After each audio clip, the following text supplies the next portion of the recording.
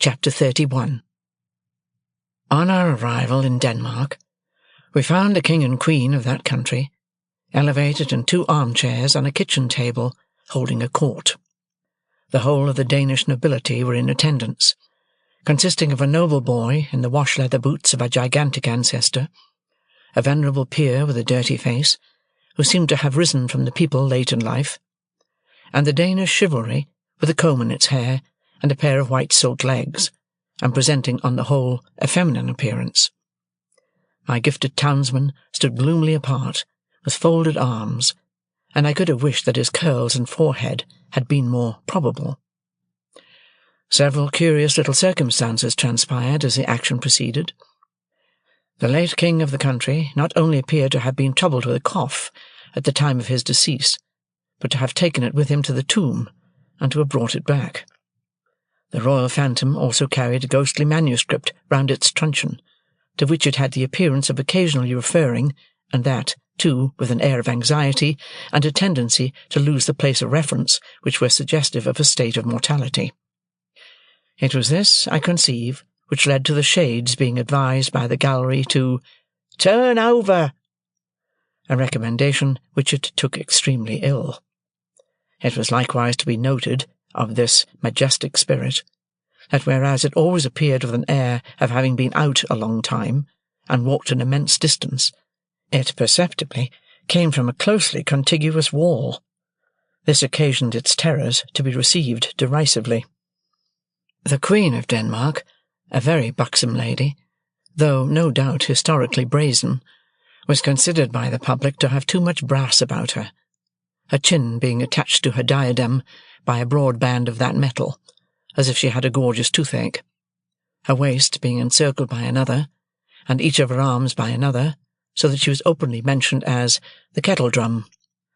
The noble boy in the ancestral boots was inconsistent, representing himself, as it were in one breath, as an able seaman, a strolling actor, a grave-digger, a clergyman, and a person of the utmost importance at a court fencing match, on the authority of whose practised eye and nice discrimination the finest strokes were judged.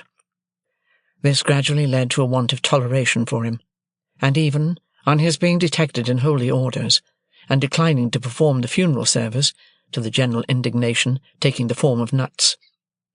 Lastly, Ophelia was a prey to such slow musical madness, that when in course of time she had taken off her white muslin scarf, folded it up, and buried it, a sulky man who had been long cooling his impatient nose against an iron bar in the front row of the gallery growled, "Now the baby's put to bed, let's have supper," which, to say the least of it, was out of keeping. Upon my unfortunate townsman all these incidents accumulated with playful effect. Whenever that undecided prince had to ask a question, or state a doubt, the public helped him out with it.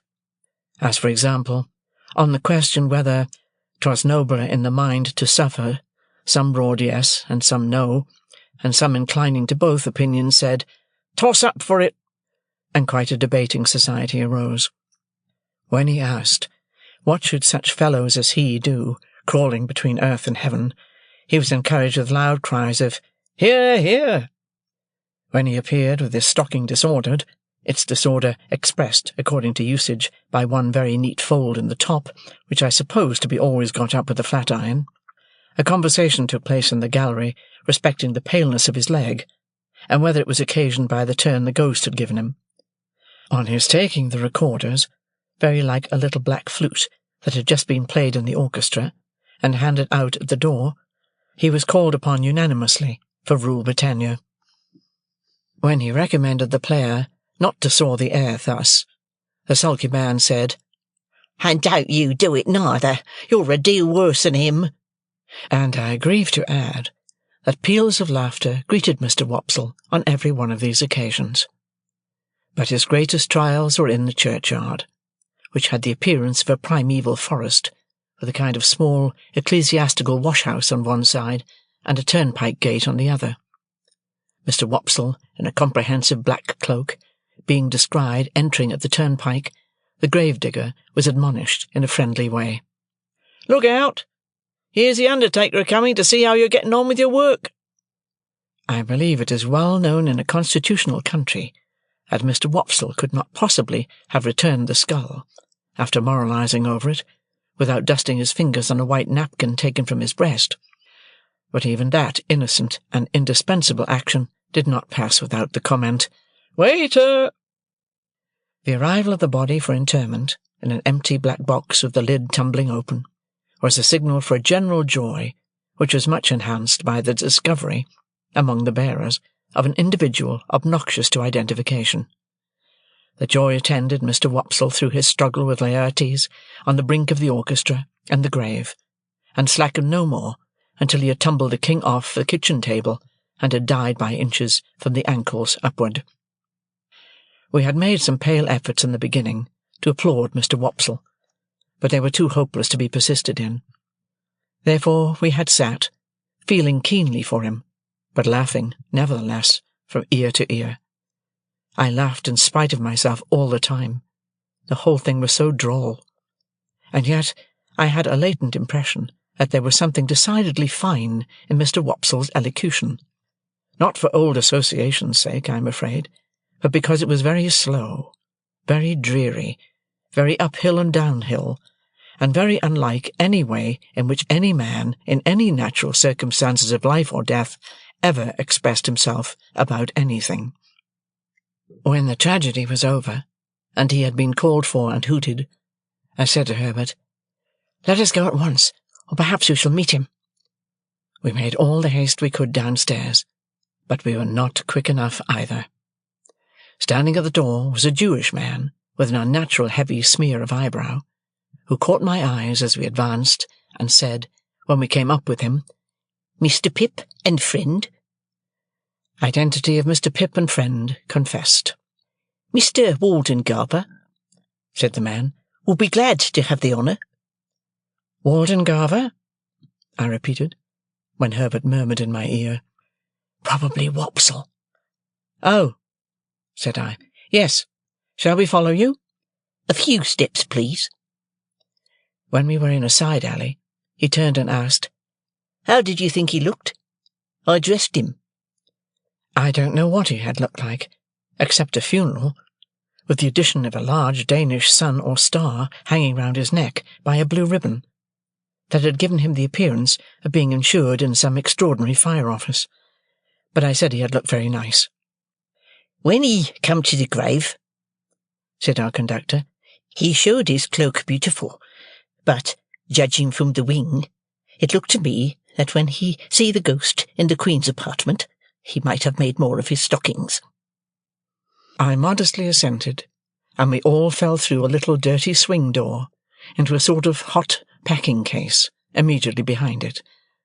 Here Mr. Wopsle was divesting himself of his Danish garments, and here there was just room for us to look at him over one another's shoulders by keeping the packing-case door, or lid, wide open. "Gentlemen," said Mr. Wopsle, "I am proud to see you. I hope, Mr. Pip, you will excuse my sending round. I had the happiness to know you in former times, and the drama has ever had a claim which has ever been acknowledged on the noble and the affluent." Meanwhile, Mr. Waldengarver, in a frightful perspiration, was trying to get himself out of his princely sables. "Skin the stockings off, Mr. Waldengarver," said the owner of that property, "or you'll bust 'em. Bust 'em, and you'll bust 35 shillings. Shakespeare never was complimented with a finer pair. Keep quiet in your chair now, and leave 'em to me."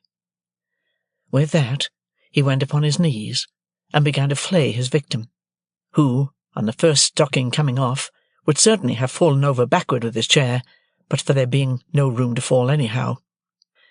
I had been afraid until then to say a word about the play, but then Mr. Waldengarver looked up at us complacently and said, "Gentlemen, how did it seem to you to go in front?"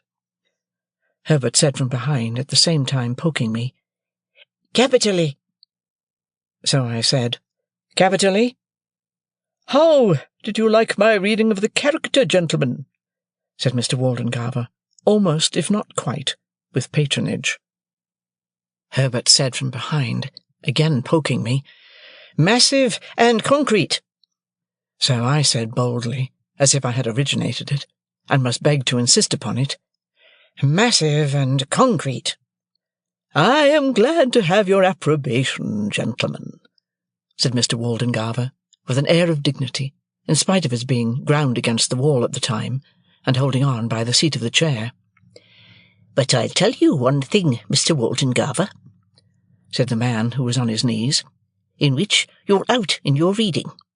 Now mind, I don't care who says contrary. I tell you so. You're out in your reading of Hamlet when you get your legs in profile. The last Hamlet, as I dressed, made the same mistake in his reading at rehearsal, till I got him to put a large red wafer on each of his shins, and then at rehearsal, which was the last, I went in front, sir, to the back of the pit, and whenever his reading brought him into profile, I called out, 'I don't see no wafers,' and at night his reading was lovely." Mr. Waldengarver smiled at me, as much as to say, "A faithful dependent. I overlook his folly," and then said aloud, "My view is a little classic and thoughtful for them here, but they will improve. They will improve." Herbert and I said together, "Oh, no doubt they would improve." "Did you observe, gentlemen," said Mr. Waldengarver, "that there was a man in the gallery who endeavoured to cast derision on the service, I mean the representation?" We basely replied that we rather thought we had noticed such a man.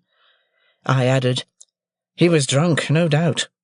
"Oh, dear no, sir," said Mr. Wopsle, "not drunk. His employer would see to that, sir. His employer would not allow him to be drunk." "You know his employer?" said I.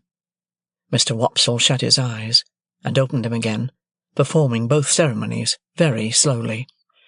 "You must have observed, gentlemen," said he, "an ignorant and a blatant ass, with a rasping throat, and a countenance expressive of low malignity, who went through, I will not say sustained, the rôle, if I may use a French expression, of Claudius, King of Denmark. That is his employer, gentlemen. Such is the profession." Without distinctly knowing whether I should have been more sorry for Mr. Wopsle if he had been in despair, I was so sorry for him as it was, that I took the opportunity of his turning round to have his braces put on, which jostled us out at the doorway, to ask Herbert what he thought of having him home to supper.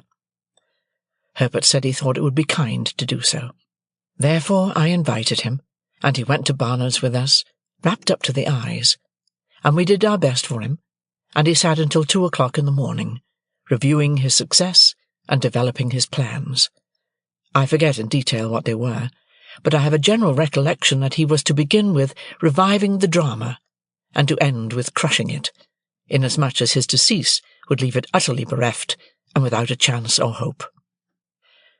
Miserably I went to bed after all, and miserably thought of Estella, and miserably dreamed that my expectations were all cancelled, and that I had to give my hand in marriage to Herbert's Clara, or play Hamlet to Miss Havisham's ghost, before 20,000 people, without knowing 20 words of it. Chapter 32. One day, when I was busy with my books in Mr. Pocket, I received a note by the post, the mere outside of which threw me into a great flutter, for though I had never seen the handwriting in which it was addressed, I divined whose hand it was. It had no set beginning as "Dear Mr. Pip," or "Dear Pip," or "Dear Sir," or "Dear anything," but ran thus: "I am to come to London the day after tomorrow, by the midday coach. I believe it was settled you should meet me. At all events, Miss Havisham has that impression, and I write in obedience to it. She sends you her regard. Yours, Estella." If there had been time, I should probably have ordered several suits of clothes for this occasion, but there was not. I was fain to be content with those I had. My appetite vanished instantly, and I knew no peace or rest until the day arrived.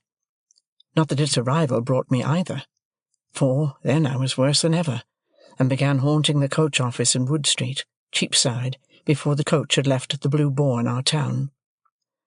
For all that I knew this perfectly well, I still felt as if it were not safe to let the coach office be out of my sight longer than 5 minutes at a time, and in this condition of unreason I had performed the first half-hour of a watch of 4 or 5 hours, when Wemmick ran against me.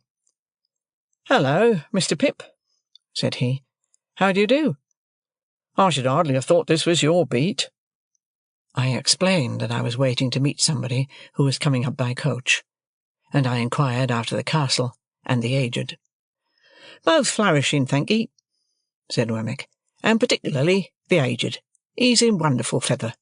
He'll be 82 next birthday. I have a notion of firing 82 times, if the neighbourhood shouldn't complain, and that cannon of mine should prove equal to the pressure. However, this is not London talk. Where do you think I'm going to?" "To the office?" said I, for he was tending in that direction. "Next thing to it," returned Wemmick. "I'm going to Newgate. We are in a banker's parcel case just at present, and I have been down the road taking a squint at the scene of action, and thereupon must have a word or two with our client." "Did your client commit the robbery?" I asked. "Bless your soul and body, no," answered Wemmick very dryly. "But he is accused of it. So might you or I be. Either of us might be accused of it, you know."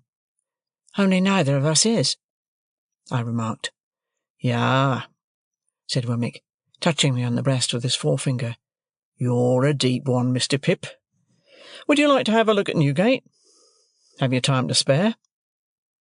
I had so much time to spare that the proposal came as a relief, notwithstanding its irreconcilability with my latent desire to keep my eye on the coach office. Muttering that I would make the inquiry whether I had time to walk with him, I went into the office, and ascertained from the clerk, with the nicest precision and much to the trying of his temper, the earliest moment at which the coach could be expected, which I knew beforehand quite as well as he.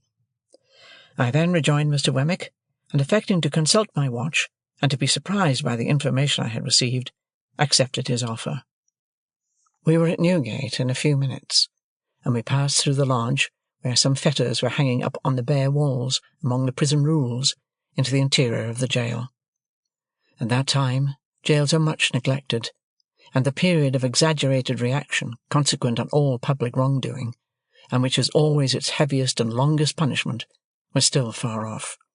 So felons were not lodged and fed better than soldiers, to say nothing of paupers, and seldom set fire to their prisons, with the excusable object of improving the flavour of their soup.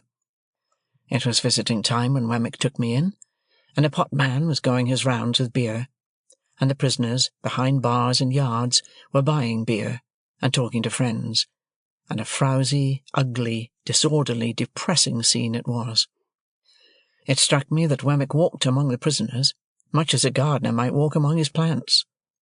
This was first put into my head by his seeing a shoot that had come up in the night, and saying, "What, Captain Tom? Are you there? Ah, indeed." And also, "Is that Black Bill behind the cistern? Why, I didn't look for you these 2 months. How do you find yourself?" Equally in his stopping at the bars and attending to anxious whisperers, always singly, Wemmick, with his post-office in an immovable state, looked at them while in conference, as if he were taking particular notice of the advance they had made, since last observed, towards coming out in full blow at their trial. He was highly popular, and I found that he took the familiar department of Mr. Jaggers's business, though something of the state of Mr. Jaggers hung about him too, forbidding approach beyond certain limits. His personal recognition of each successive client was comprised in a nod, and in his settling his hat a little easier on his head with both hands, and then tightening the post-office, and putting his hands in his pockets. In 1 or 2 instances there was a difficulty respecting the raising of fees, and then Mr. Wemmick, backing as far as possible from the insufficient money produced, said, "It's no use, my boy. I'm only a subordinate. I can't take it. Don't go on in that way with a subordinate. If you are unable to make up your quantum, my boy, you had better address yourself to a principal. There are plenty of principals in the profession, you know, and what is not worth the while of one may be the worth while of another. That's my recommendation to you, speaking as a subordinate. Don't try on useless measures. Why should you? Now, who's next?" Thus we walked through Wemmick's greenhouse until he turned to me and said, "Notice the man I shall shake hands with." I should have done so without the preparation, as he had shaken hands with no one yet. Almost as soon as he had spoken, a portly, upright man, whom I can see now as I write, in a well-worn, olive-coloured frock-coat, with a peculiar pallor overspreading the red in his complexion, and eyes that went wandering about when he tried to fix them, came up to a corner of the bars and put his hand to his hat, which had a greasy and fatty surface, like cold broth, with a half-serious and half-jocose military salute. "Colonel, to you," said Wemmick. "How are you, Colonel?" "All right, Mr. Wemmick." "Everything was done that could be done, but the evidence was too strong for us, Colonel." "Yes, it was too strong, sir, but I don't care." "No, no," said Wemmick coolly. "You don't care." Then turning to me, "Served His Majesty, this man. Was a soldier in the line, and bought his discharge." I said, "Indeed?" And the man's eyes looked at me, and then looked over my head, and then looked all around me, and then he drew his hand across his lips and laughed. "I think I shall be out of this on Monday, sir," he said to Wemmick. "Perhaps," returned my friend. "What there's no knowing."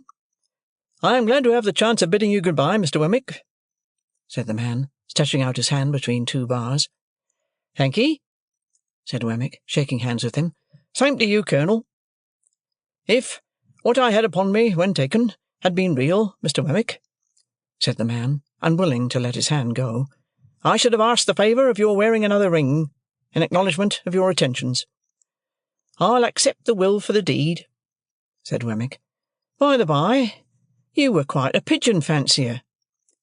The man looked up at the sky. "I'm told you had a remarkable breed of tumblers.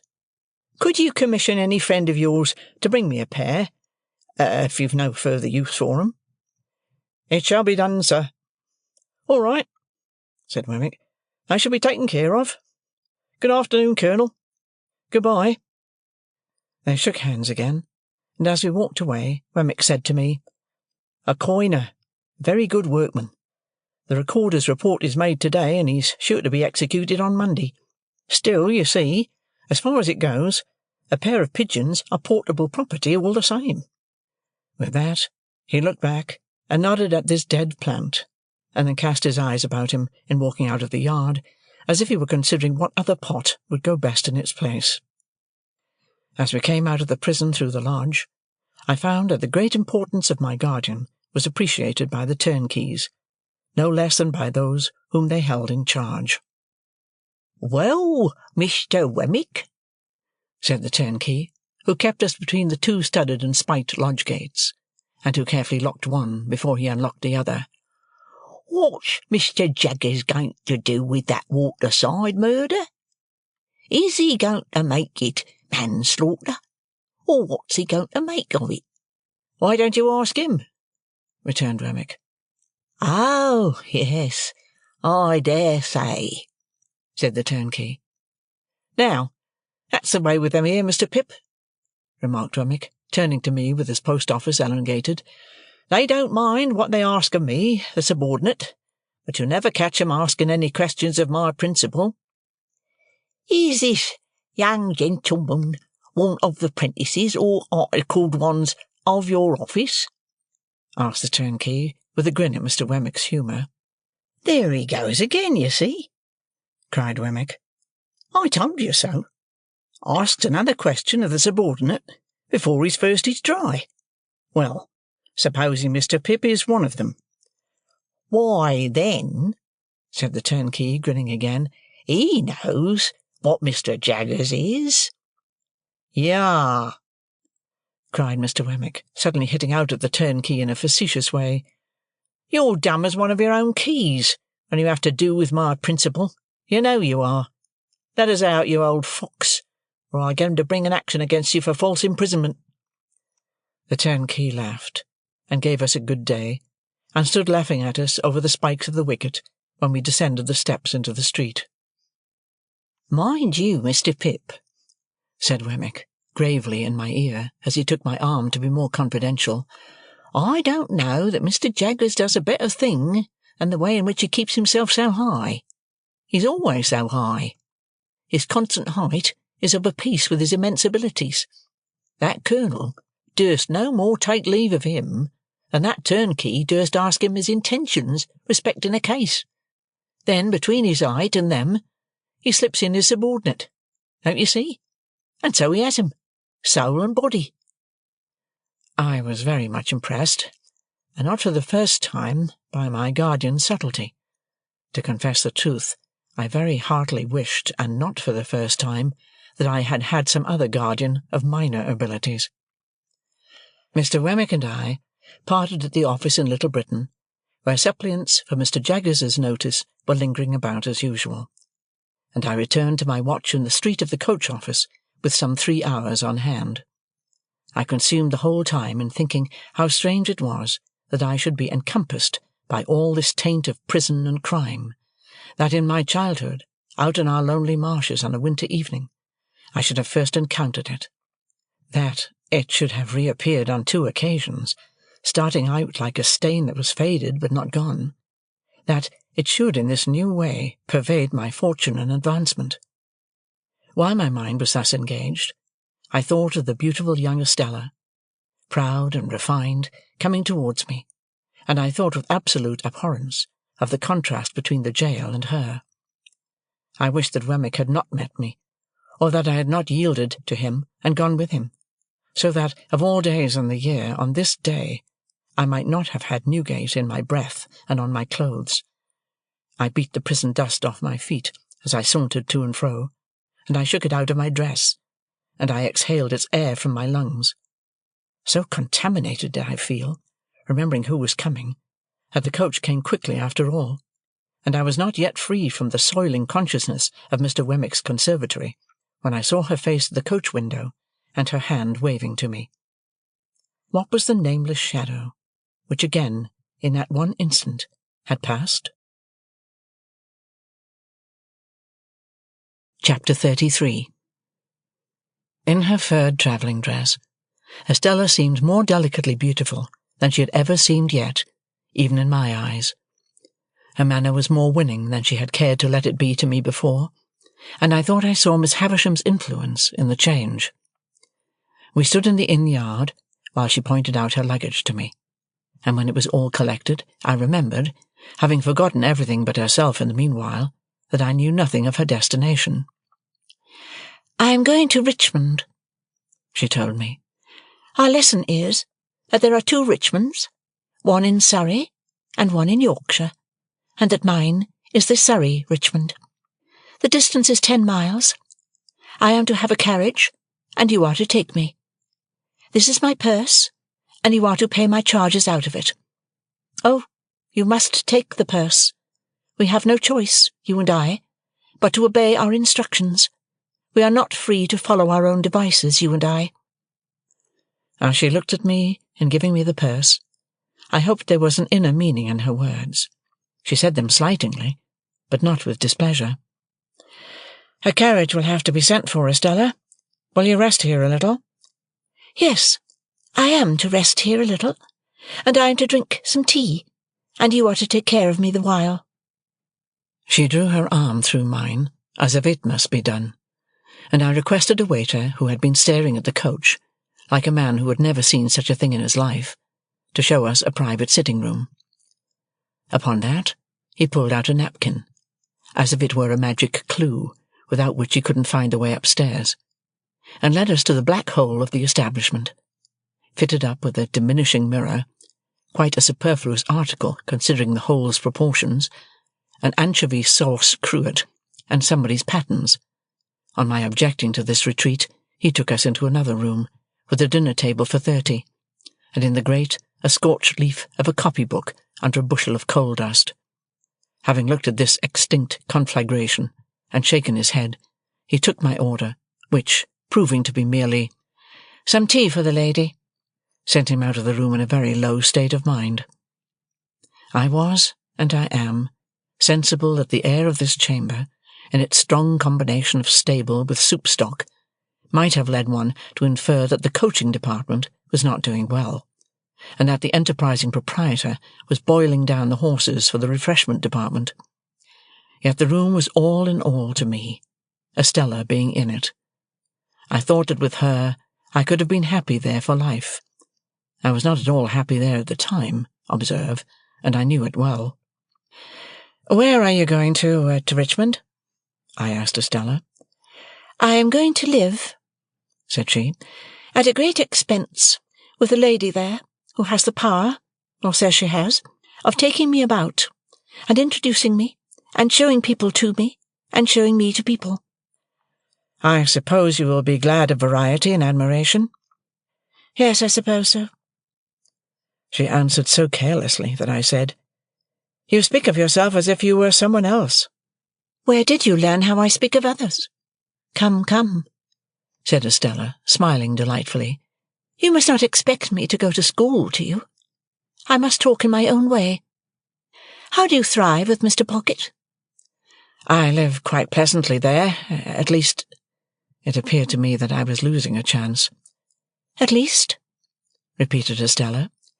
"As pleasantly as I could anywhere, away from you." "You silly boy," said Estella, quite composedly. "How can you talk such nonsense? Your friend Mr. Matthew, I believe, is superior to the rest of his family?"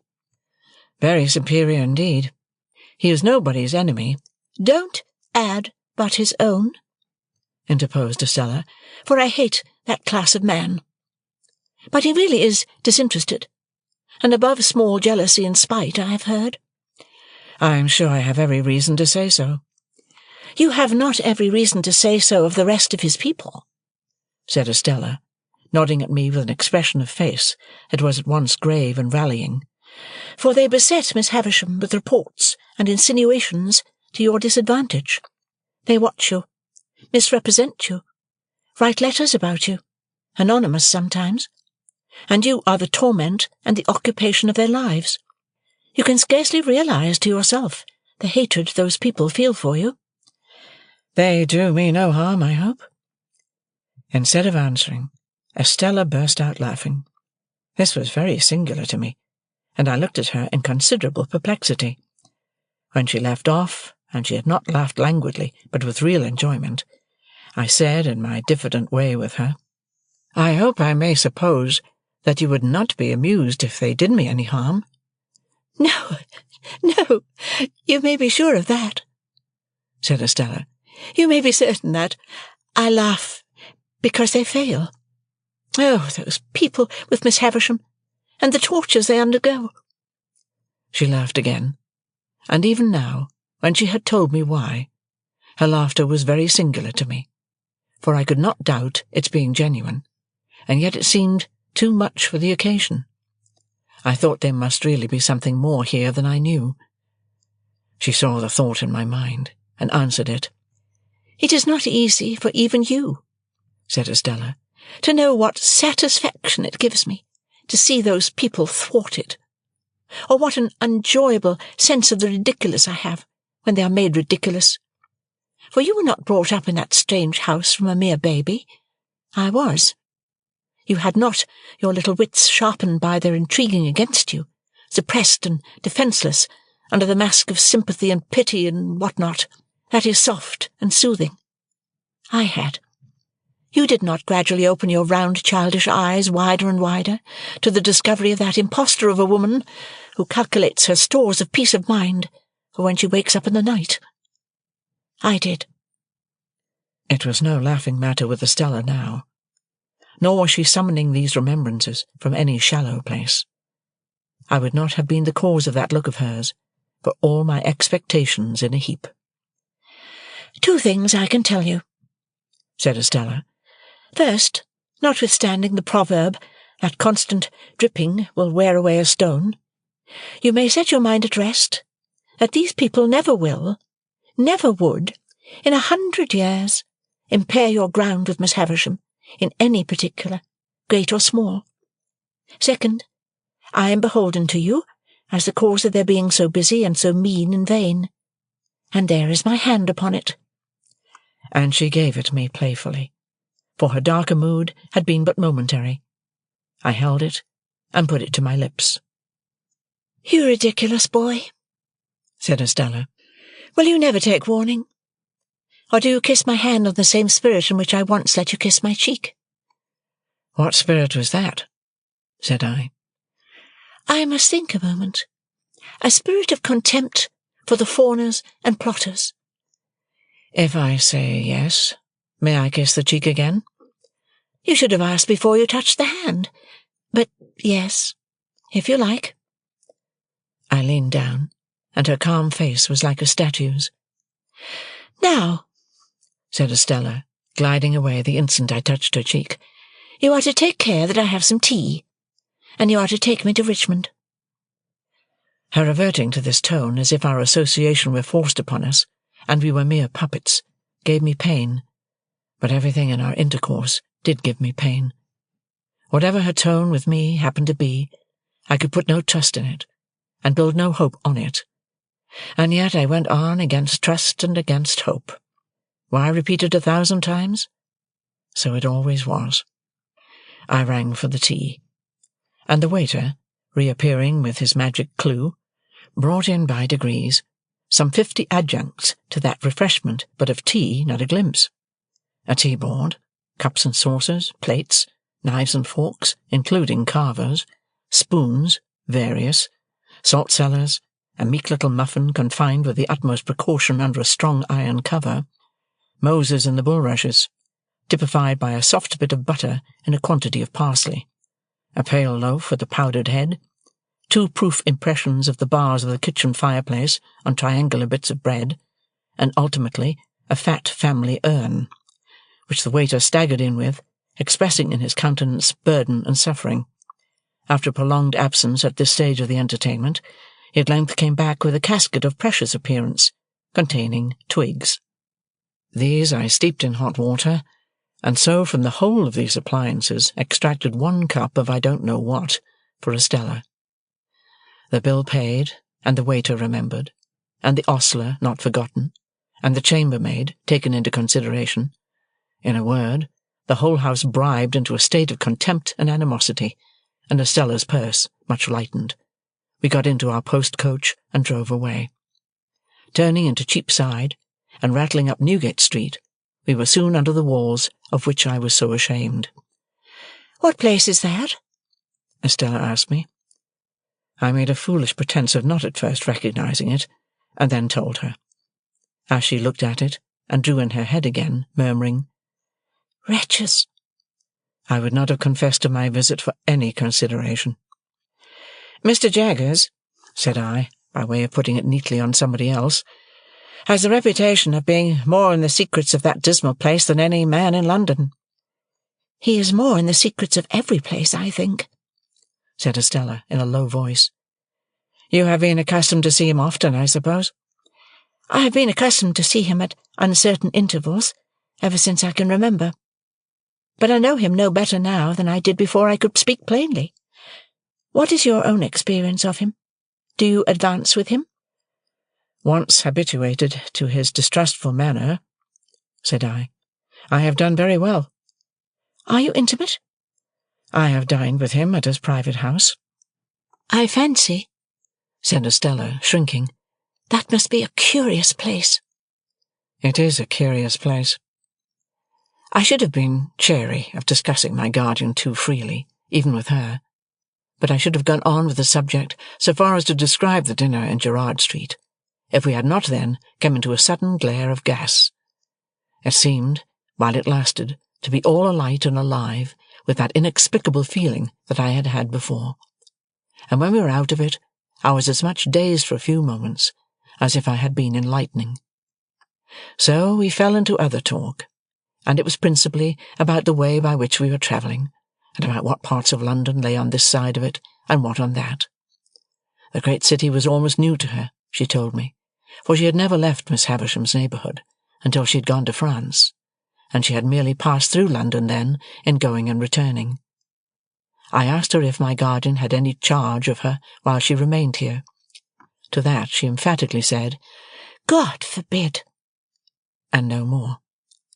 It was impossible for me to avoid seeing that she cared to attract me, that she made herself winning, and would have won me even if the task had needed pains. Yet this made me none the happier, for, even if she had not taken that tone of our being disposed of by others, I should have felt that she held my heart in her hand, because she wilfully chose to do it, and not because it would have wrung any tenderness in her to crush it and throw it away.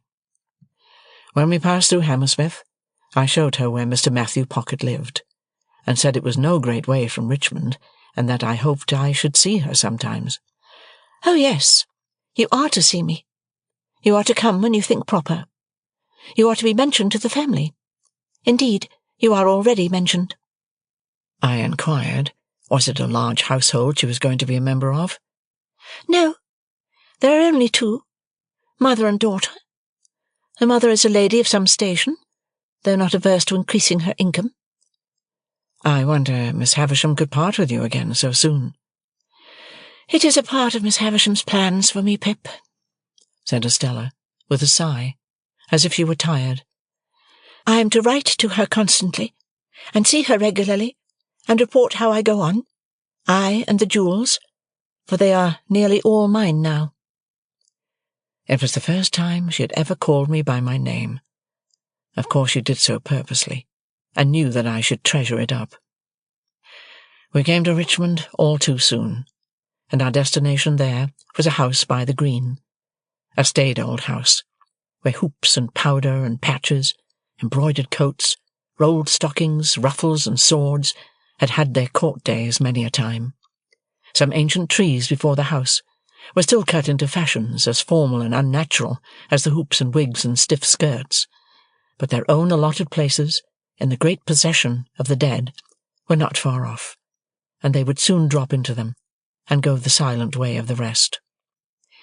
A bell with an old voice, which I dare say in its time had often said to the house, "Here is the green farthingale, here is the diamond-hilted sword, here are the shoes with red heels and the blue solitaire," sounded gravely in the moonlight, and two cherry-coloured maids came fluttering out to receive Estella.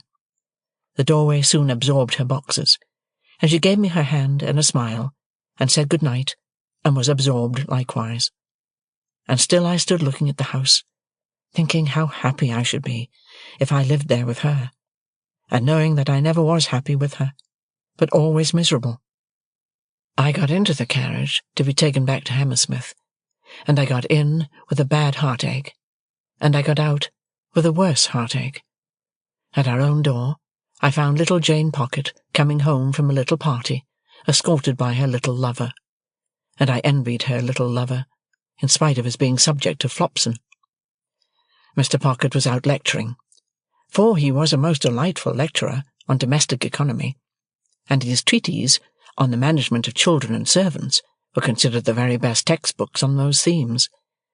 But Mrs. Pocket was at home, and was in a little difficulty, on account of the baby's having been accommodated with a needle-case to keep him quiet during the unaccountable absence, with a relative in the Foot Guards, of Miller's, and more needles were missing than it could be regarded as quite wholesome for a patient of such tender years, either to apply externally or to take as a tonic. Mr. Pocket being justly celebrated for giving most excellent practical advice, and for having a clear and sound perception of things and a highly judicious mind, I had some notion in my heartache of begging him to accept my confidence. But, happening to look up at Mrs. Pocket, as she sat reading her book of dignities, after prescribing bed as a sovereign remedy for baby, I thought, well, no, I wouldn't. Chapter 34. As I had grown accustomed to my expectations, I had insensibly begun to notice their effect upon myself and those around me. Their influence on my own character I disguised from my recognition as much as possible, but I knew very well that it was not all good. I lived in a state of chronic uneasiness respecting my behaviour to Joe. my conscience was not by any means comfortable about Biddy. When I woke up in the night, like Camilla, I used to think, with a weariness on my spirits, that I should have been happier and better if I had never seen Miss Havisham's face, and had risen to manhood, content to be partners with Joe in the honest old forge. Many a time of an evening when I sat alone looking at the fire, I thought, after all, there was no fire like the forge fire, and the kitchen fire at home. Yet Estella was so inseparable from all my restlessness and disquiet of mind, that I really fell into confusion as to the limits of my own part in its production. That is to say, supposing I had had no expectations, and yet had had Estella to think of, I could not make out to my satisfaction that I should have done much better. Now, concerning the influence of my position on others, I was in no such difficulty, and so I perceived, though dimly enough perhaps, that it was not beneficial to anybody, and above all, that it was not beneficial to Herbert. My lavish habits led his easy nature into expenses that he could not afford, corrupted the simplicity of his life, and disturbed his peace with anxieties and regrets. I was not at all remorseful for having unwittingly set those other branches of the Pocket family to the poor arts they practised, because such littleness were their natural bent, and would have been evoked by anybody else if I had left them slumbering. But Herbert's was a very different case, and it often caused me a twinge to think that I had done him evil service in crowding his sparsely furnished chambers with incongruous upholstery work, and placing the canary-breasted Avenger at his disposal. So now, as an infallible way of making little ease great ease, I began to contract a quantity of debt. I could hardly begin, but Herbert must begin too, so he soon followed. At Startop's suggestion, we put ourselves down for election into a club called the Finches of the Grove, the object of which institution I have never divined. If it were not that the members should dine expensively once a fortnight, to quarrel among themselves as much as possible after dinner, and to cause 6 waiters to get drunk on the stairs.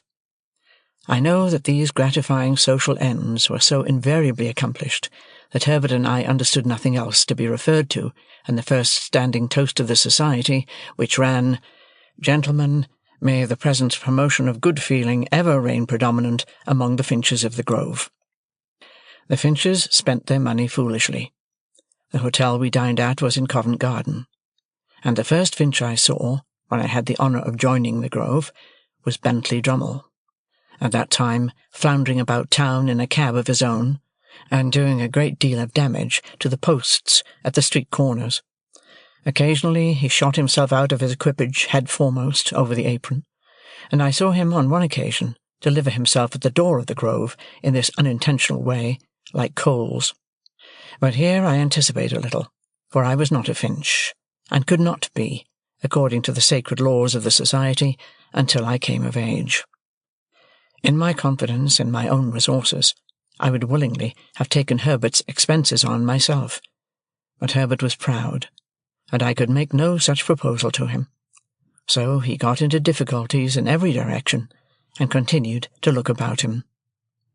When we gradually fell into keeping late hours and late company, I noticed that he looked about him with a desponding eye at breakfast-time, that he began to look about him more hopefully about midday, that he drooped when he came into dinner, that he seemed to descry capital in the distance rather clearly after dinner, that he all but realized capital towards midnight, and that at about 2 o'clock in the morning he became so deeply despondent again as to talk of buying a rifle and going to America, with the general purpose of compelling buffaloes to make his fortune.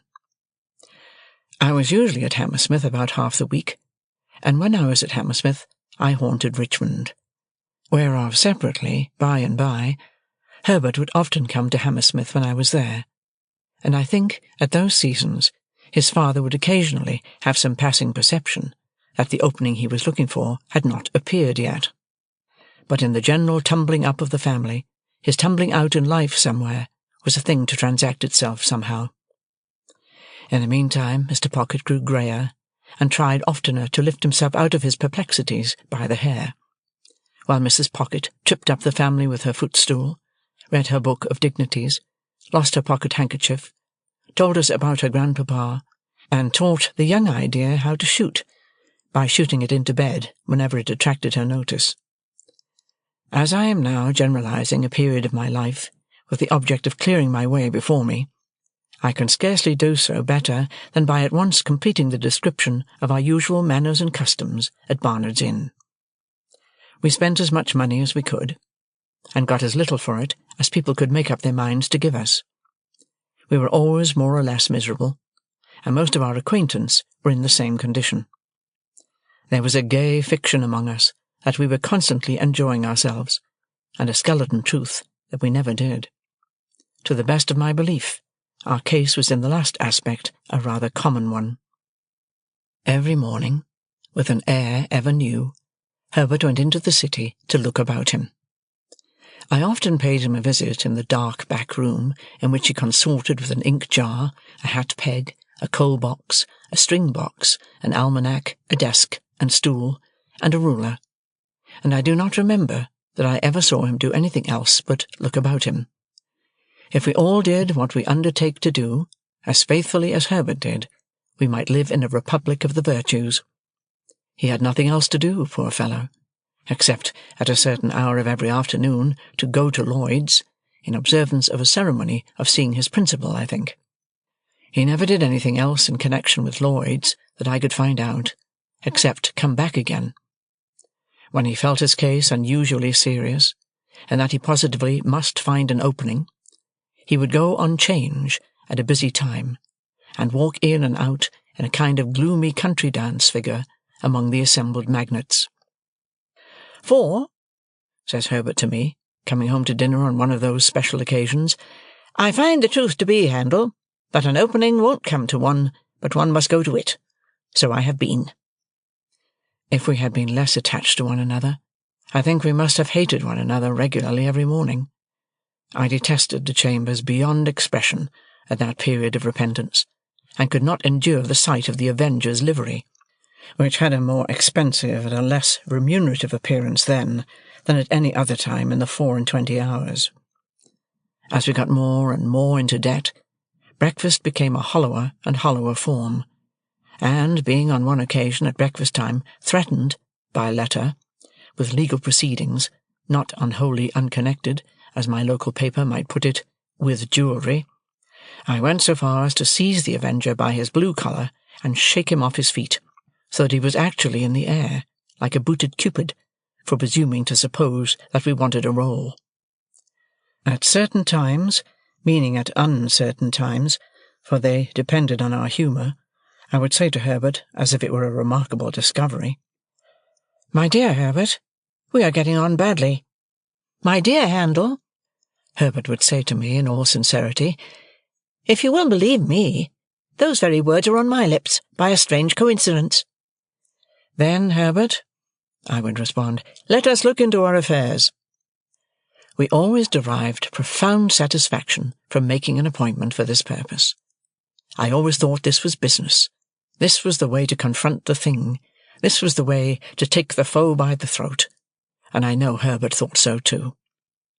We ordered something rather special for dinner, with a bottle of something similarly out of the common way, in order that our minds might be fortified for the occasion, and we might come well up to the mark. Dinner over, we produced a bundle of pens, a copious supply of ink, and a goodly show of writing and blotting paper, for there was something very comfortable in having plenty of stationery.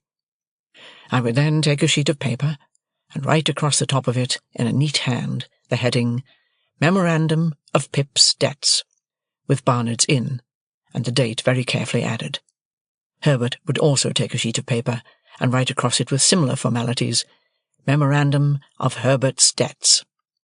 Each of us would then refer to a confused heap of papers at his side, which had been thrown into drawers, worn into holes in pockets, half burnt in lighting candles, stuck for weeks into the looking-glass, and otherwise damaged. The sound of our pens going refreshed us exceedingly, insomuch that I sometimes found it difficult to distinguish between this edifying business proceeding and actually paying the money. In point of meritorious character, the two things seemed about equal. When we had written a little while, I would ask Herbert how he got on. Herbert probably would have been scratching his head in a most rueful manner at the sight of his accumulating figures. "They are mounting up, Handel," Herbert would say. "Upon my life, they are mounting up." "Be firm, Herbert," I would retort, plying my own pen with great assiduity. "Look the thing in the face. Look into your affairs. Stare them out of countenance." "So I would, Handel, only they are staring me out of countenance." However, my determined manner would have its effect, and Herbert would fall to work again.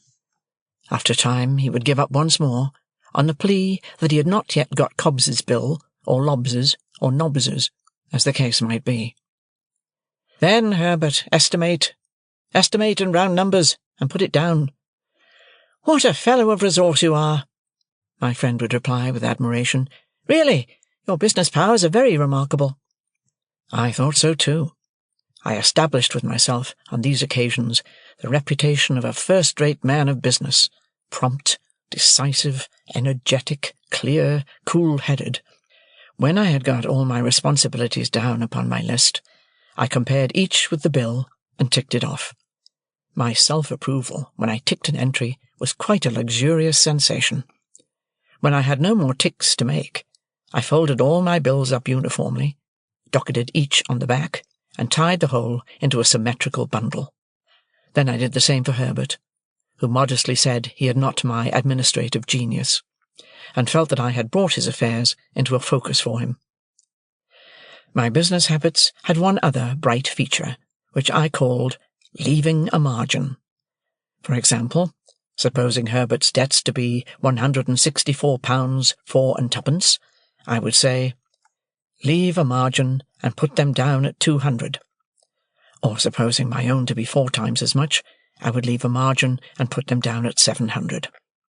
I had the highest opinion of the wisdom of this same margin, but I am bound to acknowledge that on looking back, I deem it to have been an expensive device. For we always ran into new debt immediately, to the full extent of the margin, and sometimes, in the sense of freedom and solvency it imparted, got pretty far on into another margin. But there was a calm, a rest, a virtuous hush, consequent on these examinations of our affairs, that gave me, for the time, an admirable opinion of myself.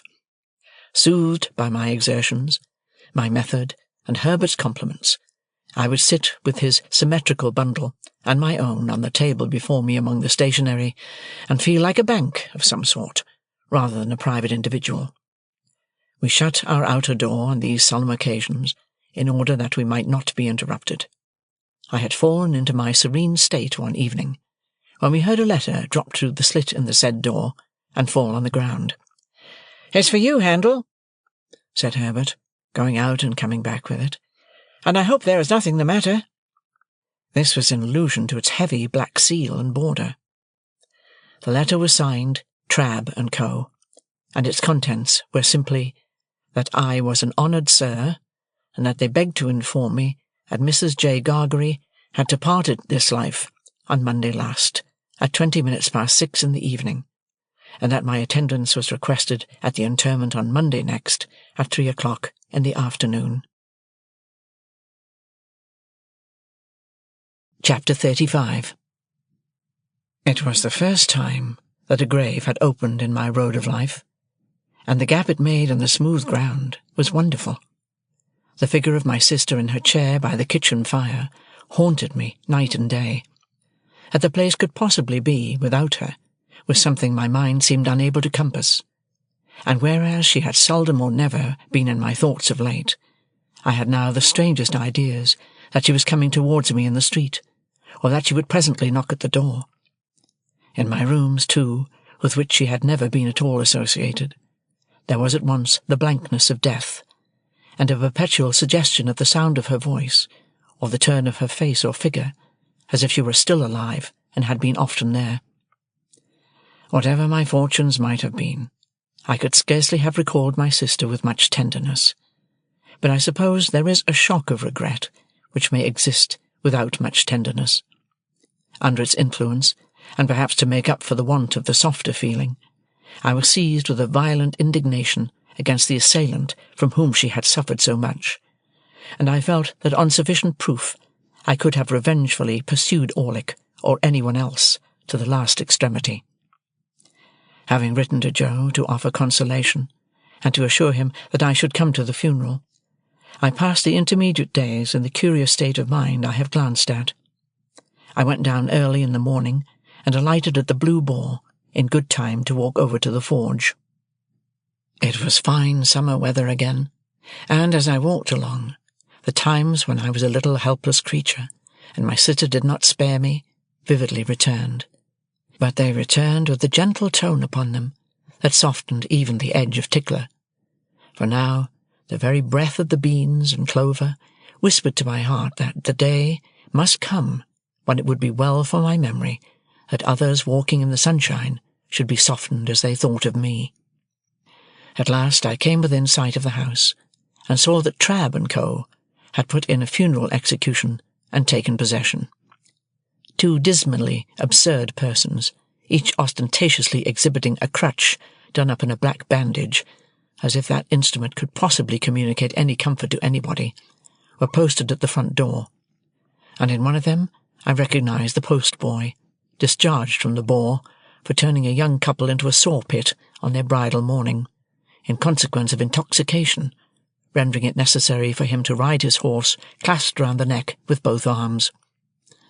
All the children of the village, and most of the women, were admiring these sable warders, and the closed windows of the house and forge. And as I came up, one of the 2 warders, the post-boy, knocked at the door, implying that I was far too much exhausted by grief to have strength remaining to knock for myself. Another sable warder, a carpenter had once eaten 2 geese for a wager, opened the door and showed me into the best parlour. Here Mr. Trabb had taken unto himself the best table, and had got all the leaves up, and was holding a kind of black bazaar with the aid of a quantity of black pins. At the moment of my arrival he had just finished putting somebody's hat into black long clothes like an African baby, so he held out his hand for mine. But I, misled by the action, and confused by the occasion, shook hands with him with every testimony of warm affection. Poor dear Joe, entangled in a little black cloak tied in a large bow under his chin, was seated apart at the upper end of the room, where, as chief mourner, he had evidently been stationed by Trabb. When I bent down and said to him, "Dear Joe, how are you?" he said, "Pip, old chap, you knowed her when she were a fine figure of her," and clasped my hand, and said no more. Biddy, looking very neat and modest in her black dress, went quietly here and there, and was very helpful. When I had spoken to Biddy, as I thought it not a time for talking, I went and sat down near Joe, and they began to wonder in what part of the house she, my sister, was. The air of the parlour being faint with the smell of sweet cake, I looked about for the table of refreshments. It was scarcely visible, until one had got accustomed to the gloom, but there was a cut-up plum-cake upon it, and there were cut-up oranges and sandwiches and biscuits, and 2 decanters that I knew very well as ornaments, but had never seen used in all my life, one full of port and one of sherry.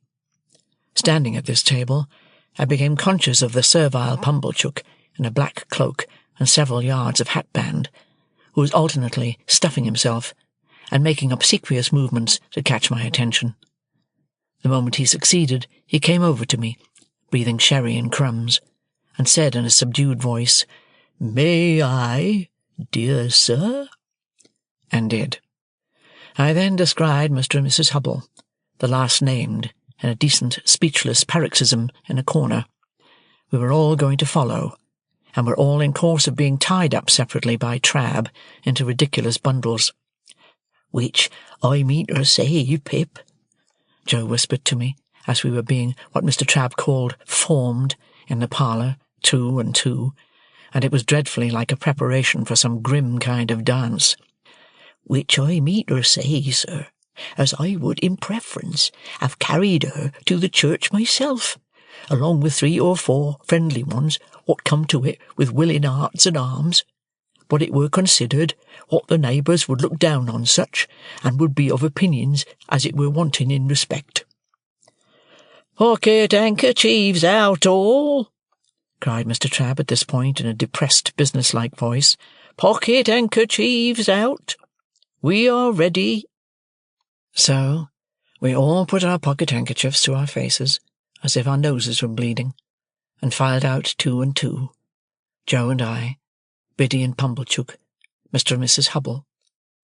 The remains of my poor sister had been brought round by the kitchen door, and, it being a point of undertaking ceremony that the 6 bearers must be stifled and blinded under a horrible black velvet housing with a white border, the whole looked like a blind monster with 12 human legs, shuffling and blundering along under the guidance of 2 keepers, the postboy and his comrade.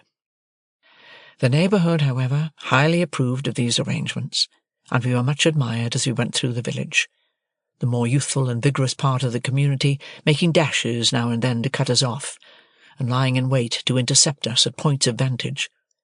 At such times, the more exuberant among them called out in an excited manner on our emergence round some corner of expectancy, "Here they come! Here they are!" and we were all but cheered.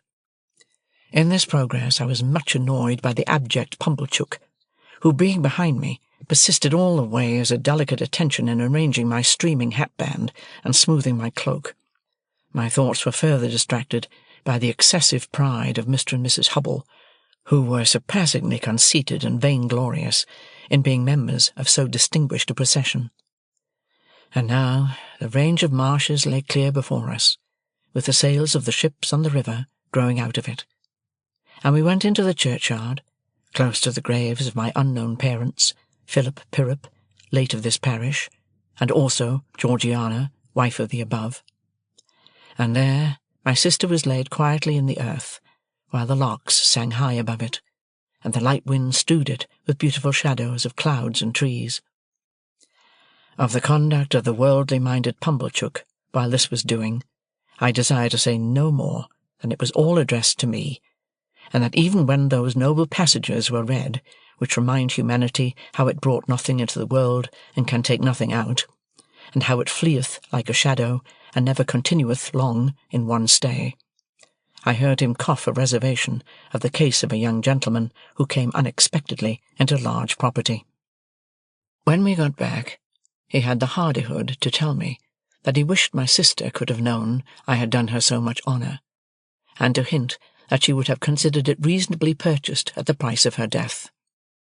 After that, he drank all the rest of the sherry, and Mr. Hubble drank the port, and the 2 talked, which I have since observed to be customary in such cases, as if they were of quite another race from the deceased, and were notoriously immortal.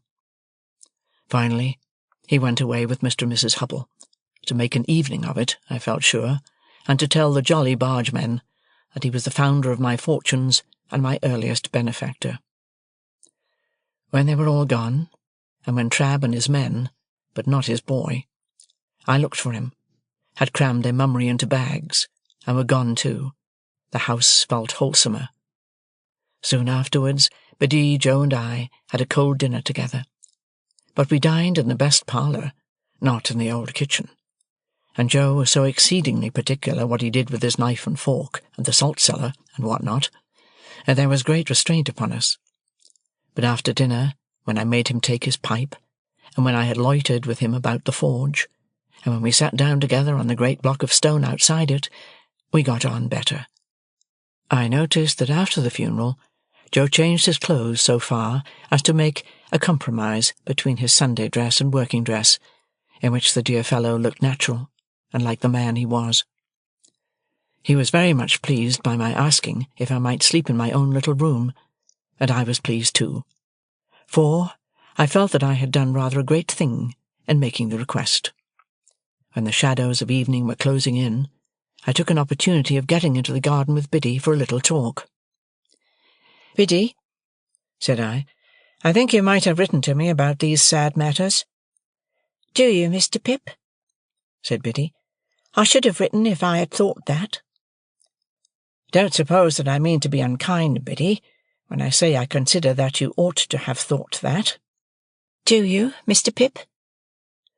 She was so quiet, and had such an orderly, good, and pretty way with her, that I did not like the thought of making her cry again. After looking a little at her downcast eyes as she walked beside me, I gave up that point. "I suppose it will be difficult for you to remain here now, Biddy, dear?" "Oh, I can't do so, Mr. Pip," said Biddy in a tone of regret, but still of quiet conviction. "I have been speaking to Mrs. Hubble, and I am going to her tomorrow. I hope we shall be able to take some care of Mr. Gargery together until he settles down." "How are you going to live, Biddy? If you want any "How am I going to live?" repeated Biddy, striking in with a momentary flush upon her face. "I'll tell you, Mr. Pip. I'm going to try to get the place of mistress in the new school nearly finished here. I can be well recommended by all the neighbours, and I hope I can be industrious and patient, and teach myself while I teach others. You know, Mr. Pip," pursued Biddy, with a smile as she raised her eyes to my face, "the new schools are not like the old, but I learnt a good deal from you after that time, and I've had time since then to improve." "I think you would always improve, Biddy, under any circumstances." "Ah, except in my bad side of human nature," murmured Biddy. It was not so much a reproach as an irresistible thinking aloud. Well, I thought, I would give up that point too. So I walked a little further with Biddy, looking silently at her downcast eyes. "I've not heard the particulars of my sister's death, Biddy." "They are very slight, poor thing. She had been in one of her bad states, though they had got better of late, rather than worse. For 4 days, when she came out of it in the evening, just at tea-time, and said quite plainly, 'Joe,' as she had never said any word for a long while, I ran and fetched in Mr. Gargery from the forge. She made signs to me that she wanted him to sit down close to her, and wanted me to put her arms round his neck. So I put them round his neck, and she laid her head down on his shoulder, quite content and satisfied. And so she presently said, 'Joe,' again, and once, 'Pardon,' and once, 'Pip.' And so she never lifted her head up any more, and it was just an hour later when we laid it down on her own bed, because we found she was gone." Biddy cried. The darkening garden and the lane and the stars that were coming out were blurred in my own sight. "Nothing was ever discovered, Biddy?" "Nothing." "Do you know what has become of Orlick?" "I should think, from the colour of his clothes, that he is working in the quarries." "Of course you have seen him, then? Why are you looking at that dark tree in the lane?" "I saw him there on the night she died." "That was not the last time either, Biddy?" "No. I've seen him there since we've been walking here. It is of no use," said Biddy, laying her hand upon my arm as I was for running out. "You know I would not deceive you. He was not there a minute, and he's gone." It revived my utmost indignation to find that she was still pursued by this fellow, and I felt inveterate against him. I told her so, and told her that I would spend any money or take any pains to drive him out of that country. By degrees she led me into more temperate talk, and she told me how Joe loved me, and how Joe never complained of anything. She didn't say, of me. She had no need. I knew what she meant. But ever did his duty in his way of life, with a strong hand, a quiet tongue, and a gentle heart. "Indeed, it would be hard to say too much for him," said I. "And, Biddy, we must often speak of these things, for of course I shall be often down here now. I'm not going to leave poor Joe alone." Biddy said never a single word. "Biddy, don't you hear me?" "Yes, Mr. Pip." "Not to mention your calling me Mr. Pip, which appears to me to be in bad taste, Biddy. What do you mean?" "What do I mean?" asked Biddy timidly. "Biddy," said I, in a virtuously self-asserting manner, "I must request to know what you mean by this." by this," said Biddy. "Now don't echo," I retorted. "You used not to echo, Biddy." "Used not?" said Biddy. "Oh, Mr. Pip, used." Well, I rather thought I would give up that point too. After another silent turn in the garden, I fell back on the main position. "Biddy," said I made a remark respecting my coming down here often to see Joe, which you received with a marked silence. Have the goodness, Biddy, to tell me why." "Are you quite sure, then, that you will come to see him often?" asked Biddy, stopping in the narrow garden walk, and looking at me under the stars with a clear and honest eye.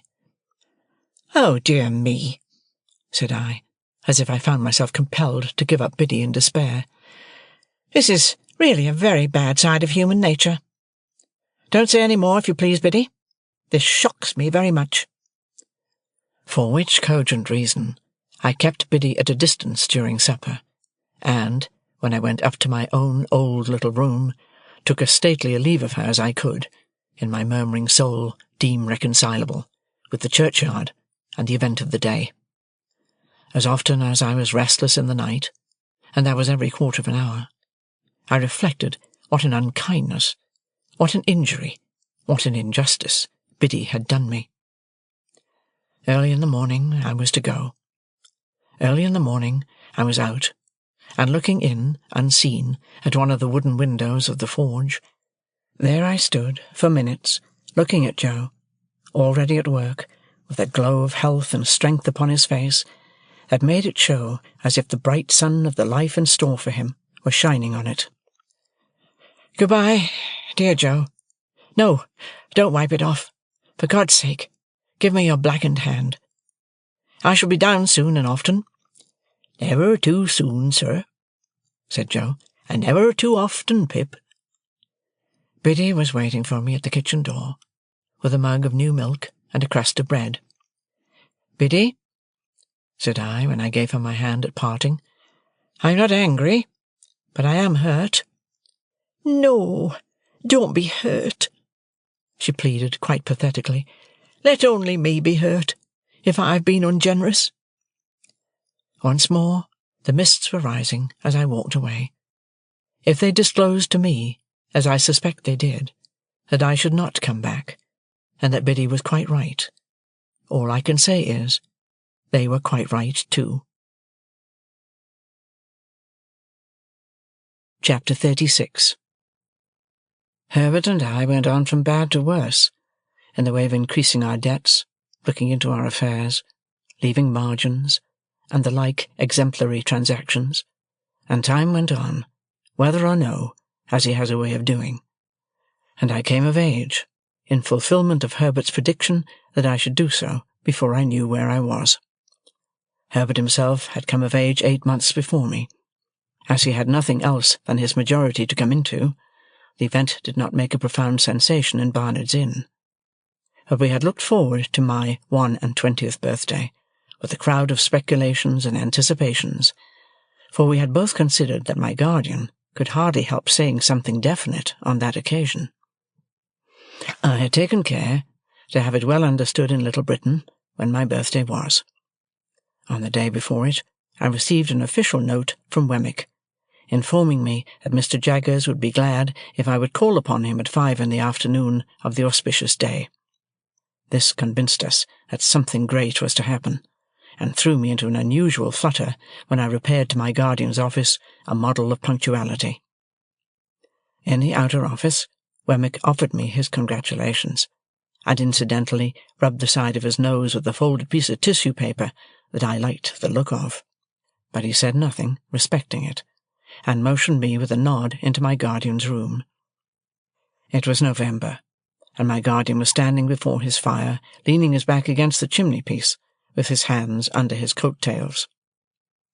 "Well, Pip," said he, "I must call you Mr. Pip to-day. Congratulations, Mr. Pip." We shook hands.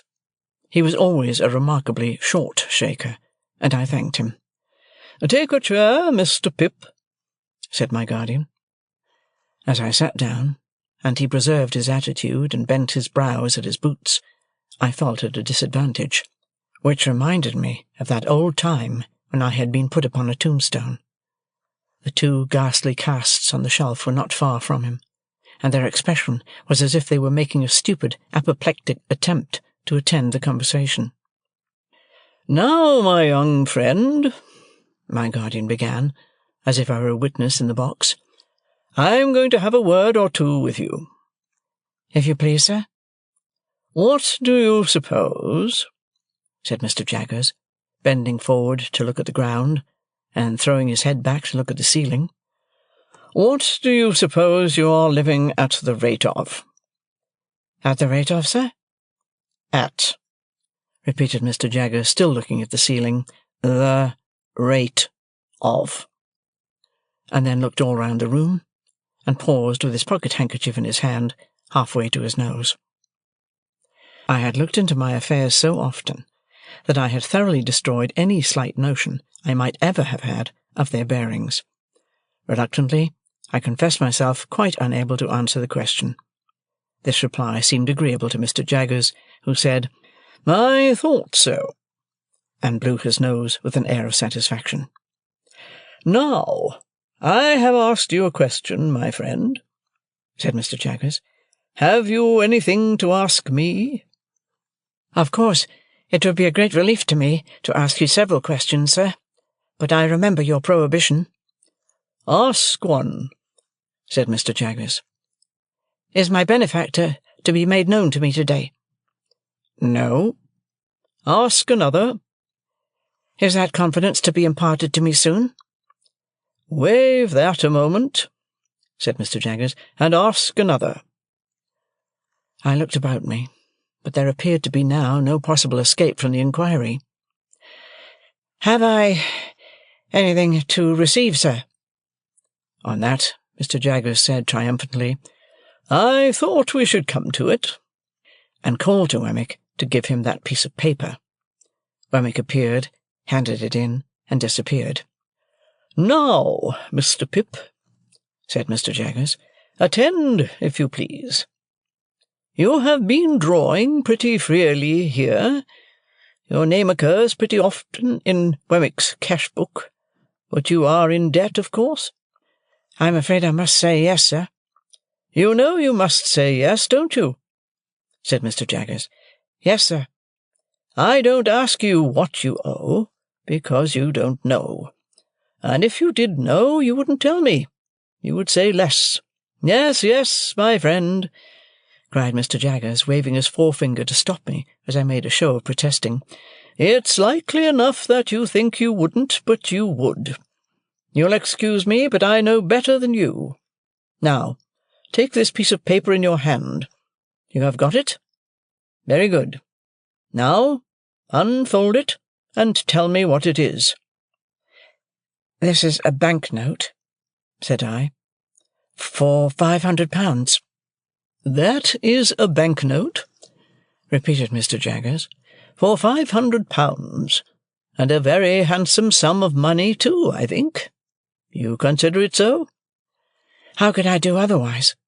"Ah, but answer the question," said Mr. Jaggers. "Undoubtedly." "You consider it undoubtedly a handsome sum of money. Now, that handsome sum of money, Pip, is your own. It is a present to you on this day, in earnest of your expectations, and at the rate of that handsome sum of money per annum, and at no higher rate, you are to live until the donor of the whole appears.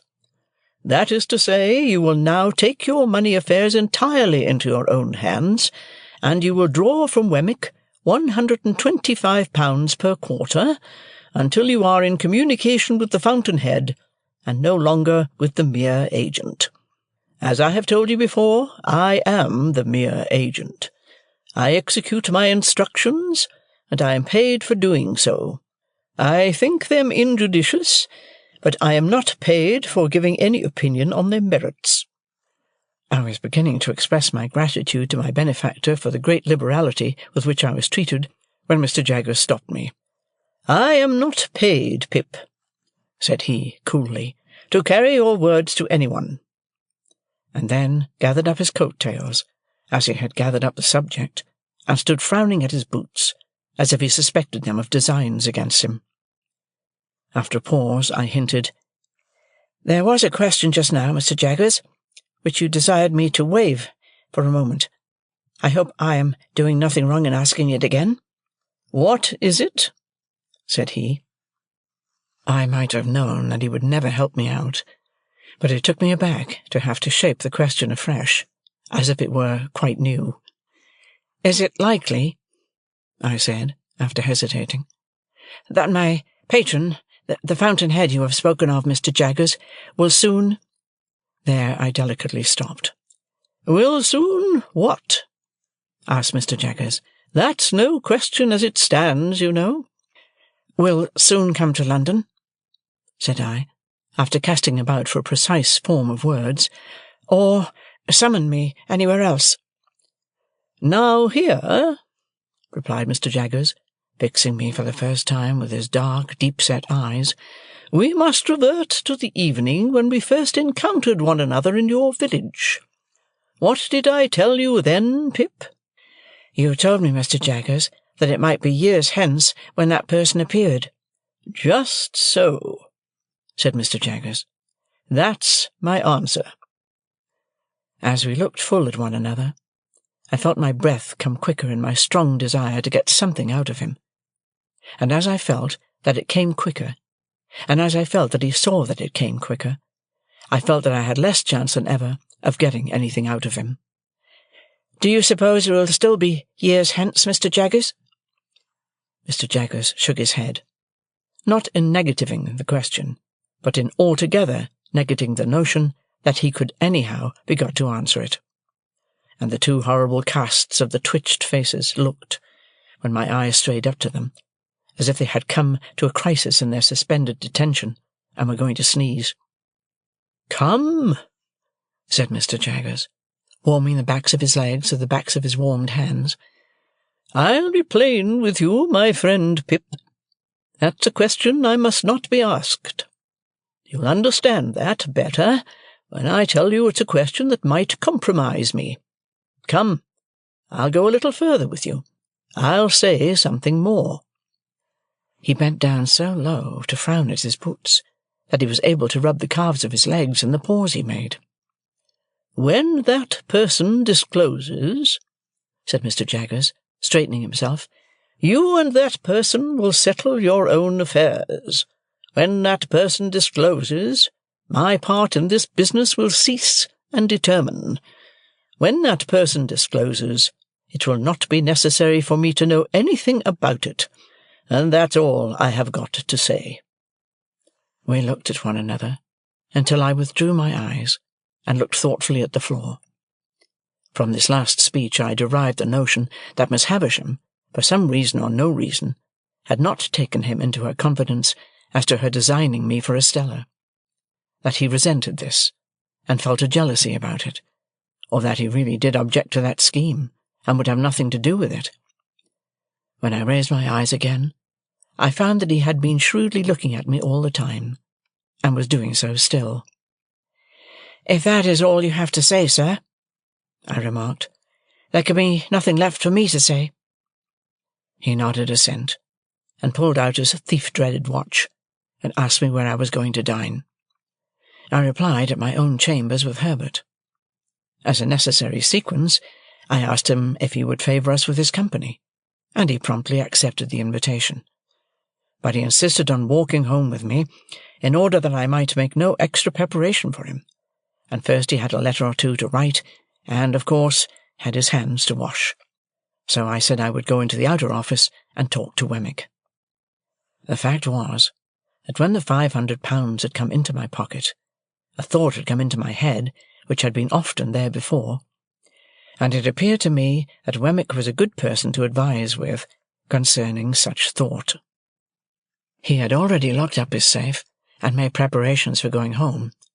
He had left his desk, brought out his 2 greasy office candlesticks, and stood them in line with the snuffers on a slab near the door, ready to be extinguished.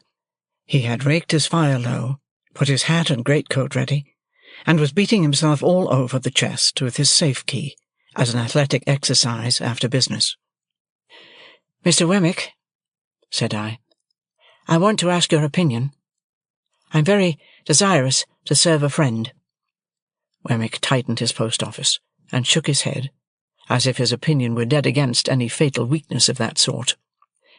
"This friend," I pursued, "is trying to get on in commercial life, but has no money, and finds it difficult and disheartening to make a beginning.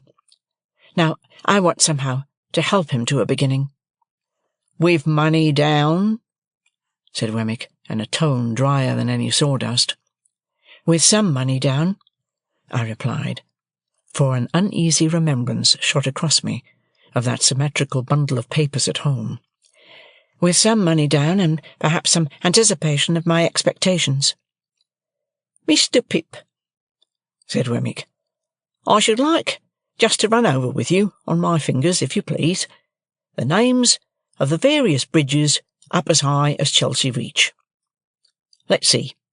There's London, 1. Southwark, 2. Blackfriars, 3. Waterloo, 4. Westminster, 5. Vauxhall, 6. He had checked off each bridge in its turn, with the handle of his safe-key on the palm of his hand. "There's as many as 6, you see, to choose from." "I don't understand you," said I. "Choose your bridge, Mr. Pip," returned Wemmick, "and take a walk upon your bridge, and pitch your money into the Thames over the centre arch of your bridge, and you know the end of it. Serve a friend with it, and you may know the end of it too, but it's a less pleasant and profitable end." I could have posted a newspaper in his mouth, he made it so wide after saying this. "This is very discouraging," said I. "Meant to be so," said Wemmick. "Then is it your opinion," I inquired with some little indignation, "that a man should never—" "Invest portable property in a friend?" said Wemmick. "Certainly he should not, unless he wants to get rid of the friend, and then it becomes a question how much portable property it may be worth to get rid of him." "And that," said I, "is your deliberate opinion, Mr. Wemmick?" "That," he returned, "is my deliberate opinion in this office." "Ah," said I, pressing him, for I thought I saw him near a loophole here. "But would that be your opinion at Walworth?" "Mr. Pip," he replied with gravity, "Walworth is one place, and this office is another. Much as the aged is one person, and Mr. Jaggers is another, they must not be confounded together. My Walworth sentiments must be taken at Walworth. None but my official sentiments can be taken in this office." "Very well," said I, much relieved. "Then I shall look you up at Walworth, you may depend upon it." "Mr. Pip," he returned, "you will be welcome there, in a private and personal capacity." We had held this conversation in a low voice, well knowing my guardian's ears to be the sharpest of the sharp.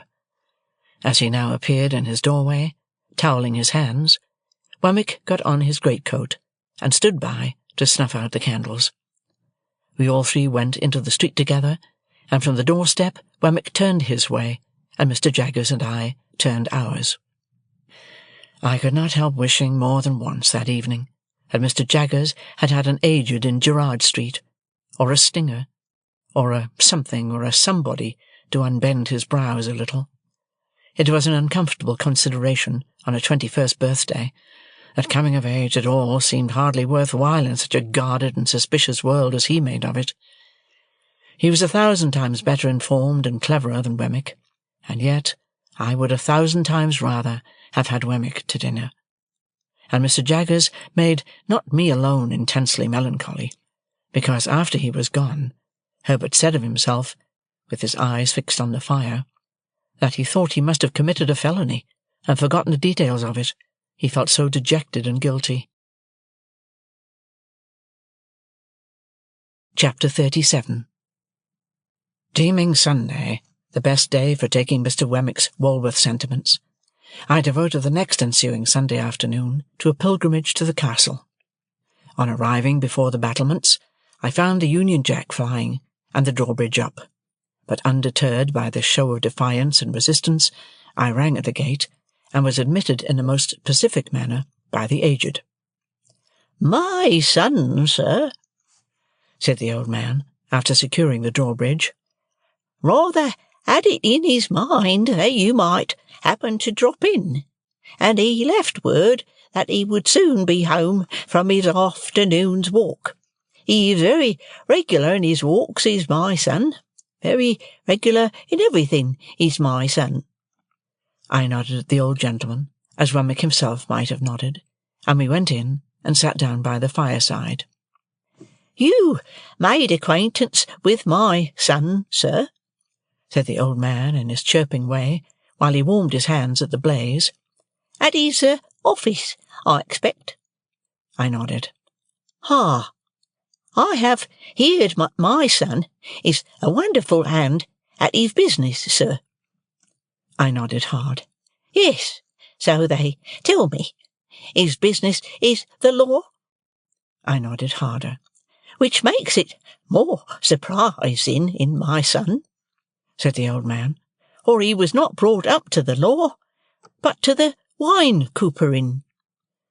Curious to know how the old gentleman stood informed concerning the reputation of Mr. Jaggers, I roared that name at him.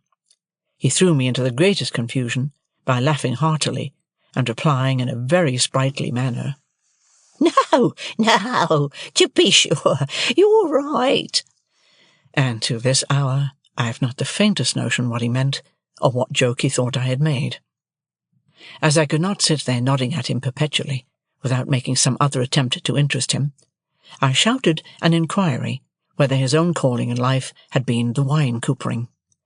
By dint of straining that term out of myself several times, and tapping the old gentleman on the chest to associate it with him, I at last succeeded in making my meaning understood. "No," said the old gentleman, the warehousing. First over yonder." He appeared to mean up the chimney, but I believe he intended to refer me to Liverpool. "And then in the city of London here. However, having an infirmity, for I am hard of hearing, sir." I expressed in pantomime the greatest astonishment.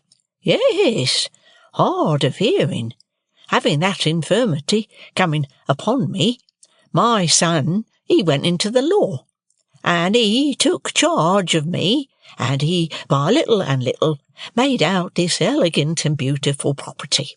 But returning to what you said, you know," pursued the old man, again laughing heartily, "what I say is, no, to be sure, you're right." I was modestly wondering whether my utmost ingenuity would have enabled me to say anything that would have amused him half as much as this imaginary pleasantry, when I was startled by a sudden click in the wall on one side of the chimney, and the ghostly tumbling open of a little wooden flap with "John" upon it. The old man, following my eyes, cried with great triumph, "My son's come home!" and we both went out to the drawbridge. It was worth any money to see Wemmick waving a salute to me from the other side of the moat, when we might have shaken hands across it with the greatest ease. The aged was so delighted to work the drawbridge that I made no offer to assist him, but stood quiet until Wemmick had come across, and had presented me to Miss Skiffins, a lady by whom he was accompanied. Miss Skiffins was of a wooden appearance, and was, like her escort, in the post-office branch of the service. She might have been some 2 or 3 years younger than Wemmick, and I judged her to stand possessed of portable property. The cut of her dress, from the waist upward, both before and behind, made her figure very like a boy's kite, and I might have pronounced her gown a little too decidedly orange, and her gloves a little too intensely green, but she seemed to be a good sort of fellow, and showed a high regard for the aged. I was not long in discovering that she was a frequent visitor at the castle, for, on our going in, and my complimenting Wemmick on his ingenious contrivance for announcing himself to the aged, he begged me to give my attention for a moment to the other side of the chimney and disappeared. Presently another click came, and another little door tumbled open with Miss Skiffins on it. Then Miss Skiffins shut up, and John tumbled open. Then Miss Skiffins and John both tumbled open together, and finally shut up together.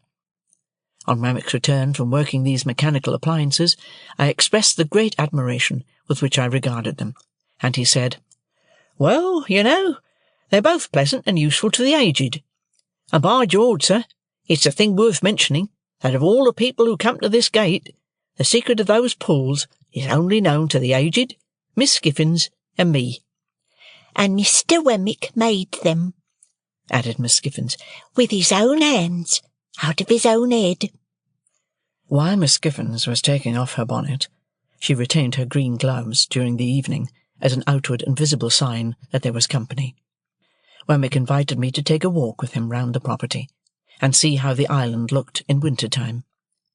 Thinking that he did this to give me an opportunity of taking his Walworth sentiments, I seized the opportunity as soon as we were out of the castle. Having thought of the matter with care, I approached my subject as if I had never hinted at it before. I informed Wemmick that I was anxious in behalf of Herbert Pocket, and I told him how we had first met, and how we had fought.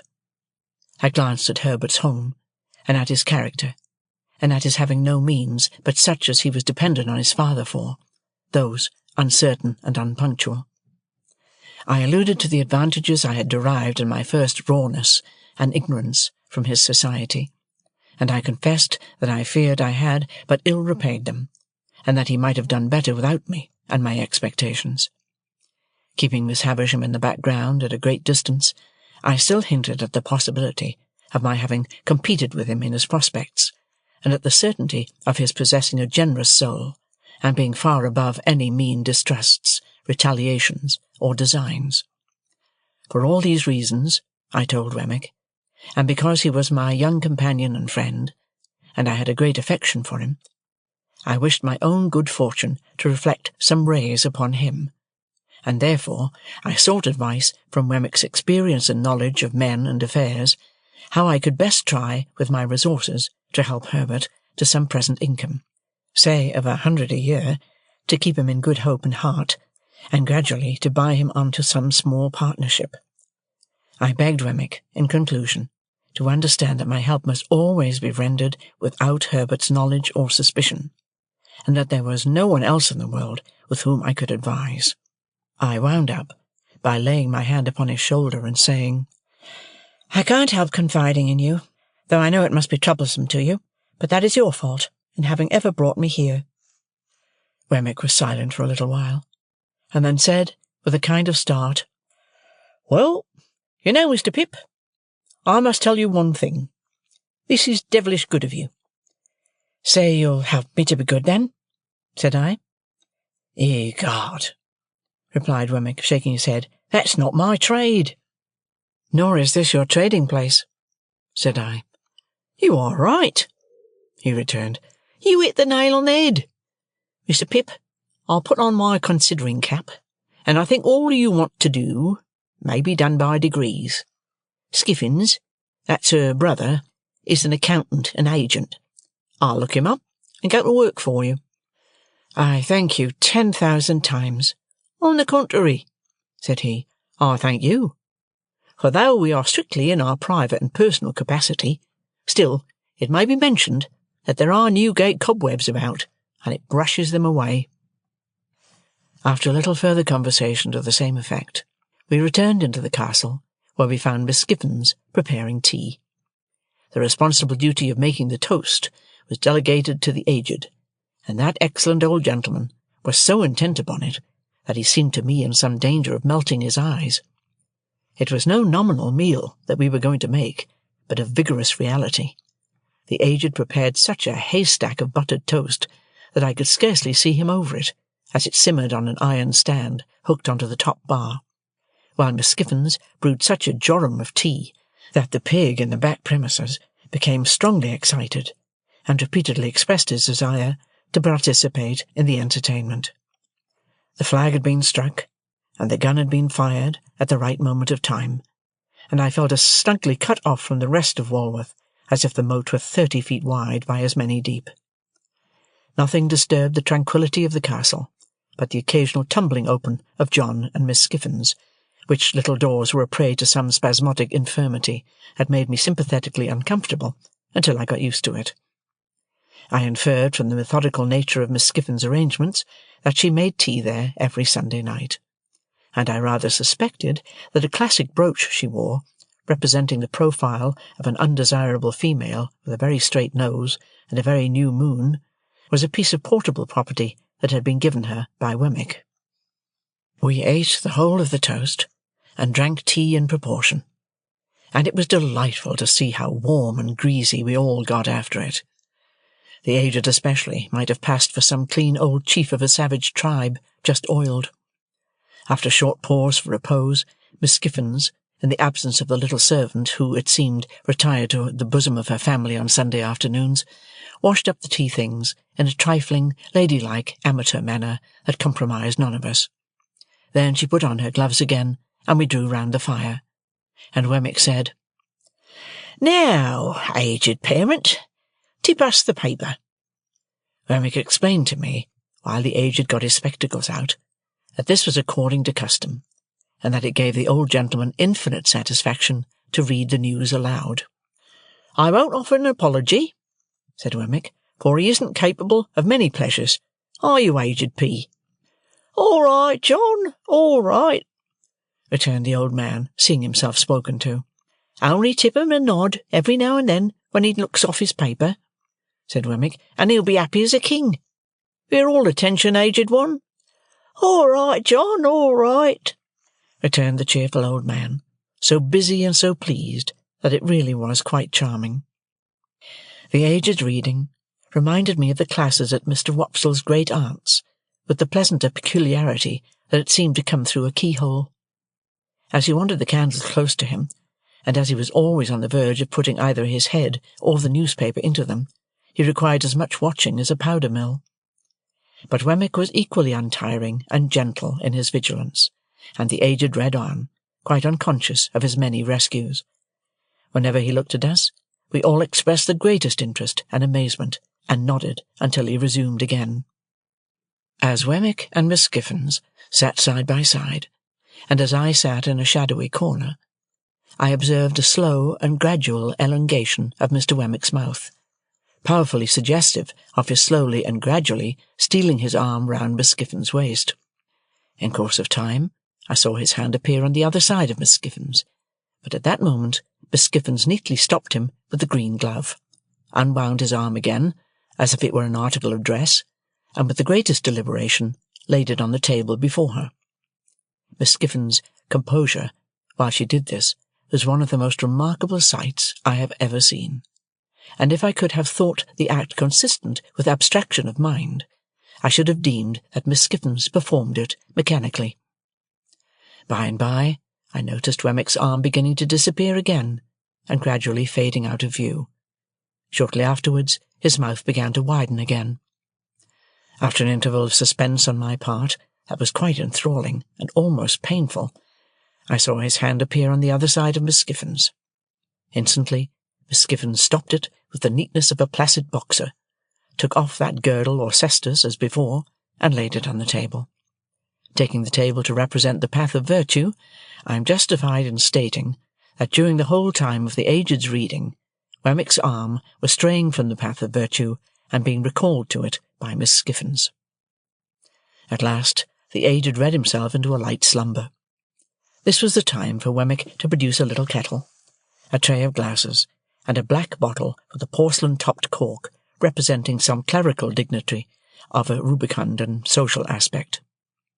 With the aid of these appliances, we all had something warm to drink, including the aged, who was soon awake again. Miss Skiffins mixed, and I observed that she and Wemmick drank out of one glass.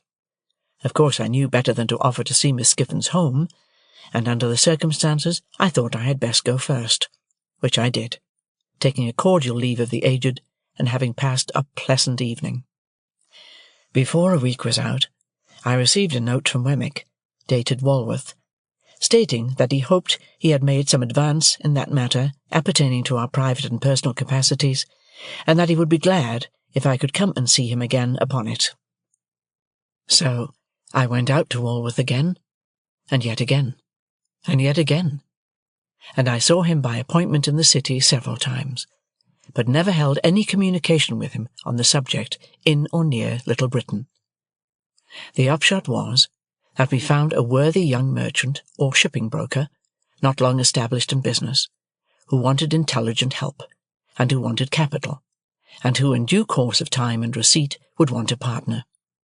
Between him and me, secret articles were signed, of which Herbert was the subject, and I paid him half of my £500 down, and engaged for sundry other payments, some to fall due at certain dates out of my income, some contingent on my coming into my property. Miss Giffens's brother conducted the negotiation. Wemmick pervaded it throughout, but never appeared in it. The whole business was so cleverly managed that Herbert had not the least suspicion of my hand being in it. I never shall forget the radiant face with which he came home one afternoon, and told me, as a mighty piece of news, of his having fallen in with one Clarriker, the young merchant's name, and of Clarriker's having shown an extraordinary inclination towards him, and of his belief that the opening had come at last. Day by day, as his hopes grew stronger, and his face brighter, he must have thought me a more and more affectionate friend, for I had the greatest difficulty in restraining my tears of triumph when I saw him so happy. At length, the thing being done, and he having that day entered Clarriker's house, and he having talked to me for a whole evening in a flush of pleasure and success, I did really cry in good earnest when I went to bed, to think that my expectations had done some good to somebody. A great event in my life, the turning point of my life, now opens on my view. But before I proceed to narrate it, and before I pass on to all the changes it involved, I must give one chapter to Estella. It is not much to give to the theme that so long filled my heart. Chapter 38. If that staid old house near the green at Richmond should ever come to be haunted when I am dead, it will be haunted surely by my ghost. Oh, the many, many nights and days through which the unquiet spirit within me haunted that house when Estella lived there. Let my body be where it would, my spirit was always wandering, wandering about that house. The lady with whom Estella was placed, Mrs. Brandley by name, was a widow, with one daughter several years older than Estella. The mother looked young, and the daughter looked old. The mother's complexion was pink, and the daughter's was yellow. The mother set up for frivolity, and the daughter for theology. They were in what is called a good position, and visited, and were visited by, numbers of people. Little, if any, community of feeling subsisted between them and Estella, but the understanding was established that they were necessary to her, and she was necessary to them. Mrs. Brandley had been a friend of Miss Havisham's before the time of her seclusion.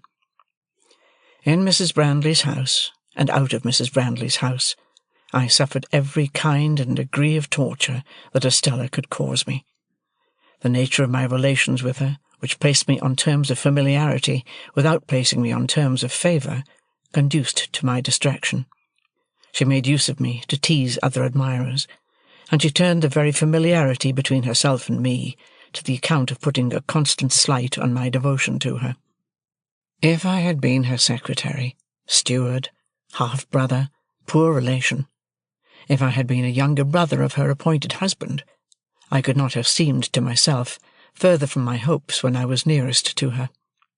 The privilege of calling her by her name, and hearing her call me by mine, became under the circumstances an aggravation of my trials, and while I think it likely that it almost maddened her other lovers, I know too certainly that it almost maddened me. She had admirers without end. No doubt my jealousy made an admirer of every one who went near her, but there were more than enough of them without that. I saw her often at Richmond. I heard of her often in town. and I used often to take her and the Brandleys on the water. There were picnics, fête days, plays, operas, concerts, parties, all sorts of pleasures, through which I pursued her, and they were all miseries to me.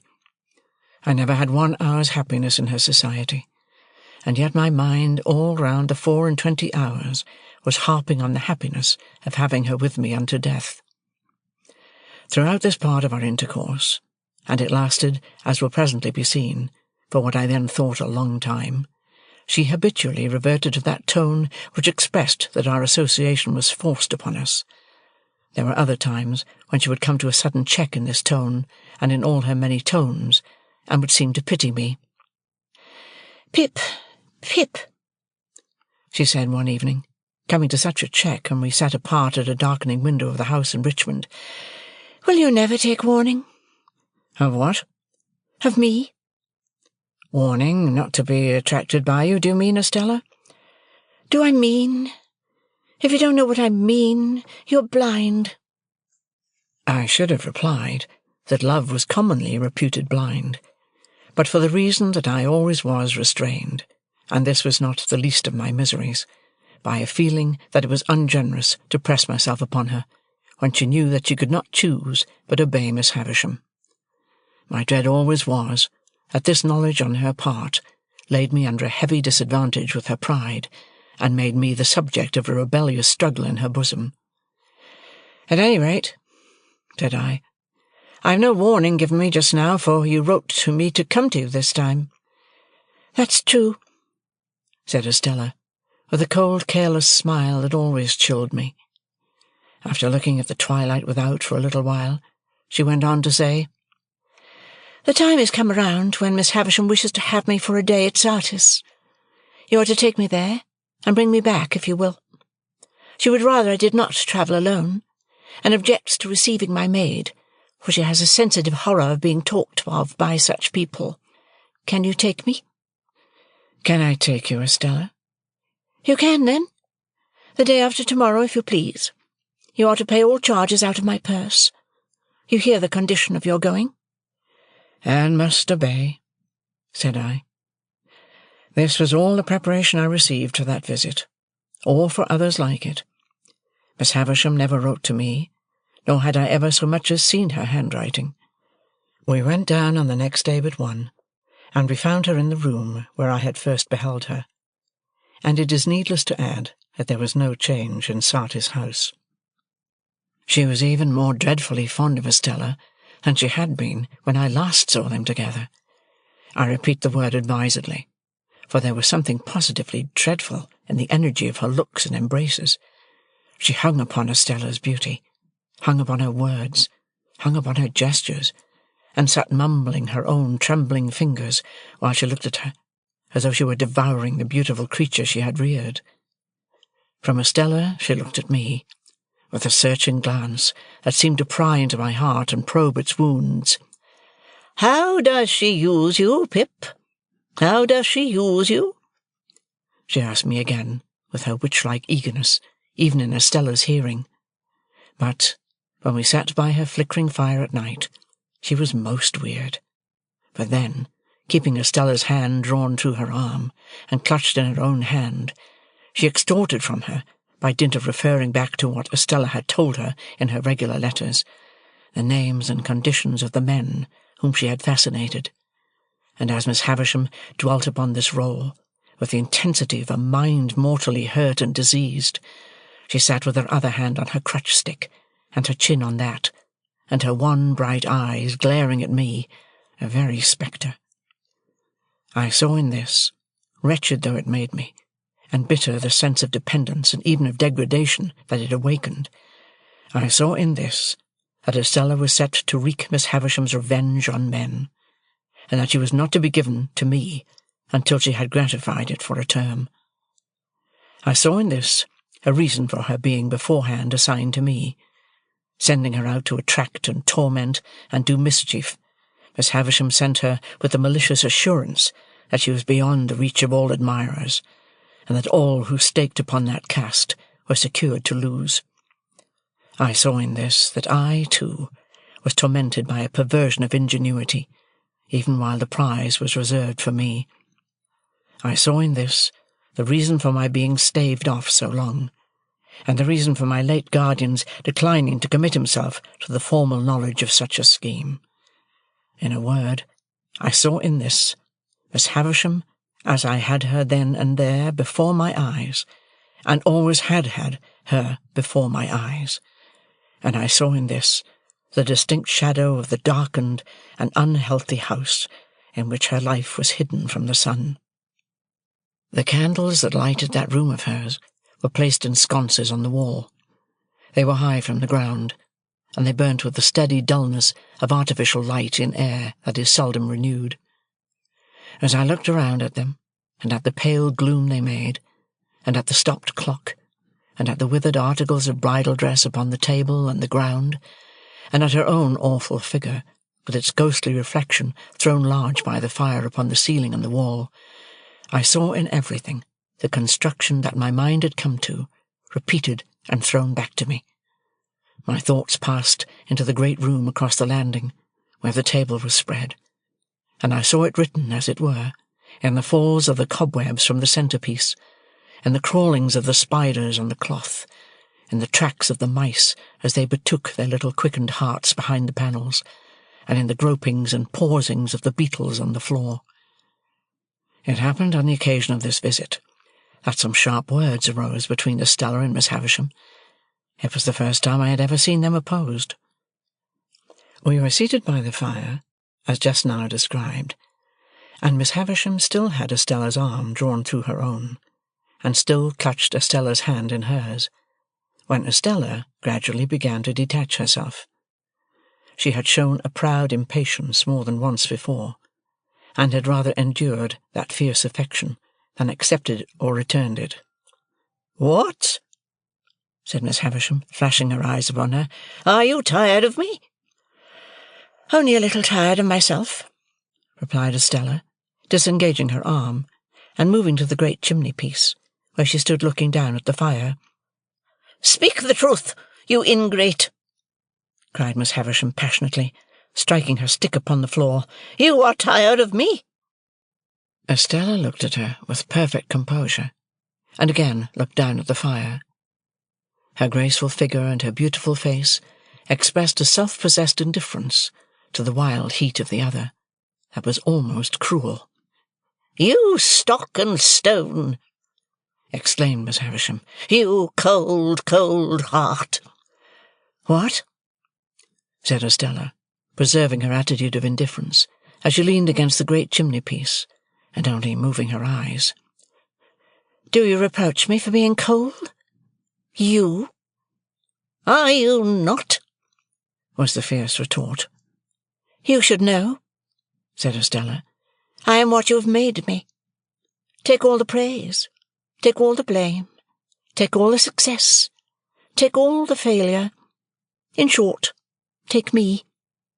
"Oh, look at her! Look at her!" cried Miss Havisham bitterly. "Look at her, so hard and thankless, on the hearth where she was reared, where I took her into this wretched breast when it was first bleeding from its stabs, and where I have lavished years of tenderness upon her." "At least I was no party to the compact," said Estella, "for if I could walk and speak when it was made, it was as much as I could do. But what would you have? You have been very good to me, and I owe everything to you. What would you have?" "Love," replied the other. "You have it." "I have not," said Miss Havisham. "Mother by adoption," retorted Estella, never departing from the easy grace of her attitude, never raising her voice as the other did, never yielding either to anger or tenderness. "Mother by adoption. I have said that I owe everything to you. All I possess is freely yours. All that you have given me is at your command to have again. Beyond that, I have nothing. And if you ask me to give you what you never gave me, my gratitude and duty cannot do impossibilities." "Did I never give her love?" cried Miss Havisham, turning wildly to me, Did I never give her a burning love, inseparable from jealousy at all times, and from sharp pain, while she speaks thus to me? Let her call me mad. Let her call me mad." "Why should I call you mad?" returned Estella. "I, of all people? Does anyone live who knows what set purpose you have, half as well as I do? Does anyone live who knows what a steady memory you have, half as well as I do? I, who have sat on this same hearth, on this little stool that is even now beside you there, learning your lessons and looking up into your face, when your face was strange and frightened me." "Soon forgotten," moaned Miss Havisham. "Times soon forgotten." "No, not forgotten," retorted Estella. "Not forgotten, but treasured up in my memory. When have you found me false to your teaching? When have you found me unmindful of your lessons? When have you found me giving admission here," she touched her bosom with her hand, "to anything that you excluded? Be just to me." "So proud, so proud," moaned Miss Havisham, pushing away her grey hair with both her hands. "Who taught me to be proud?" returned Estella. "Who praised me when I learnt my lesson?" "So hard, so hard," moaned Miss Havisham, with her former action. "Who taught me to be hard?" returned Estella. "Who praised me when I learnt my lesson?" "But to be proud and hard to me!" Miss Havisham quite shrieked as she stretched out her arms. "Estella! Estella! Estella! To be proud and hard to me!" Estella looked at her for a moment, with a kind of calm wonder, but was not otherwise disturbed. When the moment was past, she looked down at the fire again. "I cannot think," said Estella, raising her eyes after a silence, "why you should be so unreasonable when I come to see you after a separation. I have never forgotten your wrongs and their causes. I have never been unfaithful to you or your schooling. I have never shown any weakness that I can charge myself with." "Would it be weakness to return my love?" exclaimed Miss Havisham. "But yes, yes, she would call it so." "I begin to think," said Estella, in a musing way, after another moment of calm wonder, "that I almost understand how this comes about. If you had brought up your adopted daughter wholly in the dark confinement of these rooms, and had never let her know that there was such a thing as the daylight, by which she had never once seen your face, if you had done that, and then, for a purpose, had wanted her to understand the daylight and know all about it, you would have been disappointed and angry." Miss Havisham, with her head in her hands, sat making a low moaning and swaying herself on her chair, but gave no answer. "Or," said Estella, "which is a nearer case, if you had taught her, from the dawn of her intelligence, with your utmost energy and might, that there was such a thing as daylight, but that it was made to be her enemy and destroyer, and she must always turn against it, for it had blighted you and would else blight her. If you had done this, and then, for a purpose, had wanted her to take naturally to the daylight, and she could not do it, you would have been disappointed and angry?" Miss Havisham sat listening, or it seemed so, for I could not see her face, but still made no answer. "So," said Estella, "I must be taken as I have been made. The success is not mine, the failure is not mine, but the two together make me." Miss Havisham had settled down, I hardly knew how, upon the floor, among the faded bridal relics with which it was strewn. I took advantage of the moment, I had sought one from the first, to leave the room, after beseeching Estella's attention to her with a movement of my hand. When I left, Estella was yet standing by the great chimney-piece, just as she had stood throughout. Miss Havisham's grey hair was all adrift upon the ground, among the other bridal wrecks, and was a miserable sight to see. It was with a depressed heart that I walked into the starlight for an hour and more, about the courtyard and about the brewery, and about the ruined garden. When I at last took courage to return to the room, I found Estella sitting at Miss Havisham's knee, taking up some stitches in one of those old articles of dress that were dropping to pieces, and of which I have often been reminded since by the faded tatters of old banners that I have seen hanging up in cathedrals. Afterwards, Estella and I played at cards, as of yore, only we were skilful now, and played French games, and so the evening wore away, and I went to bed. I lay in that separate building across the courtyard. It was the first time I had ever lain down to rest in Sarti's house, and sleep refused to come near me. 1,000 Miss Havishams haunted me. She was on this side of my pillow, on that, at the head of the bed, at the foot, behind the half-open door of the dressing-room, in the dressing-room, in the room overhead, in the room beneath, everywhere. At last, when the night was slow to creep on towards 2 o'clock, I felt that I absolutely could no longer bear the place as a place to lie down in, and that I must get up. I therefore got up and put on my clothes, and went out across the yard into the long stone passage, designing to gain the outer courtyard, and walk there for the relief of my mind. But I was no sooner in the passage than I extinguished my candle, for I saw Miss Havisham was going along it in a ghostly manner, making a low cry. I followed her at a distance, and saw her go up the staircase. She carried a bare candle in her hand, which she had probably taken from one of the sconces in her own room, and was a most unearthly object by its light. Standing at the bottom of the staircase, I felt the mildewed air of the feast-chamber, without seeing her open the door, and I heard her walking there, and so across into her own room, and so across again into that, never ceasing the low cry. After a time, I tried in the dark both to get out and to go back, but I could do neither until some streaks of day strayed in, and showed me where to lay my hands. During the whole interval, whenever I went to the bottom of the staircase, I heard her footstep, saw her light pass above, and heard her ceaseless low cry. Before we left next day, there was no revival of the difference between her and Estella, nor was it ever revived on any similar occasion, and there were 4 similar occasions to the best of my remembrance. Nor did Miss Havisham's manner towards Estella in any wise change, except that I believed it to have something like fear infused among its former characteristics.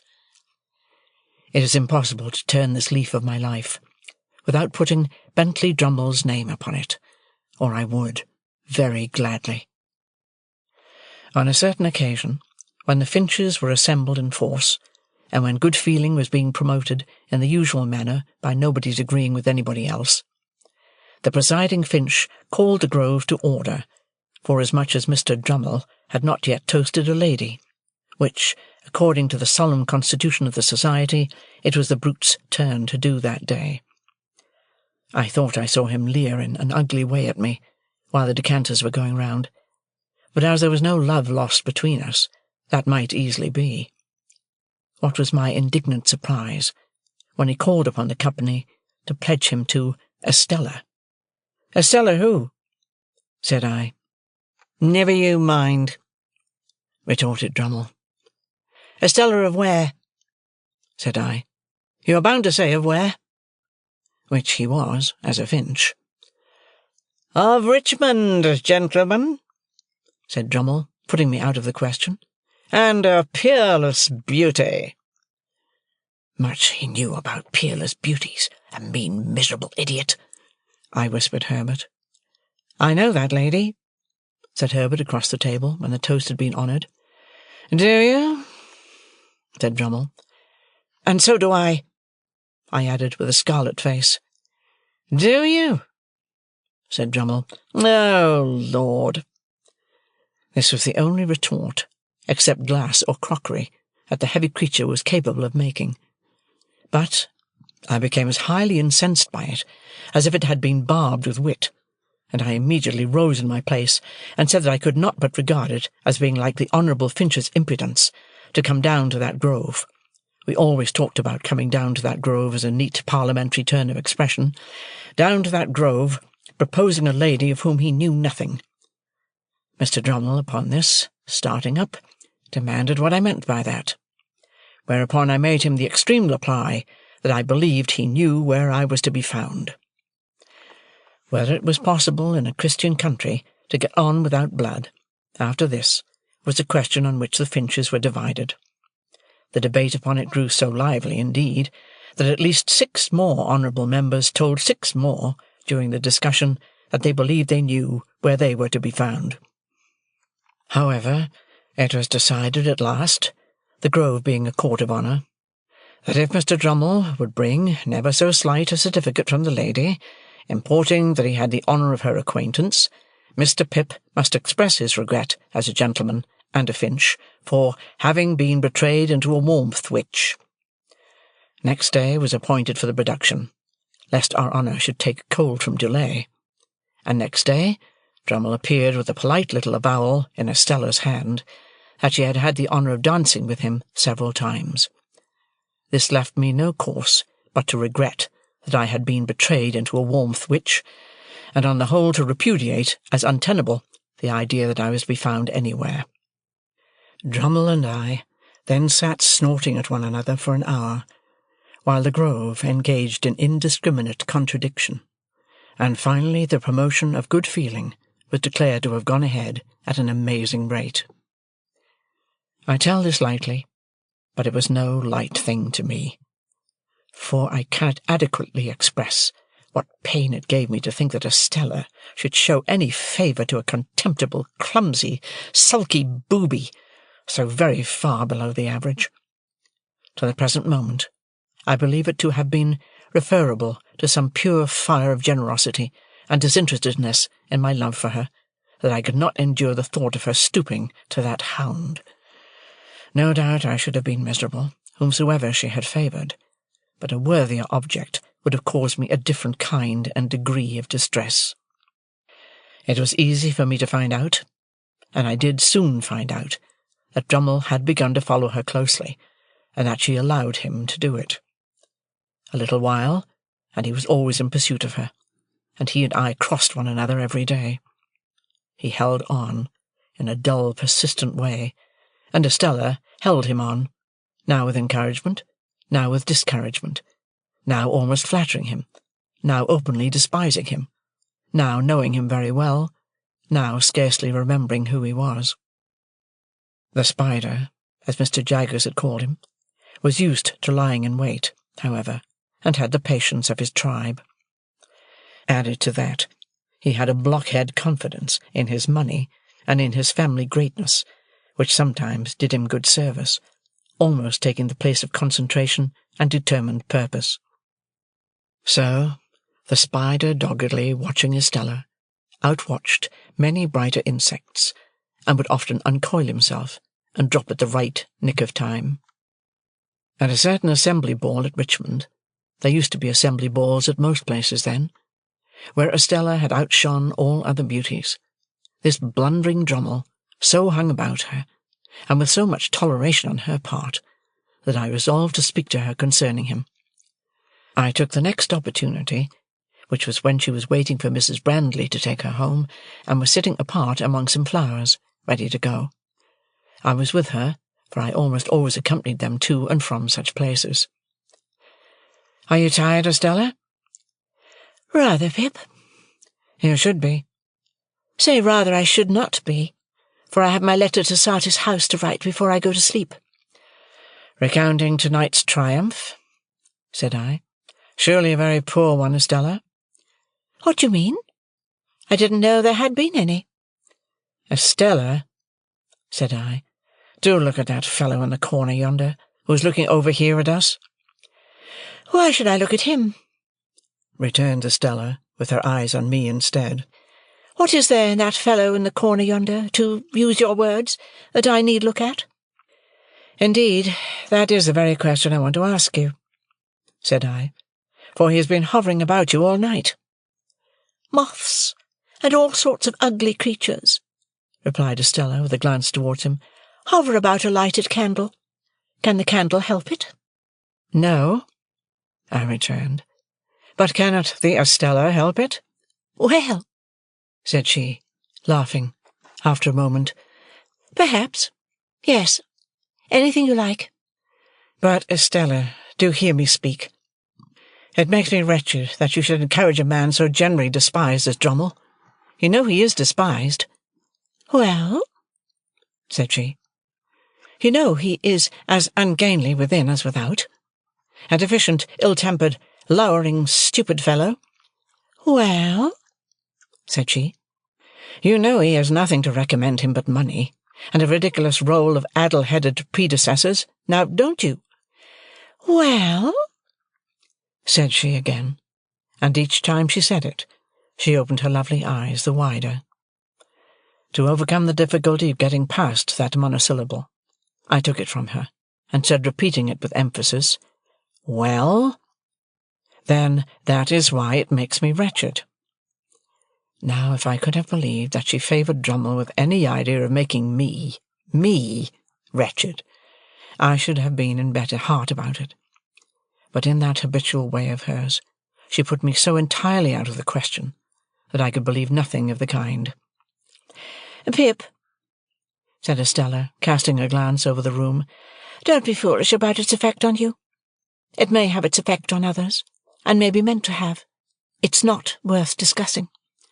"Yes, it is," said I, "because I cannot bear that people should say she throws away her graces and attractions on a mere boor, the lowest in the crowd." "I can bear it," said Estella. "Oh, don't be so proud, Estella, and so inflexible." "Calls me proud and inflexible in this breath," said Estella, opening her hands, "and in his last breath reproached me for stooping to a boor." "There is no doubt you do," said I, something hurriedly, "for I have seen you give him looks and smiles this very night, such as you never give to me." "Do you want me, then," said Estella, turning suddenly with a fixed and serious, if not angry look, "to deceive and entrap you?" "Do you deceive and entrap him, Estella?" "Yes, and many others. All of them but you. Here is Mrs. Brandley. I'll say no more." And now that I have given the one chapter to the theme that so filled my heart, and so often made it ache and ache again, I pass on, unhindered, to the event that had impended over me longer yet, the event that had begun to be prepared for before I knew that the world held Estella, and in the days when her baby intelligence was receiving its first distortions from Miss Havisham's wasting hands. In the Eastern story, the heavy slab that was to fall on the bed of state in the flush of conquest was slowly wrought out of the quarry. The tunnel for the rope to hold it in its place was slowly carried through the leagues of rock. The slab was slowly raised and fitted in the roof. The rope was rove to it, and slowly taken through the miles of hollow to the great iron ring.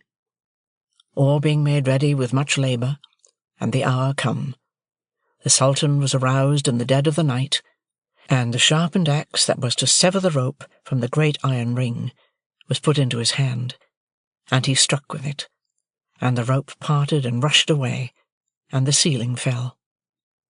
So, in my case, all the work, near and afar, that tended to the end, had been accomplished, and in an instant the blow was struck, and the roof of my stronghold dropped upon me. Chapter 39. I was 23 years of age. Not another word had I heard to enlighten me on the subject of my expectations, and my 23rd birthday was a week gone. We had left Barnard's Inn more than a year, and lived in the Temple. Our chambers were in Garden Court, down by the river. Mr. Pocket and I had for some time parted company as to our original relations, though we continued on the best terms. Notwithstanding my inability to settle to anything, which I hope arose out of the restless and incomplete tenure on which I held my means, I had a taste for reading, and read regularly so many hours a day. That matter of Herbert's was still progressing, and everything with me was, as I have brought it down to the close of the last preceding chapter. Business had taken Herbert on a journey to Marseilles. I was alone, and had a dull sense of being alone. Dispirited and anxious, long hoping that tomorrow or next week would clear my way, and long disappointed, I sadly missed the cheerful face and ready response of my friend. It was wretched weather, stormy and wet, and mud, deep in all the streets. Day after day a vast heavy veil had been driving over London from the east, and it drove still, as if in the east there were an eternity of cloud and wind. So furious had been the gusts, that high buildings in town had had the lead stripped off their roofs, and in the country trees had been torn up, and sails of windmills carried away, and gloomy accounts had come in from the coast of shipwreck and death. Violent blasts of rain had accompanied these rages of wind, and the day just closed, as I sat down to read, had been the worst of all. Alterations have been made in that part of the temple since that time, and it is not now so lonely a character as it had then, nor is it so exposed to the river. We lived at the top of the last house, and the wind rushing up the river shook the house that night like discharges of cannon, or breakings of a sea. When the rain came with it and dashed against the windows, I thought, raising my eyes to them as they rocked, that I might have fancied myself in a storm-beaten lighthouse. Occasionally the smoke came rolling down the chimney, as though it could not bear to go out into such a night. And when I set the doors open and looked down the staircase lamps were blown out, and when I shaded my face with my hands and looked through the black windows, opening them ever so little was out of the question in the teeth of such wind and rain, I saw that the lamps in the court were blown out, and that the lamps on the bridges and the shore were shuddering, and that the coal fires and barges on the river were being carried away before the wind like red-hot splashes in the rain. I read with my watch upon the table, purposing to close my book at 11 o'clock. As I shut it, St. Paul's and all the many church clocks in the city, some leading, some accompanying, some following, struck that hour. The sound was curiously flawed by the wind, and I was listening and thinking how the wind assailed and tore it, when I heard a footstep on the stair. What nervous folly made me start, and awfully connect it with the footstep of my dead sister, matters not. It was past in a moment, and I listened again, and heard the footstep stumble in coming on. Remembering then that the staircase lights were blown out, I took up my reading lamp and went out to the stairhead. Whoever was below had stopped on seeing my lamp, for all was quiet. "There is someone down there, is there not?" I called out, looking down. "Yes," said a voice from the darkness beneath. "What floor do you want?" "The top. Mr. Pip." "That is my name. There is nothing the matter." "Nothing the matter," returned the voice, and the man came on. I stood with my lamp held out over the stair-rail, and he came slowly within its light. It was a shaded lamp, to shine upon a book, and its circle of light was very contracted, so that he was in it for a mere instant, and then out of it. In the instant I had seen a face that was strange to me, looking up with an incomprehensible air of being touched and pleased by the sight of me. Moving the lamp as the man moved, I made out that he was substantially dressed, but roughly, like a voyager by sea, that he had long iron-grey hair, that his age was about 60, that he was a muscular man, strong on his legs, and that he was browned and hardened by exposure to weather. As he ascended the last stair or two, and the light of my lamp included us both, I saw, with a stupid kind of amazement, that he was holding out both his hands to me. "Pray, what is your business?" I asked him. "My business?" he repeated, pausing. "Ah, yes. I will explain my business, by your leave." "Do you wish to come in?" "Yes," he replied. "I wish to come in, master." I had asked him the question inhospitably enough, for I resented the sort of bright and gratified recognition that still shone in his face. I resented it, because it seemed to imply that he expected me to respond to it. But I took him into the room I had just left, and, having set the lamp on the table, asked him as civilly as I could to explain himself. He looked about him with the strangest air, an air of wondering pleasure, as if he had some part in the things he admired, and he pulled off a rough outer coat and his hat. Then I saw that his head was furrowed and bald, and that the long iron-grey hair grew only on its sides. But I saw nothing that in the least explained him. On the contrary, I saw him next moment, once more holding out both his hands to me. "What do you mean?" said I, half suspecting him to be mad. He stopped in his looking at me, and slowly rubbed his right hand over his head.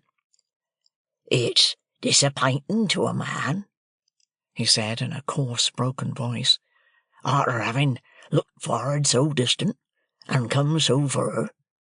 But you're not to blame for that. Neither on us is to blame for that. I'll speak in half a minute. Give me half a minute, please." He sat down in a chair that stood before the fire, and covered his forehead with his large brown veinous hands. I looked at him attentively then, and recoiled a little from him, but I did not know him. "There's no one nigh?" said he, looking over his shoulder. "Is there?" "Why do you, a stranger coming into my rooms at this time of the night, ask that question?" said I.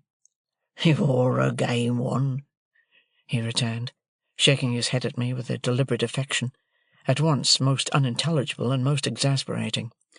"I'm glad you've grown up a game one, but don't catch hold of me. You'll be sorry arterwards to have done it." I relinquished the intention he had detected, for I knew him. Even yet, I could not recall a single feature, but I knew him. If the wind and the rain had driven away the intervening years, had scattered all the intervening objects, had swept us to the churchyard where we first stood face to face on such different levels, I could not have known my convict more distinctly than I knew him now, as he sat in the chair before the fire. No need to take a file from his pocket and show it to me. No need to take the handkerchief from his neck and twist it round his head. No need to hug himself with both his arms and take a shivering turn across the room, looking back at me for recognition.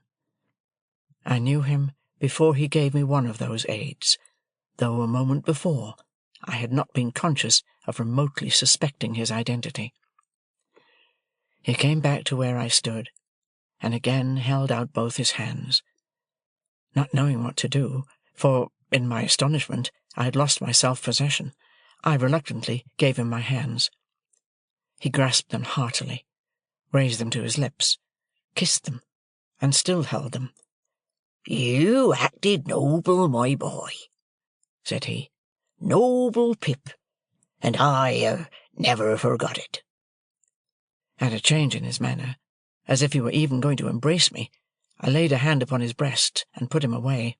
"Stay," said I. "Keep off. If you are grateful to me for what I did when I was a little child, I hope you have shown your gratitude by mending your way of life. If you have come here to thank me, it was not necessary. Still, however you have found me out, there must be something good in the feeling that has brought you here, and I will not repulse you. But surely you must understand that My attention was so attracted by the singularity of his fixed look at me, that the words died away on my tongue. "You was a-saying," he observed, when we had confronted one another in silence, "that surely I must understand." "What surely must I understand?" "That I cannot wish to renew that chance intercourse with you of long ago, under these different circumstances. I am glad to believe you have repented and recovered yourself. I am glad to tell you so. I am glad that, thinking I deserve to be thanked, you have come to thank me. But our ways are different ways, none the less. You are wet, and you look weary. Will you drink something before you go?" He had replaced his neckerchief loosely, and had stood keenly observant of me, biting a long end of it. "I think," he answered, still with the end at his mouth, and still observant of me, "that I will drink. I thank you, afore I go." There was a tray ready on a side table. I brought it to the table near the fire, and asked him what he would have. He touched one of the bottles without looking at it or speaking, and I made him some hot rum and water. I tried to keep my hand steady while I did so, but his look at me, as he leaned back in his chair with the long draggled end of his neckerchief between his teeth, evidently forgotten, made my hand very difficult to master. When at last I put the glass to him, I saw with amazement that his eyes were full of tears. Up to this time I had remained standing, not to disguise that I wished him gone, but I was softened by the softened aspect of the man, and felt a touch of reproach. "I hope," said I, hurriedly putting something into a glass for myself, and drawing a chair to the table, "that you will not think I spoke harshly to you just now. I had no intention of doing it, and I'm sorry for it if I did. I wish you well and happy." As I put my glass to my lips, he glanced with surprise at the end of his neckerchief, dropping from his mouth when he opened it, and stretched out his hand. I gave him mine, and then he drank, and drew his sleeve across his eyes and forehead. "How are you living?" I asked him. "I've been a sheep farmer, stock breeder, other trades besides, away in the New World," said he. "Many a 1,000 mile of stormy water off from this." "I hope you have done well." "I've done wonderfully well. There's others went out along of me as has done well too, but no man has done nigh as well as me. I'm famous for it." "I am glad to hear it." "I hope to hear you say so, my dear boy." Without stopping to try to understand those words, or the tone in which they were spoken, I turned off to a point that had just come into my mind. "Have you ever seen a messenger you once sent to me?" I inquired, "since he undertook that trust?" "Never set eyes upon him. I weren't likely to it." "He came faithfully, and he brought me the 2 £1 notes. I was a poor boy then, as you know, and to a poor boy they were a little fortune. But like you, I have done well since, and you must let me pay them back. You can put them to some other poor boy's use." I took out my purse. He watched me as I laid my purse upon the table and opened it, and he watched me as I separated 2 £1 notes from its contents. They were clean and new, and I spread them out and handed them over to him. Still watching me, he laid them one upon the other, folded them longwise, gave them a twist, set fire to them at the lamp, and dropped the ashes into the tray. "May I make so bold," he said then, with a smile that was like a frown, and with a frown that was like a smile, "as ask you how you have done well since you and me was out on them lone shivering marshes?" "How?" "Ah!" He emptied his glass, got up, and stood at the side of the fire, with his heavy brown hand on the mantel-shelf. He put a foot up to the bars, to dry and warm it, and the wet foot began to steam. But he neither looked at it, nor at the fire, but steadily looked at me. It was only now that I began to tremble. When my lips had parted, and had shaped some words that were without sound, I forced myself to tell him, though I could not do it distinctly, that I had been chosen to succeed to some property. "Might a mere warmint ask what property?" said he. I faltered. "I don't know." "Might a mere warmint ask whose property?" said he. I faltered again. "I don't know." "Could I make a guess, I wonder," said the convict, "at your income since you come of age, as to the first figure now? 5?" With my heart beating like a heavy hammer of disordered action, I rose out of my chair, and stood with my hand upon the back of it, looking wildly at him. "Concerning a guardian," he went on, "there ought to have been some guardian, or such like, whiles you was a minor. Some lawyer, maybe.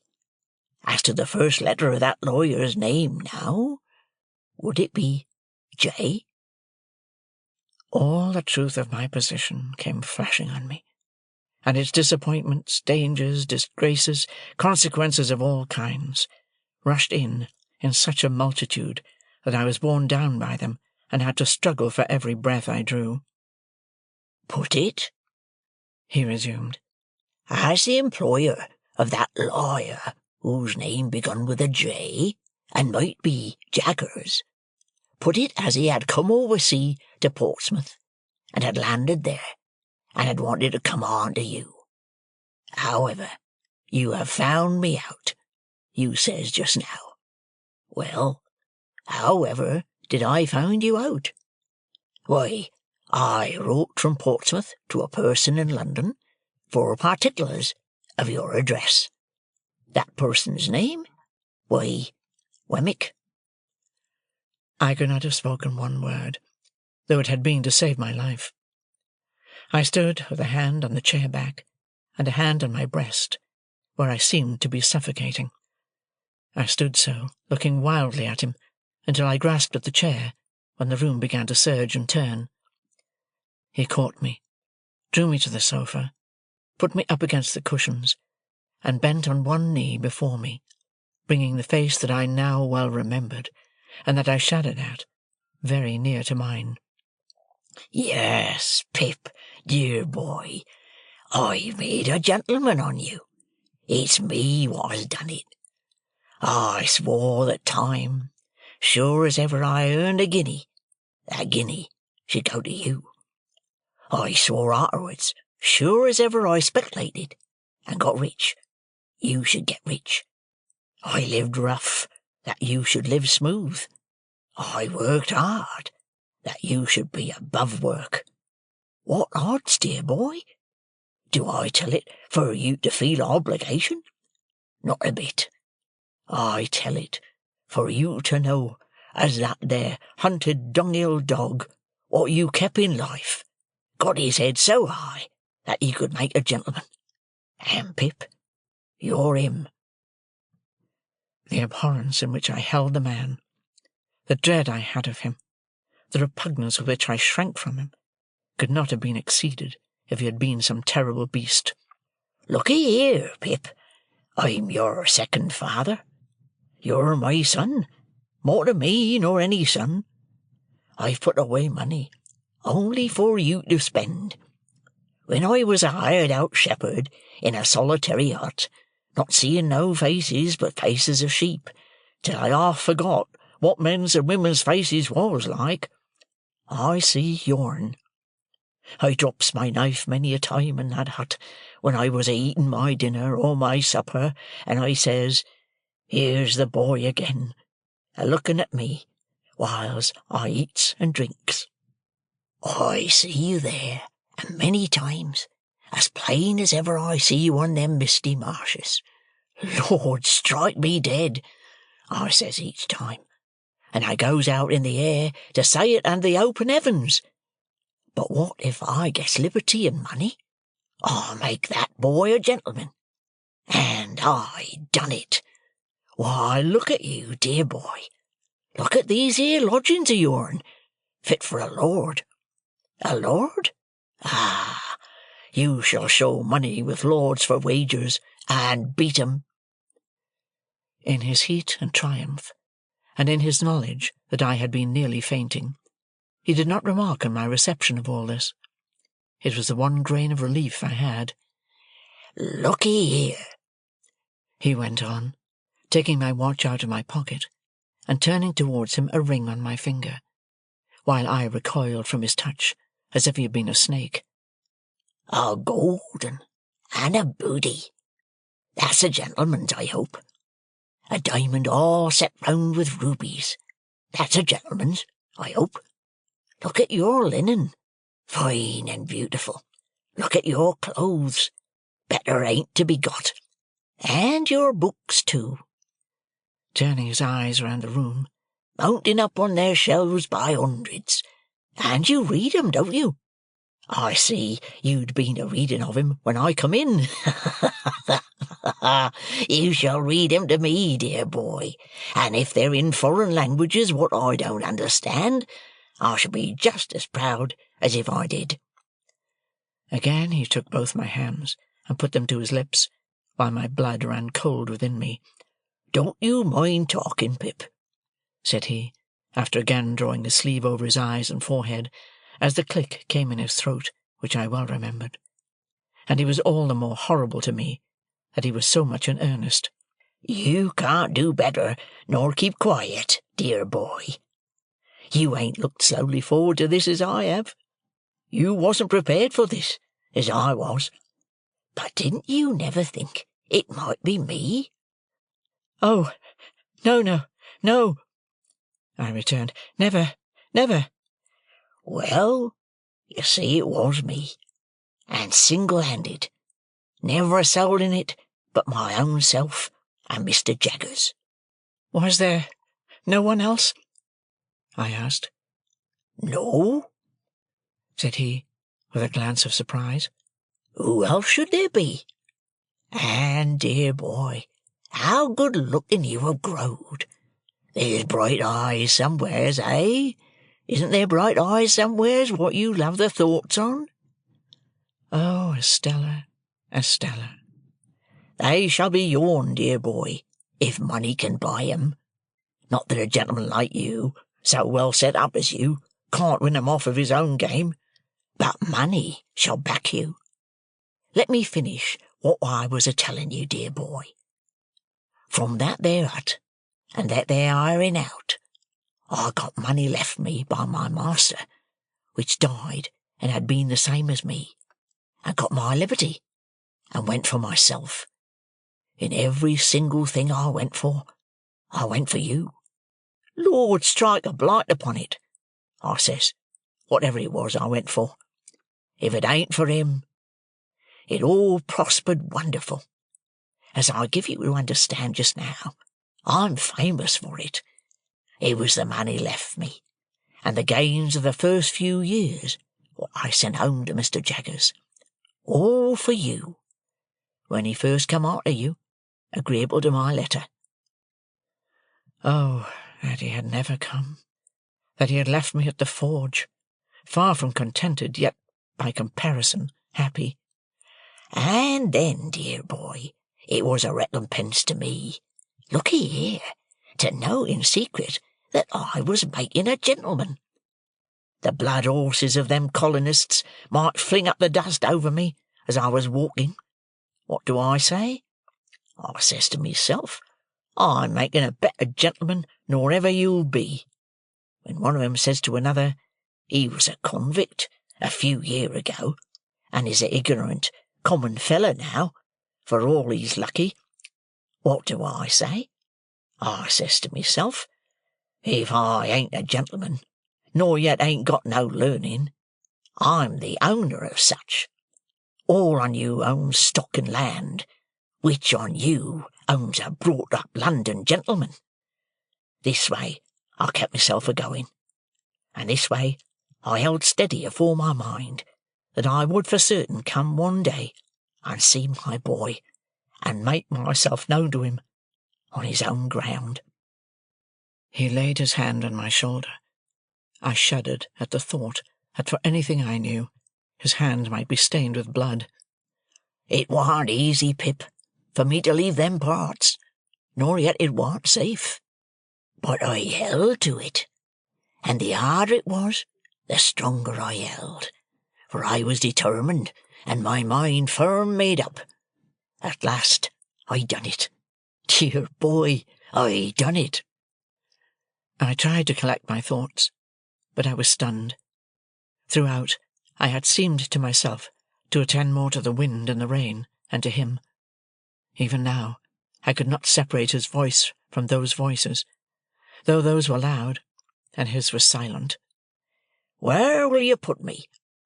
he asked presently. "I must be put somewheres, dear boy." "To sleep?" said I. "Yes, and to sleep long and sound," he answered, "for I've been sea-tossed and sea-washed months and months." "My friend and companion," said I, rising from the sofa, "is absent. You must have his room." "He won't come back to-morrow, will he?" "No," said I, answering almost mechanically, in spite of my utmost efforts. "Not to-morrow." "Because look'ee here, dear boy," he said, dropping his voice and laying a long finger on my breast in an impressive manner, "caution is necessary." "How do you mean? Caution?" "By gee, it's death." "What's death?" "I was sent for life. It's death to come back. There's been overmuch coming back of late years, and I should be of a certainty be hanged if took." Nothing was needed but this. The wretched man, after loading wretched me with his gold and silver chains for years, had risked his life to come to me, and I held it there in my keeping. If I had loved him instead of abhorring him, if I had been attracted to him by the strongest admiration and affection, instead of shrinking from him with the strongest repugnance, it could have been no worse. On the contrary, it would have been better, for his preservation would then have naturally and tenderly addressed my heart. My first care was to close the shutters, so that no light might be seen from without, and then to close and make fast the doors. While I did so, he stood at the table drinking rum and eating biscuit. And when I saw him thus engaged, I saw my convict on the marshes at his meal again. It almost seemed to me as if he must stoop down presently to file at his leg. When I had gone into Herbert's room, and had shut off any other communication between it and the staircase than through the room in which our conversation had been held, I asked him if he would go to bed. He said yes, but asked me for some of my gentleman's linen to put on in the morning. I brought it out, and laid it ready for him, and my blood again ran cold when he again took me by both hands to give me a good night. I got away from him, without knowing how I did it, and mended the fire in the room where we had been together, and sat down by it, afraid to go to bed. For an hour or more I remained too stunned to think, and it was not until I began to think that I began fully to know how wrecked I was, and how the ship in which I had sailed was gone to pieces. Miss Havisham's intentions towards me, all a mere dream. Estella, not designed for me. I only suffered in Sartor's house as a convenience, a sting for the greedy relations, a model with a mechanical heart to practice on when no other practice was at hand. Those were the first smarts I had, but sharpest and deepest pain of all, it was for the convict, guilty of I knew not what crimes, and liable to be taken out of those rooms where I sat thinking, and hanged at the Old Bailey door, that I had deserted Joe. I would not have gone back to Joe now. I would not have gone back to Biddy now, for any consideration. Simply, I suppose, because my sense of my own worthless conduct to them was greater than every consideration. No wisdom on earth could have given me the comfort that I should have derived from their simplicity and fidelity, but I could never, never undo what I had done. In every rage of wind and rush of rain, I heard pursuers. Twice I could have sworn there was a knocking and whispering at the outer door.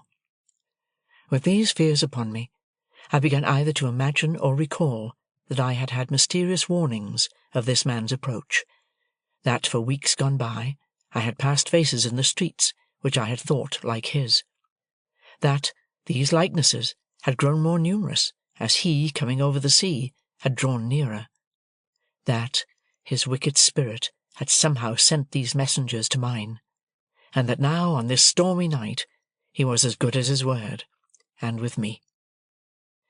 Crowding up with these reflections came the reflection that I had seen him with my childish eyes to be a desperately violent man, that I had heard that other convict reiterate that he had tried to murder him, that I had seen him down in the ditch, tearing and fighting like a wild beast. Out of such remembrances, I brought into the light of the fire a half-formed terror that it might not be safe to be shut up there with him in the dead of the wild solitary night. This dilated until it filled the room, and impelled me to take a candle and go in and look at my dreadful burden. He had rolled a handkerchief round his head, and his face was set and lowering in his sleep. But he was asleep, and quiet too, though he had a pistol lying on the pillow. Assured of this, I softly removed the key to the outside of his door, and turned it on him before I again sat down by the fire. Gradually, I slipped from the chair, and lay on the floor. When I awoke, without having parted in my sleep with the perception of my wretchedness, the clocks of the eastward churches were striking 5. The candles were wasted out, the fire was dead, and the wind and rain intensified the thick black darkness. This is the end of the second stage of Pip's expectations. Chapter 40. It was fortunate for me that I had to take precautions to ensure, so far as I could, the safety of my dreaded visitor, for this thought pressing on me when I awoke held other thoughts in a confused concourse at a distance. The impossibility of keeping him concealed in the chambers was self-evident. It could not be done, and the attempt to do it would inevitably engender suspicion. True, I had no avenger in my service now, but I was looked after by an inflammatory old female, assisted by an animated rag-bag whom she called her niece, and to keep a room secret from them would be to invite curiosity and exaggeration. They both had weak eyes, which I had long attributed to their chronically looking in at keyholes, and they were always at hand when not wanted. Indeed, that was their only reliable quality, besides larceny. Not to get up a mystery with these people, I resolved to announce in the morning that my uncle had unexpectedly come from the country.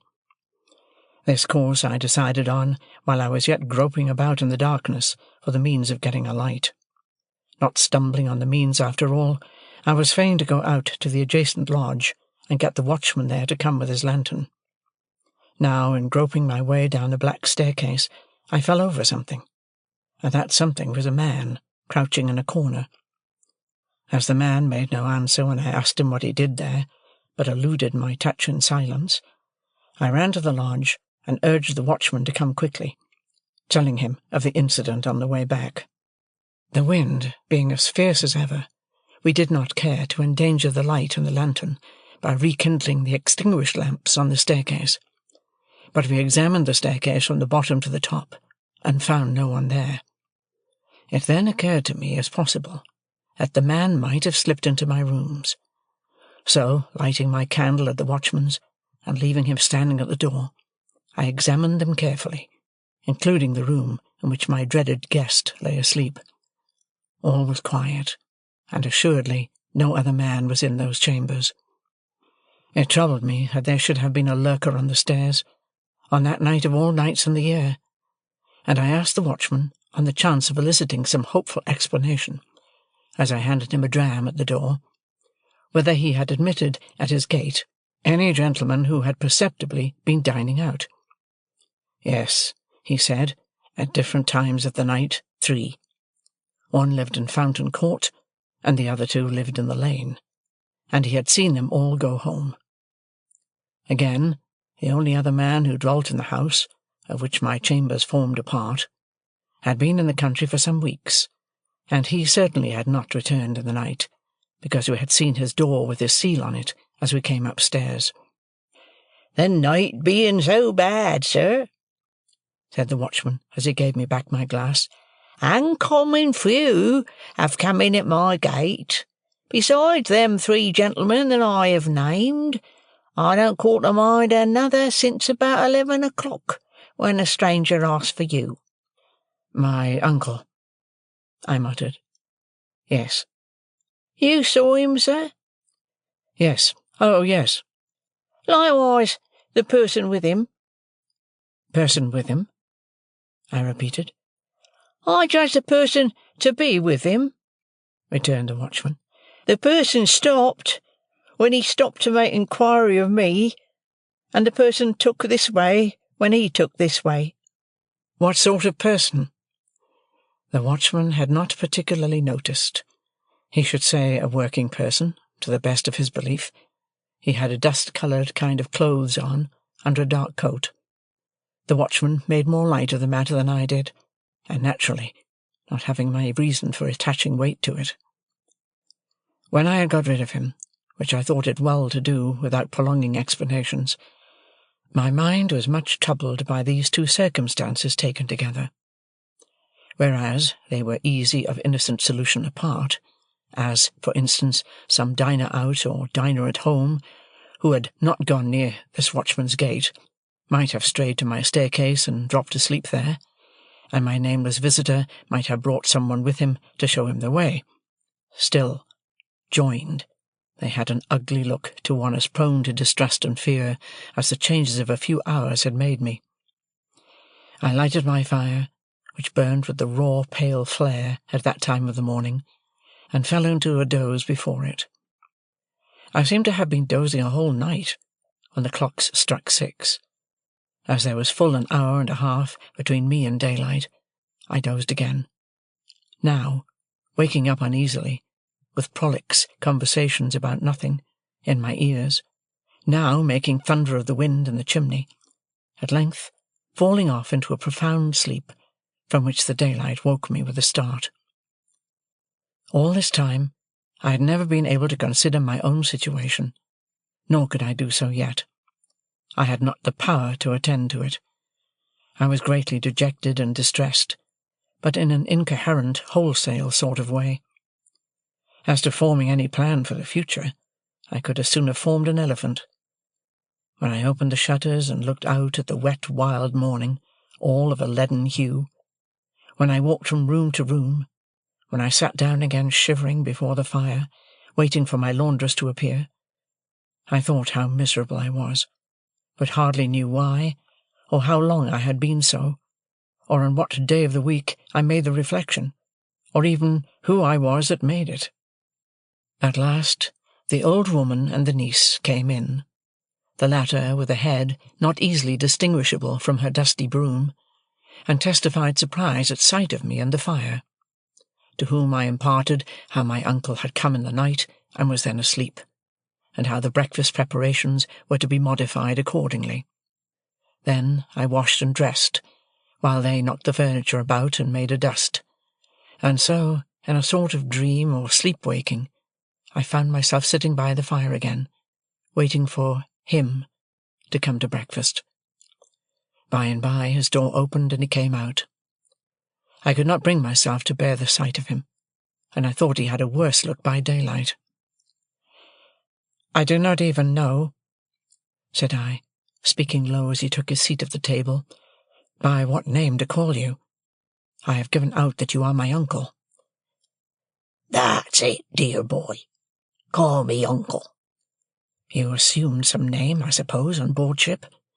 "Yes, dear boy. I took the name of Provis." "Do you mean to keep that name?" "Why, yes, dear boy. It's as good as another, unless you like another." "What is your real name?" I asked him in a whisper. "Magwitch," he answered in the same tone. "Christened Abel." "What were you brought up to be?" "A warmint, dear boy." He answered quite seriously, and used the word as if it denoted some profession. "When you came into the temple last night," said I, pausing to wonder whether that could really have been last night, which seemed so long ago. "Yes, dear boy." "When you came in at the gate, and asked the watchman the way here, had you anyone with you?" "With me? No, dear boy." "But there was someone there?" "I didn't take particular notice," he said dubiously, "not knowing the ways of the place. But I think there was a person, too, coming along of me." "Are you known in London?" "I hope not," said he, giving his neck a jerk with his forefinger that made me turn hot and sick. "Were you known in London once?" "Not over and above, dear boy. I was in the provinces mostly." "Were you tried in London?" "Which time?" said he, with a sharp look. "The last time." He nodded. "First knowed Mr. Jaggers that way. Jaggers was for me." It was on my lips to ask him what he was tried for, but he took up a knife, gave it a flourish, and with the words, "And what I done is worked out and paid for," fell to at his breakfast. He ate in a ravenous way that was very disagreeable, and all his actions were uncouth, noisy, and greedy. Some of his teeth had failed him since I saw him eat on the marshes, and as he turned his food in his mouth, and turned his head sideways to bring his strongest fangs to bear upon it, he looked terribly like a hungry old dog. If I had begun with any appetite, he would have taken it away, and I should have sat much as I did, repelled from him by an insurmountable aversion, and gloomily looking at the cloth.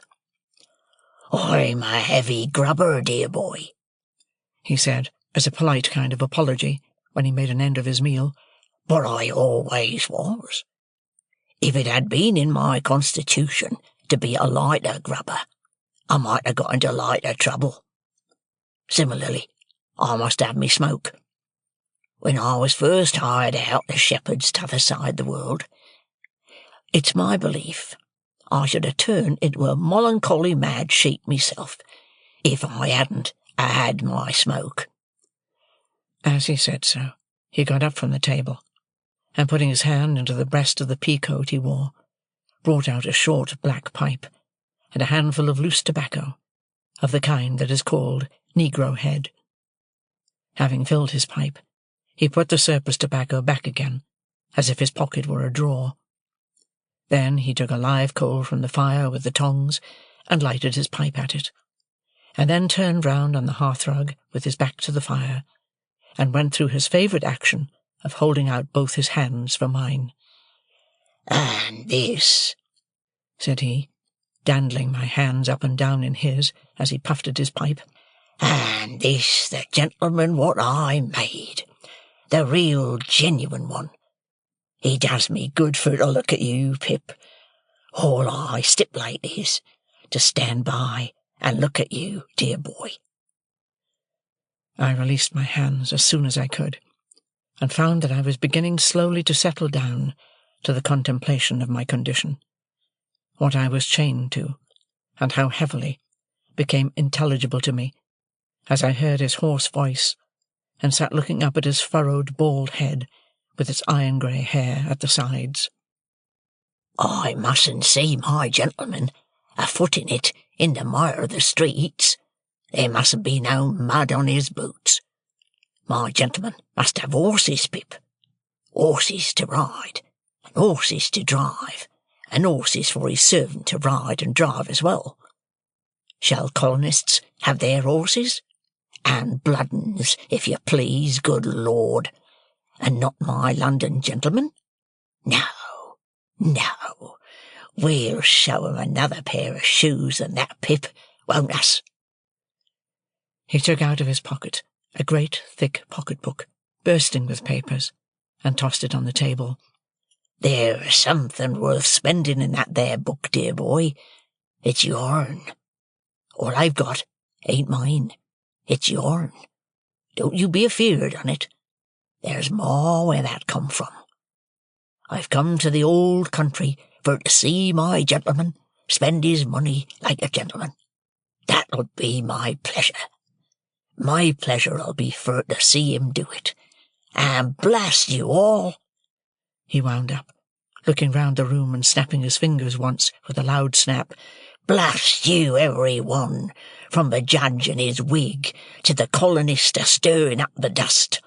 I'll show a better gentleman and the whole kit on you put together." "Stop," said I, almost in a frenzy of fear and dislike. "I want to speak to you. I want to know what is to be done. I want to know how you are to be kept out of danger, how long you are going to stay, what projects you have." "Look'ee here, Pip," said he, laying his hand on my arm in a suddenly altered and subdued manner. "First of all, look'ee here. I forgot myself half a minute ago. What I said was low. That's what it was. Low. Look'ee here, Pip. Look over it. I ain't a-going to be low." "First," I resumed, half groaning, "what precautions can be taken against your being recognized and seized?" "No, dear boy," he said in the same tone as before. "That don't go first. Lowness goes first. I ain't took so many years to make a gentleman, not without knowing what's due to him. Look'ee here, Pip. I was low.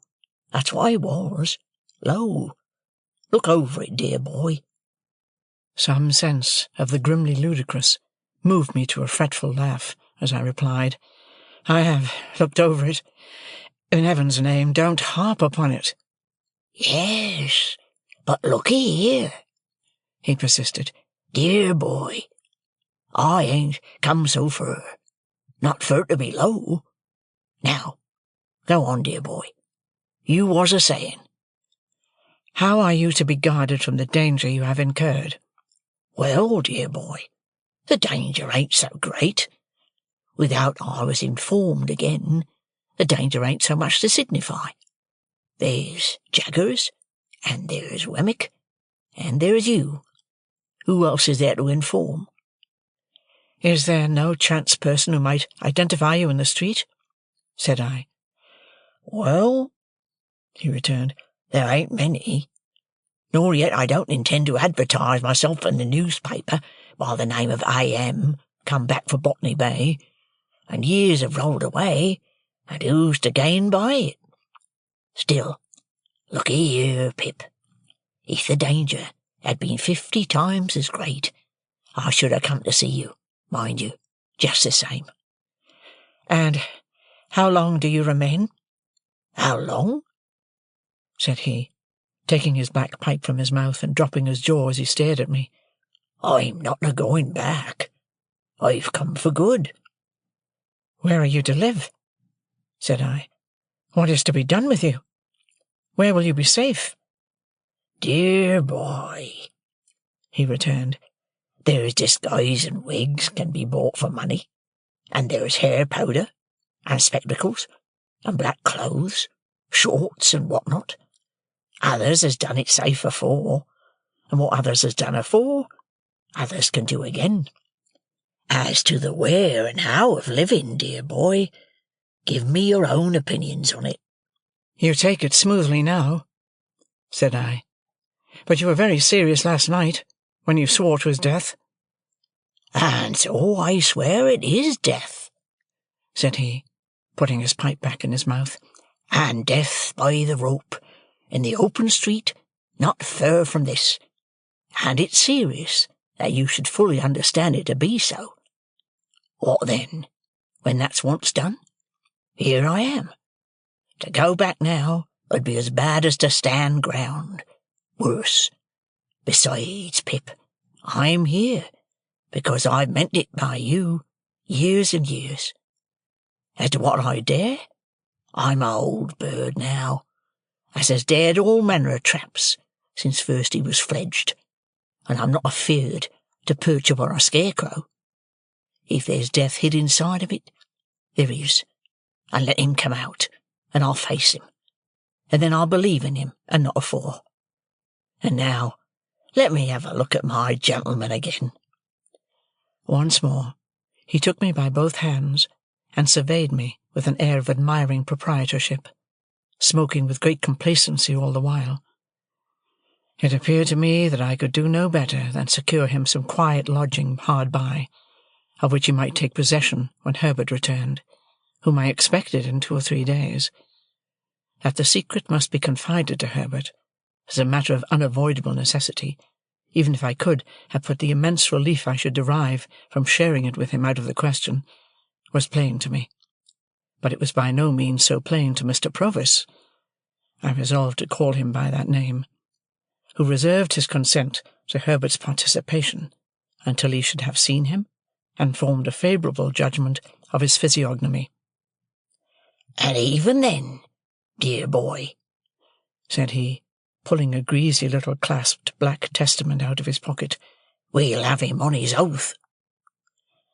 To state that my terrible patron carried this little black book about the world solely to swear people on in cases of emergency would be to state what I never quite established. But this I can say, that I never knew him put it to any other use.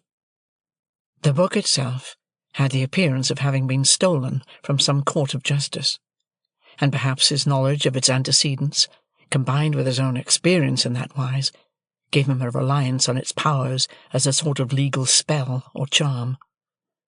On this first occasion of his producing it, I recalled how he had made me swear fidelity in the churchyard long ago, and how he had described himself last night as always swearing to his resolutions in his solitude. As he was at present dressed in a seafaring slop-suit, in which he looked as if he had some parrots and cigars to dispose of, I next discussed with him what dress he should wear. He cherished an extraordinary belief in the virtues of shorts as a disguise, and had in his own mind sketched a dress for himself that would have made him something between a dean and a dentist. It was with considerable difficulty that I won him over to the assumption of a dress more like a prosperous farmer's, and we arranged that he should cut his hair close and wear a little powder. Lastly, as he had not yet been seen by the laundress or her niece, he was to keep himself out of their view until his change of dress was made. It would seem a simple matter to decide on these precautions, but in my dazed, not to say distracted state, it took so long that I did not get out to further them until 2 or 3 in the afternoon. He was to remain shut up in the chambers while I was gone, and was on no account to open the door. There being, to my knowledge, a respectable lodging-house in Essex Street, the back of which looked into the Temple, and was almost within hail of my windows, I first of all repaired to that house, and was so fortunate as to secure the 2nd floor for my uncle, Mr. Provis. I then went from shop to shop, making such purchases as were necessary to the change in his appearance. This business transacted, I turned my face, on my own account, to Little Britain. Mr. Jaggers was at his desk, but, seeing me enter, got up immediately, and stood before his fire. "Now, Pip," said he, "be careful." "I will, sir," I returned, for, coming along, I had thought well of what I was going to say. "Don't commit yourself," said Mr. Jaggers, "and don't commit anyone. You understand? Anyone. Don't tell me anything. I don't want to know anything. I am not curious." Of course I saw that he knew the man was come. "I merely want, Mr. Jaggers," said I, "to assure myself that what I have been told is true. I have no hope of its being untrue, but at least I may verify it." Mr. Jaggers nodded. "But did you say told or informed?" he asked me, with his head on one side, and not looking at me, but looking in a listening way at the floor. "Told would seem to imply verbal communication. You can't have verbal communication with a man in New South Wales, you know." "I will say informed, Mr. Jaggers." "Good." "I have been informed by a person named Abel Magwitch that he is the benefactor so long unknown to me." "That is the man," said Mr. Jaggers, "in New South Wales." "And only he?" said I. "And only he," said Mr. Jaggers. "I am not so unreasonable, sir, as to think you at all responsible for my mistakes and wrong conclusions, but I always supposed it was Miss Havisham." "As you say, Pip," returned Mr. Jaggers, turning his eyes upon me coolly, and taking a bite at his forefinger, "I am not at all responsible for that." "And yet it looked so like it, sir," I pleaded with a downcast heart. "Not a particle of evidence, Pip," said Mr. Jaggers, shaking his head and gathering up his skirts. "Take nothing on its looks. Take everything on evidence. There's no better rule." "I have no more to say," said I, with a sigh, after standing silent for a little while. "I have verified my information, and there's an end." "And Magwitch, in New South Wales, having at last disclosed himself," said Mr. Jaggers, "you will comprehend, Pip, how rigidly throughout my communication with you I have always adhered to the strict line of fact. There has never been the least departure from the strict line of fact. You are quite aware of that?" "Quite, sir." "I communicated to Magwitch, in New South Wales, when he first wrote to me, from New South Wales, the caution that he must not expect me ever to deviate from the strict line of fact. I also communicated to him another caution. He appeared to me to have obscurely hinted in his letter at some distant idea he had of seeing you in England here.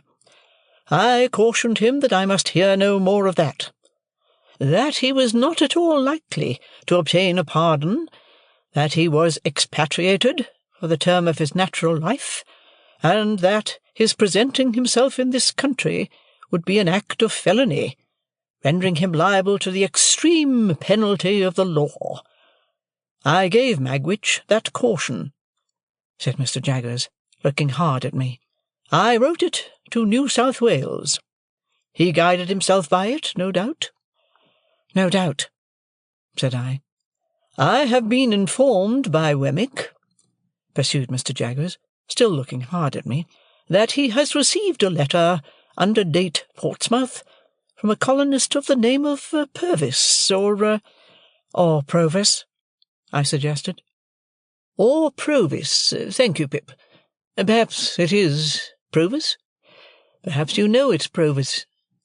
"Yes," said I. "You know it's Provis. A letter, under date Portsmouth, from a colonist of the name of Provis, asking for the particulars of your address on behalf of Magwitch. Wemmick sent him the particulars, I understand, by return of post. Probably it is through Provis that you have received the explanation of Magwitch in New South Wales." "It came through Provis," I replied. "Good day, Pip," said Mr. Jaggers, offering his hand. "Glad to have seen you. In writing by post to Magwitch in New South Wales, or in communicating with him through Provis, have the goodness to mention that the particulars and vouchers of our long account shall be sent to you, together with the balance, for there is still a balance remaining. Good day, Pip." We shook hands, and he looked hard at me, as long as he could see me. I turned at the door, and he was still looking hard at me, while the two vile casts on the shelf seemed to be trying to get their eyelids open, and to force out of their swollen throats, "Oh, what a man he is!" Wemmick was out, and though he had been at his desk, he could have done nothing for me.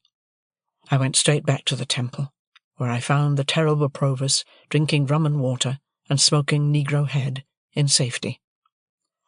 Next day, the clothes I had ordered all came home, and he put them on. Whatever he put on became him less, it dismally seemed to me, than what he had worn before. To my thinking, there was something in him that made it hopeless to attempt to disguise him. The more I dressed him, and the better I dressed him, the more he looked like the slouching fugitive on the marshes. This effect on my anxious fancy was partly referable, no doubt, to his old face and manner growing more familiar to me, but I believe, too, that he dragged one of his legs, as if there was still a weight of iron on it, and that from head to foot there was convict in the very grain of the man. The influences of his solitary hut life were upon him besides, and gave him a savage air that no dress could tame.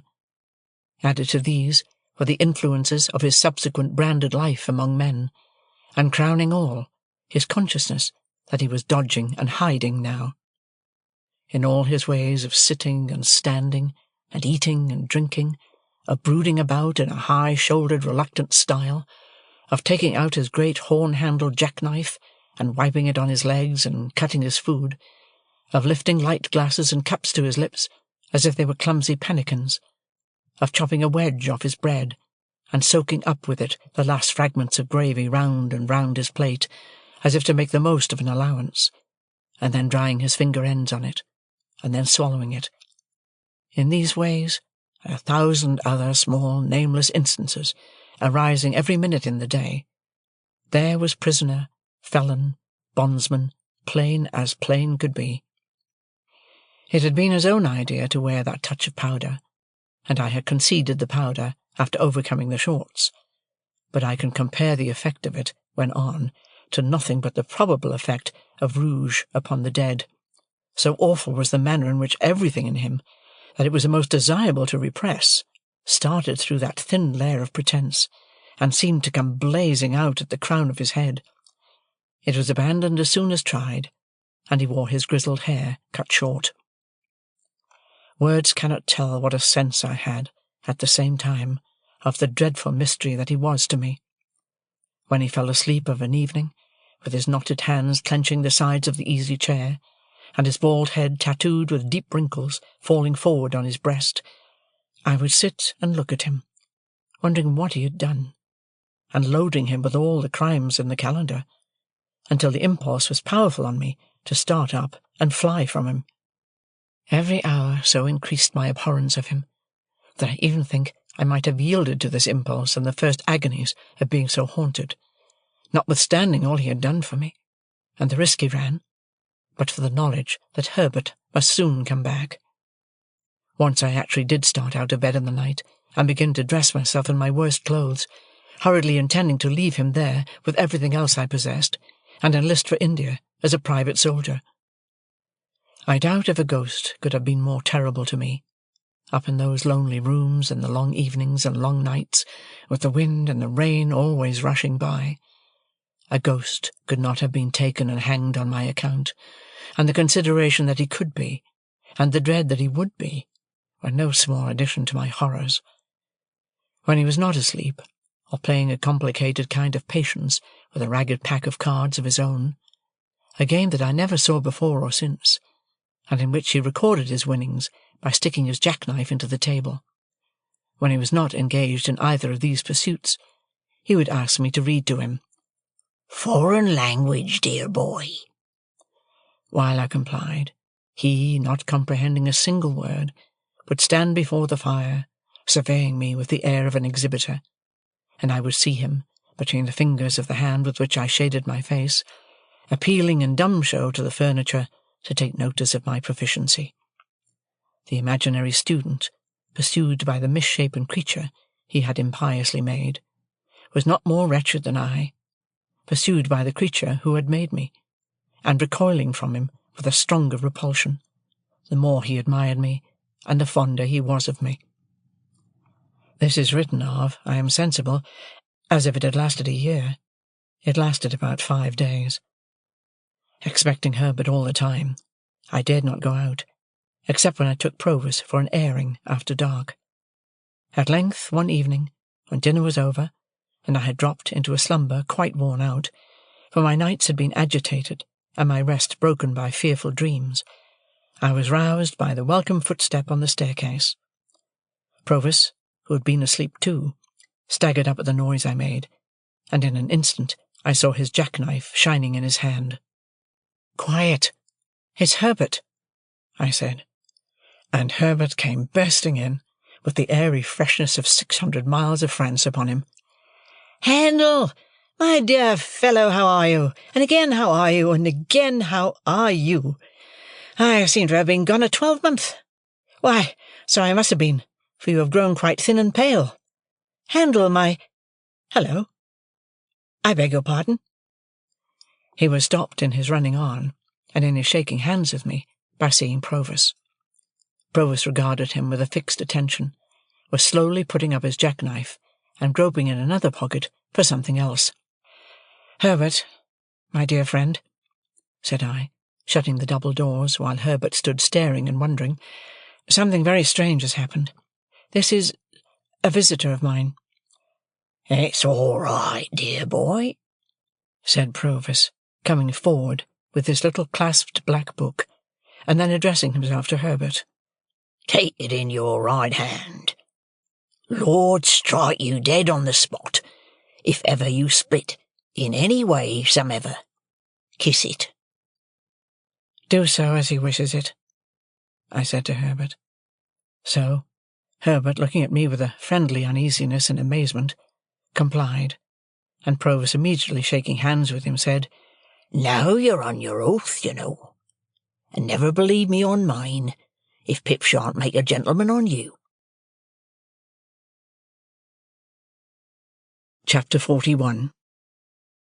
In vain should I attempt to describe the astonishment and disquiet of Herbert, when he and I and Provis sat down before the fire, and I recounted the whole of the secret. Enough that I saw my own feelings reflected in Herbert's face, and, not least among them, my repugnance towards the man who had done so much for me. What would alone have set a division between that man and us, if there had been no other dividing circumstance, was his triumph in my story. Saving his troublesome sense of having been low, on one occasion since his return, on which point he began to hold forth to Herbert, the moment my revelation was finished, he had no perception of the possibility of my finding any fault with my good fortune. His boast that he had made me a gentleman, and that he had come to see me support the character on his ample resources, was made for me quite as much as for himself, and that it was a highly agreeable boast to both of us, and that we must both be very proud of it, was a conclusion quite established in his own mind. "Oh, look'ee here, Pip's comrade," he said to Herbert, after having discoursed for some time. "I know very well that once since I come back, for half a minute, I've been low. I said to Pip, I knowed as I had been low. But don't you fret yourself on that score. I ain't made Pip a gentleman, and Pip ain't a-going to make you a gentleman, not for me not to know what's due to you both. Dear boy, and Pip's comrade, you two may count upon me always having a genteel muzzle on. Muzzled I've been since that half a minute when I was betrayed into lowness. Muzzled I am at the present time. Muzzled I ever will be." Herbert said, "Certainly," but looked as if there were no specific consolation in this, and remained perplexed and dismayed. We were anxious for the time when he would go to his lodging and leave us together, but he was evidently jealous of leaving us together, and sat late. It was midnight before I took him round to Essex Street, and saw him safely in at his own dark door. When it closed upon him, I experienced the first moment of relief I had known since the night of his arrival. Never quite free from an uneasy remembrance of the man on the stairs, I had always looked about me in taking my guest out after dark, and in bringing him back, and I looked about me now. Difficult as it is in a large city to avoid the suspicion of being watched, when the mind is conscious of danger in that regard, I could not persuade myself that any of the people within sight cared about my movements. The few who were passing, passed on their several ways, and the street was empty when I turned back into the temple. Nobody had come out at the gate with us. Nobody went in at the gate with me. As I crossed by the fountain, I saw his lighted back windows looking bright and quiet, and, when I stood for a few moments in the doorway of the building where I lived, before going up the stairs, Garden Court was as still and lifeless as the staircase was when I ascended it. Herbert received me with open arms, and I had never felt before so blessedly what it is to have a friend. When he had spoken some sound words of sympathy and encouragement, we sat down to consider the question, what was to be done? The chair that Provis had occupied, still remaining where it had stood, for he had a barrack way with him of hanging about one spot, in one unsettled manner, and going through one round of observances with his pipe and his negro head, and his jackknife, and his pack of cards, and what not, as it were all put down for him on a slate. I say, his chair remaining where it had stood, Herbert unconsciously took it, but next moment started out of it, pushed it away, and took another. He had no occasion to say, after that he had conceived an aversion for my patron, neither had I occasion to confess my own. We interchanged that confidence without shaping a syllable. "What," said I to Herbert, when he was safe in another chair, "what is to be done?" "My poor dear Handel," he replied, holding his head, "I am too stunned to think." "So was I, Herbert, when the blow first fell. Still, something must be done. He is intent upon various new expenses, horses and carriages and lavish appearances of all kinds. He must be stopped somehow." "You mean that you can't accept—" "How can I?" I interposed, as Herbert paused. "Think of him. Look at him." An involuntary shudder passed over both of us. "Yet I am afraid the dreadful truth is, Herbert, that he is attached to me. Strongly attached to me. Was there ever such a fate?" "My poor dear Handel," Herbert repeated. "Then," said I, "after all, stopping short here, never taking another penny from him, think what I owe him already. Then again, I am heavily in debt, very heavily for me, who have now no expectations, and I have been bred to no calling, and I am fit for nothing." "Well, well, well," Herbert remonstrated, "don't say fit for nothing." "What am I fit for? I know only one thing that I am fit for, and that is, to go for a soldier. And I might have gone, my dear Herbert, but for the prospect of taking counsel with your friendship and affection." Of course I broke down there, and of course Herbert, beyond seizing a warm grip of my hand, pretended not to know it. "Anyhow, my dear Handel," said he presently, "soldiering won't do. If you were to renounce this patronage and these favours, I suppose you would do so with some faint hope of one day repaying what you have already had. Not very strong, that hope, if you went soldiering. Besides, it's absurd. You would be infinitely better in Clarriker's house, small as it is. I am working up towards a partnership, you know." Poor fellow! He little suspected with whose money. "But there is another question," said Herbert. "This is an ignorant, determined man, who has long had one fixed idea. More than that, he seems to me, I may misjudge him, to be a man of a desperate and fierce character." "I know he is," I returned. "Let me tell you what evidence I have seen of it." And I told him what I had not mentioned in my narrative, of that encounter with the other convict.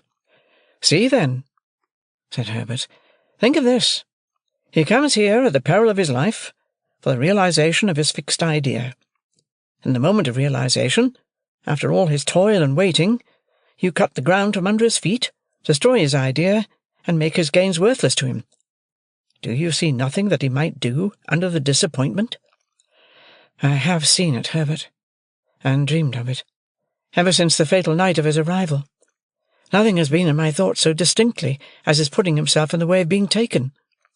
"Then you may rely upon it," said Herbert, "that there would be great danger of his doing it. That is his power over you, as long as he remains in England, and that would be his reckless course, if you forsook him."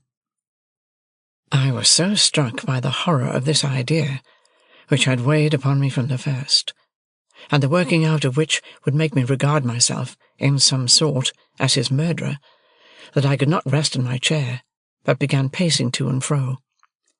I said to Herbert, meanwhile, that even if Provis were recognized and taken, in spite of himself, I should be wretched as the cause, however innocently. Yes, even though I was so wretched in having him at large and near me, and even though I would far, far rather have worked at the forge all the days of my life than I would ever have come to this. But there was no staving off the question. What was to be done? "The first and the main thing to be done," said Herbert, "is to get him out of England. You'll have to go with him, and then he may be induced to go. But get him where I will, could I prevent his coming back? My good Handel, is it not obvious that with Newgate in the next street, there must be far greater hazard in your breaking your mind to him and making him reckless here than elsewhere? If a pretext to get him away could be made out of that other convict, or out of anything else in his life, now. There again, said I, stopping before Herbert, with my open hands held out, as if they contained the desperation of the case. I know nothing of his life.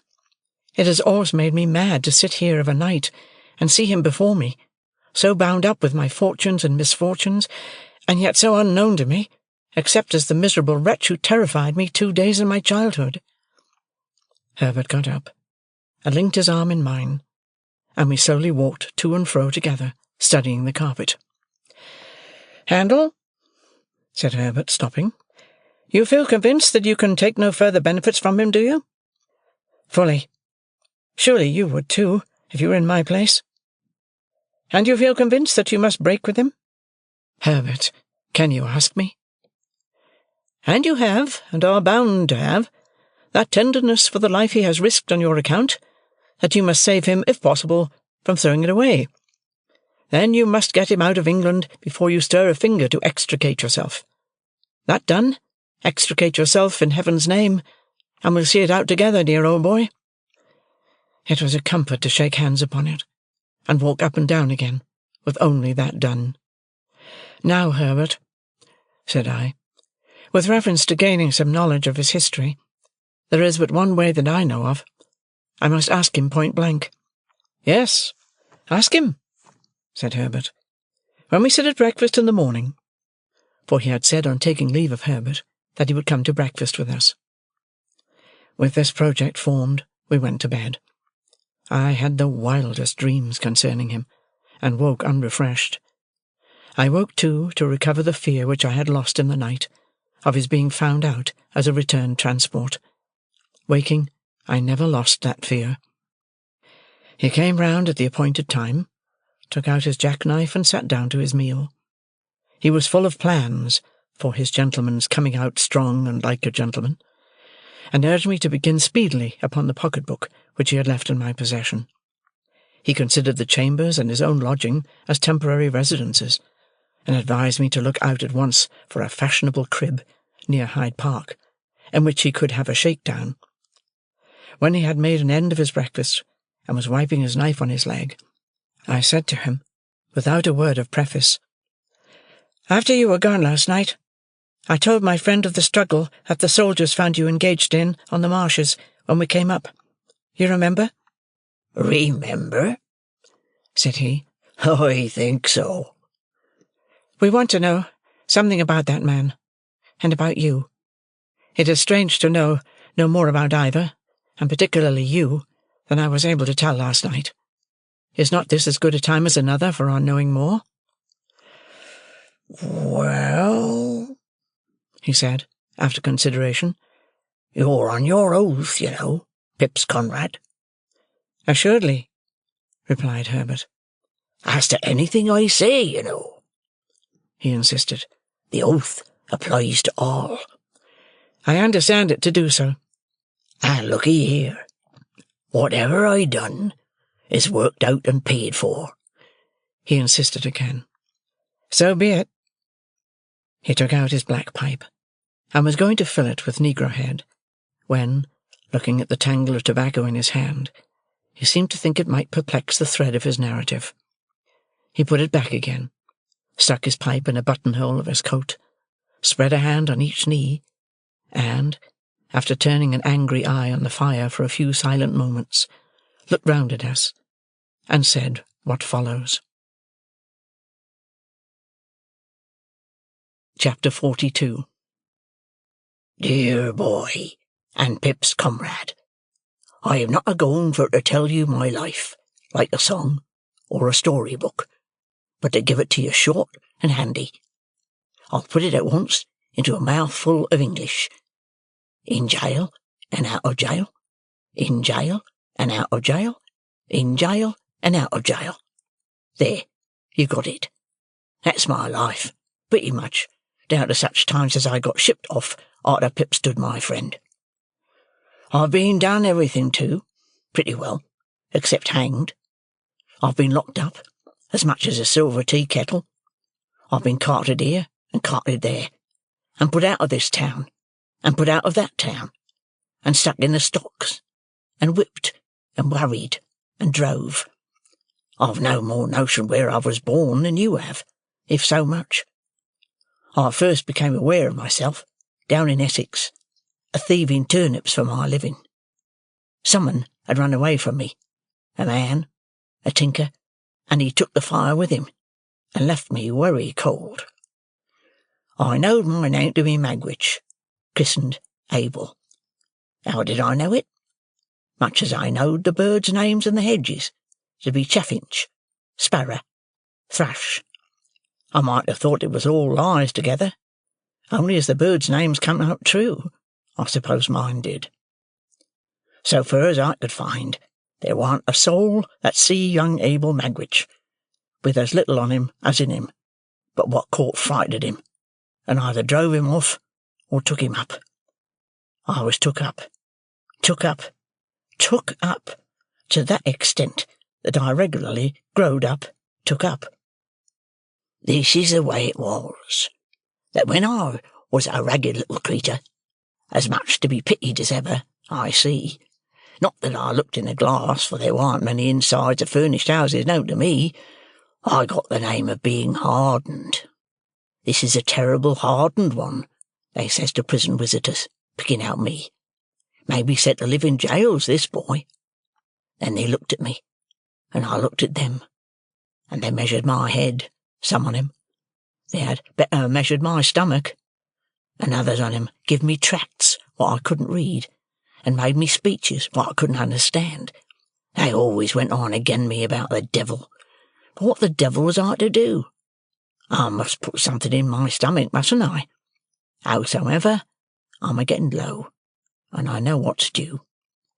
Dear boy and Pip's comrade, don't you be afeard of me being low.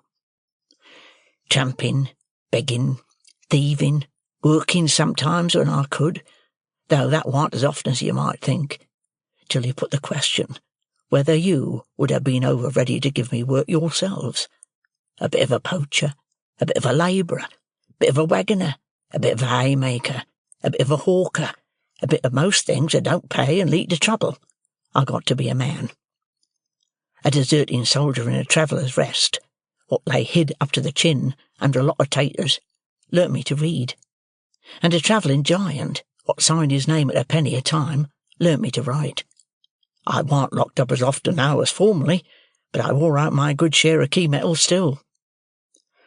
At Epsom races, a matter of over 20 years ago, I got acquainted with a man whose skull I'd crack with this poker like the claw of a lobster if I'd got it on this hob.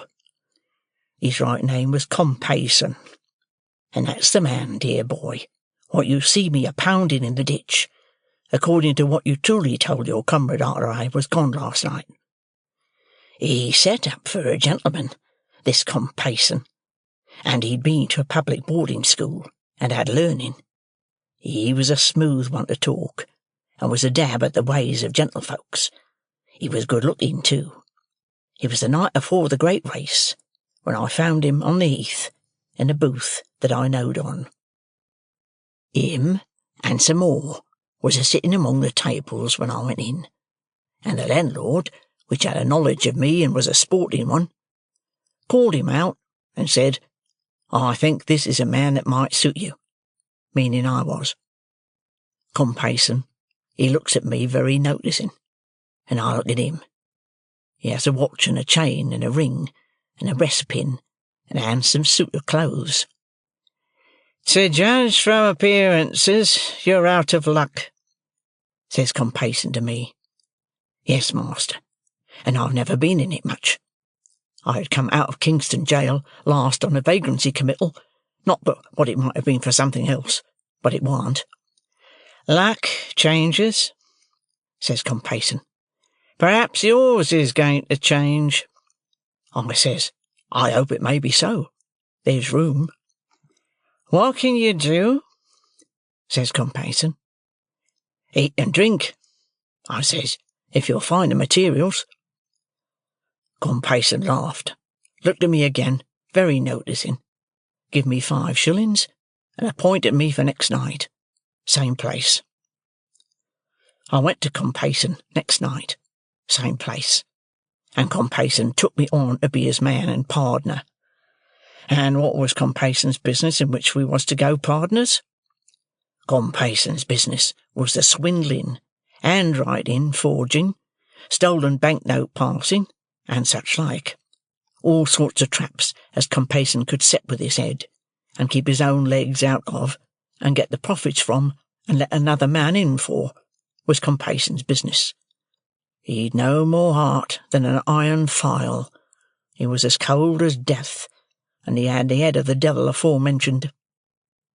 There was another in with Compeyson, as was called Arthur, not as being so christened, but as a surname. He was in a decline, and was a shadow to look at. Him and Compeyson had been in a bad thing with a rich lady some years afore, and they'd made a pot of money by it.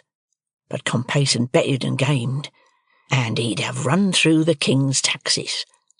So Arthur was a-dying, and a-dying poor, and with horrors on him. And Compayson's wife, which Compeyson kicked mostly, was a-having pity on him when she could, and Compeyson was a-having pity on nothing and nobody. I might have took warning by Arthur, but I didn't, and I won't pretend I was particular, for where'd be the good on it, dear boy and comrade? So I begun with Compeyson, and a poor tool I was in his hands. Arthur lived at the top of Compayson's house, over nigh Brentford it was, and Compeyson kept a careful account again him for board and lodging, in case he should ever get better to work it out. But Arthur soon settled the account. The 2nd or 3rd time as ever I see him, he come a-tearing down into Compayson's parlour late at night, in only a flannel gown, with his hair all in a sweat, and he says to Compayson's wife, "Sally, she very is upstairs along of me now, and I can't get rid of her. She's all in white," he says, "with white flowers in her hair. She's awful mad, and she's got a shroud hanging over her arm, and she says she'll put it on me at 5 in the morning." Says Compeyson, "Why, you fool, don't you know she's got a living body? And how should she be up there without coming through the door or in at the window and up the stairs?" "I don't know how she's there," says Arthur, shivering dreadful with the horrors, "but she's standing in the corner at the foot of the bed, awful mad, and over where her heart's broke. You broke it. There's drops of blood." Compeyson spoke hardy, but he was always a coward. "Go up along of this drivelling sick man," he says to his wife. "And Magwitch, lend her a hand, will you?" But he never come nigh himself. Compayson's wife and me took him up to bed again, and he raved most dreadful. "Why, look at her," he cries out. "She's a-shaking the shroud at me. Don't you see her? Look at her eyes. Ain't it awful to see her so mad?" Next he cries, "She'll put it on me, and then I'm done for. Take it away from her. Take it away." And then he catched hold of us, and kept on a-talking to her, and answering of her, till I half believed I see her myself. Compayson's wife, being used to him, give him some liquor to get the horrors off, and by he quieted. "Oh, she's gone. Has her keeper been for her?" he says. "Yes," says Compayson's wife. "Did you tell him to lock her and bar her in?" "Yes." "And to take that ugly thing away from her?" Yes, all right." "You're good creature," he says. Don't leave me, whatever you do, and thank you." He rested pretty quiet till it might want a few minutes of 5, and then he starts up with a scream, and screams out, "Here she is! She's got the shroud again! She's unfolding it! She's coming out of the corner! She's coming to the bed! Hold me, both on you, one of each side! Don't let her touch me with it! Ha! She missed me that time! Oh, don't let her throw it over my shoulders! Don't let her lift me up to get it round me! She's lifting me up! Keep me down!" Then he lifted himself up hard, and was dead. Compayson took it easy as a good riddance for both sides. Him and me were soon busy, and first he swore me, being ever artful, on my own book, this here little black book, dear boy, what I swore your comrade on. Not to go into the things that Compayson planned and I done, which 'ud take a week, I'll simply say to you, dear boy, and Pip's comrade, that man got me into such nets as made me his black slave. I was always in debt to him, always under his thumb, always a-working, always a-getting into danger. He was younger than me, but he got craft, and he got learning, and he overmatched me 500 times told, and no mercy. My missus, as I had the hard time with. Stop, though, I ain't brought her in." He looked about him in a confused way, as if he had lost his place in the book of his remembrance, and he turned his face to the fire, and spread his hands broader on his knees, and lifted them off and put them on again. "There ain't no need to go into it," he said, looking round once more. "The time with Compayson was almost as hard a time as ever I had. That said, all said, did I tell you as I was tried alone for misdemeanour, while with Compayson?" I answered no. "Well," he said, "I was, and got convicted. As to took up on suspicion, that was 2 or 3 times in the 4 or 5 year that it lasted, but evidence was wanting. At last, me and Compayson was both committed for felony, on a charge of putting stolen notes in circulation, and there was other charges behind. Compayson says to me, 'Separate defences, no communication,' and that was all. And I was so miserable poor that I sold all the clothes I had, except what hung on my back, before I could get jaggers. When we was put in the dock, I noticed first of all what a gentleman Compayson looked, with his curly hair, and his black clothes, and his white pocket handkerchief, and what a common sort of a wretch I looked. When the prosecution opened, and the evidence was put short aforehand, I noticed how heavy it all bore on me, and how light on him. When the evidence was given the box, I noticed how it was always me that had come forward, and could be swore to, how it was always me that the money had been paid to, how it was always me that had seemed to work the thing and get the profit.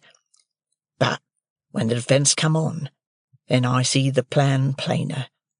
'For,' says the counsellor for Compayson, 'my lords and gentlemen, here you has afore you side by side 2 persons as your eyes can separate wide. One, the younger, well brought up, who will be spoke to as such.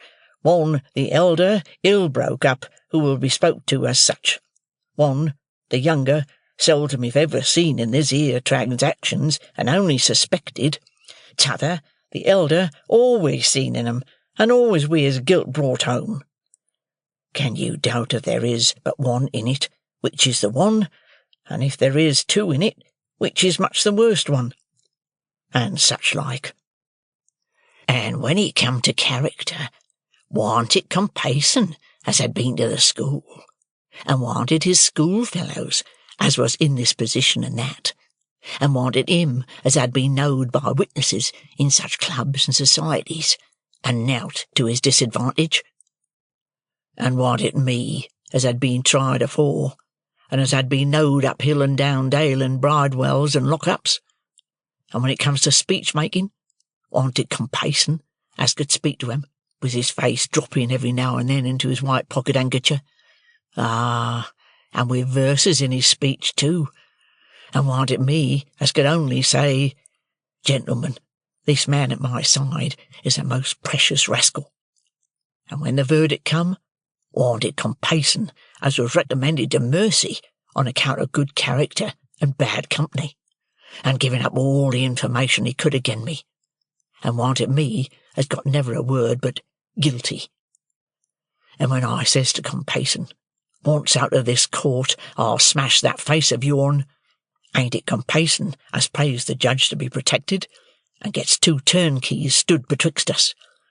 And when we're sentenced, ain't it him as gets 7 year, and me 14, and ain't it him as the judge is sorry for, because he might have done so well, and ain't it me as the judge perceives to be a old offender of violent passion, likely to come to worse?"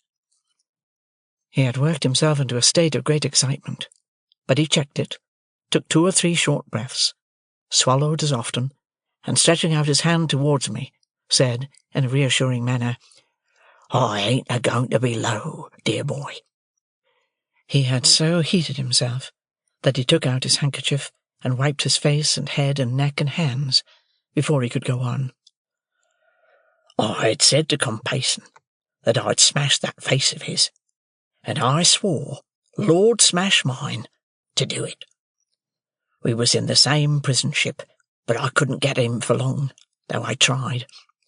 At last I come behind him, and hit him on the cheek to turn him round, and get a smashing one at him, when I was seen and seized.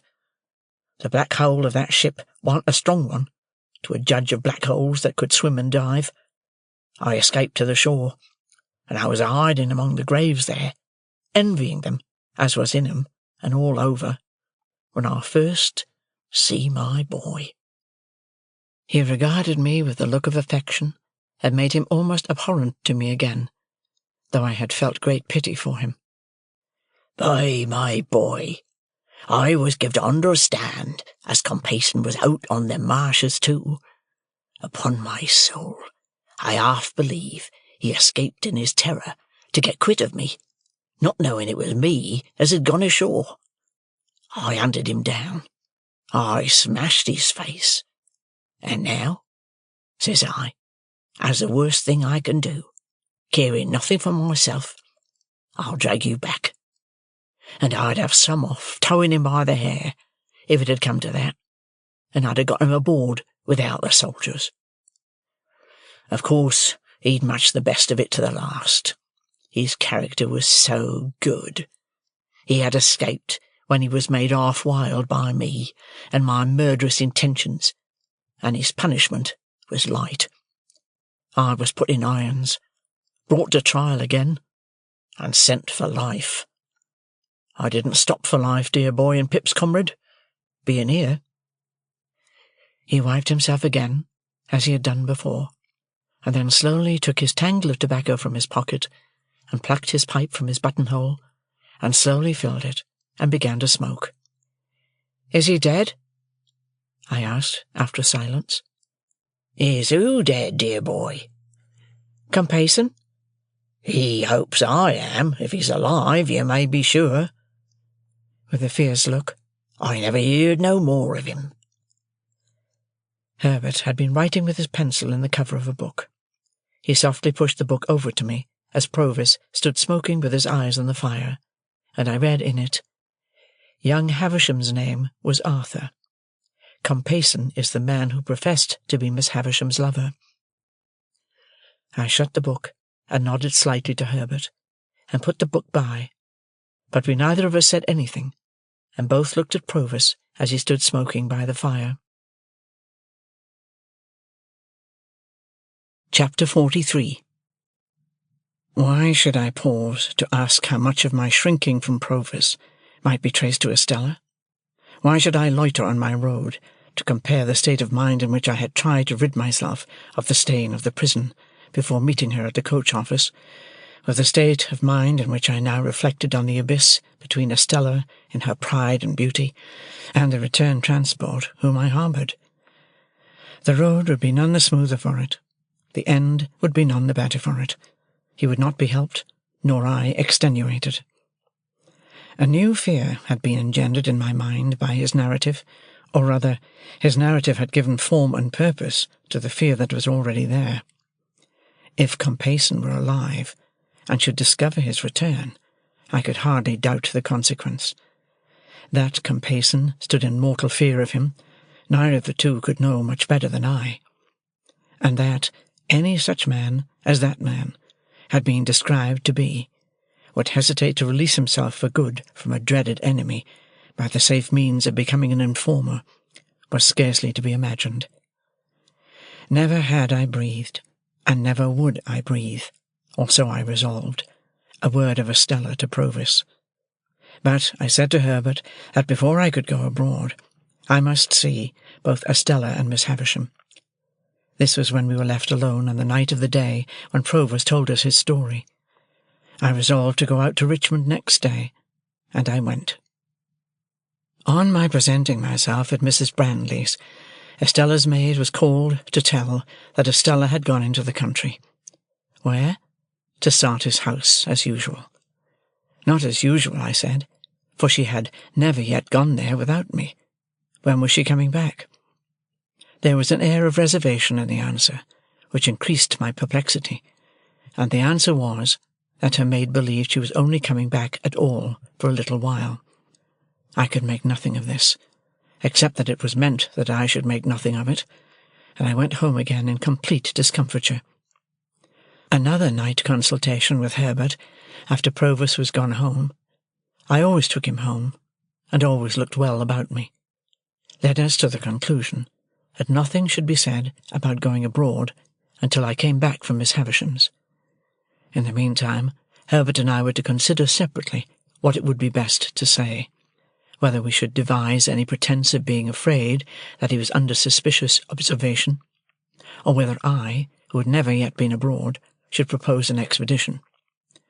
We both knew that I had but to propose anything, and he would consent.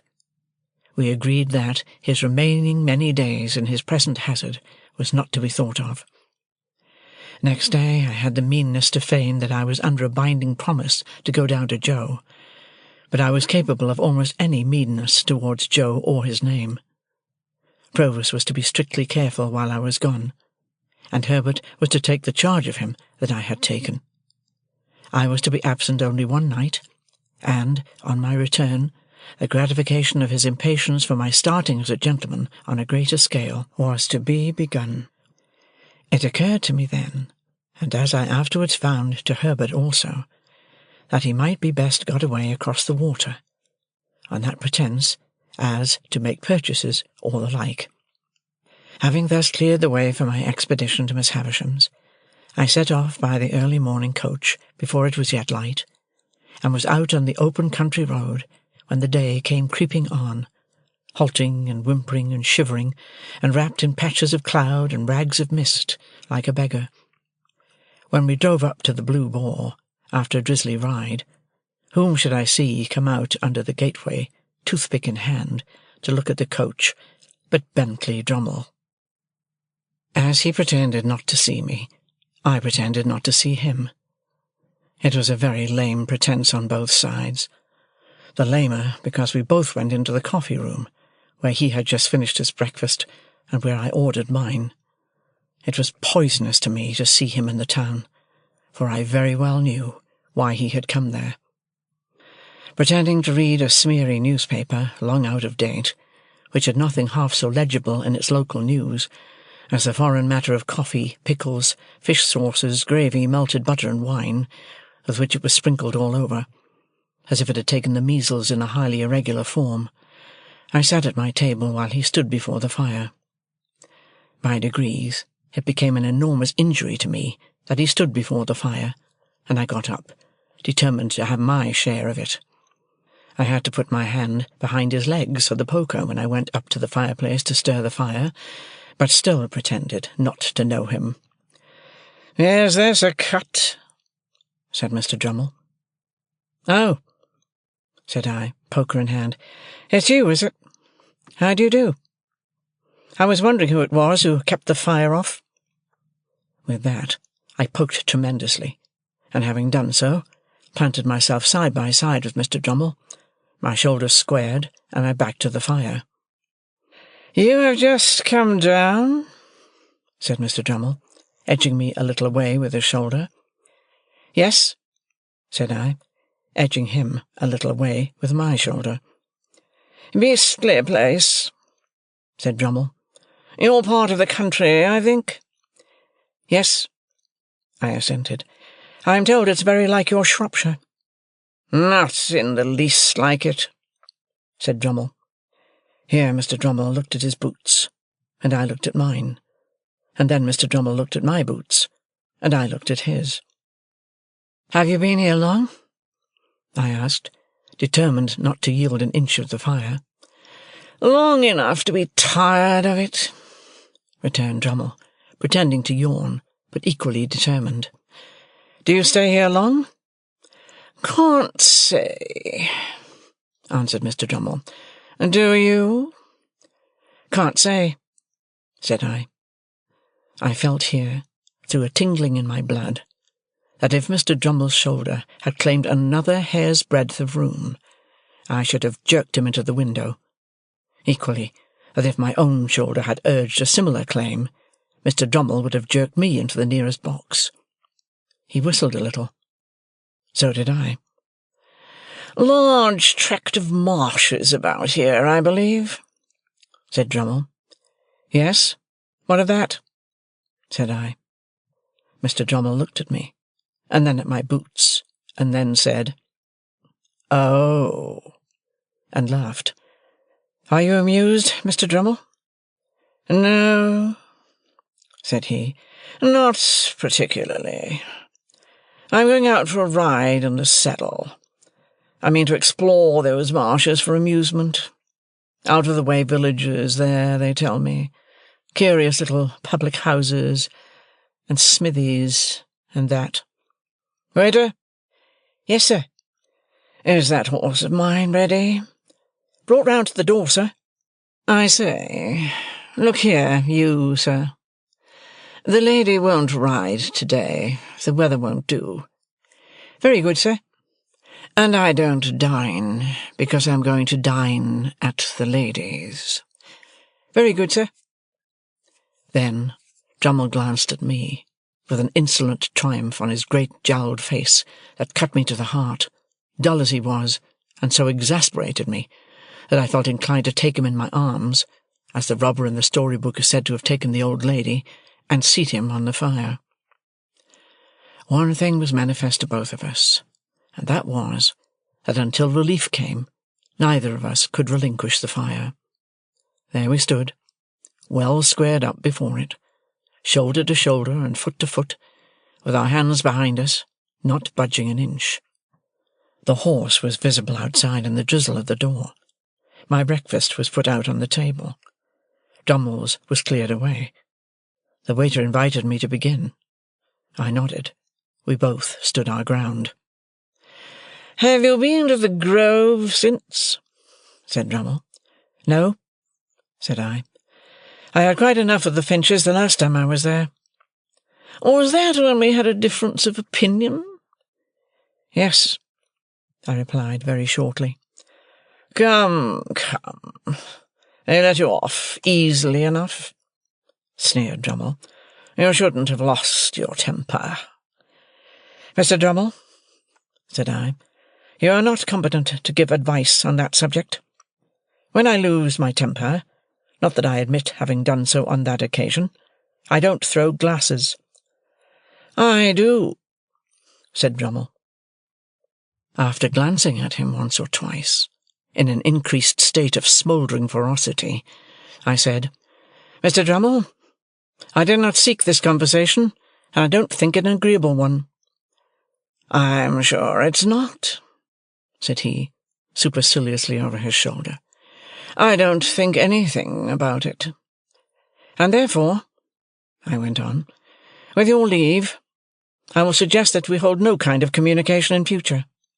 "Quite my opinion," said Drummle, "and what I should have suggested myself, or done more likely, without suggesting. But don't lose your temper. Haven't you lost enough without that? What do you mean, sir?" "Waiter," said Drummle, by way of answering me. The waiter reappeared. "Look here, you, sir. You quite understand that the young lady don't ride to-day, and that I dine at the young lady's?" "Quite so, sir." When the waiter had felt my fast-cooling teapot with the palm of his hand, and had looked imploringly at me, and had gone out, Drummle, careful not to move the shoulder next to me, took a cigar from his pocket, and bit the end off, but showed no sign of stirring. Choking and boiling as I was, I felt that we could not go a word further without introducing Estella's name, which I could not endure to hear him utter, and therefore I looked stonily at the opposite wall, as if there were no one present, and forced myself to silence. How long we might have remained in this ridiculous position, it is impossible to say, but for the incursion of 3 thriving farmers, led on by the waiter, I think, who came into the coffee-room unbuttoning their great coats and rubbing their hands, and before whom, as they charged at the fire, we were obliged to give way. I saw him through the window, seizing his horse's mane, and mounting in his blundering, brutal manner, and sidling and backing away. I thought he was gone, when he came back, calling for a light for the cigar in his mouth, which he had forgotten. A man in a dust-coloured dress appeared with what was wanted. I could not have said from where, whether from the inn-yard or the street or where not, and as Drummle leaned down from the saddle and lighted his cigar and laughed, with a jerk of his head towards the coffee-room windows, the slouching shoulders and ragged hair of this man, whose back was towards me, reminded me of Orlick.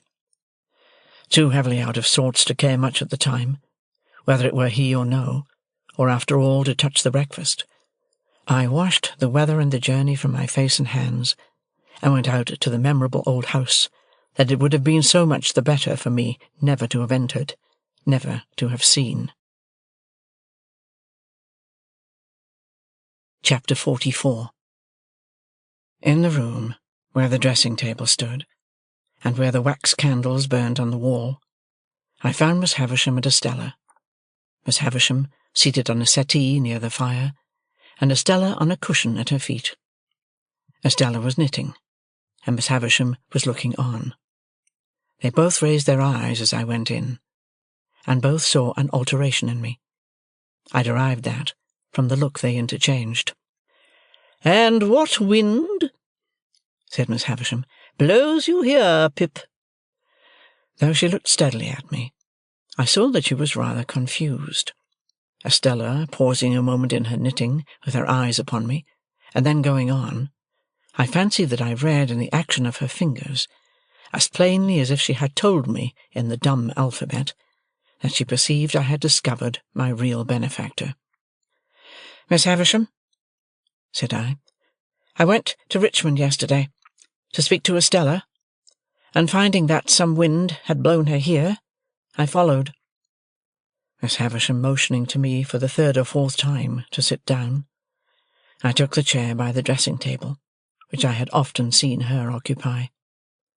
With all that ruin at my feet and about me, it seemed a natural place for me that day. "What I had to say to Estella, Miss Havisham, I will say before you presently, in a few moments. It will not surprise you. It will not displease you. I am as unhappy as you can ever have meant me to be." Miss Havisham continued to look steadily at me. I could see in the action of Estella's fingers as they worked, that she attended to what I said, but she did not look up. "I have found out who my patron is. It is not a fortunate discovery, and is not likely ever to enrich me in reputation, station, fortune, anything. There are reasons why I must say no more of that. It is not my secret, but another's." As I was silent for a while, looking at Estella, and considering how to go on, Miss Havisham repeated, "It is not your secret, but another's. Well?"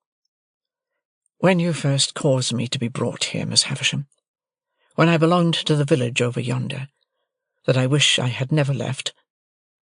I suppose I did really come here, as any other chance boy might have come, as a kind of servant, to gratify a want or a whim, and to be paid for it." "Aye, Pip," replied Miss Havisham, steadily nodding her head, "you did."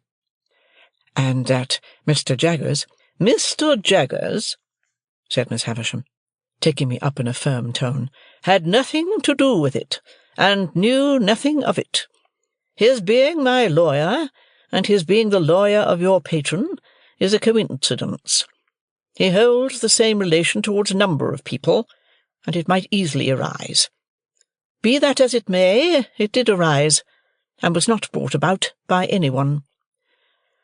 Any one might have seen in her haggard face that there was no suppression or evasion so far. "But when I fell into the mistake I have so long remained in, at least you led me on?" said I. "Yes," she returned, again nodding steadily. "I let you go on." "Was that kind?" "Who am I?" cried Miss Havisham, striking her stick upon the floor, and flashing into wrath so suddenly that Estella glanced up at her in surprise. "Who am I, for God's sake, that I should be kind?"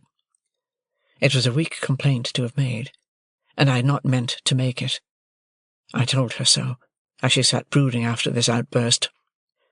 "Well, well, well," she said. "What else?"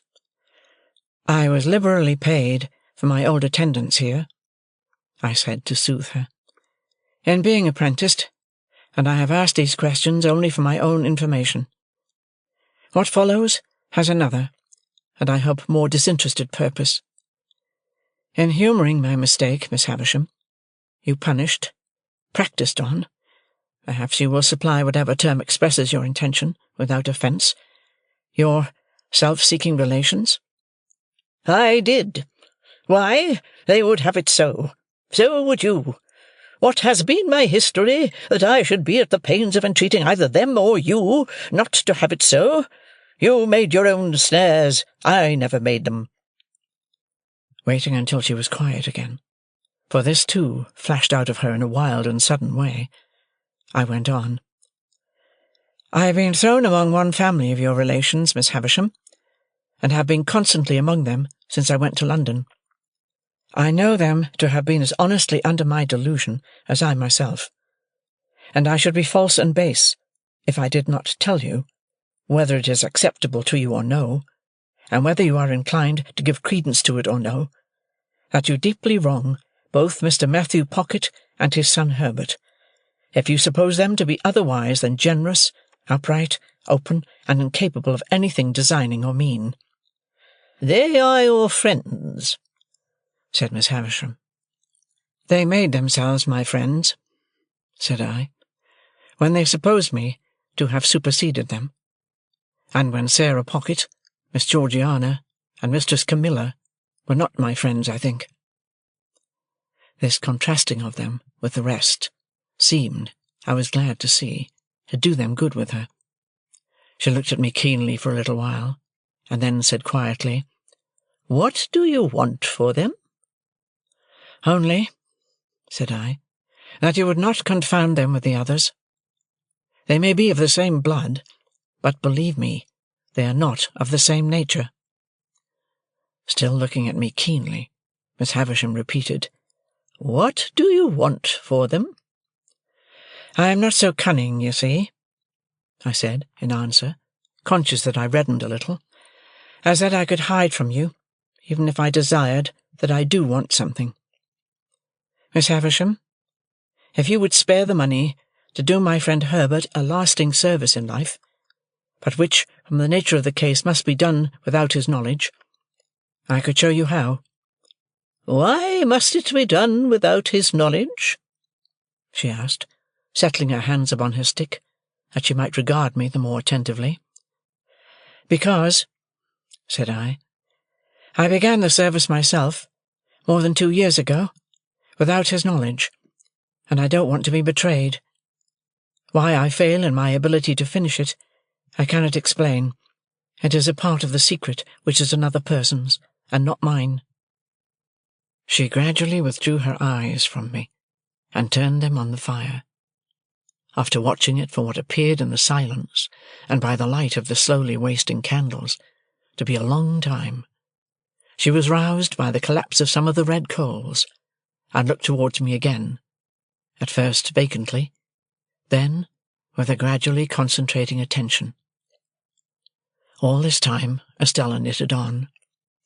When Miss Havisham had fixed her attention on me, she said, speaking as if there had been no lapse in our dialogue, "What else?" "Estella," said I, turning to her now, and trying to command my trembling voice, "you know I love you. You know that I have loved you long and dearly." She raised her eyes to my face, on being thus addressed, and her fingers plied their work, and she looked at me with an unmoved countenance. I saw that Miss Havisham glanced from me to her, and from her to me. I should have said this sooner, but for my long mistake. It induced me to hope that Miss Havisham meant us for one another. While I thought you could not help yourself, as it were, I refrained from saying it, but I must say it now." Preserving her unmoved countenance, and with her fingers still going, Estella shook her head. "I know," said I, in answer to that action. "I know. I have no hope that I shall ever call you mine, Estella. I am ignorant what may become of me very soon, how poor I may be, or where I may go. Still, I love you. I have loved you ever since I first saw you in this house."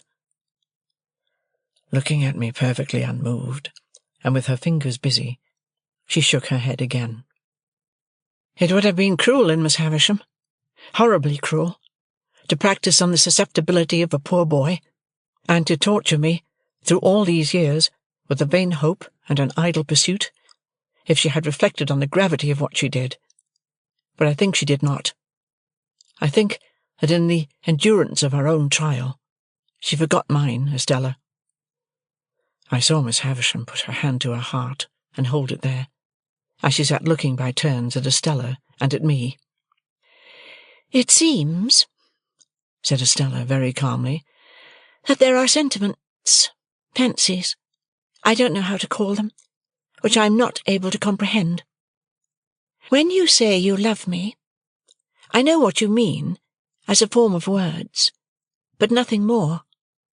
You address nothing in my breast. You touch nothing there. I don't care for what you say at all. I have tried to warn you of this. Now, have I not?" I said in a miserable manner, "Yes." "Yes, but you would not be warned, for you thought I did not mean it. Now, did you not think so?" "I thought and hoped you could not mean it. You, so young, untried, and beautiful, Estella. Surely it is not in nature."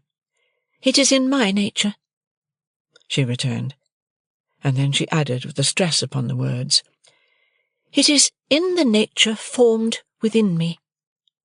I make a great difference between you and all other people, when I say so much. I can do no more." "Is it not true," said I, "that Bentley Drummle is in town here, and pursuing you?" "It is quite true," she replied, referring to him with the indifference of utter contempt. "That you encourage him, and ride out with him, and that he dines with you this very day?" She seemed a little surprised that I should know it, but again replied, "Quite true." "You cannot love him, Estella." Her fingers stopped for the first time, as she retorted rather angrily, "What have I told you? Do you still think, in spite of it, that I do not mean what I say?" "You would never marry him, Estella." She looked towards Miss Havisham, and considered for a moment with her work in her hands. Then she said, "Why not tell you the truth? I am going to be married to him." I dropped my face into my hands, but was able to control myself better than I could have expected, considering what agony it gave me to hear her say those words. When I raised my face again, there was such a ghastly look upon Miss Havisham's that it impressed me, even in my passionate hurry and grief. "Estella! Dearest, dearest Estella! Do not let Miss Havisham lead you into this fatal step. Put me aside for ever. You have done so, I well know. But bestow yourself on some worthier person than Drummle. Miss Havisham gives you to him, as the greatest slight and injury that could be done to the many far better men who admire you, and to the few who truly love you. Among those few, there may be one who loves you even as dearly, though he has not loved you as long as I. Take him, and I can bear it better for your sake." My earnestness awoke a wonder in her, that seemed as if it would have been touched with compassion, if she could have rendered me at all intelligible to her own mind. "I am going," she said again, in a gentler voice, "to be married to him. The preparations for my marriage are making, and I shall be married soon. Why do you injuriously introduce the name of my mother by adoption? It is my own act." "Your own act, Estella? To fling yourself away upon a brute?" "On whom should I fling myself away?" she retorted, with a smile. "Should I fling myself away upon the man who would the soonest feel, if people do feel such things, that I took nothing to him? There. It is done. I shall do well enough, and so will my husband. As to leading me into what you call this fatal step, Miss Havisham would have had me wait, and not marry yet. But I am tired of the life I have led, which has very few charms for me, and I am willing enough to change it. Say no more.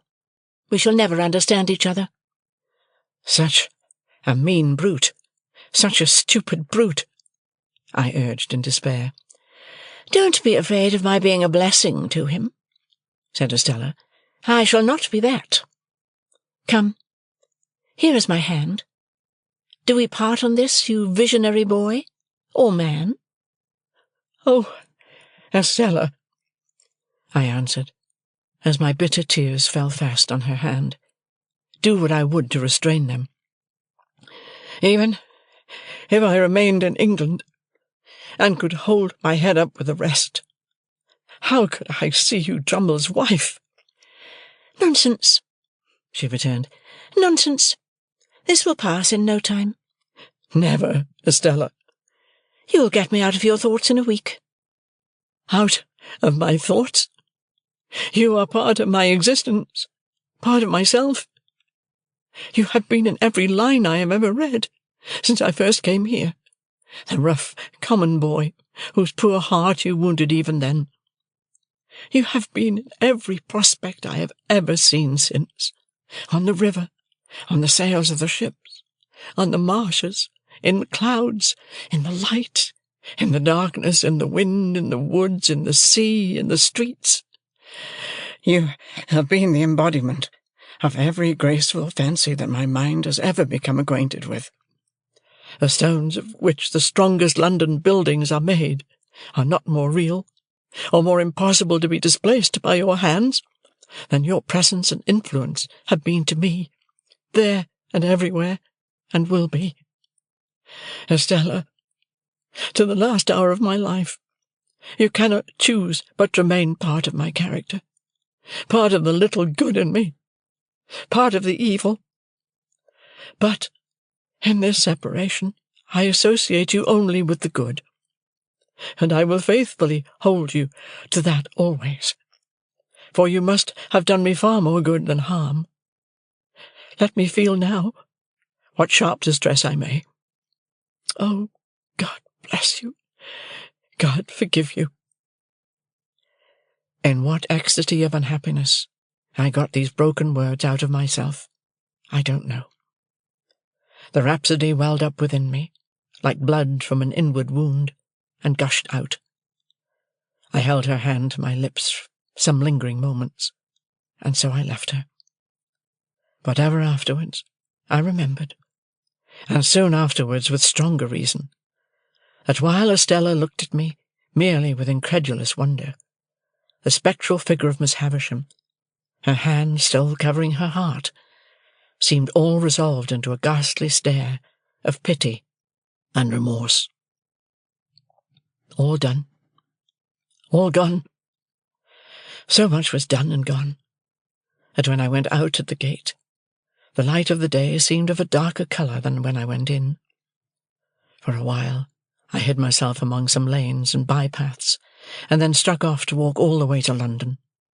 For I had by that time come to myself so far as to consider that I could not go back to the inn and see Drummle there, that I could not bear to sit upon the coach and be spoken to, that I could do nothing half so good for myself as tire myself out. It was past midnight when I crossed London Bridge, pursuing the narrow intricacies of the streets, which at that time tended westward near the Middlesex shore of the river.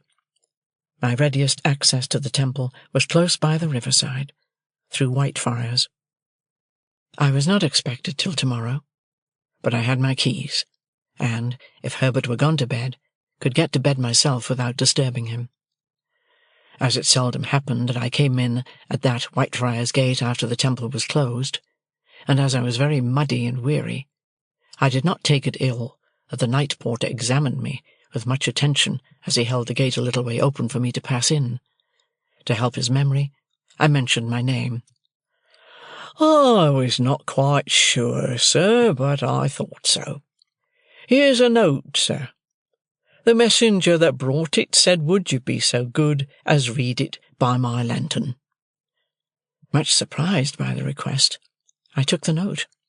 It was directed to Philip Pip, Esquire, and on the top of the superscription were the words, "Please read this here." I opened it, the watchman holding up his light, and read inside, in Wemmick's writing, "Don't go home." Chapter 45. Turning from the Temple Gate, as soon as I had read the warning, I made the best of my way to Fleet Street, and there got a late hackney chariot and drove to the Hum-Hums in Covent Garden. In those times a bed was always to be got there at any hour of the night, and the chamberlain, letting me in at his ready wicket, lighted the candle next in order on his shelf, and showed me straight into the bedroom next in order on his list. It was a sort of vault on the ground floor at the back, with a despotic monster of a four-post bedstead in it, straddling over the whole place, putting one of his arbitrary legs into the fireplace and another into the doorway, and squeezing the wretched little washing-stand in quite a divinely righteous manner. As I had asked for a night-light, the chamberlain had brought me in, before he left me, the good old constitutional rushlight of those virtuous days, an object like the ghost of a walking cane, which instantly broke its back if it were touched, which nothing could ever be lighted at, and which was placed in solitary confinement at the bottom of a high tin tower, perforated with round holes that made a staringly wide-awake pattern on the walls. When I had got into bed, and lay there footsore, weary, and wretched, I found that I could no more close my own eyes than I could close the eyes of this foolish Argus. And thus, in the gloom and death of the night, we stared at one another. What a doleful night! How anxious, how dismal, how long! There was an inhospitable smell in the room, of cold soot and hot dust, and, as I looked up into the corners of the tester over my head, I thought what a number of blue-bottle flies from the butcher's, and earwigs from the market, and grubs from the country must be holding on up there, lying by for next summer.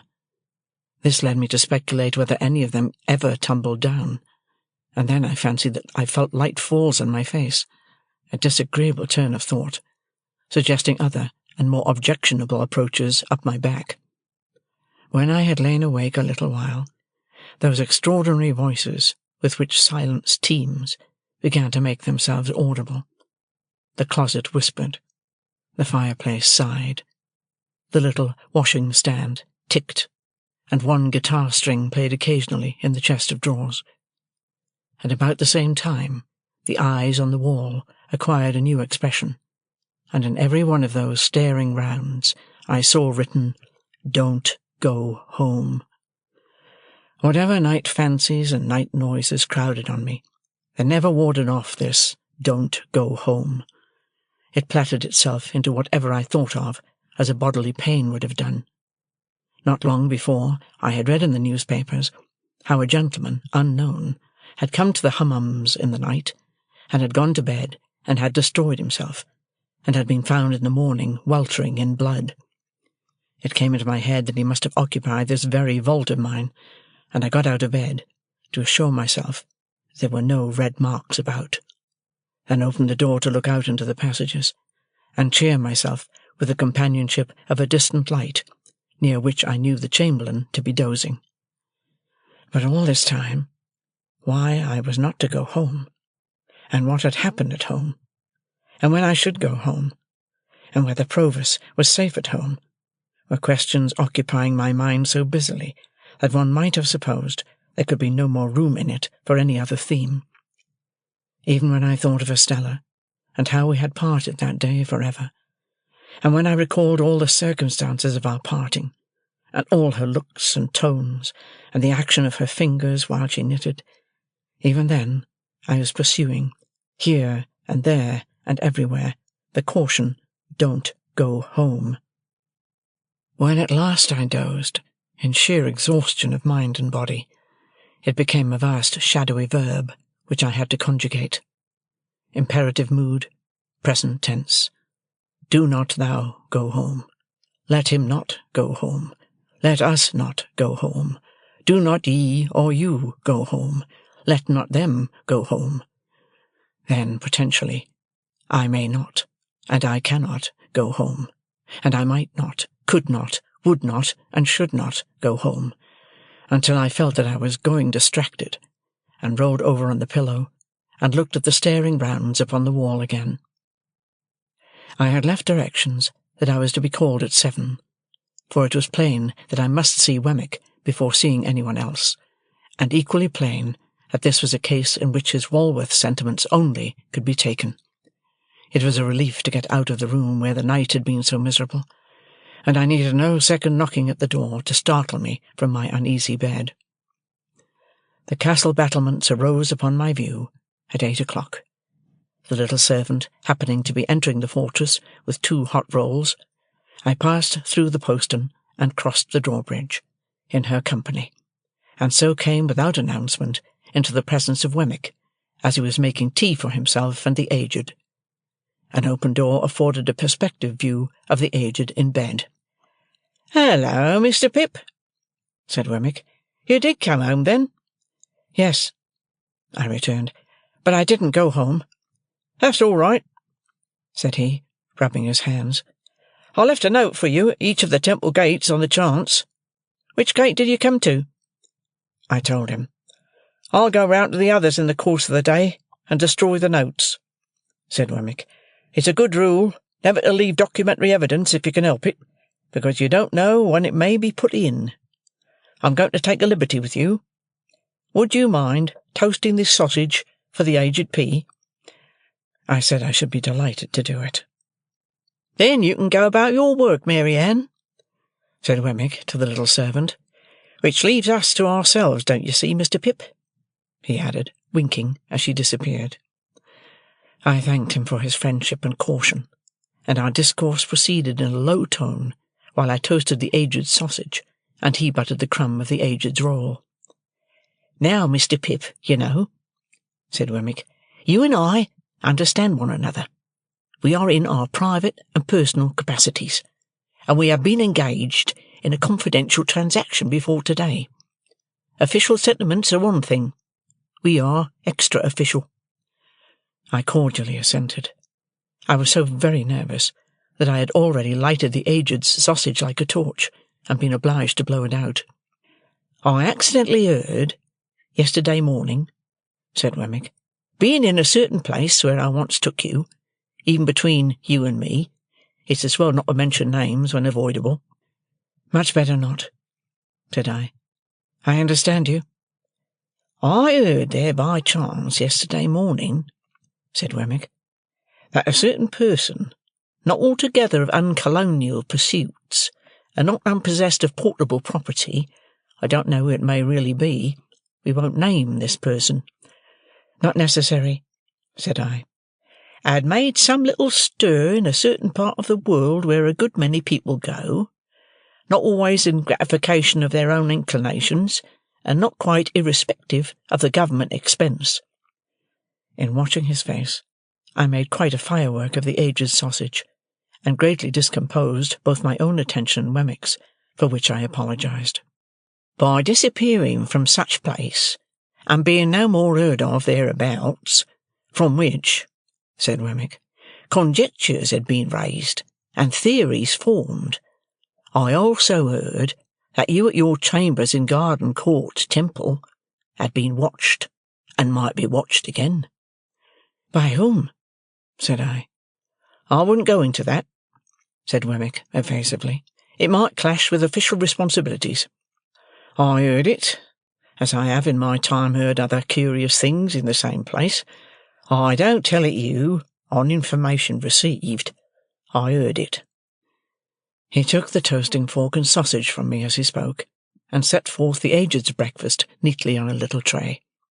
Previous to placing it before him, he went into the aged's room with a clean white cloth, and tied the same under the old gentleman's chin, and propped him up, and put his nightcap on one side, and gave him quite a rakish air.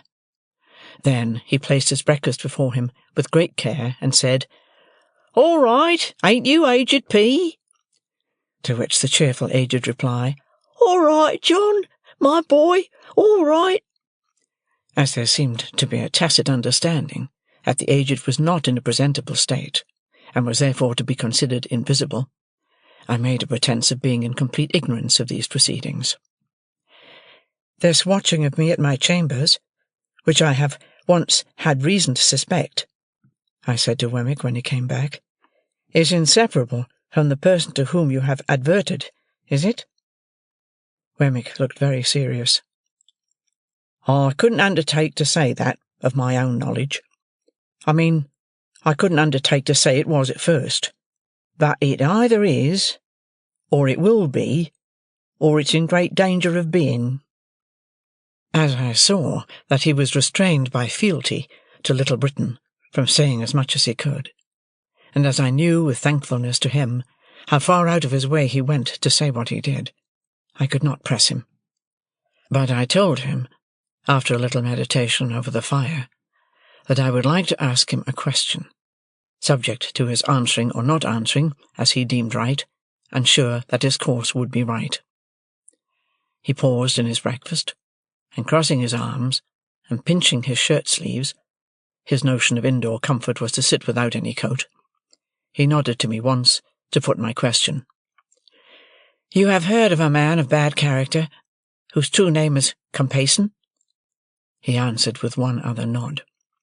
"Is he living?" One other nod. "Is he in London?"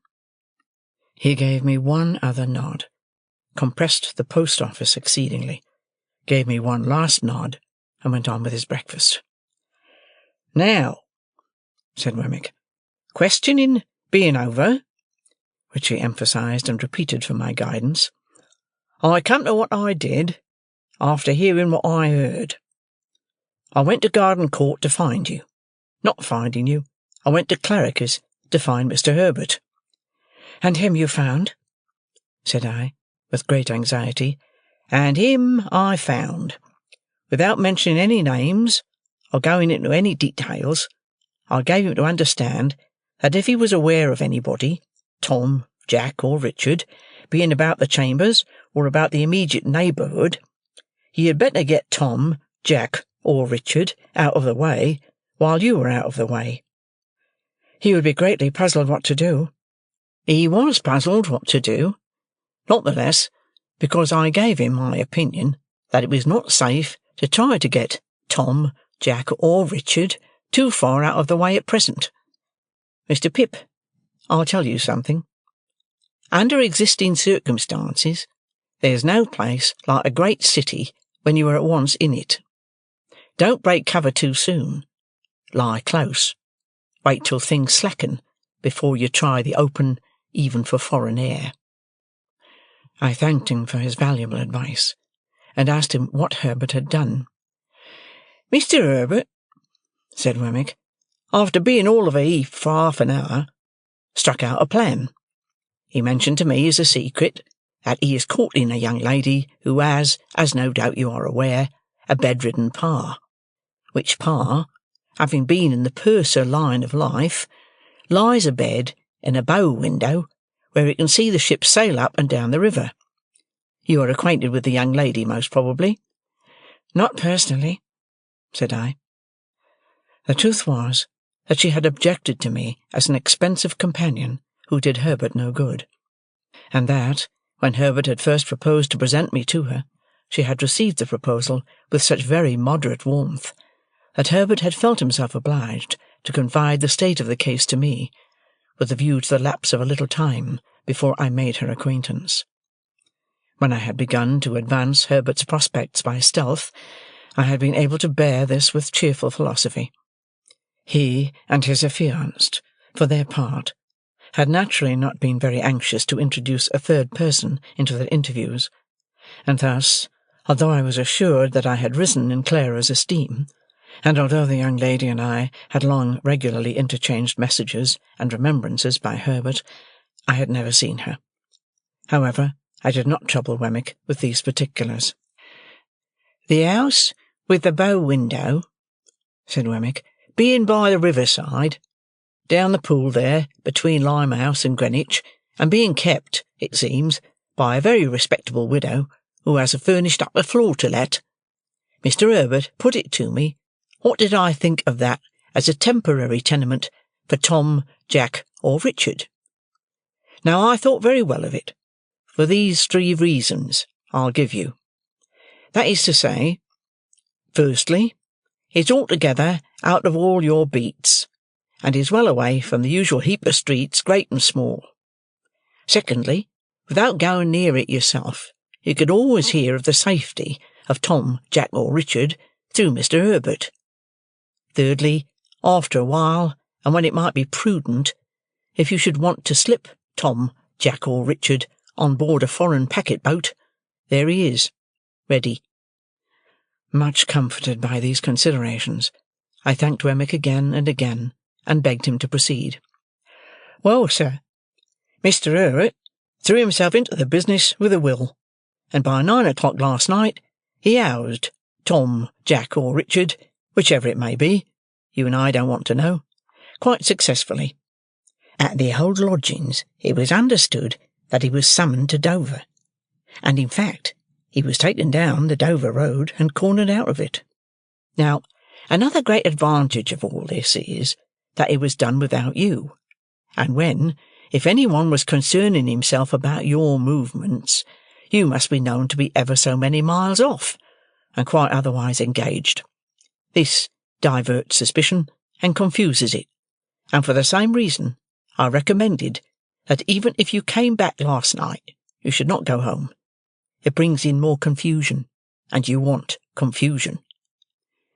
Wemmick, having finished his breakfast, here looked at his watch and began to get his coat on. "And now, Mr. Pip," said he, with his hands still in the sleeves, "I have probably done the most I can do, but if I can ever do more from a Walworth point of view, and in a strictly private and personal capacity, I shall be glad to do it.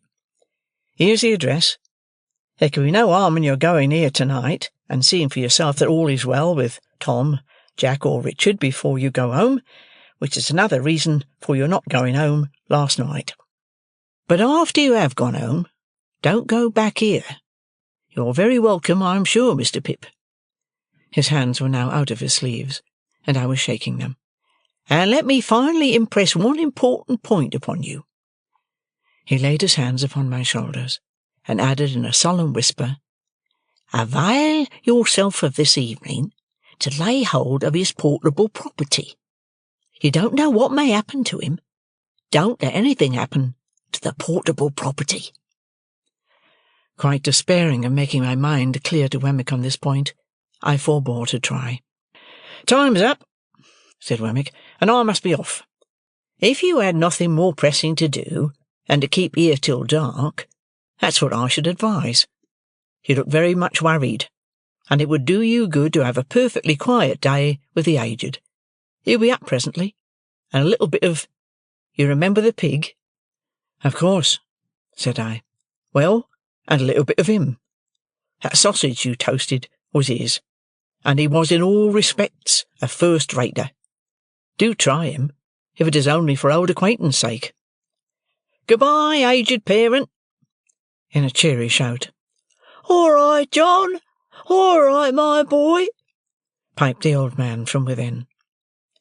I soon fell asleep before Wemmick's fire, and the aged and I enjoyed one another's society by falling asleep before it, more or less all day. We had loin of pork for dinner, and greens grown on the estate, and I nodded to the aged with a good intention whenever I failed to do it drowsily. When it was quite dark, I left the aged preparing the fire for toast, and I inferred from the number of teacups, as well as from his glances at the two little doors in the wall, that Miss Skiffins was expected. Chapter 46. 8 o'clock had struck before I got into the air that was scented, not disagreeably, by the chips and shavings of the long-shore boat-builders, and mast oar and block makers. All that waterside region of the upper and lower Pool below bridge was unknown ground to me, and when I struck down by the river, I found that the spot I wanted was not where I had supposed it to be, and was anything but easy to find. It was called Mill Pond Bank, Chink's Basin, and I had no other guide to Chinks's Basin than the old green copper rope-walk. It matters not what stranded ships repairing in dry docks I lost myself among, what old hulls of ships in course of being knocked to pieces, what ooze and slime and other dregs of tide, what yards of shipbuilders and shipbreakers, what rusty anchors blindly biting into the ground, though for years off duty, what mountainous country of accumulated casks and timber, how many rope-walks that were not the old green copper. After several times falling short of my destination, and as often overshooting it, I came unexpectedly round a corner upon Mill Pond Bank. It was a fresh kind of place, all circumstances considered, where the wind from the river had room to turn itself round, and there were 2 or 3 trees in it, and there was the stump of a ruined windmill, and there was the old green copper rope-walk, whose long and narrow vista I could trace in the moonlight along a series of wooden frames set in the ground that looked like superannuated haymaking rakes which had grown old and lost most of their teeth.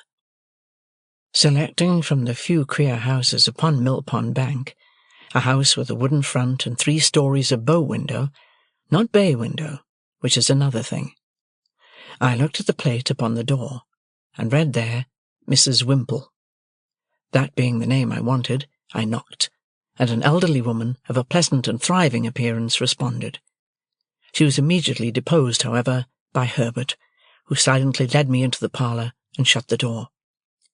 It was an odd sensation to see his very familiar face established quite at home in that very unfamiliar room and region, and I found myself looking at him, much as I looked at the corner cupboard with the glass and china, the shells upon the chimney-piece, and the coloured engravings on the wall, representing the death of Captain Cook, a ship-launch, and His Majesty King George III, in a state coachman's wig, leather breeches, and top-boots, on the terrace at Windsor. "All is well, Handel," said Herbert, "and he is quite satisfied, though eager to see you. My dear girl is with her father, and if you'll wait till she comes down, I'll make you known to her, and then we'll go upstairs. That's her father." I had become aware of an alarming growling overhead, and had probably expressed the fact in my countenance. "I'm afraid he is a sad old rascal," said Herbert, smiling, "but I have never seen him. Don't you smell rum? He's always at it." "At rum?" said I. "Yes," returned Herbert, "and you may suppose how mild it makes his gout. He persists, too, in keeping all the provisions upstairs in his room and serving them out. He keeps them on shelves over his head, and will weigh them all. His room must be like a chandler's shop." While he thus spoke, the growling noise became a prolonged roar, and then died away. "What else can be the consequence?" said Herbert, in explanation, "if he will cut the cheese? A man, with the gout in his right hand and everywhere else, can't expect to get through a double Gloucester without hurting himself." He seemed to have hurt himself very much, for he gave another furious roar. "To have Provis for an upper lodger is quite a godsend to Mrs. Whimple," said Herbert, "for of course people in general won't stand that noise. A curious place, Handel, isn't it?" It was a curious place indeed, but remarkably well kept and clean. "Mrs. Whimple," said Herbert, when I told him so, "is the best of housewives, and I really do not know what my Clara would do without her motherly help. For Clara has no mother of her own, Handel, and no relation in the world but old Gruffengrim." "Surely that's not his name, Herbert?" "No, no," said Herbert. "That's my name for him. His name is Mr. Barley.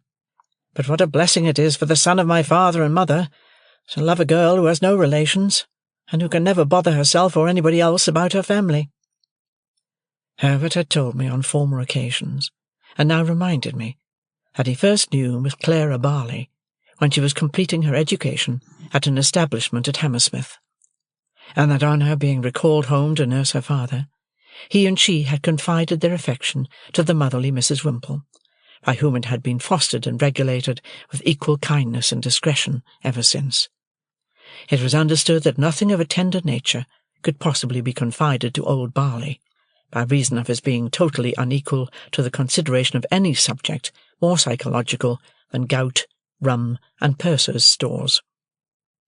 As we were thus conversing in a low tone, while old Barley's sustained growl vibrated in the beam that crossed the ceiling, the room door opened, and a very pretty, slight, dark-eyed girl of 20 or so came in with a basket in her hand, whom Herbert tenderly relieved of the basket, and presented, blushing, as Clara. She really was a most charming girl, and might have passed for a captive fairy, whom that truculent ogre, old Barley, had pressed into his service. "Look here," said Herbert, showing me the basket, with a compassionate and tender smile, after he had talked a little. "Here's poor Clara's supper, served out every night.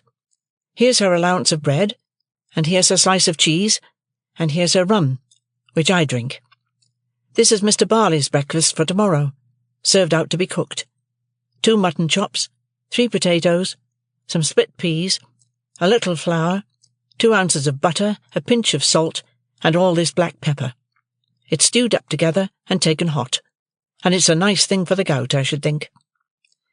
There was something so natural and winning in Clara's resigned way of looking at these stores in detail, as Herbert pointed them out, and something so confiding, loving, and innocent in her modest manner of yielding herself to Herbert's embracing arm, and something so gentle in her, so much needing protection on Mill Pond Bank by Chinks's Basin and the old green copper rope walk, with old Barley growling in the beam, that I would not have undone the engagement between her and Herbert for all the money in the pocket-book I had never opened. I was looking at her with pleasure and admiration, when suddenly the growl swelled into a roar again, and a frightful bumping noise was heard above, as if a giant with a wooden leg were trying to bore it through the ceiling to come to us. Upon this, Clara said to Herbert, "Papa wants me, darling," and ran away. "There is an unconscionable old shark for you," said Herbert. "What do you suppose he wants now, Handel?" "I don't know," said I. "Something to drink?" "That's it," cried Herbert, as if I had made a guess of extraordinary merit. "He keeps his grog ready mixed in a little tub on the table. Wait a moment, and you'll hear Clara lift him up to take some. There he goes." Another roar, with a prolonged shake at the end. "Now," said Herbert, as it was succeeded by silence, "he's drinking." "Now," said Herbert, as the growl resounded in the beam once more, "he's down again on his back." Clara returned soon afterwards, and Herbert accompanied me upstairs to see our charge. As we passed Mr. Barley's door, he was heard hoarsely muttering within, in a strain that rose and fell like wind, the following refrain, in which I substitute good wishes for something quite the reverse.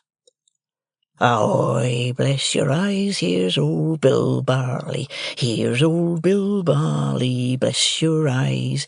Here's old Bill Barley on the flat of his back, by the Lord, lying on the flat of his back like a drifting old dead flounder. Here's your old Bill Barley, bless your eyes, ahoy, bless you. In this strain of consolation, Herbert informed me the invisible Barley would commune with himself by the day and night together, often while it was light, having at the same time one eye at a telescope which was fitted on his bed for the convenience of sweeping the river. In his 2 cabin rooms at the top of the house, which were fresh and airy, and in which Mr. Barley was less audible than below, I found Provis comfortably settled. He expressed no alarm, and seemed to feel none that was worth mentioning, but it struck me that he was softened, indefinably, for I could not have said how, and could never afterwards recall how when I tried, but certainly. The opportunity that the day's rest had given me for reflection had resulted in my fully determining to say nothing to him respecting Compeyson. For anything I knew, his animosity towards the man might otherwise lead to his seeking him out and rushing on his own destruction. Therefore, when Herbert and I sat down with him by his fire, I asked him first of all whether he relied on Wemmick's judgment and sources of information. Aye, aye, dear boy, he answered with a grave nod. Jaggers knows. Then I have talked with Wemmick, said I, and have come to tell you what caution he gave me, and what advice. This I did accurately, with the reservation just mentioned, and I told him how Wemmick had heard in Newgate Prison, whether from officers or prisoners I could not say, that he was under some suspicion, and that my chambers had been watched. How Wemmick had recommended his keeping close for a time, and my keeping away from him, and what Wemmick had said about getting him abroad. I added that, of course, when the time came, I should go with him, or should follow close upon him, as might be safest in Wemmick's judgment. What was to follow that I did not touch upon. Neither, indeed, was I at all clear or comfortable about it in my own mind, now that I saw him in that softer condition, and in declared peril for my sake. As to altering my way of living, by enlarging my expenses, I put it to him whether in our present unsettled and difficult circumstances it would not be simply ridiculous, if it were no worse. He could not deny this, and indeed was very reasonable throughout. His coming back was a venture, he said, and he had always known it to be a venture. He would do nothing to make it a desperate venture, and he had very little fear of his safety with such good help. Herbert, who had been looking at the fire and pondering, here said that something had come into his thoughts arising out of Wemmick's suggestion, which it might be worth while to pursue. "We are both good watermen, Handel, and could take him down the river ourselves when the right time comes. No boat would then be hired for the purpose, and no boatman. That would save at least a chance of suspicion, and any chance is worth saving. Never mind the season. Don't you think it might be a good thing if you began at once to keep a boat at the Temple Stairs, and were in the habit of rowing up and down the river?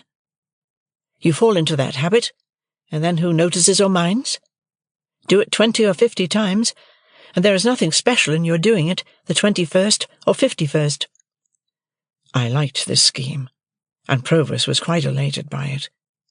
We agreed that it should be carried into execution, and that Provis should never recognize us if we came below bridge and rowed past Mill Pond Bank. But we further agreed that he should pull down the blind in that part of his window which gave upon the east whenever he saw us, and all was right. Our conference being now ended, and everything arranged, I rose to go, remarking to Herbert that he and I had better not go home together, and that I would take half an hour's start of him.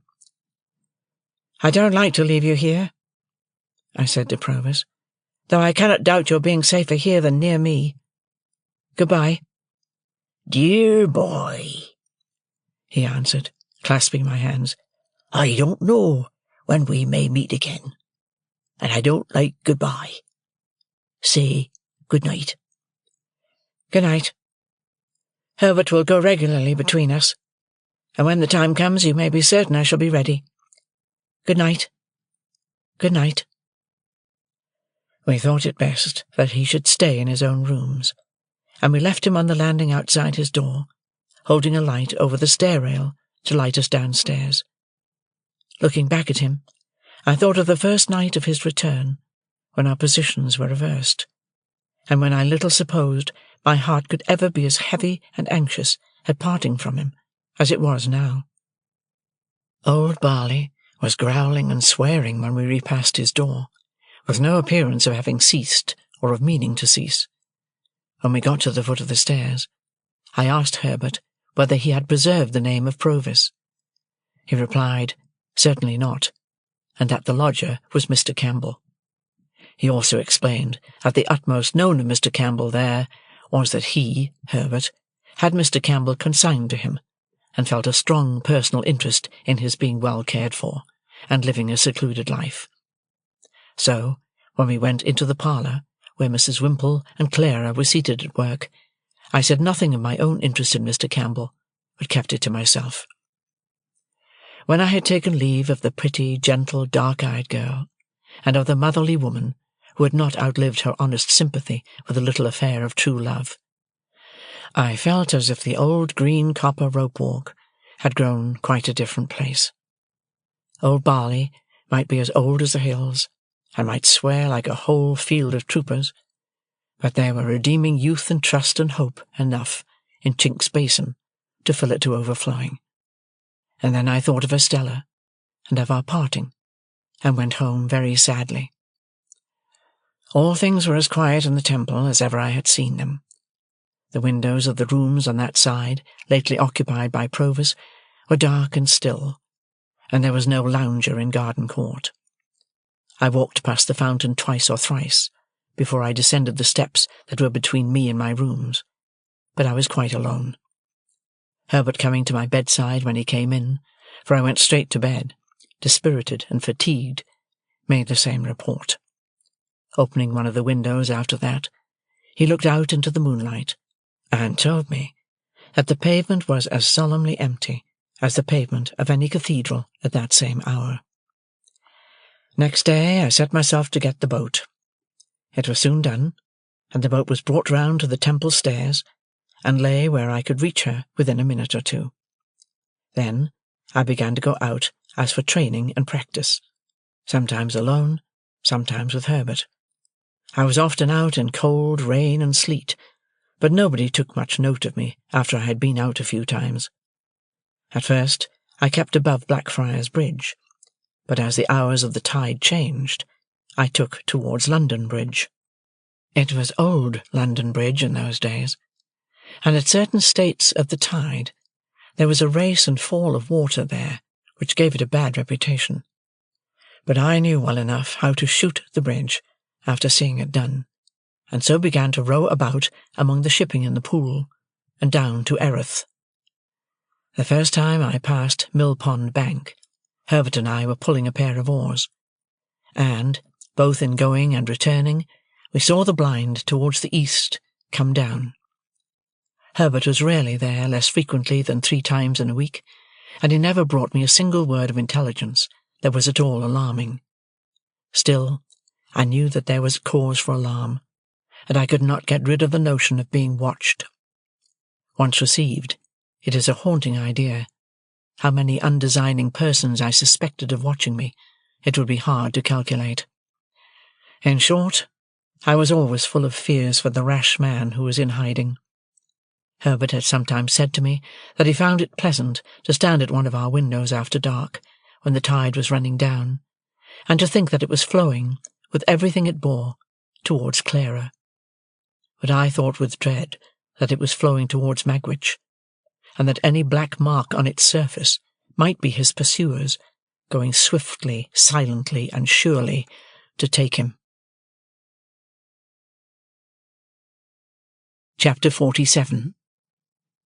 Some weeks passed without bringing any change. We waited for Wemmick, and he made no sign. If I had never known him out of Little Britain, and had never enjoyed the privilege of being on a familiar footing at the castle, I might have doubted him. Not so for a moment, knowing him as I did. My worldly affairs began to wear a gloomy appearance, and I was pressed for money by more than one creditor.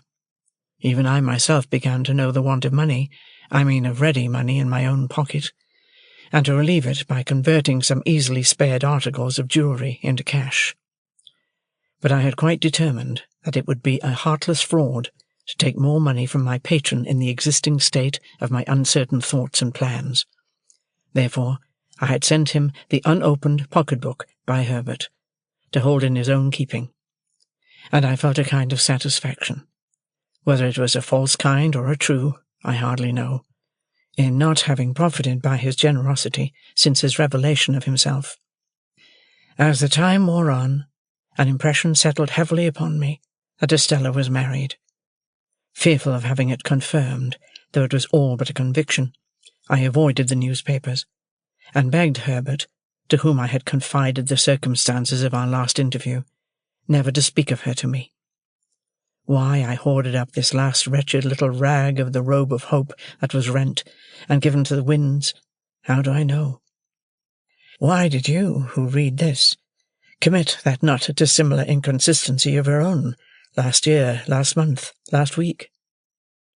It was an unhappy life that I lived, and its one dominant anxiety, towering over all its other anxieties, like a high mountain above a range of mountains, never disappeared from my view. Still, no new cause for fear arose. Let me start from my bed as I would, with the terror fresh upon me that he was discovered. Let me sit listening as I would, with dread, for Herbert's returning step at night, lest it should be fleeter than ordinary, and winged with evil news. For all that, and much more to like purpose, the round of things went on.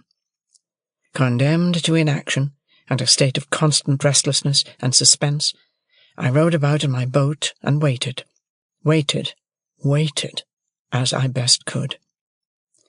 There were states of the tide when, having been down the river, I could not get back through the eddy-chafed arches and starlings of old London Bridge. Then I left my boat at a wharf near the custom-house, to be brought up afterwards to the Temple stairs. I was not averse to doing this, as it served to make me and my boat a commoner incident among the waterside people there.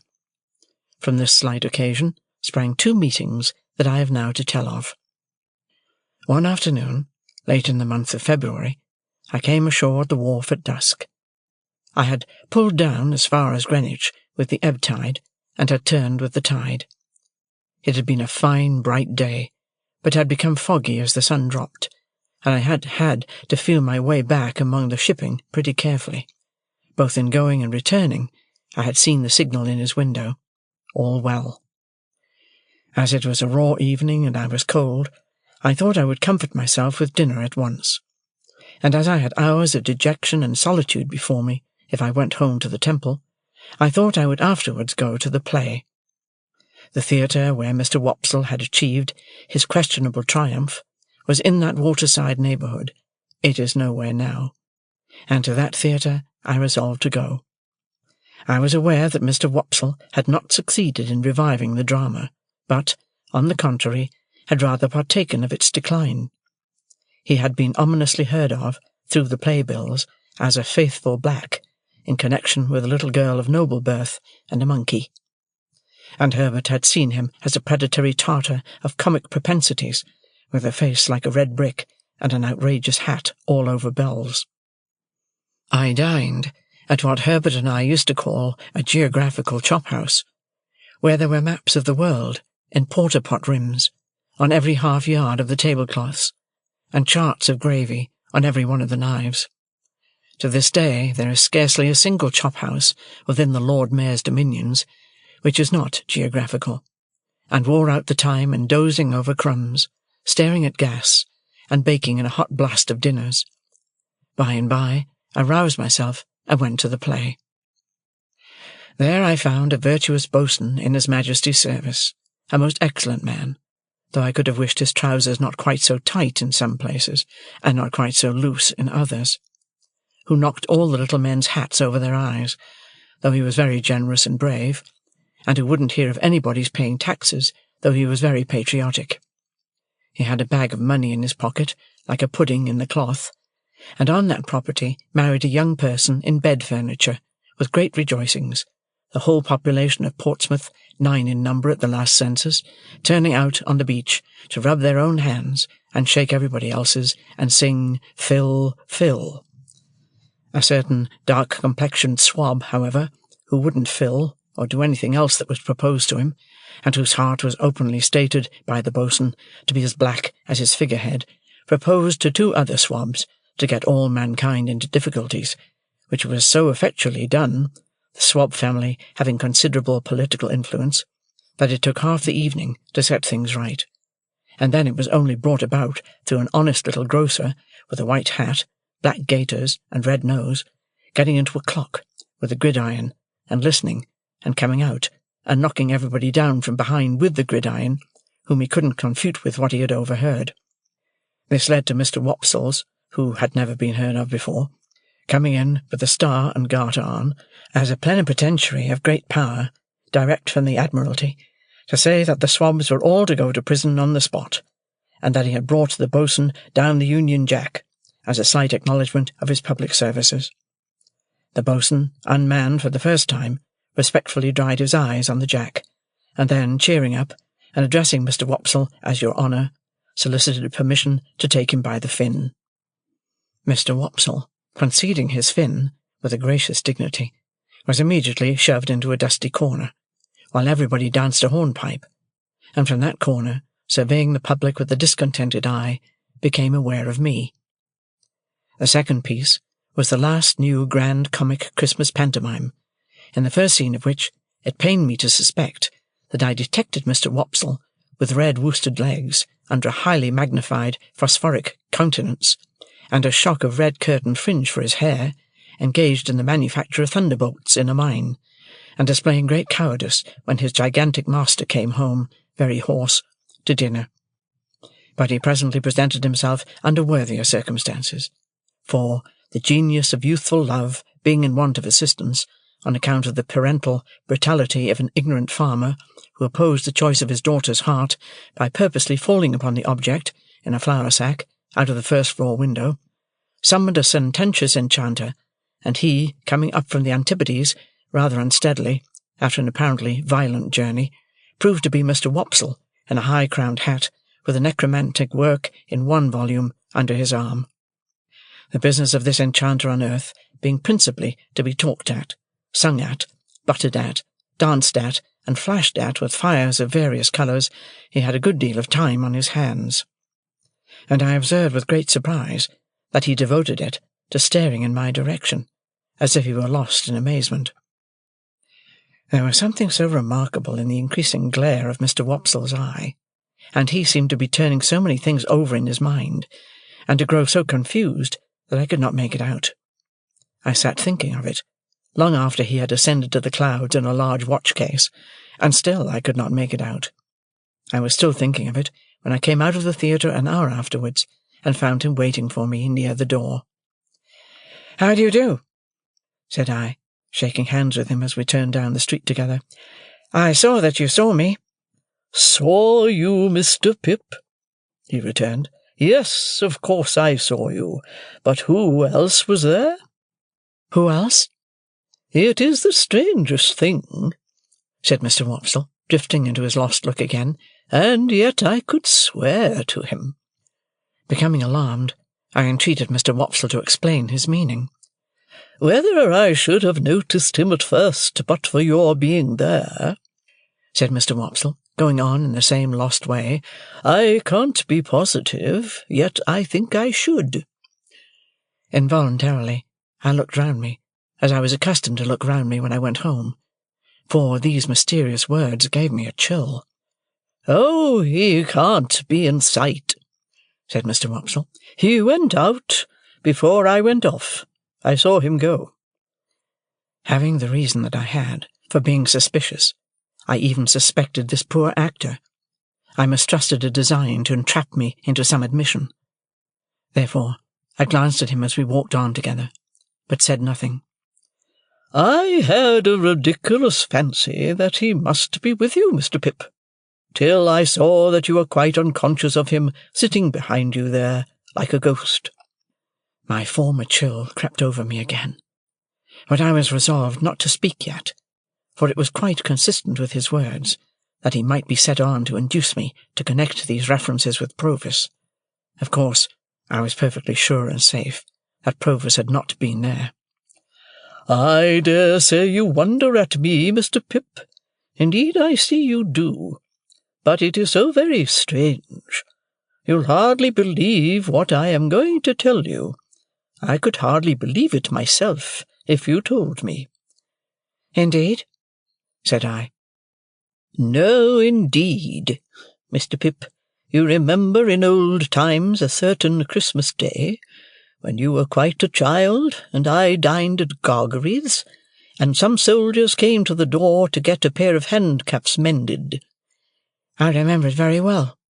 "And you remember that there was a chase after 2 convicts, and that we joined in it, and that Gargery took you on his back, and that I took the lead, and you kept up with me as well as you could?"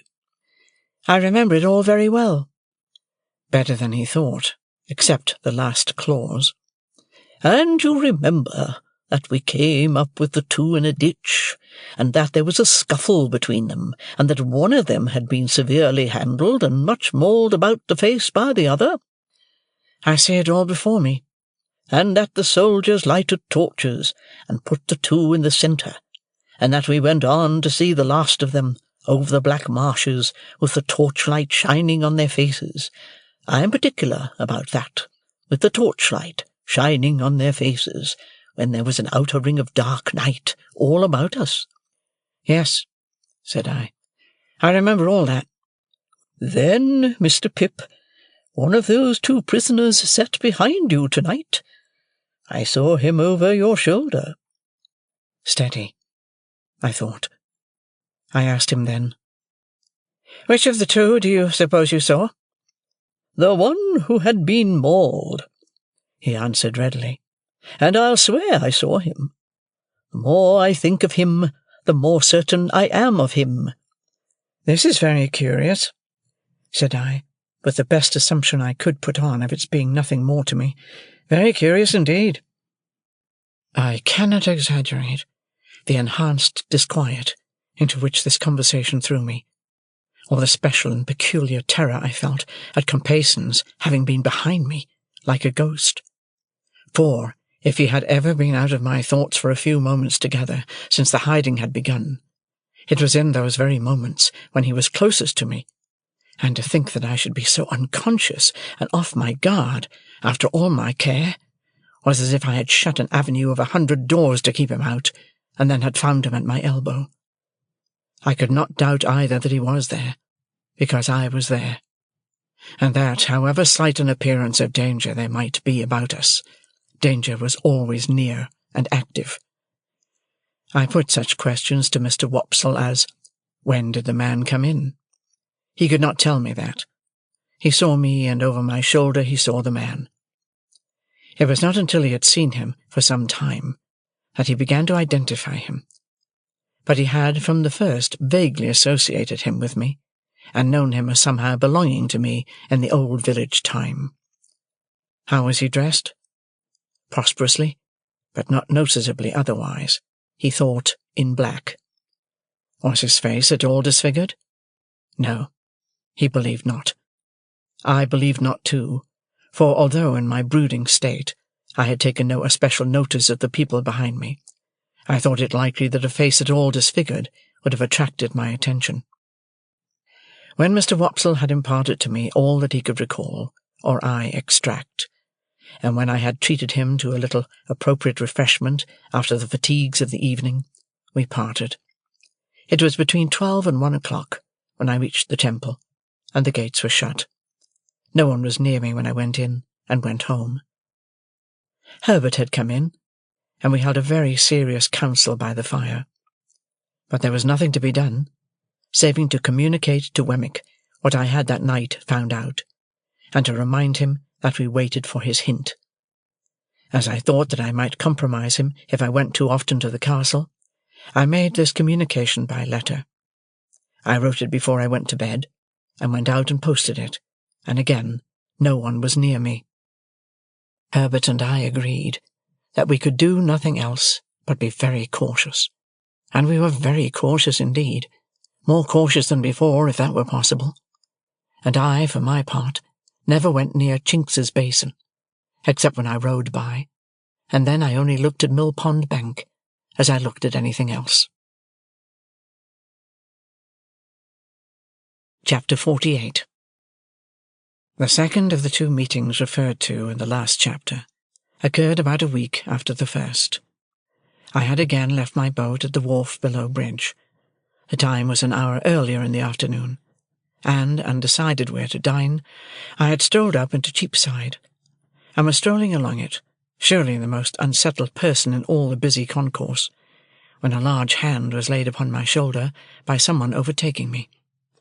It was Mr. Jaggers's hand, and he passed it through my arm. "As we are going in the same direction, Pip, we may walk together. Where are you bound for?" "For the Temple, I think," said I. "Don't you know?" said Mr. Jaggers.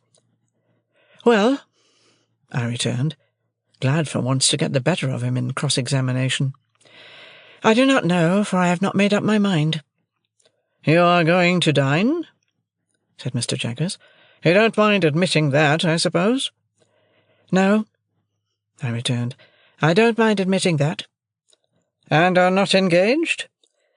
"I don't mind admitting also that I am not engaged." "Then," said Mr. Jaggers, "come and dine with me." I was going to excuse myself, when he added, "Wemmick's coming." So I changed my excuse into an acceptance, the few words I had uttered serving for the beginning of either, and we went along Cheapside and slanted off to Little Britain, while the lights were springing up brilliantly in the shop windows, and the street lamp-lighters, scarcely finding ground enough to plant their ladders on in the midst of the afternoon's bustle, were skipping up and down, and running in and out, opening more red eyes in the gathering fog than my rushlight tower at the Hummums had opened white eyes in the ghostly wall.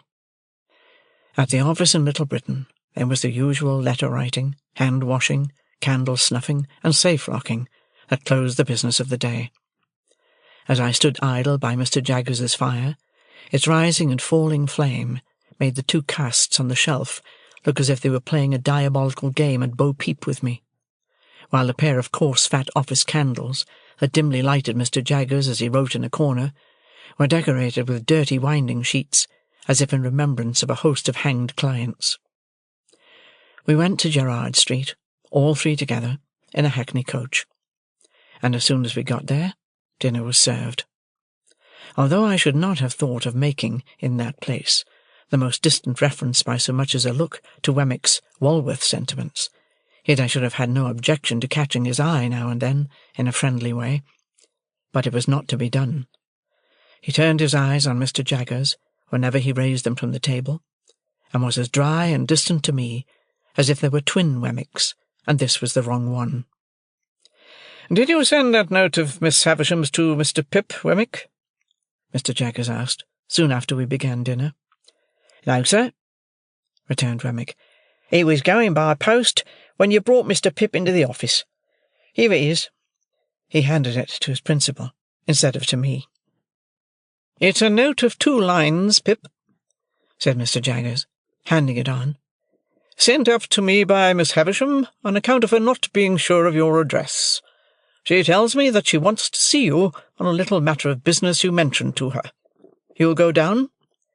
"Yes," said I, casting my eyes over the note, which was exactly in those terms.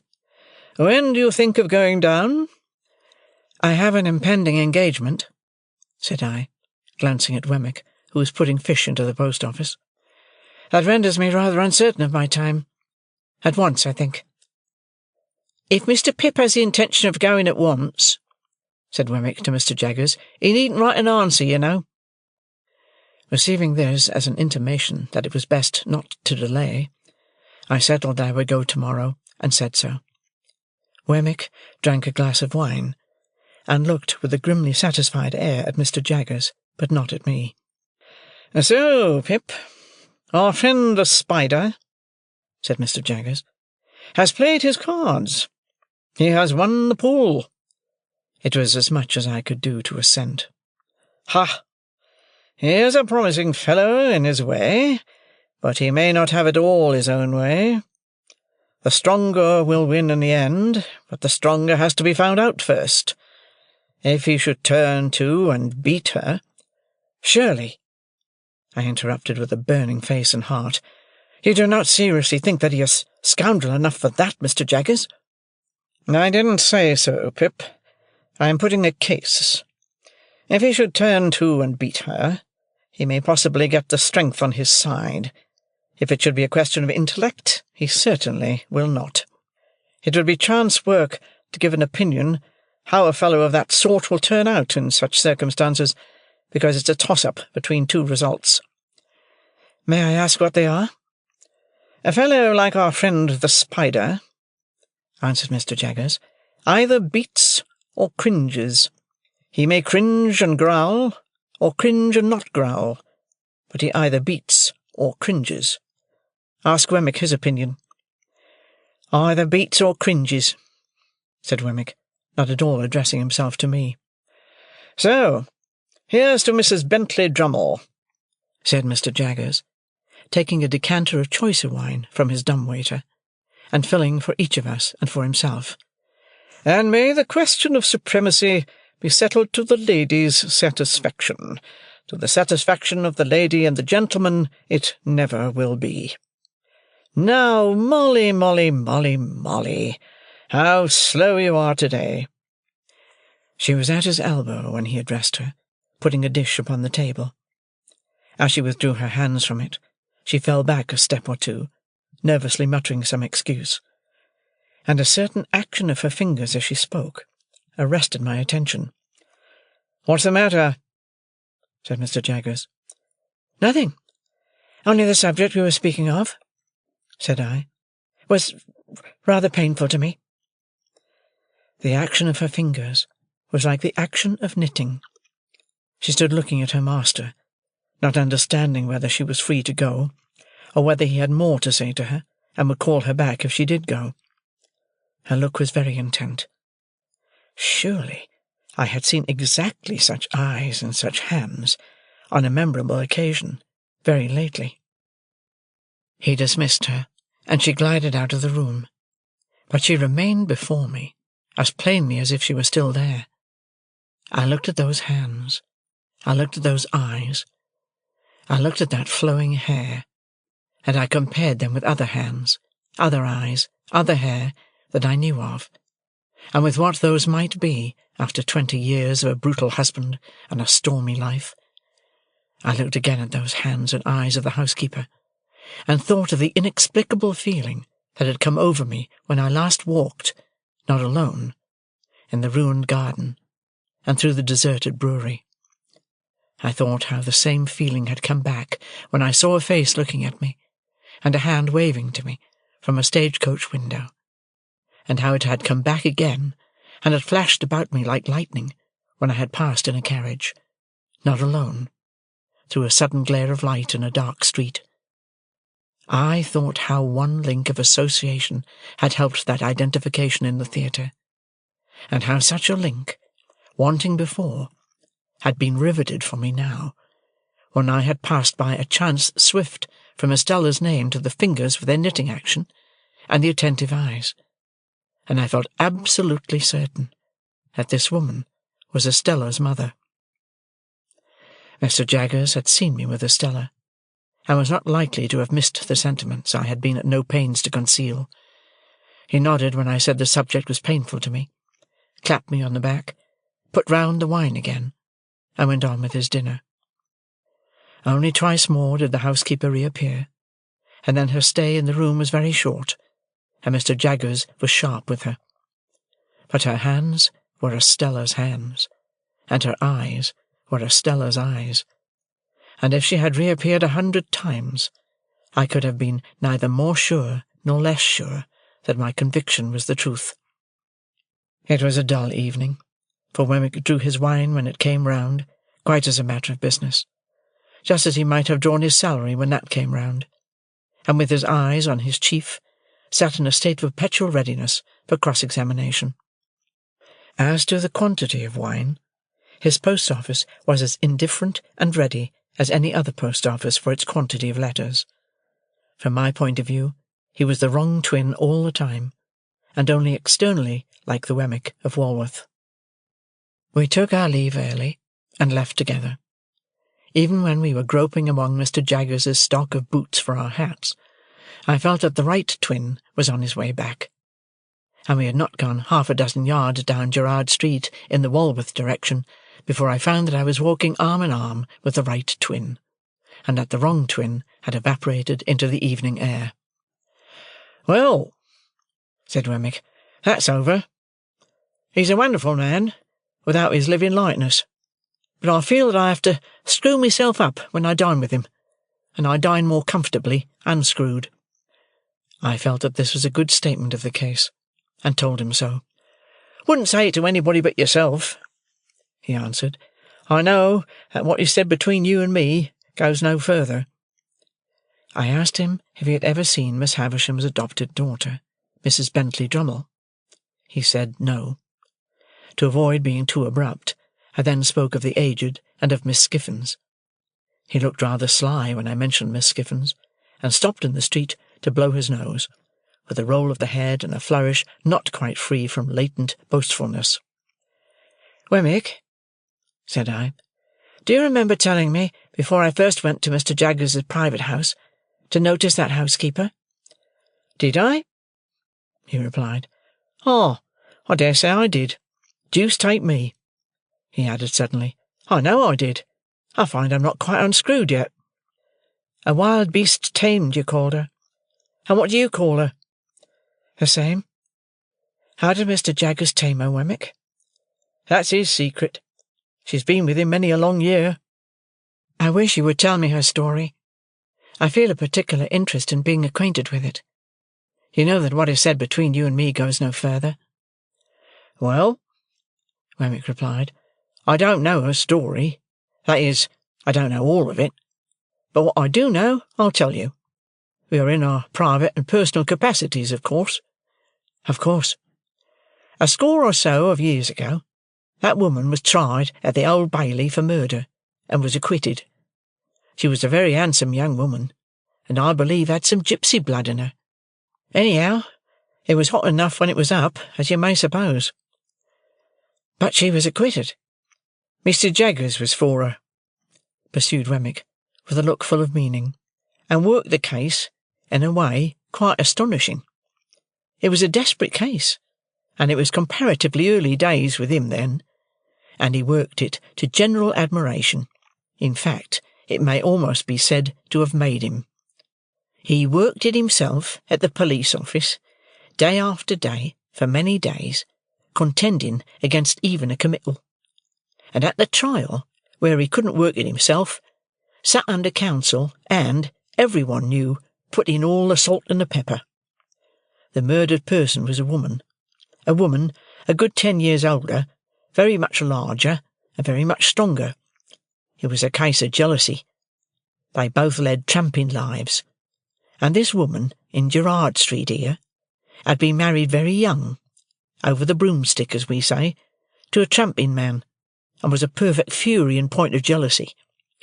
The murdered woman, more a match for the man, certainly, in point of years, was found dead in a barn near Hounslow Heath.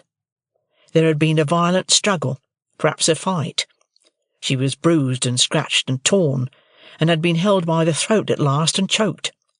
Now, there was no reasonable evidence to implicate any person but this woman, and, on the improbabilities of her having been able to do it, Mr. Jaggers principally rested his case. You may be sure," said Wemmick, touching me on the sleeve, "that he never dwelt upon the strength of her hands then, though he sometimes does now." I had told Wemmick of his showing us her wrists that day of the dinner-party. "Well, sir," Wemmick went on. "It happened, don't you see, that this woman was so very artfully dressed from the time of her apprehension that she looked much slighter than she really was. In particular, her sleeves are always remembered to have been so skilfully contrived that her arms had quite a delicate look. She had only a bruise or two about her, nothing for a tramp, but the backs of her hands were lacerated, and the question was it with finger-nails?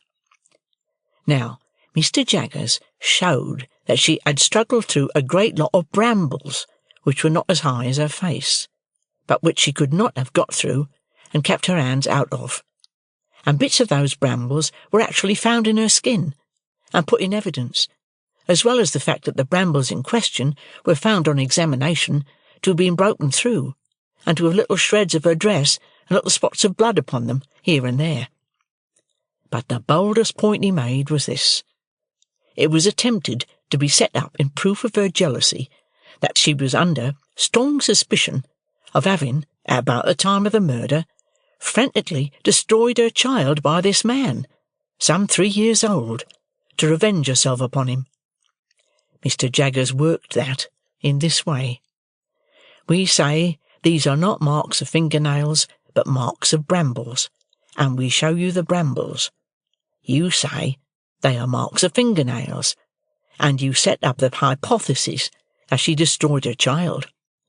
You must accept all consequences of that hypothesis. For anything we know, she may have destroyed her child, and the child, in clinging to her, may have scratched her hands.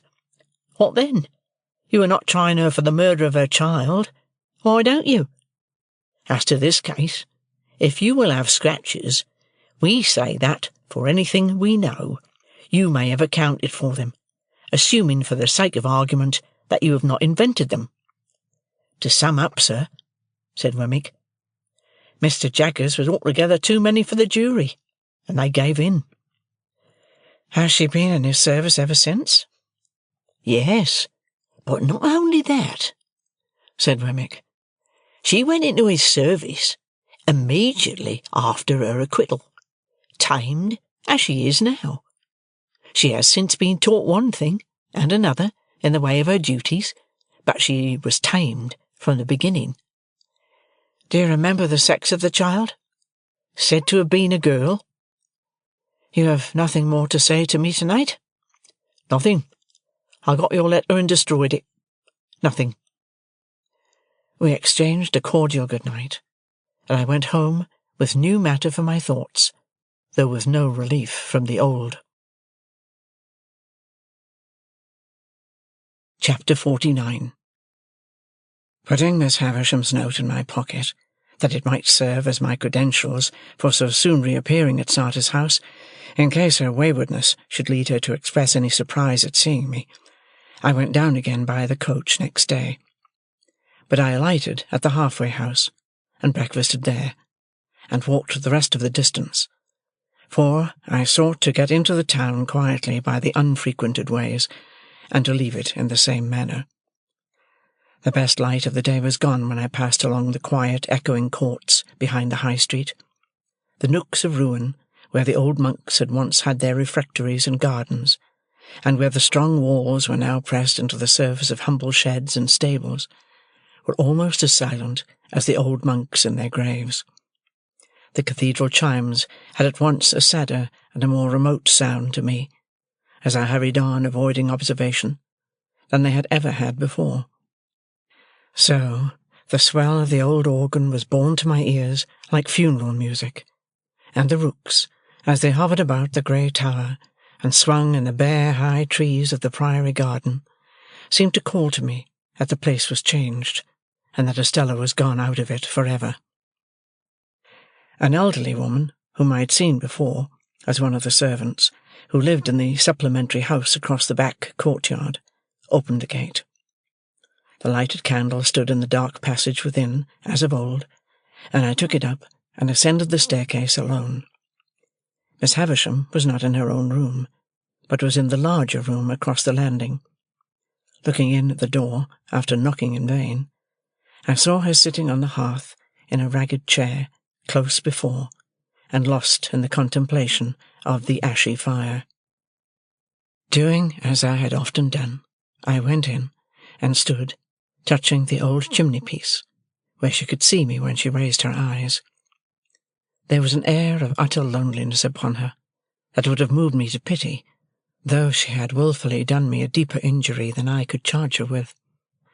As I stood compassionating her, and thinking how, in the progress of time, I, too, had come to be a part of the wrecked fortunes of that house, her eyes rested on me. She stared, and said in a low voice, "Is it real?" "It is I, Pip. Mr. Jaggers gave me your note yesterday, and I have lost no time." "Thank you, thank you."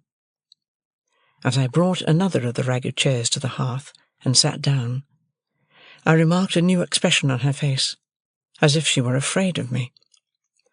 "I want," she said, "to pursue that subject you mentioned to me when you were last here, and to show you that I am not all stone.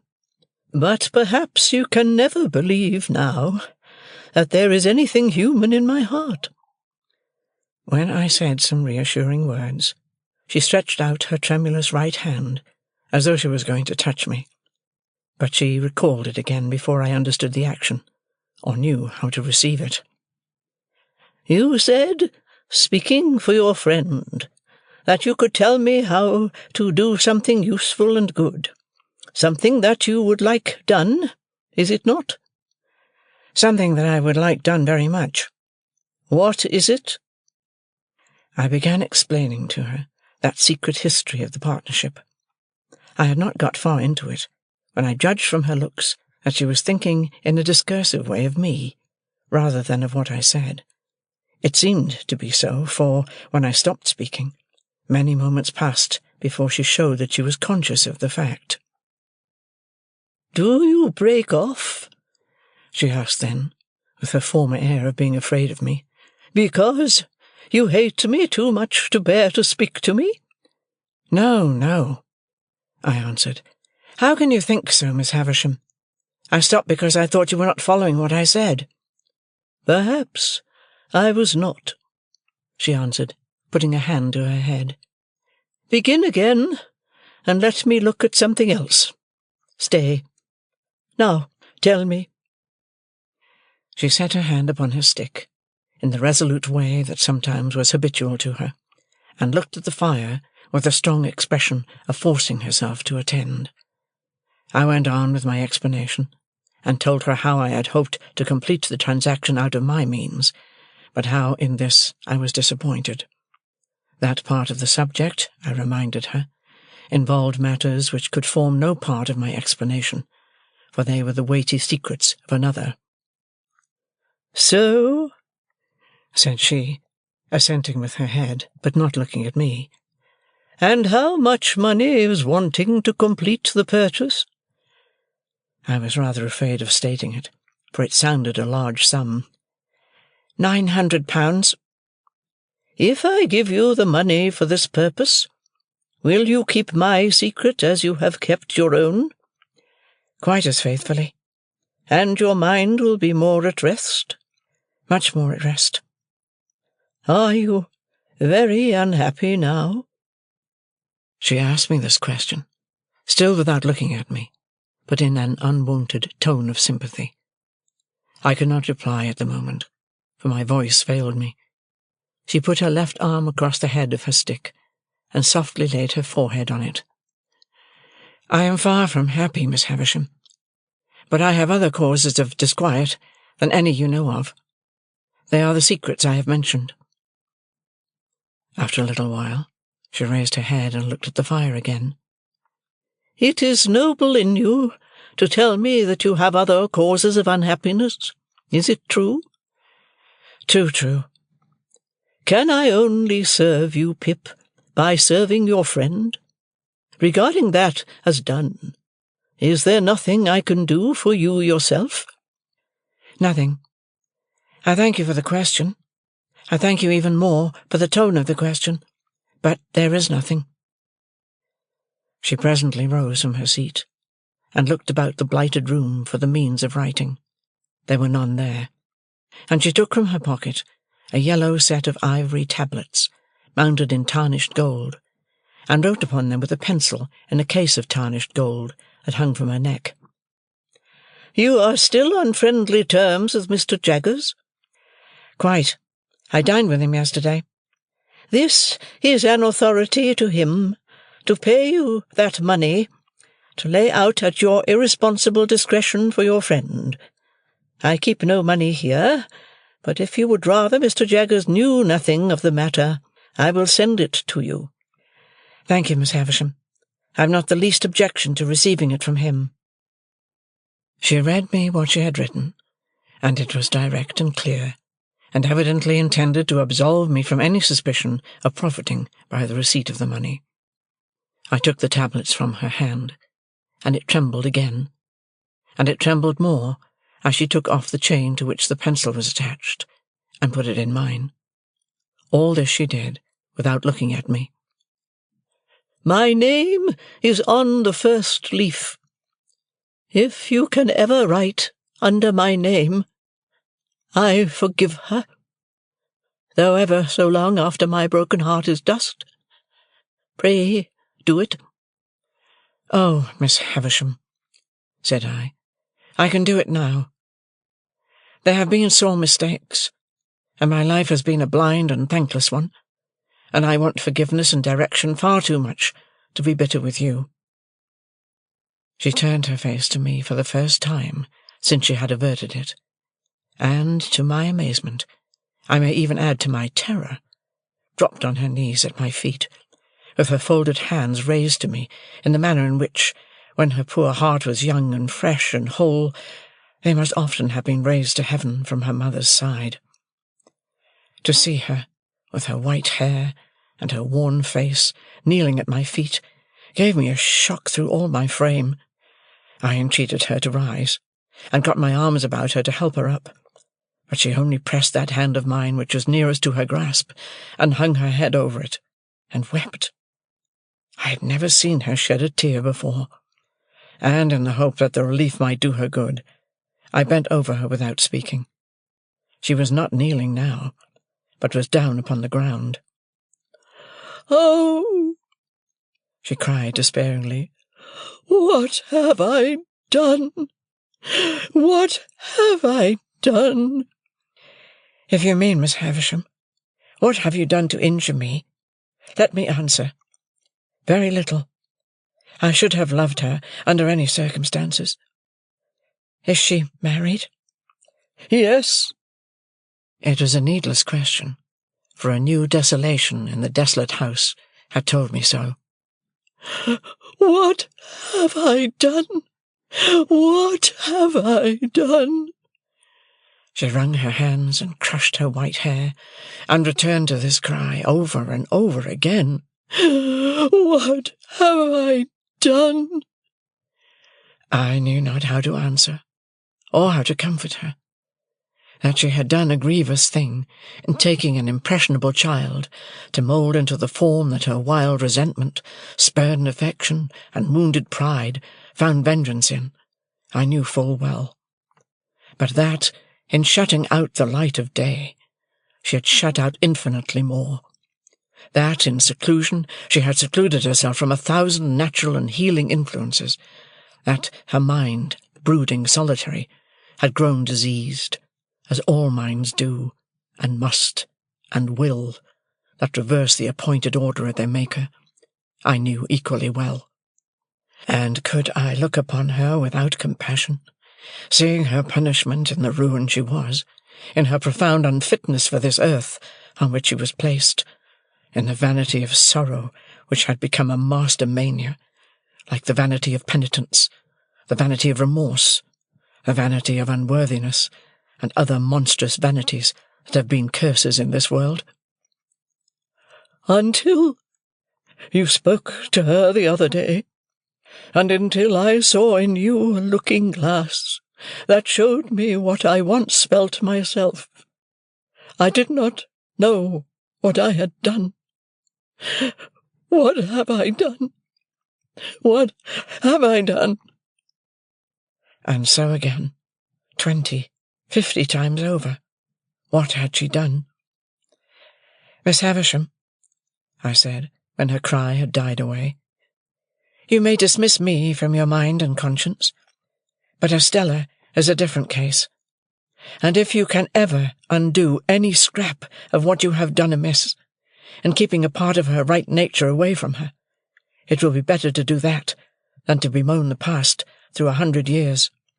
Yes, yes, I know it. But, Pip, my dear—" There was an earnest womanly compassion for me in her new affection. "My dear, believe this. When she first came to me, I meant to save her from misery like my own. At first, I meant no more." "Well, well," said I hope so." But as she grew, and promised to be very beautiful, I gradually did worse, and with my praises, and with my jewels, and with my teachings, and with this figure of myself always before her, a warning to back and point my lessons, I stole her heart away, and put ice in its place. "Better," I could not help saying, "to have left her a natural heart, even to be bruised or broken." With that, Miss Havisham looked distractedly at me for a while, and then burst out again. What had she done? "If you knew all my story," she pleaded, "you would have some compassion for me, and a better understanding of me." "Miss Havisham," I answered as delicately as I could, "I believe I may say that I do know your story, and have known it ever since I first left this neighbourhood. It has inspired me with great commiseration, and I hope I understand it and its influences. Does what has passed between us give me any excuse for asking you a question relative to Estella? Not as she is, but as she was when she first came here?" She was seated on the ground, with her arms on the ragged chair, and her head leaning on them. She looked full at me when I said this, and replied, "Go on." "Whose child was Estella?" She shook her head. "You don't know?" She shook her head again. "But Mr. Jaggers brought her here, or sent her here?" "Brought her here." "Will you tell me how that came about?" She answered in a low whisper, and with caution. "I had been shut up in these rooms a long time. I don't know how long. You know what time the clocks keep here. When I told him that I wanted a little girl to rear and love and save from my fate, I had first seen him when I sent for him to lay this place waste for me, having read of him in the newspapers before I and the world parted. He told me that he would look about him for such an orphan child. One night he brought her here asleep, and I called her Estella." "Might I ask her age, then?" 2 or 3. She herself knows nothing, but that she was left an orphan, and I adopted her." So convinced I was of that woman's being her mother, that I wanted no evidence to establish the fact in my own mind. But, to any mind, I thought, the connection here was clear and straight. What more could I hope to do by prolonging the interview? I had succeeded on behalf of Herbert. Miss Havisham had told me all she knew of Estella. I had said and done what I could to ease her mind. No matter with what other words we parted. We parted. Twilight was closing in when I went downstairs into the natural air. I called to the woman who had opened the gate when I entered, that I would not trouble her just yet, but would walk round the place before leaving. For I had a presentiment that I should never be there again, and I felt that the dying light was suited to my last view of it. By the wilderness of casks that I had walked on long ago, and on which the rain of years had fallen since, rotting them in many places, and leaving miniature swamps and pools of water upon those that stood on end, I made my way to the ruined garden. I went all round it, round by the corner where Herbert and I had fought our battle, round by the paths where Estella and I had walked, so cold, so lonely, so dreary all. Taking the brewery on my way back, I raised the rusty latch of a little door at the garden end of it, and walked through. I was going out at the opposite door, not easy to open now, for the damp wood had started and swelled, and the hinges were yielding, and the threshold was encumbered with a growth of fungus, when I turned my head to look back. A childish association revived with wonderful force in the moment of the slight action, and I fancied that I saw Miss Havisham hanging to the beam. So strong was the impression, that I stood under the beam, shuddering from head to foot, before I knew it was a fancy, though to be sure I was there in an instant. The mournfulness of the place and time, and the great terror of this illusion, though it was but momentary, caused me to feel an indescribable awe as I came out between the open wooden gates, where I had once wrung my hair after Estella had wrung my heart. Passing on into the front courtyard, I hesitated whether to call the woman to let me out at the locked gate, of which she had the key, or first to go upstairs and assure myself that Miss Havisham was as safe and well as I had left her. I took the latter course and went up. I looked into the room where I had left her, and I saw her seated in the ragged chair upon the hearth close to the fire, with her back towards me. In the moment when I was withdrawing my head to go quietly away, I saw a great flaming light spring up. In the same moment I saw her running at me, shrieking, with a whirl of fire blazing all about her, and soaring at least as many feet above her head as she was high. I had a double-caped great coat on, and over my arm another thick coat. Then I got them off, closed with her, threw her down, and got them over her. That I dragged the great cloth from the table for the same purpose, and with it dragged down the heap of rottenness in the midst, and all the ugly things that sheltered there. That we were on the ground struggling like desperate enemies, and that the closer I covered her, the more wildly she shrieked and tried to free herself. That this occurred I knew through the result, but not through anything I felt or thought or knew I did. I knew nothing until I knew that we were on the floor by the great table, and that patches of tinder yet alight were floating in the smoky air, which a moment ago had been her faded bridal dress. Then I looked round, and saw the disturbed beetles and spiders running away over the floor, and the servants coming in with breathless cries at the door. I still held her forcibly down with all my strength, like a prisoner who might escape, and I doubt if I even knew who she was, or why we had struggled, or that she had been in flames, or that the flames were out, until I saw the patches of tinder that had been her garments, no longer alight, but falling in a black shower around us. She was insensible, and I was afraid to have her moved or even touched. Assistance was sent for, and I held her until it came, as if I unreasonably fancied, I think I did, that if I let her go, the fire would break out again and consume her. When I got up, on the surgeon's coming to her with other aid, I was astonished to see that both my hands were burnt, for I had no knowledge of it through the sense of feeling. On examination, it was pronounced that she had received serious hurts, but that they of themselves were far from hopeless. The danger lay mainly in the nervous shock. By the surgeon's directions, her bed was carried into that room and laid upon the great table, which happened to be well suited to the dressing of her injuries. When I saw her again, an hour afterwards, she lay indeed where I had seen her strike her stick, and had heard her say that she would lie one day.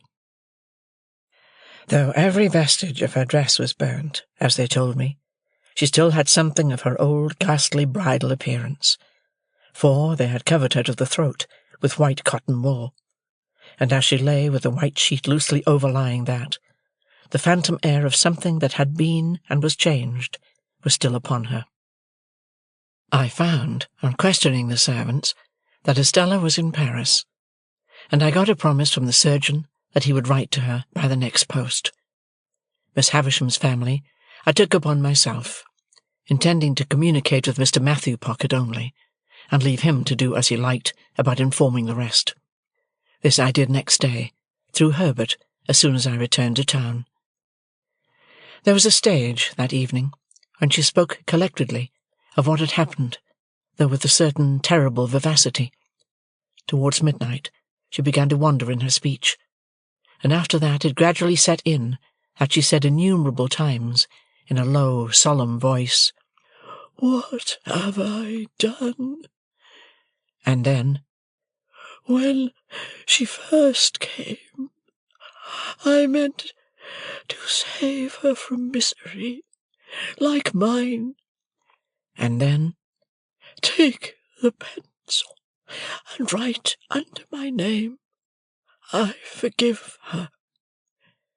She never changed the order of these 3 sentences, but she sometimes left out a word in one or other of them, never putting in another word, but always leaving a blank, and going on to the next word. As I could do no service there, and as I had, nearer home, that pressing reason for anxiety and fear which even her wanderings could not drive out of my mind, I decided in the course of the night that I would return by the early morning coach, walking on a mile or so, and being taken up clear of the town. At about 6 o'clock of the morning, therefore, I leaned over her and touched her lips with mine, just as they said, not stopping for being touched, "Take the pencil and write under my name, I forgive her." Chapter 50. My hands had been dressed twice or thrice in the night, and again in the morning. My left arm was a good deal burned to the elbow, and, less severely, as high as the shoulder. It was very painful, but the flames had set in that direction, and I felt thankful it was no worse. My right hand was not so badly burnt but that I could move the fingers. It was bandaged, of course, but much less inconveniently than my left hand and arm. Those I carried in a sling, and I could only wear my coat like a cloak, loose over my shoulders and fastened at the neck. My hair had been caught by the fire, but not my head or face. When Herbert had been down to Hammersmith and seen his father, he came back to me at our chambers, and devoted the day to attending on me. He was the kindest of nurses, and at stated times took off the bandages, and steeped them in the cooling liquid that was kept ready, and put them on again, with a patient tenderness that I was deeply grateful for. At first, as I lay quiet on the sofa, I found it painfully difficult, I might say impossible, to get rid of the impression of the glare of the flames, their hurry and noise, and the fierce burning smell. If I dozed for a minute, I was awakened by Miss Havisham's cries, and by her running at me with all that height of fire above her head. This pain of the mind was much harder to strive against than any bodily pain I suffered, and Herbert, seeing that, did his utmost to hold my attention engaged. Neither of us spoke of the boat, but we both thought of it. That was made apparent by our avoidance of the subject, and by our agreeing, without agreement, to make my recovery of the use of my hands a question of so many hours, not of so many weeks. My first question when I saw Herbert had been, of course, whether all was well down the river. As he replied in the affirmative, with perfect confidence and cheerfulness, we did not resume the subject until the day was wearing away. But then, as Herbert changed the bandages, more by the light of the fire than by the outer light, he went back to it spontaneously. "I sat with Provis last night, Handel, 2 good hours." "Where was Clara?" "Dear little thing," said Herbert. "She was up and down with Gruff and Grim all the evening. He was perpetually pegging at the floor the moment she left his sight. I doubt if he can hold out long, though. What with rum and pepper and rum, I should think his pegging must be nearly over." "And then you will be married, Herbert?" "How can I take care of the dear child otherwise? Lay your arm out upon the back of the sofa, my dear boy, and I'll sit down here, and get the bandage off so gradually that you shall not know when it comes. I was speaking of Provis. Do you know Handel? He improves. I said to you I thought he was softened when I last saw him. So you did, and so he is. He was very communicative last night, and told me more of his life. You remember his breaking off here about some woman that he had had great trouble with? Oh, did I hurt you? I had started, but not under his touch. His words had given me a start. I had forgotten that, Herbert, but I remember it now you speak of it. Well, he went into that part of his life, and a dark, wild part it is. Shall I tell you, or would it worry you just now? Tell me, by all means. Every word. Herbert bent forward to look at me more nearly, as if my reply had been rather more hurried or more eager than he could quite account for. Your head is cool, he said, touching it. Quite, said I. Tell me what Provis said, my dear Herbert. It seems, said Herbert, there's a bandage off most charmingly, and now comes the cool one. Makes you shrink at first, my poor dear fellow, don't it? But it will be comfortable presently. It seems that the woman was a young woman, and a jealous woman, and a revengeful woman. Revengeful, Handel, to the last degree. To what last degree? Murder. Does it strike too cold in that sensitive place? I don't feel it. How did she murder? Whom did she murder? Why, the deed may not have merited quite so terrible a name, said Herbert, but she was tried for it, and Mr. Jaggers defended her, and the reputation of that defence first made his name known to Provis. It was another and a stronger woman who was the victim, and there had been a struggle in a barn. Who began it, or how fair it was, or how unfair, may be doubtful, but how it ended is certainly not doubtful, for the victim was found throttled. Was the woman brought in guilty? No, she was acquitted. My poor Handel, I hurt you. It is impossible to be gentler, Herbert. Yes, what else? This acquitted young woman and Provis had a little child of whom Provis was exceedingly fond. On the evening of the very night when the object of her jealousy was strangled, as I tell you, the young woman presented herself before Provis for one moment, and swore that she would destroy the child, which was in her possession, and he should never see it again.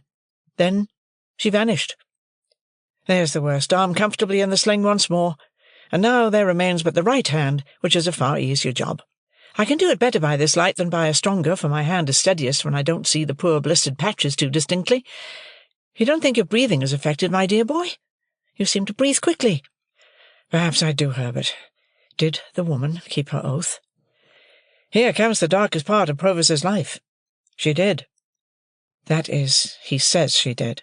Why, of course, my dear boy, returned Herbert in a tone of surprise, and again bending forward to get a nearer look at me. He says it all. I have no other information. No, to be sure.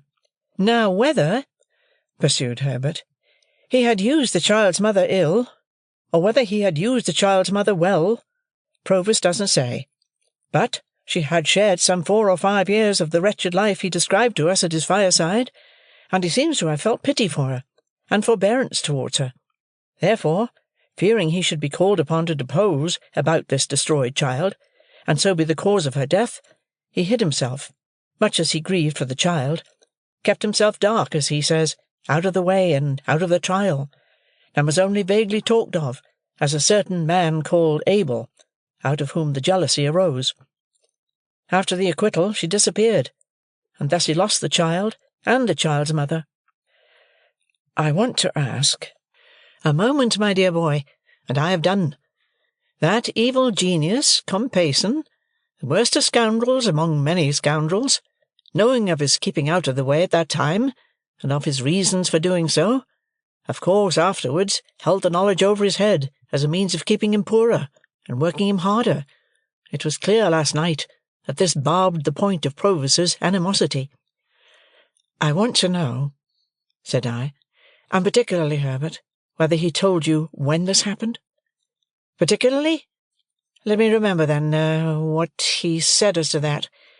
His expression was, "Around score a year ago, and almost directly after I took up with Compeyson." How old were you when you came upon him in the churchyard?" "I think in my 7th year."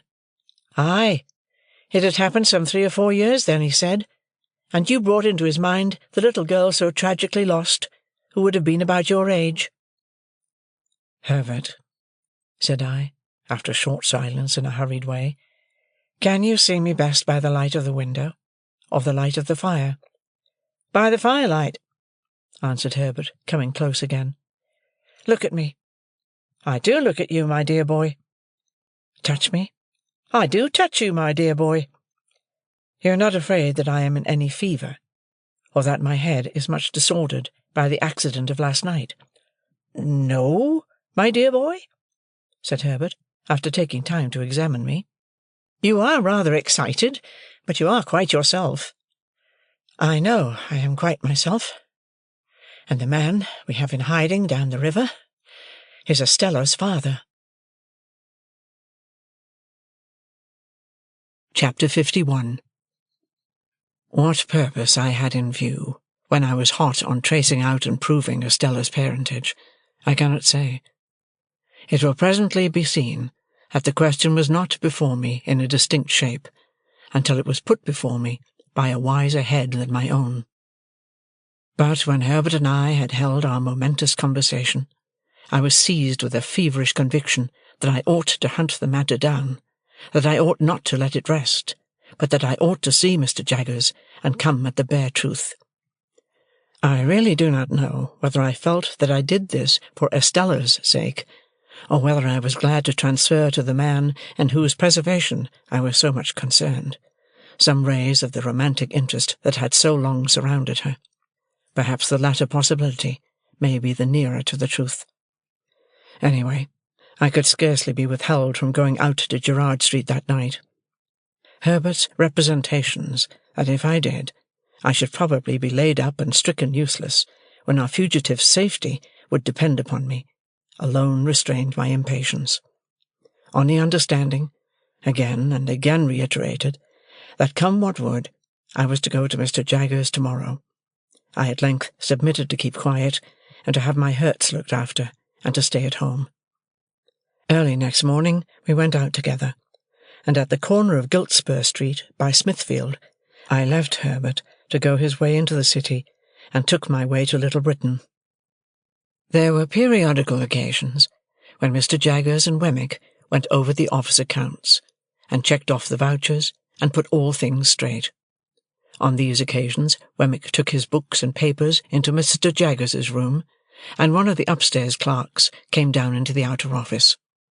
Finding such a clerk on Wemmick's post that morning, I knew what was going on. But I was not sorry to have Mr. Jaggers and Wemmick together, as Wemmick would then hear for himself that I said nothing to compromise him. My appearance with my arm bandaged and my coat loose over my shoulders favoured my object. Although I had sent Mr. Jaggers a brief account of the accident as soon as I had arrived in town, yet I had to give him all the details now, and the specialty of the occasion caused our talk to be less dry and hard, and less strictly regulated by the rules of evidence than it had been before. While I described the disaster, Mr. Jaggers stood, according to his wont, before the fire. Wemmick leaned back in his chair, staring at me, with his hands in the pockets of his trousers, and his pen put horizontally into the post. The two brutal casts, always inseparable in my mind from the official proceedings, seemed to be congestively considering whether they didn't smell fire at the present moment. My narrative finished, and their questions exhausted, I then produced Miss Havisham's authority to receive the £900 for Herbert. Mr. Jaggers's eyes retired a little deeper into his head when I handed him the tablets, but he presently handed them over to Wemmick, with instructions to draw the cheque for his signature. While that was in course of being done, I looked on at Wemmick as he wrote, and Mr. Jaggers, poising and swaying himself on his well-polished boots, looked on at me. "I am sorry, Pip," said he, as I put the cheque in my pocket when he had signed it, "that we do nothing for you."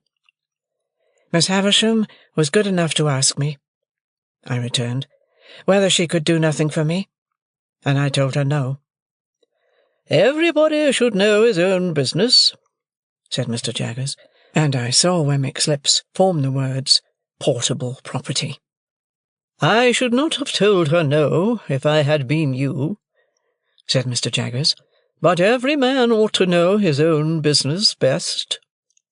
"Every man's business," said Wemmick, rather reproachfully towards me, "is portable property." As I thought the time was now come for pursuing the theme I had at heart, I said, turning on Mr. Jaggers, "I did ask something of Miss Havisham, however, sir. I asked her to give me some information relative to her adopted daughter, and she gave me all she possessed." "Did she?" said Mr. Jaggers, bending forward to look at his boots, and then straightening himself. "Ah! I don't think I should have done so, if I had been Miss Havisham, but she ought to know her own business best." "I know more of the history of Miss Havisham's adopted child than Miss Havisham herself does, sir. I know her mother." Mr. Jaggers looked at me inquiringly, and repeated, "Mother?" "I have seen her mother within these 3 days." "Yes?" said Mr. Jaggers. "And so have you, sir, and you have seen her still more recently." "Yes?" said Mr. Jaggers. "Perhaps I know more of Estella's history than even you do," said I. "I know her father, too." A certain stop that Mr. Jaggers came to in his manner. He was too self-possessed to change his manner, but he could not help its being brought to an indefinably attentive stop, assured me that he did not know who her father was. This I had strongly suspected from Provis's account, as Herbert had repeated it, of his having kept himself dark, which I pieced on to the fact that he himself was not Mr. Jaggers's client until some 4 years later, and when he could have no reason for claiming his identity. But I could not be sure of this unconsciousness on Mr. Jaggers's part before, though I was quite sure of it now. "So, you know the young lady's father, Pip?" said Mr. Jaggers. "Yes," I replied. "And his name is Provis, from New South Wales." Even Mr. Jaggers started when I said those words. It was the slightest start that could escape a man, the most carefully repressed and the soonest checked, but he did start, though he made it a part of the action of taking out his pocket-handkerchief. How Wemmick received the announcement, I am unable to say, for I was afraid to look at him just then, lest Mr. Jaggers's sharpness should detect that there had been some communication unknown to him between us. "And on what evidence, Pip?" asked Mr. Jaggers very coolly, as he paused with his handkerchief half-way to his nose. "Does Provis make this claim?" "He does not make it," said I, "and has never made it, and has no knowledge or belief that his daughter is in existence." For once, the powerful pocket-handkerchief failed. My reply was so unexpected that Mr. Jaggers put the handkerchief back into his pocket without completing the usual performance, folded his arms, and looked with stern attention at me, though with an immovable face. Then I told him all I knew, and how I knew it, with the one reservation that I left him to infer that I knew from Miss Havisham what I in fact knew from Wemmick. I was very careful indeed as to that. Nor did I look towards Wemmick until I had finished all I had to tell, and had been for some time silently meeting Mr. Jaggers's look. When I did at last turn my eyes in Wemmick's direction, I found that he had unposted his pen, and was intent upon the table before him. "Ha!" said Mr. Jaggers at last, as he moved towards the papers on the table. "What item was it you were at, Wemmick, when Mr. Pip came in?" But I could not submit to be thrown off in that way, and I made a passionate, almost an indignant appeal to him to be more frank and manly with me. I reminded him of the false hopes into which I had lapsed, the length of time they had lasted, and the discovery I had made, and I hinted at the danger that weighed upon my spirits. I represented myself as being surely worthy of some little confidence from him, in return for the confidence I had just now imparted. I said that I did not blame him, or suspect him, or mistrust him, but I wanted assurance of the truth from him. And if he asked me why I wanted it, and why I thought I had any right to it, I would tell him, little as he cared for such poor dreams, that I had loved Estella dearly and long, and that although I had lost her, and must live a bereaved life, whatever concerned her was still nearer and dearer to me than anything else in the world. And seeing that Mr. Jaggers stood quite still and silent, and apparently quite obdurate under this appeal, I turned to Wemmick and said, "Wemmick, I know you to be a man with a gentle heart. I have seen your pleasant home, and your old father, and all the innocent, cheerful, playful ways with which you refresh your business life. And I entreat you to say a word for me to Mr. Jaggers, and to represent to him that, all circumstances considered, he ought to be more open with me." I have never seen two men look more oddly at one another than Mr. Jaggers and Wemmick did after this apostrophe. At first, a misgiving crossed me that Wemmick would be instantly dismissed from his employment, but it melted as I saw Mr. Jaggers relax into something like a smile, and Wemmick become bolder. "What's all this?" said Mr. Jaggers.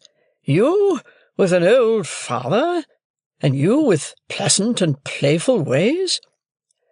"Well," returned Wemmick, "if I don't bring 'em here, what does it matter?" "Pip," said Mr. Jaggers, laying his hand upon my arm and smiling openly, "this man must be the most cunning impostor in all London." "Not a bit of it," returned Wemmick, growing bolder and bolder. "I think you're another." Again they exchanged their former odd looks, each apparently still distrustful that the other was taking him in. "You with a pleasant home?" said Mr. Jaggers. "Since it don't interfere with business," returned Wemmick, "let it be so. Now, I look at you, sir. I shouldn't wonder if you might be planning and contriving to have a pleasant home of your own one of these days, when you're tired of all this work." Mr. Jaggers nodded his head retrospectively 2 or 3 times, and actually drew a sigh. "Pip," said he, "we won't talk about poor dreams. You know more about such things than I, having much fresher experience of that kind. But now, about this other matter. I'll put a case to you. Mind, I admit nothing." He waited for me to declare that I quite understood that he expressly said that he admitted nothing. "Now, Pip," said Mr. Jaggers, "put this case. Put the case that a woman, under such circumstances as you have mentioned, held her child concealed, and was obliged to communicate the fact to her legal adviser, on his representing to her that he must know, with an eye to the latitude of his defence, how the fact stood about that child. Put the case that at the same time he held a trust to find a child for an eccentric rich lady to adopt and bring up." "I follow you, sir." "Put the case that he lived in an atmosphere of evil, and that all he saw of children was their being generated in great numbers for certain destruction. Put the case that he often saw children solemnly tried at a criminal bar, where they were held up to be seen. Put the case that he habitually knew of their being imprisoned, whipped, transported, neglected, cast out, qualified in all ways for the hangman, and growing up to be hanged. Put the case that pretty nigh all the children he saw in his daily business life he had reason to look upon as so much spawn to develop into the fish that were to come to his net, to be prosecuted, defended, forsworn, made orphans, bedevilled somehow." "I follow you, sir." "Put the case, Pip, that here was one pretty little child out of the heap who could be saved, whom the father believed dead, and dared make no stir about, as to whom, over the mother, the legal adviser had this power. I know what you did, and how you did it. You came so-and-so. This was your manner of attack, and this the manner of resistance. You went so-and-so, you did such and such things to divert suspicion. I have tracked you through it all, and I tell you it all. Part with the child, unless it should be necessary to produce it to clear you, and then it shall be produced. Give the child into my hands, and I will do my best to bring you off.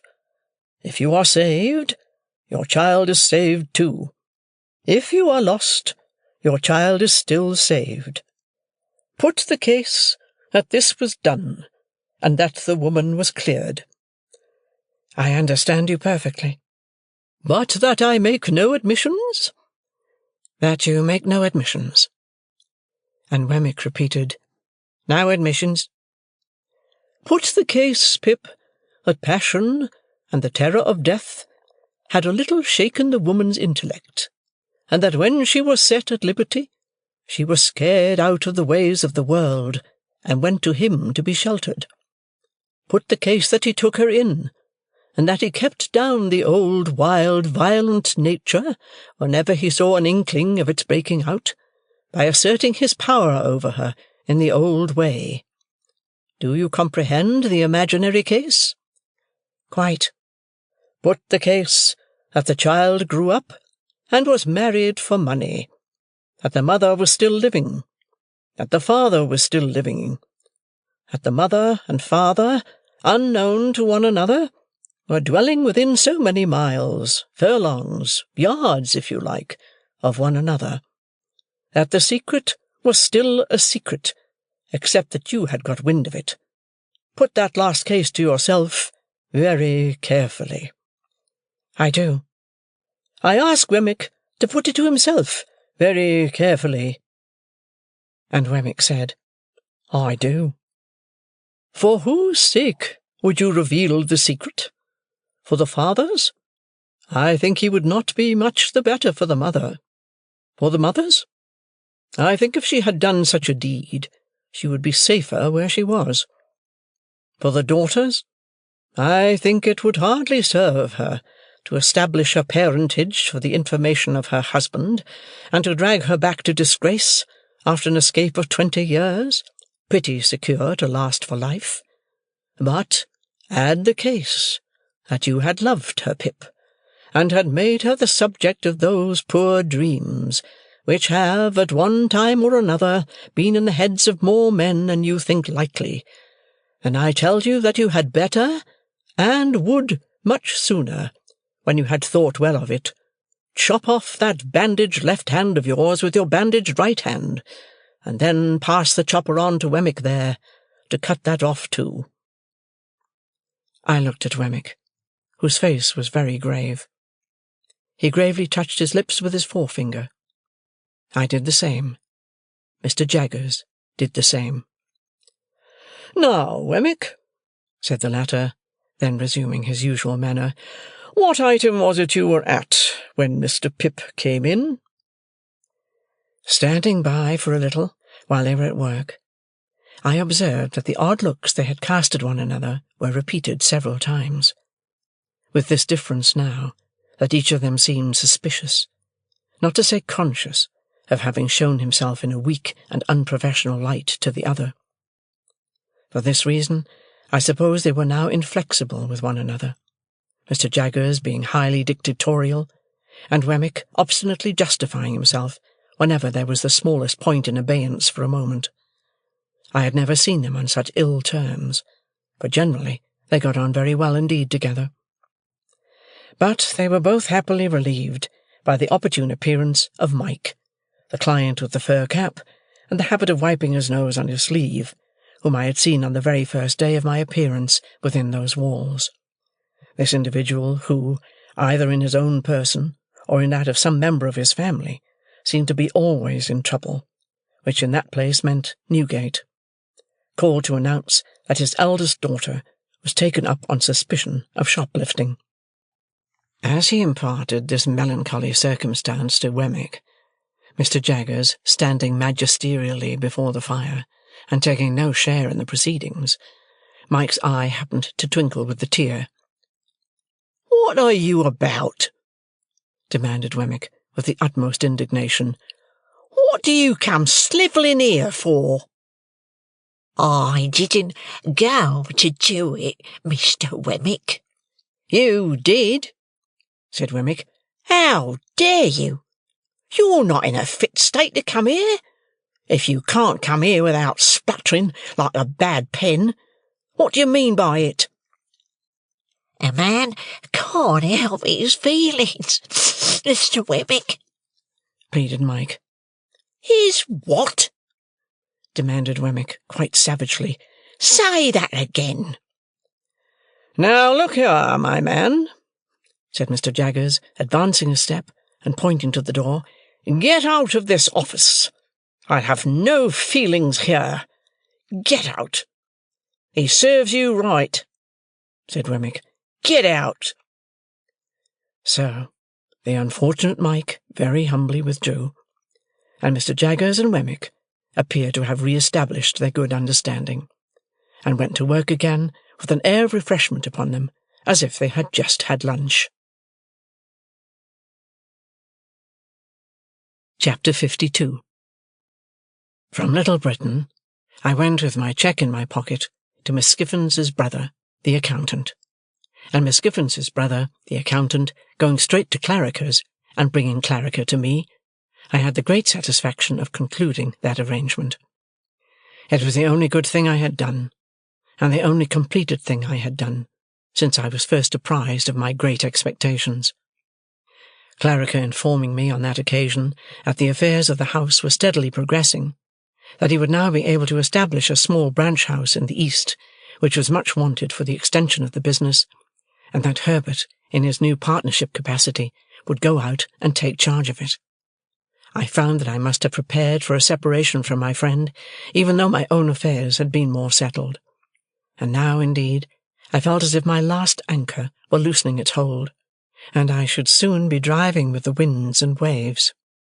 But there was recompense in the joy with which Herbert would come home of a night and tell me of these changes, little imagining that he told me no news, and would sketch airy pictures of himself conducting Clara Barley to the land of the Arabian Nights, and of me going out to join them, with a caravan of camels, I believe, and of our all going up the Nile and seeing wonders. Without being sanguine as to my part in these bright plans, I felt that Herbert's way was clearing fast, and that old Bill Barley had but to stick to his pepper and rum, and his daughter would soon be happily provided for. We had now got into the month of March. My left arm, though it presented no bad symptoms, took in the natural course so long to heal that I was still unable to get a coat on. My right arm was tolerably restored, disfigured, but fairly serviceable. On a Monday morning, when Herbert and I were at breakfast, I received the following letter from Wemmick by the post. "Walworth. Burn this as soon as read. Early in the week, or say Wednesday, you might do what you know of, if you felt disposed to try it. Now burn." When I had shown this to Herbert, and had put it in the fire, but not before we had both got it by heart, we considered what to do. For, of course, my being disabled could now be no longer kept out of view. "I've thought it over, again and again," said Herbert, "and I think I know a better course than taking a Thames waterman. Take Startop, a good fellow, a skilled hand, fond of us, and enthusiastic and honourable." I had thought of him more than once. "But how much would you tell him, Herbert?" "It is necessary to tell him very little. Let him suppose it a mere freak, but a secret one, until the morning comes. Then let him know that there is urgent reason for your getting Provis aboard and away. You go with him?" "No doubt." "Where?" It had seemed to me, in the many anxious considerations I had given the point, almost indifferent what port we made for. Hamburg, Rotterdam, Antwerp. The place signified little, so that he was got out of England. Any foreign steamer that fell in our way, and would take us up, would do. I had always proposed to myself to get him well down the river in the boat, certainly well beyond Gravesend, which was a critical place for search or inquiry if suspicion were afoot. As foreign steamers would leave London at about the time of high water, Our plan would be to get down the river by a previous ebb tide, and lie by in some quiet spot until we could pull off to one. The time when one would be due where we lay, wherever that might be, could be calculated pretty nearly if we made inquiries beforehand. Herbert assented to all this, and we went out immediately after breakfast to pursue our investigations.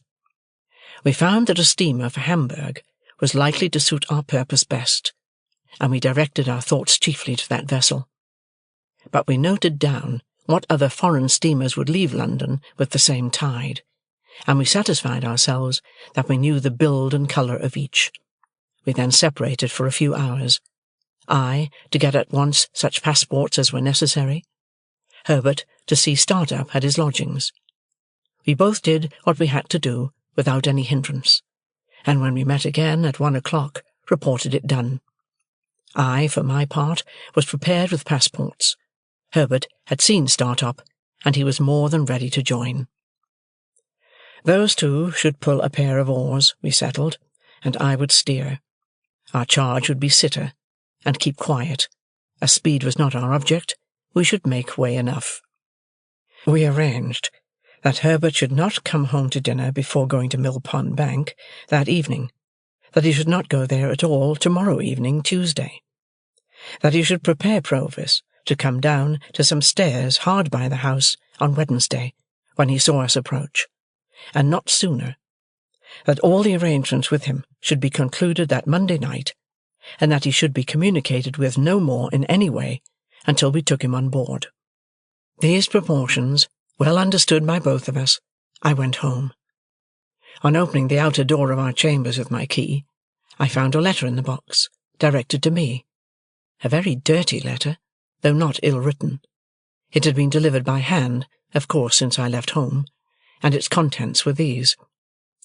If you are not afraid to come to the old marshes tonight, or tomorrow night at 9, and to come to the little sluice-house by the lime-kiln, you had better come. If you want information regarding your Uncle Provis, you had much better come and tell no one, and lose no time. You must come alone. Bring this with you. I had had load enough upon my mind before the receipt of this strange letter. What to do now I could not tell, and the worst was that I must decide quickly, or I should miss the afternoon coach, which would take me down in time for tonight. Tomorrow night I could not think of going, for it would be too close upon the time of the flight. And again, for anything I knew, the proffered information might have some important bearing on the flight itself. If I had had ample time for consideration, I believe I should still have gone. Having hardly any time for consideration, my watch showing me that the coach started within half an hour, I resolved to go. I should certainly not have gone, but for the reference to my Uncle Provis, that, coming on Wemmick's letter and the morning's busy preparation, turned the scale.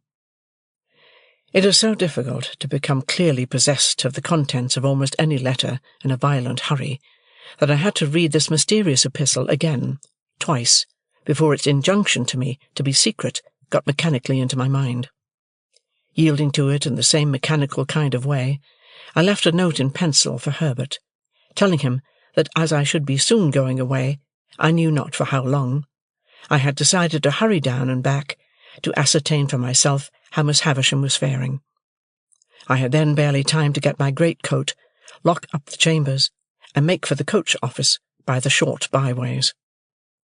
If I had taken a hackney chariot and gone by the streets, I should have missed my aim. Going as I did, I caught the coach just as it came out of the yard. I was the only inside passenger, jolting away knee-deep in straw, when I came to myself. For I really had not been myself since the receipt of the letter. It had so bewildered me, ensuing on the hurry of the morning. The morning hurry and flutter had been great, for, long and anxiously as I had waited for Wemmick, his hint had come like a surprise at last. And now I began to wonder at myself for being in the coach, and to doubt whether I had sufficient reason for being there, and to consider whether I should get out presently and go back, and to argue against ever heeding an anonymous communication, and, in short, to pass through all those phases of contradiction and indecision to which I suppose very few hurried people are strangers. Still, the reference to Provis by name mastered everything. I reasoned, as I had reasoned already, without knowing it, if that be reasoning. In case any harm should befall him through my not going, how could I ever forgive myself? It was dark before we got down, and the journey seemed long and dreary to me, who could see little of it inside, and who could not go outside in my disabled state. Avoiding the Blue Boar, I put up at an inn of minor reputation down the town, and ordered some dinner. While it was preparing, I went to Sartor's house, and inquired for Miss Havisham. She was still very ill, though considered something better. My inn had once been a part of an ancient ecclesiastical house, and I dined in a little octagonal common room, like a font. As I was not able to cut my dinner, the old landlord with a shining bald head did it for me. This bringing us into conversation, he was so good as to entertain me with my own story, of course with the popular feature that Pumblechook was my earliest benefactor and the founder of my fortunes. "Do you know the young man?" said I. "Know him?" repeated the landlord. "Ever since he was no height at all." "Does he ever come back to this neighbourhood?"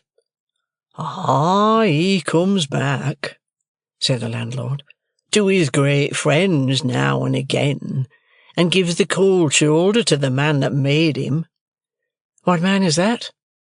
"Him that I speak of," said the landlord, "Mr. Pumblechook." "Is he ungrateful to no one else?" "No doubt he would be if he could," returned the landlord, "but he can't. And why? Because Pumblechook done everything for him." "Does Pumblechook say so?" "Say so?" replied the landlord. "He ha'n't no call to say so." "But does he say so?" "It would turn a man's blood to white wine vinegar to hear him tell of it, sir," said the landlord. I thought, "Yet, Joe, dear Joe, you never tell of it. Long-suffering and loving Joe, you never complain. Nor you, sweet-tempered Biddy." "Your appetite's been touched like by your accident," said the landlord, glancing at the bandaged arm under my coat. "Try a tenderer bit." "No, thank you," I replied, turning from the table to brood over the fire. "I can eat no more. Please take it away." I had never been struck at so keenly for my thanklessness to Joe as to the brazen impostor Pumblechook. The falser he, the truer Joe; the meaner he, the nobler Joe. My heart was deeply and most deservedly humbled, as I mused over the fire for an hour or more.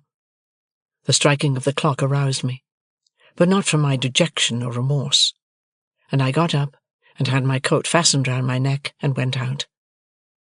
I had previously sought in my pockets for the letter that I might refer to it again, but I could not find it, and was uneasy to think that it must have been dropped in the straw of the coach. I knew very well, however, that the appointed place was the little sluice-house by the lime-kiln on the marshes, and the hour 9. Towards the marshes I now went straight, having no time to spare. Chapter 53. It was a dark night, though the full moon rose as I left the enclosed lands, and passed out upon the marshes. Beyond their dark line there was a ribbon of clear sky, hardly broad enough to hold the red large moon. In a few minutes she had ascended out of that clear field, in among the piled mountains of cloud. There was a melancholy wind, and the marshes were very dismal. A stranger would have found them insupportable, and even to me they were so oppressive that I hesitated, half inclined to go back. But I knew them well, and could have found my way on a far darker night, and had no excuse for returning, being there. So, having come there against my inclination, I went on against it. The direction that I took was not that in which my old home lay, nor that in which we had pursued the convicts. My back was turned towards the distant hulks as I walked on, and, though I could see the old lights away on the spits of sand, I saw them over my shoulder. I knew the lime kiln as well as I knew the old battery, but they were miles apart, so that if a light had been burning at each point that night, there would have been a long strip of the blank horizon between the two bright specks. At first I had to shut some gates after me, and now and then to stand still while the cattle that were lying in the banked-up pathway arose and blundered down among the grass and reeds, but after a little while I seemed to have the whole flats to myself.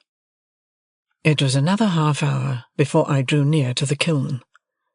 The lime was burning with a sluggish, stifling smell, but the fires were made up and left, and no workmen were visible. Hard by was a small stone quarry. It lay directly in my way, and had been worked that day, as I saw by the tools and barrows that were lying about. Coming up again to the marsh level of this excavation, for the rude path lay through it, I saw a light in the old sluice-house. I quickened my pace, and knocked at the door with my hand.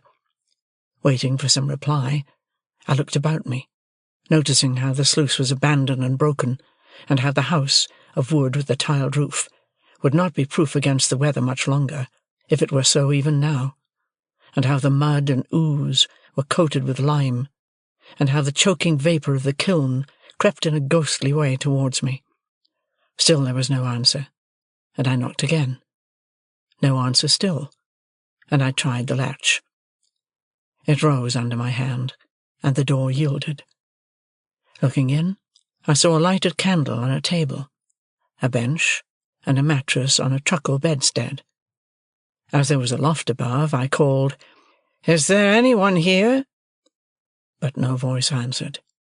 Then I looked at my watch, and finding that it was past 9, called again, "Is there anyone here?"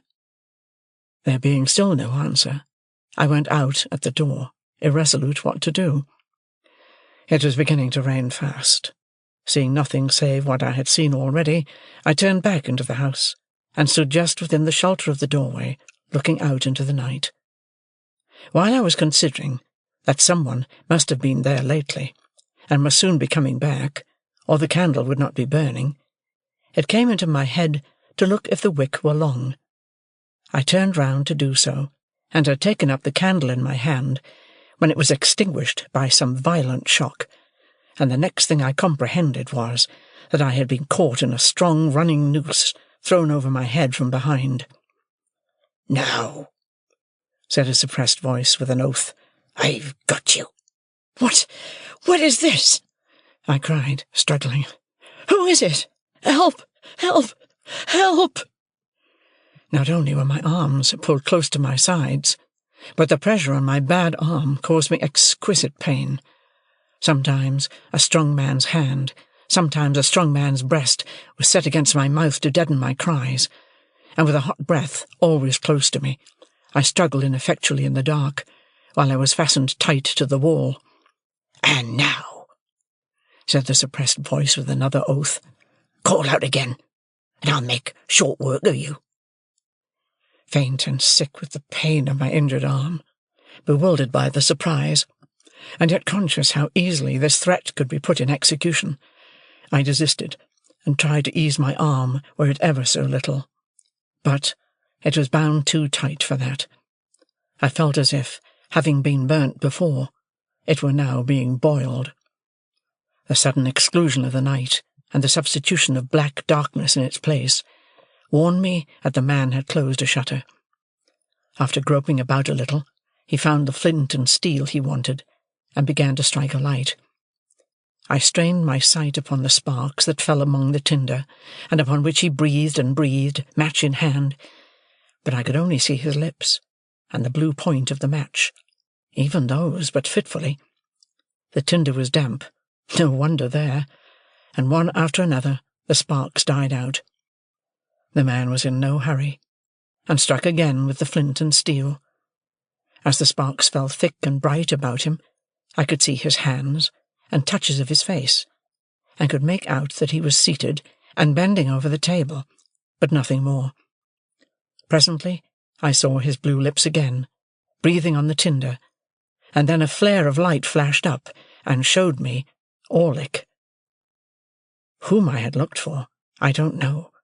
I had not looked for him. Seeing him, I felt that I was in a dangerous strait indeed, and I kept my eyes upon him. He lighted the candle from the flaring match with great deliberation, and dropped the match, and trod it out. Then he put the candle away from him on the table, so that he could see me, and sat with his arms folded on the table and looked at me. I made out that I was fastened to a stout perpendicular ladder a few inches from the wall, a fixture there, the means of ascent to the loft above. "Now," said he, when we had surveyed one another for some time, "I've got you." "Unbind me! Let me go!" "Ah," he returned, "I'll let you go. I'll let you go to the moon. I'll let you go to the stars. All in good time." "Why have you lured me here?" "Don't you know?" said he, with a deadly look. "Why have you set upon me in the dark?" "Because I mean to do it all myself. One keeps a secret better than two. Oh, you enemy, you enemy!" His enjoyment of the spectacle I furnished, as he sat with his arms folded on the table, shaking his head at me and hugging himself, had a malignity in it that made me tremble. As I watched him in silence, he put his hand into the corner at his side and took up a gun with a brass-bound stock. "Do you know this?" said he, making as if he would take aim at me. "Do you know where you saw it afore? Speak, Wolf." "Yes," I answered. "You cost me that place, you did. Speak." "What else could I do?" "You did that, and that would be enough without more. How dared you come betwixt me and a young woman I liked?" "When did I?" "When didn't you? It was you as always give old Orlick a bad name to her." "You gave it to yourself. You gained it for yourself. I could have done you no harm if you had done yourself none." "You're a liar, and you'll take any pains and spend any money to drive me out of this country, will you?" said he, repeating my words to Biddy in the last interview I had with her. "Now, I'll tell you a piece of information. It was never so well worth your while to get me out of this country as it is tonight. Ah, if it was all your money 20 times told, to the last brass farden." As he shook his heavy hand at me, with his mouth snarling like a tiger's, I felt that it was true. "What are you going to do to me?" "I'm a-going," said he, bringing his fist down upon the table with a heavy blow, and rising as the blow fell, to give it greater force. "I'm a-going to have your life." He leaned forward, staring at me, slowly unclenched his hand, and drew it across his mouth, as if his mouth watered for me, and sat down again.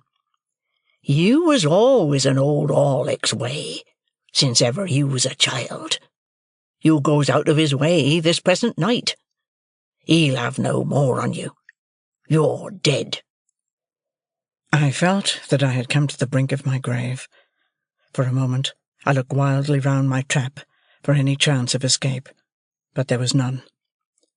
"More than that," said he, folding his arms on the table again, "I won't have a rag of you. I won't have a bone of you left on earth. I'll put your body in the kiln. I'd carry 2 such to it on my shoulders, and let people suppose what they may of you, they shall never know nothing." My mind, with inconceivable rapidity, followed out all the consequences of such a death. Estella's father would believe I had deserted him, would be taken, would die accusing me. Even Herbert would doubt me when he compared the letter I had left for him with the fact that I had called at Miss Havisham's gate for only a moment. Joe and Biddy would never know how sorry I had been that night. None would ever know what I had suffered, how true I had meant to be, what an agony I had passed through. The death close before me was terrible, but far more terrible than death was the dread of being misremembered after death. And so quick were my thoughts that I saw myself despised by unborn generations, Estella's children, and their children, while the wretch's words were yet on his lips. "Now, wolf," said he, "afore I kill you like any other beast, which is what I mean to do, and what I have tied you up for, I'll have a good look at you, and a good goad at you. Oh, you enemy!" It had passed through my thoughts to cry out for help again, though few could know better than I the solitary nature of the spot and the hopelessness of aid. But as he sat gloating over me, I was supported by a scornful detestation of him that sealed my lips. Above all things, I resolved that I would not entreat him, and that I would die making some last poor resistance to him. Softened as my thoughts of all the rest of men were in that dire extremity, humbly beseeching pardon, as I did, of heaven, melted at heart as I was by the thought that I had taken no farewell, and never, never now could take farewell of those who were dear to me, or could explain myself to them, or ask for their compassion on my miserable errors. Still, if I could have killed him, even in dying, I would have done it. He had been drinking, and his eyes were red and bloodshot. Around his neck was slung a tin bottle, as I had often seen his meat and drink slung about him in other days. He brought the bottle to his lips, and took a fiery drink from it, and I smelt the strong spirits that I saw flash into his face. "Wolf," said he, folding his arms again, "old Horlicks are going to tell you something. It was you as did for your shrew sister." Again my mind, with its former inconceivable rapidity, had exhausted the whole subject of the attack upon my sister, her illness, and her death, before his slow and hesitating speech had formed these words. "It was you, villain," said I. "I tell you, it was your doing. I tell you it was done through you," he retorted, catching up the gun and making a blow with the stock at the vacant air between us. "I come upon her from behind, as I come upon you tonight. I give it her. I left her for dead, and if there had been a lime kiln as nigh her, as there is now nigh you, she shouldn't have come to life again. But it warn't old Orlick as did it. It was you. You was favoured, and he was bullied and beat. Old Orlick, bullied and beat, eh? Now you pays for it. You done it. Now you pays for it." He drank again, and became more ferocious. I saw by his tilting of the bottle that there was no great quantity left in it. I distinctly understood that he was working himself up with its contents to make an end of me. I knew that every drop it held was a drop of my life. I knew that when I was changed into a part of the vapour that had crept towards me but a little while before, like my own warning ghost, he would do as he had done in my sister's case, make all haste to the town, and be seen slouching about there, drinking at the alehouses. My rapid mind pursued him to the town, made a picture of the street with him in it, and contrasted its lights and life with the lonely marsh and the white vapour creeping over it, into which I should have dissolved. It was not only that I could have summed up years and years and years while he said a dozen words, but that what he did say presented pictures to me, and not mere words. In the excited and exalted state of my brain, I could not think of a place without seeing it, or of persons without seeing them. It is impossible to overstate the vividness of these images, and yet I was so intent all the time upon him himself, who would not be intent on the tiger crouching to spring, that I knew of the slightest action of his fingers. When he had drunk this second time, He rose from the bench on which he sat, and pushed the table aside. Then he took up the candle, and shading it with his murderous hand, so as to throw its light on me, stood before me, looking at me, and enjoying the sight. "Wolf, I'll tell you something more. It was old Orlick as you tumbled over on your stairs that night." I saw the staircase with its extinguished lamps. I saw the shadows of the heavy stair-rails thrown by the watchman's lantern on the wall. I saw the rooms that I was never to see again, here a door half open, there a door closed, all the articles of furniture around. "And why was old Orlick there? I'll tell you something more, Wolf. You and her have pretty well hunted me out of this country, so far as getting a easy living in it goes, and I took up with new companions and new masters. Some of them writes my letters when I wants 'em wrote. Do you mind? Writes my letters, Wolf.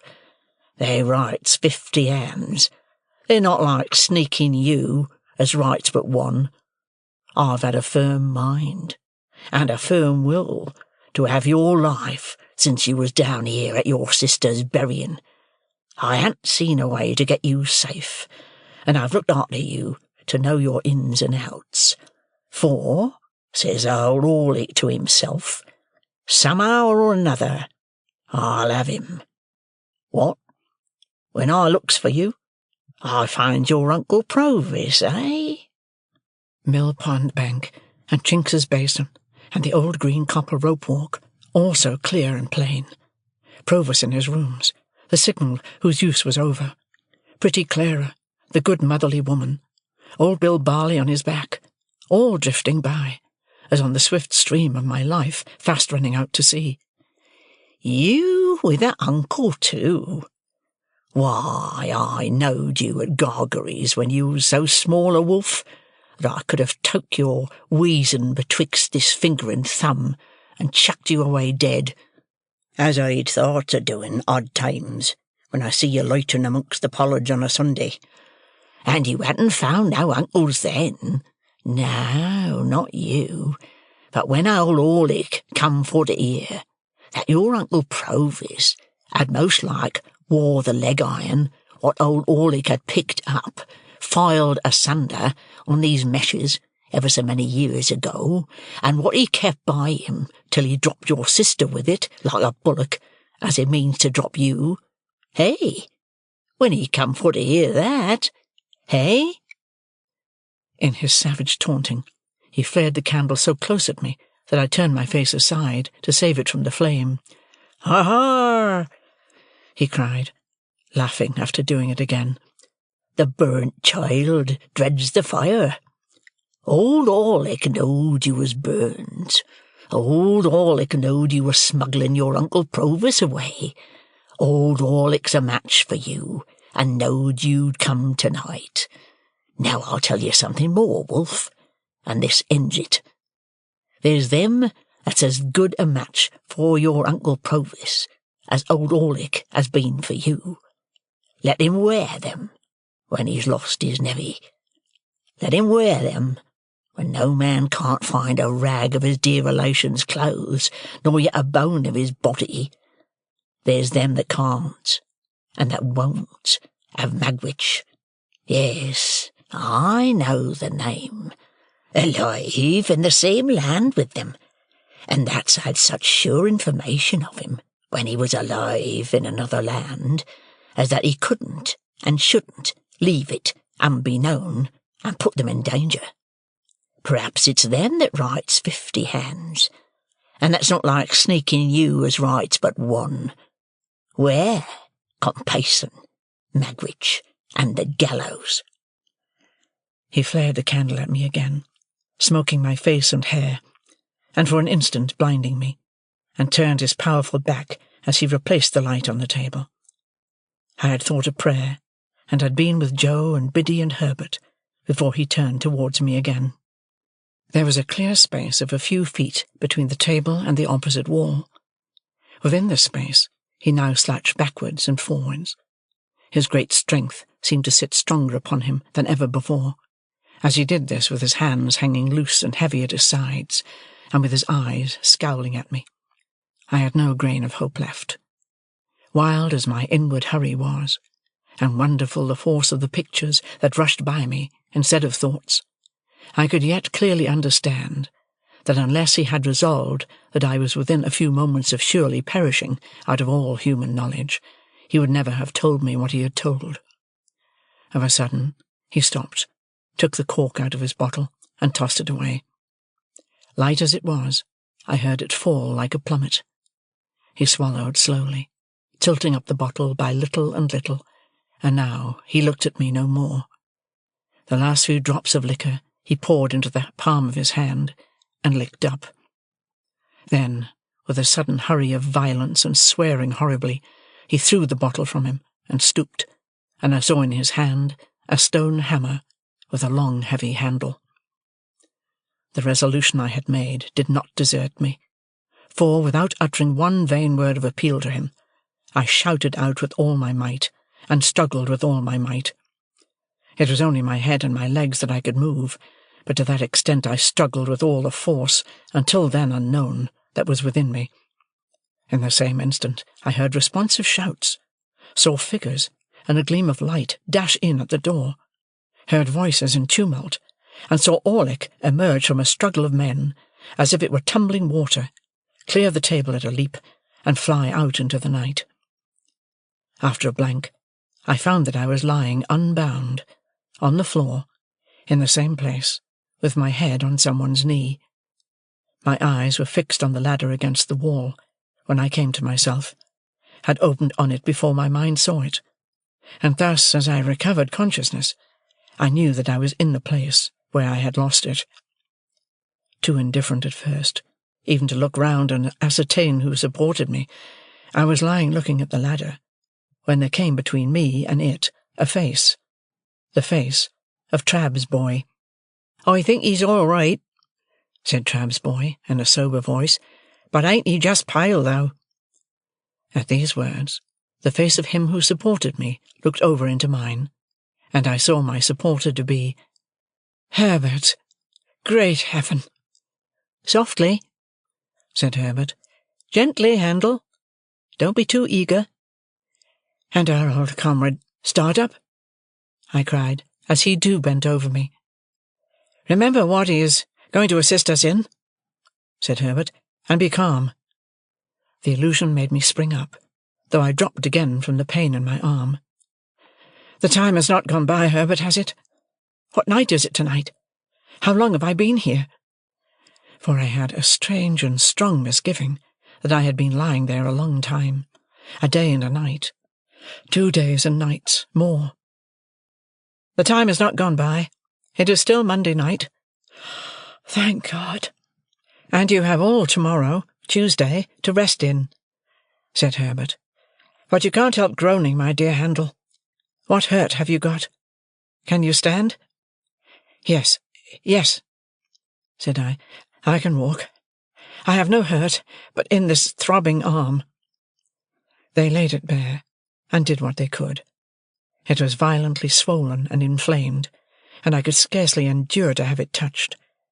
But they tore up their handkerchiefs, to make fresh bandages, and carefully replaced it in the sling, until we could get to the town and obtain some cooling lotion to put upon it. In a little while we had shut the door of the dark and empty sluice-house, and were passing through the quarry on our way back. Trabb's boy, Trabb's overgrown young man now, went before us with a lantern, which was the light I had seen come in at the door. But the moon was a good 2 hours higher than when I had last seen the sky, and the night, though rainy, was much lighter. The white vapour of the kiln was passing from us as we went by, and, as I had thought a prayer before, I thought a thanksgiving now.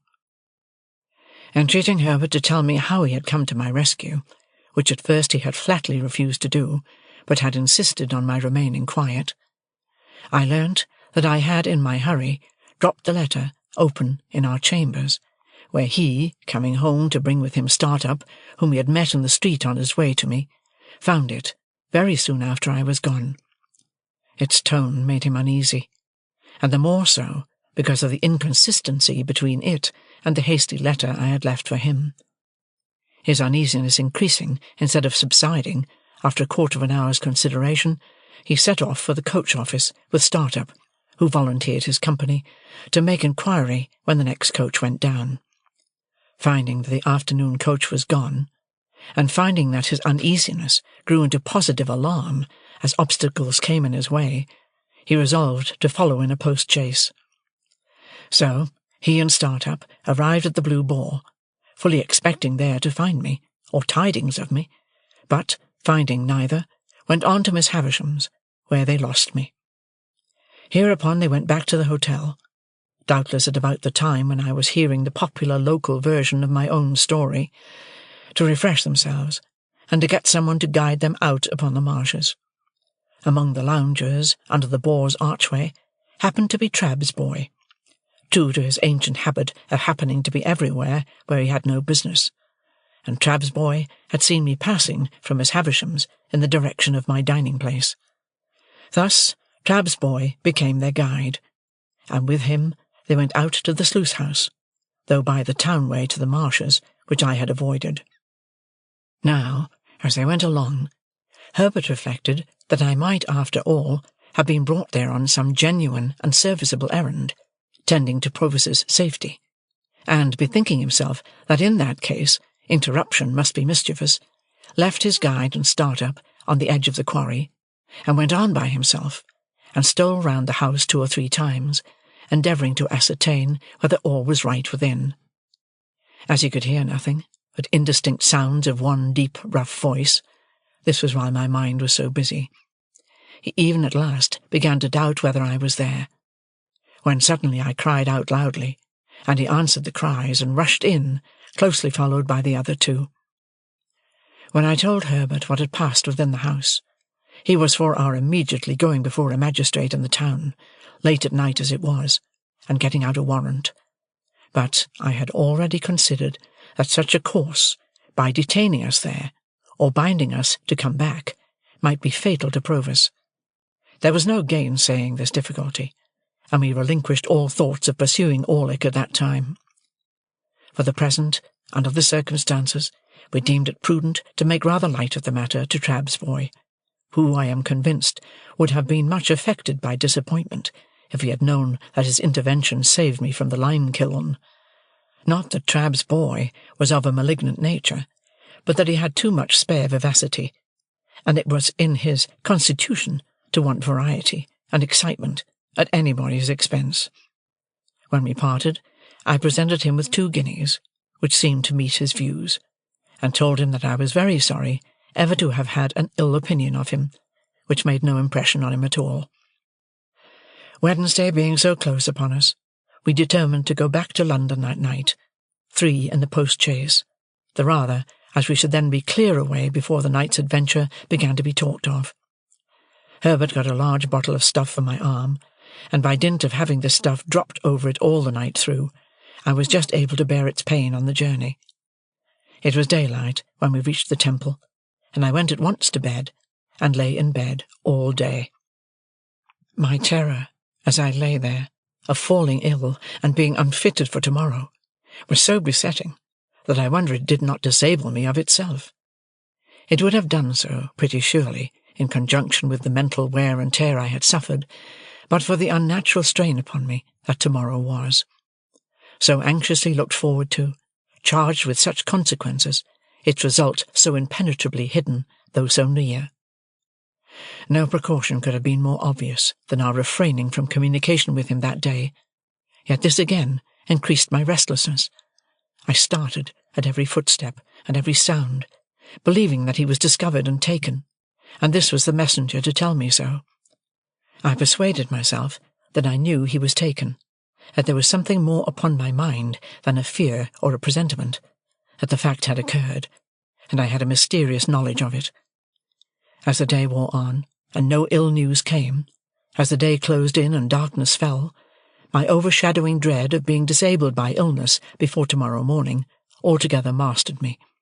My burning arm throbbed, and my burning head throbbed, and I fancied I was beginning to wander. I counted up to high numbers, to make sure of myself, and repeated passages that I knew in prose and verse. It happened sometimes that in the mere escape of a fatigued mind I dozed for some moments or forgot. Then I would say to myself with a start, "Now it has come. I am turning delirious." They kept me very quiet all day, and kept my arm constantly dressed, and gave me cooling drinks.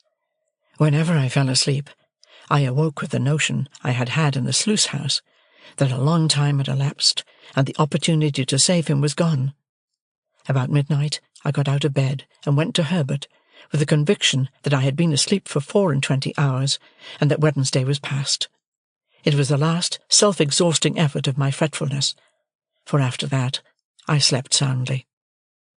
Wednesday morning was dawning when I looked out of window. The winking lights upon the bridges were already pale. The coming sun was like a marsh of fire on the horizon. The river, still dark and mysterious, was spanned by bridges that were turning coldly grey, with here and there at top a warm touch from the burning in the sky. As I looked along the clustered roofs, with church towers and spires shooting into the unusually clear air, the sun rose up, and a veil seemed to be drawn from the river, and millions of sparkles burst out upon its waters. From me, too, a veil seemed to be drawn, and I felt strong and well. Herbert lay asleep in his bed, and our old fellow-student lay asleep on the sofa. I could not dress myself without help, but I made up the fire, which was still burning, and got some coffee ready for them. In good time they too started up strong and well, and we admitted the sharp morning air at the windows, and looked at the tide that was still flowing towards us. "When it turns at 9 o'clock," said Herbert cheerfully, "look out for us, and stand ready, you over there at Mill Pond Bank."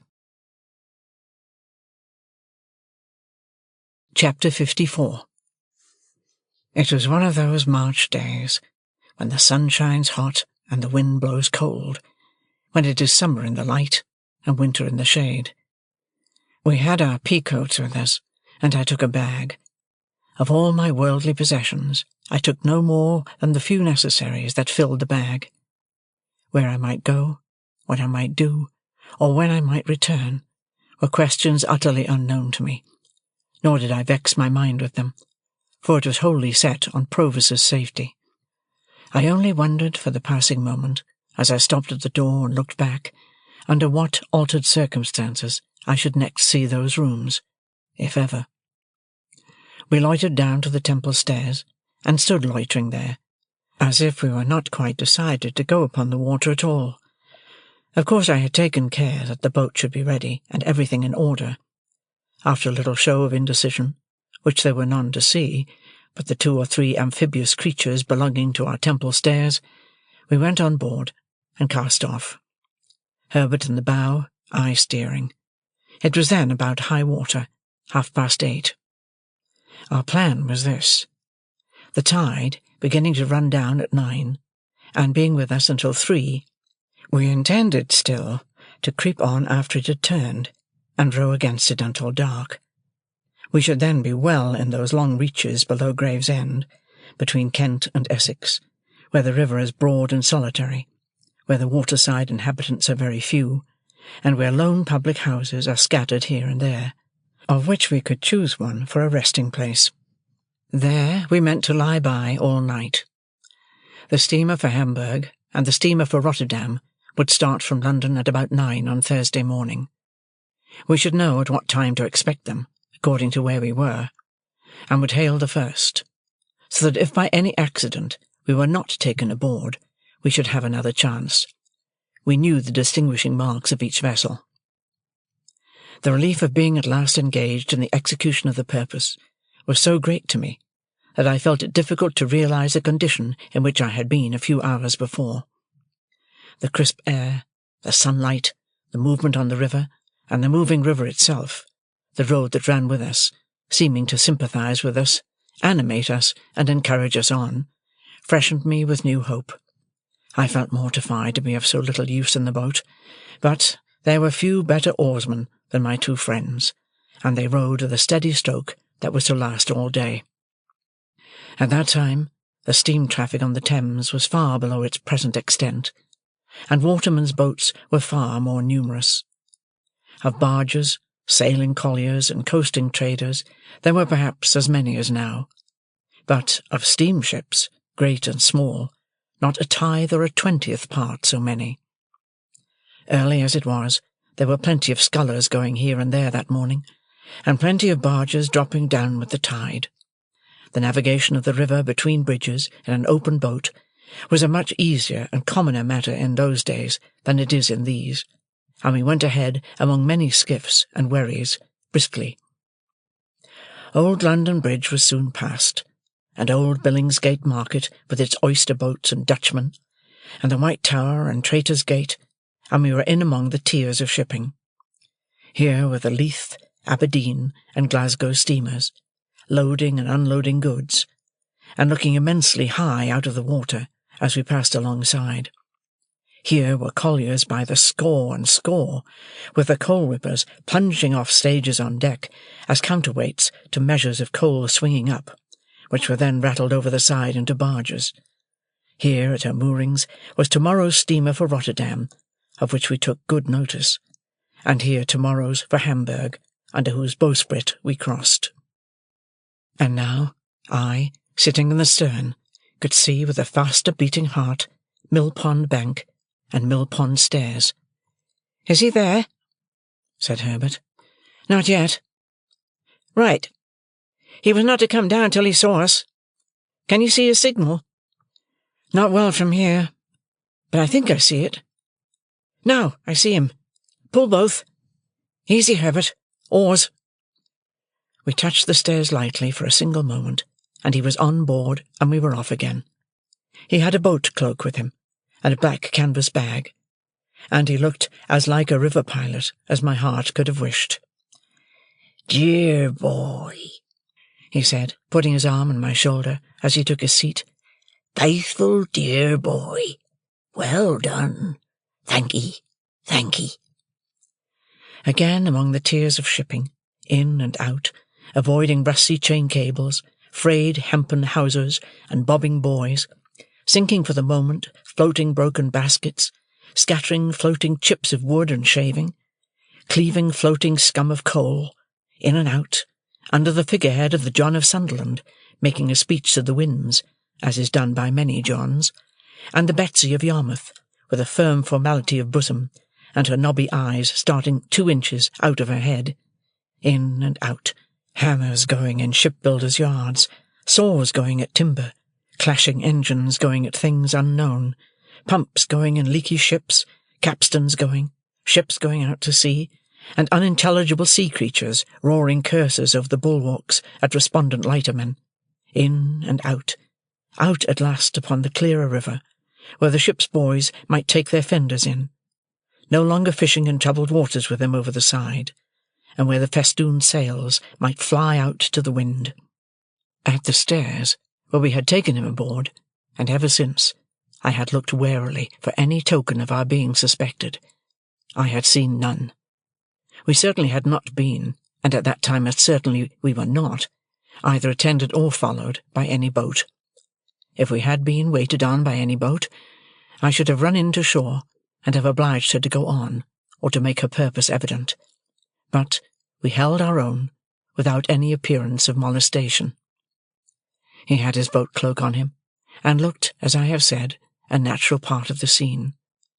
It was remarkable, but perhaps the wretched life he had led accounted for it, that he was the least anxious of any of us. He was not indifferent, for he told me that he hoped to live to see his gentleman one of the best of gentlemen in a foreign country. He was not disposed to be passive or resigned, as I understood it, but he had no notion of meeting danger half-way. When it came upon him, he confronted it, but it must come before he troubled himself. "If you knowed, dear boy," he said to me, "what it is to sit here, alonger my dear boy, and have my smoke, arter having been day by day betwixt 4 walls, you'd envy me. But you don't know what it is." "I think I know the delights of freedom," I answered. "Ah," said he, shaking his head gravely. "But you don't know it equal to me. You must have been under lock and key, dear boy, to know it equal to me. But I ain't a-going to be low." It occurred to me as inconsistent that for any mastering idea he should have endangered his freedom and even his life. But I reflected that perhaps freedom without danger was too much apart from all the habit of his existence to be to him what it would be to another man. I was not far out, since he said, after smoking a little, "You see, dear boy, when I was over yonder, t'other side the world, I was always a-looking to this side, and it come flat to be there, for all I was a-growing rich. Everybody knowed Magwitch, and Magwitch could come, and Magwitch could go, and nobody's head would be troubled about him. They ain't so easy concerning me here, dear boy. Wouldn't be, leastwise, if they knowed where I was." "If all goes well," said I, "you will be perfectly free and safe again within a few hours." "Well," he returned, drawing a long breath, "I hope so." "And think so?" He dipped his hand in the water over the boat's gunwale, and said, smiling with that softened air upon him which was not new to me, I suppose I think so, dear boy. We'd be puzzled to be more quiet and easy-going than we are at present, but it's a flowing so soft and pleasant through the water, perhaps as makes me think it. I was a-thinking through my smoke just then, that we can no more see the bottom of the next few hours than we can see to the bottom of this river what I catches hold of.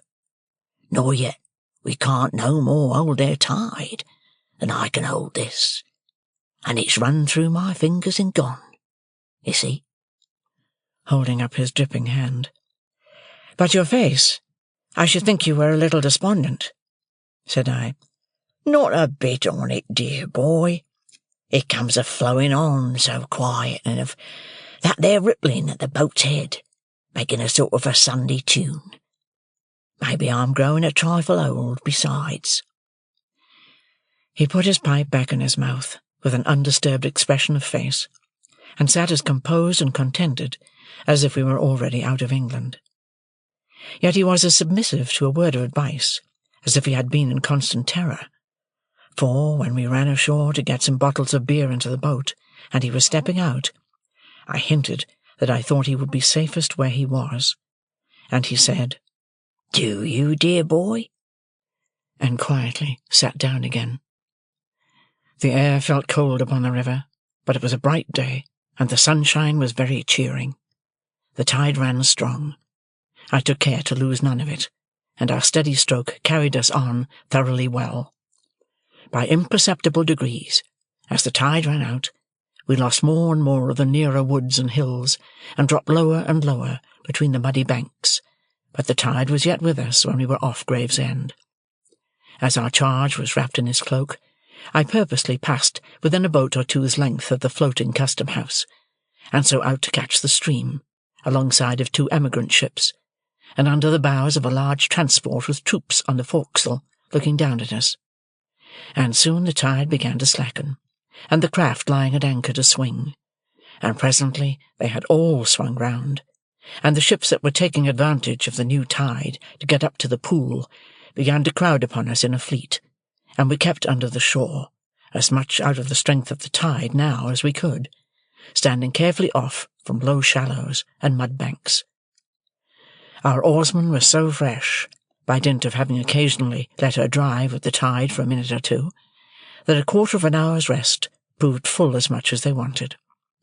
We got ashore among some slippery stones while we ate and drank what we had with us, and looked about. It was like my own marsh country, flat and monotonous, and with a dim horizon, while the winding river turned and turned, and the great floating buoys upon it turned and turned, and everything else seemed stranded and still.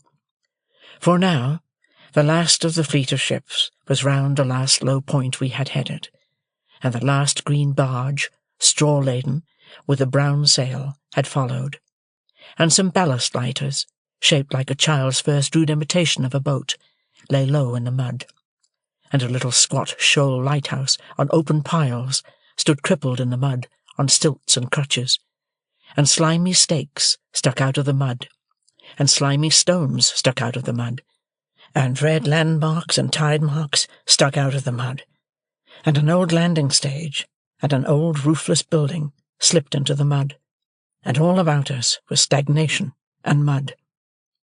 We pushed off again, and made what way we could. It was much harder work now, but Herbert and Startup persevered and rowed and rowed and rowed until the sun went down. By that time the river had lifted us a little, so that we could see above the bank.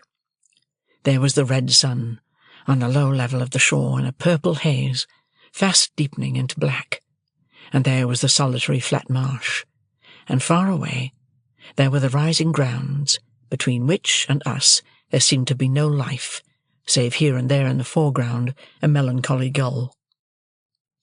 As the night was fast falling, and as the moon, being past the full, would not rise early, we held a little council, a short one, for clearly our course was to lie by at the first lonely tavern we could find. So they plied their oars once more, and I looked out for anything like a house. Thus we held on, speaking little, for 4 or 5 dull miles. It was very cold, and a collier coming by us, with her galley fire smoking and flaring, looked like a comfortable home. The night was as dark by this time as it would be until morning, and what light we had seemed to come more from the river than the sky, as the oars in their dipping struck at a few reflected stars.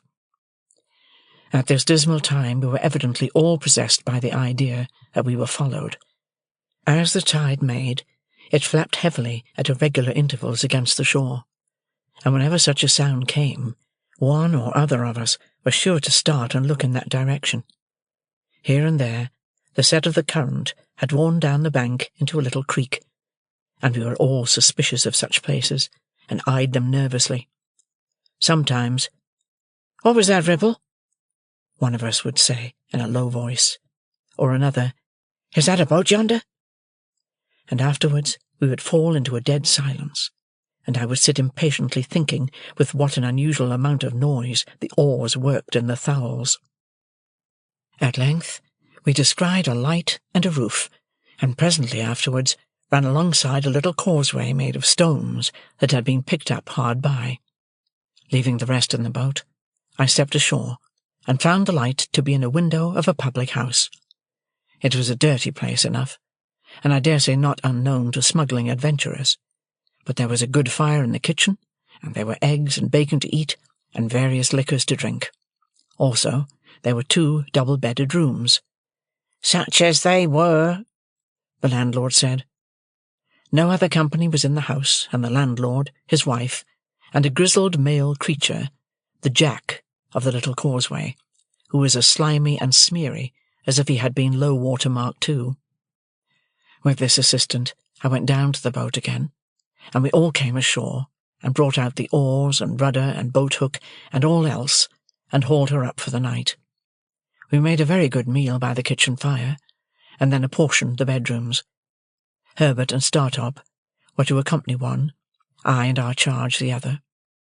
We found the air as carefully excluded from both, as if air were fatal to life, and there were more dirty clothes and bandboxes under the beds than I should have thought the family possessed. But we considered ourselves well off, notwithstanding, for a more solitary place we could not have found. While we were comforting ourselves by the fire after our meal, the Jack, who was sitting in a corner, and who had a bloated pair of shoes on, which he had exhibited while we were eating our eggs and bacon, as interesting relics that he had taken a few days ago from the feet of a drowned seaman washed ashore, asked me if we had seen a 4-oared galley going up with the tide. When I told him no, he said she must have gone down then, and yet she took up too, when she left there. "They must have thought better on't for some reason or another," said the Jack, "and gone down." "A 4-oared galley, did you say?" said I. "A 4. said the Jack. "And 2 sitters." "Did they come ashore here?" "They put in with a stone 2-gallon jar for some beer. I'd have been glad to poison the beer myself," said the Jack. "or put some rattling physic in it." "Why?" "I know why," said the Jack. He spoke in a slushy voice, as if much mud had washed into his throat. "He thinks," said the landlord, a weakly meditative man with a pale eye, who seemed to rely greatly on his Jack.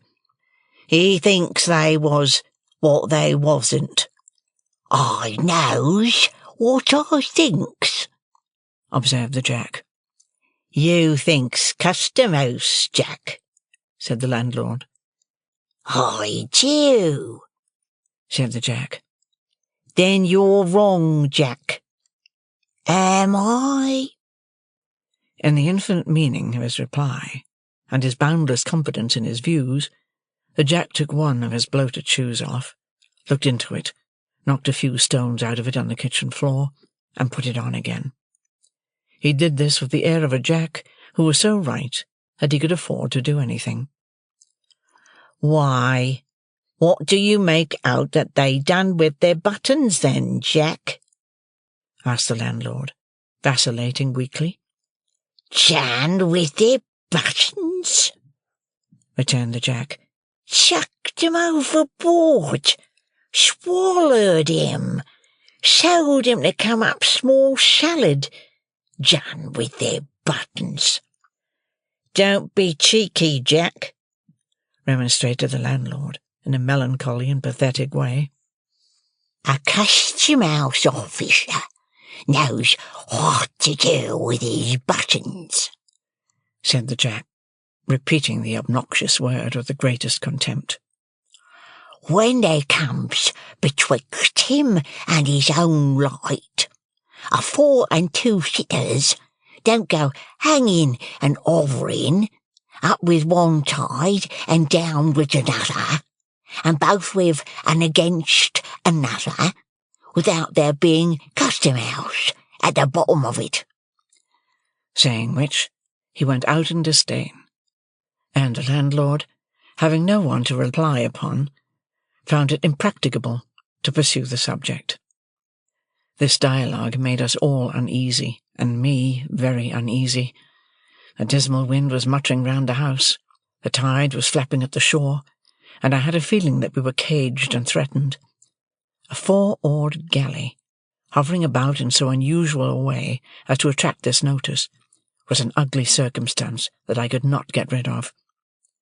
When I had induced Provis to go up to bed, I went outside with my 2 companions. Startup, by this time, knew the state of the case, and held another council. Whether we should remain at the house until near the steamer's time, which would be about 1 in the afternoon, or whether we should put off early in the morning, was the question we discussed. On the whole, we deemed it the better course to lie where we were, until within an hour or so of the steamer's time, and then get out in her track and drift easily with the tide. Having settled to do this, we returned into the house and went to bed. I lay down with the greater part of my clothes on, and slept well for a few hours. When I awoke, the wind had risen, and the sign of the house, the ship, was creaking and banging about, with noises that startled me. Rising softly, for my charge lay fast asleep, I looked out of the window. It commanded the causeway where we had hauled up our boat, and, as my eyes adapted themselves to the light of the clouded moon, I saw 2 men looking into her. They passed by under the window, looking at nothing else, and they did not go down to the landing-place, which I could discern to be empty, but struck across the marsh in the direction of the Nore. My first impulse was to call up Herbert and show him the 2 men going away, but, reflecting before I got into his room, which was at the back of the house and adjoined mine, that he and Startup had had a harder day than I, and were fatigued, I forbore. Going back to my window, I could see the 2 men moving over the marsh.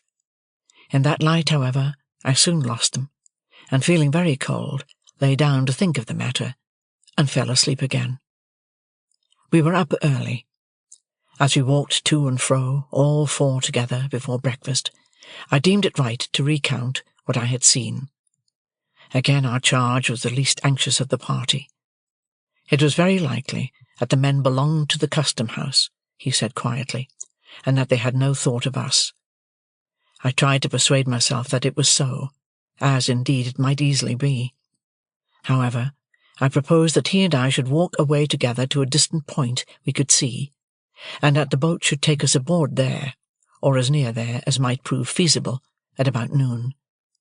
This being considered a good precaution, soon after breakfast he and I set forth, without saying anything at the tavern. He smoked his pipe as we went along, and sometimes stopped to clap me on the shoulder. One would have supposed that it was I who was in danger, not he, and that he was reassuring me. We spoke very little. As we approached the point, I begged him to remain in a sheltered place, while I went on to reconnoitre, for it was towards it that the men had passed in the night. He complied, and I went on alone. There was no boat off the point, nor any boat drawn up anywhere near it, nor were there any signs of the men having embarked there. But, to be sure, the tide was high, and there might have been some footprints under water. When he looked out from his shelter in the distance, and saw that I waved my hat to him to come up, he rejoined me, and there we waited, sometimes lying on the bank, wrapped in our coats, and sometimes moving about to warm ourselves, until we saw our boat coming round. We got aboard easily, and rowed out into the track of the steamer. By that time it wanted but 10 minutes of 1 o'clock, and we began to look out for her smoke. But it was 1:30 before we saw her smoke, and soon afterwards we saw behind it the smoke of another steamer. As they were coming on at full speed, we got the 2 bags ready, and took that opportunity of saying good-bye to Herbert and Startup. We had all shaken hands cordially, and neither Herbert's eyes nor mine were quite dry, when I saw a 4-oared galley shoot out from under the bank, but a little way ahead of us, and row out into the same track. A stretch of shore had been as yet between us and the steamer's smoke, by reason of the bend and wind of the river, but now she was visible, coming head-on. I called to Herbert and Startup to keep before the tide, that she might see us lying by for her, and I adjured Provis to sit quite still, wrapped in his cloak. He answered cheerily, "Trust to me, dear boy," and sat like a statue. Meantime the galley, which was very skilfully handled, had crossed us, let us come up with her, and fallen alongside. Leaving just room enough for the play of the oars, she kept alongside, drifting when we drifted, and pulling a stroke or 2 when we pulled. Of the 2 sitters, one held the rudder lines, and looked at us attentively, as did all the rowers. The other sitter was wrapped up, much as Provis was, and seemed to shrink, and whisper some instruction to the steerer as he looked at us. Not a word was spoken in either boat. Startup could make out after a few minutes which steamer was first, and gave me the word "Hamburg" in a low voice, as we sat face to face. She was nearing us very fast, and the beating of her pedals grew louder and louder. I felt as if her shadow were absolutely upon us, when the galley hailed us. I answered. "You have a return transport there," said the man who held the lines. "That's the man, wrapped in the cloak. His name is Abel Magwitch, otherwise Provis. I apprehend that man, and call upon him to surrender, and you to assist." At the same moment, without giving any audible direction to his crew, he ran the galley abroad of us. They had pulled one sudden stroke ahead, had got their oars in, had run athwart us, and were holding on to our gunwale before we knew what they were doing. This caused great confusion on board the steamer, and I heard them calling to us, and heard the order given to stop the paddles, and heard them stop, but felt her driving down upon us irresistibly. In the same moment, I saw the steersman of the galley lay his hand on his prisoner's shoulder, and saw that both boats were swinging round with the force of the tide, and saw that all hands on board the steamer were running forward quite frantically.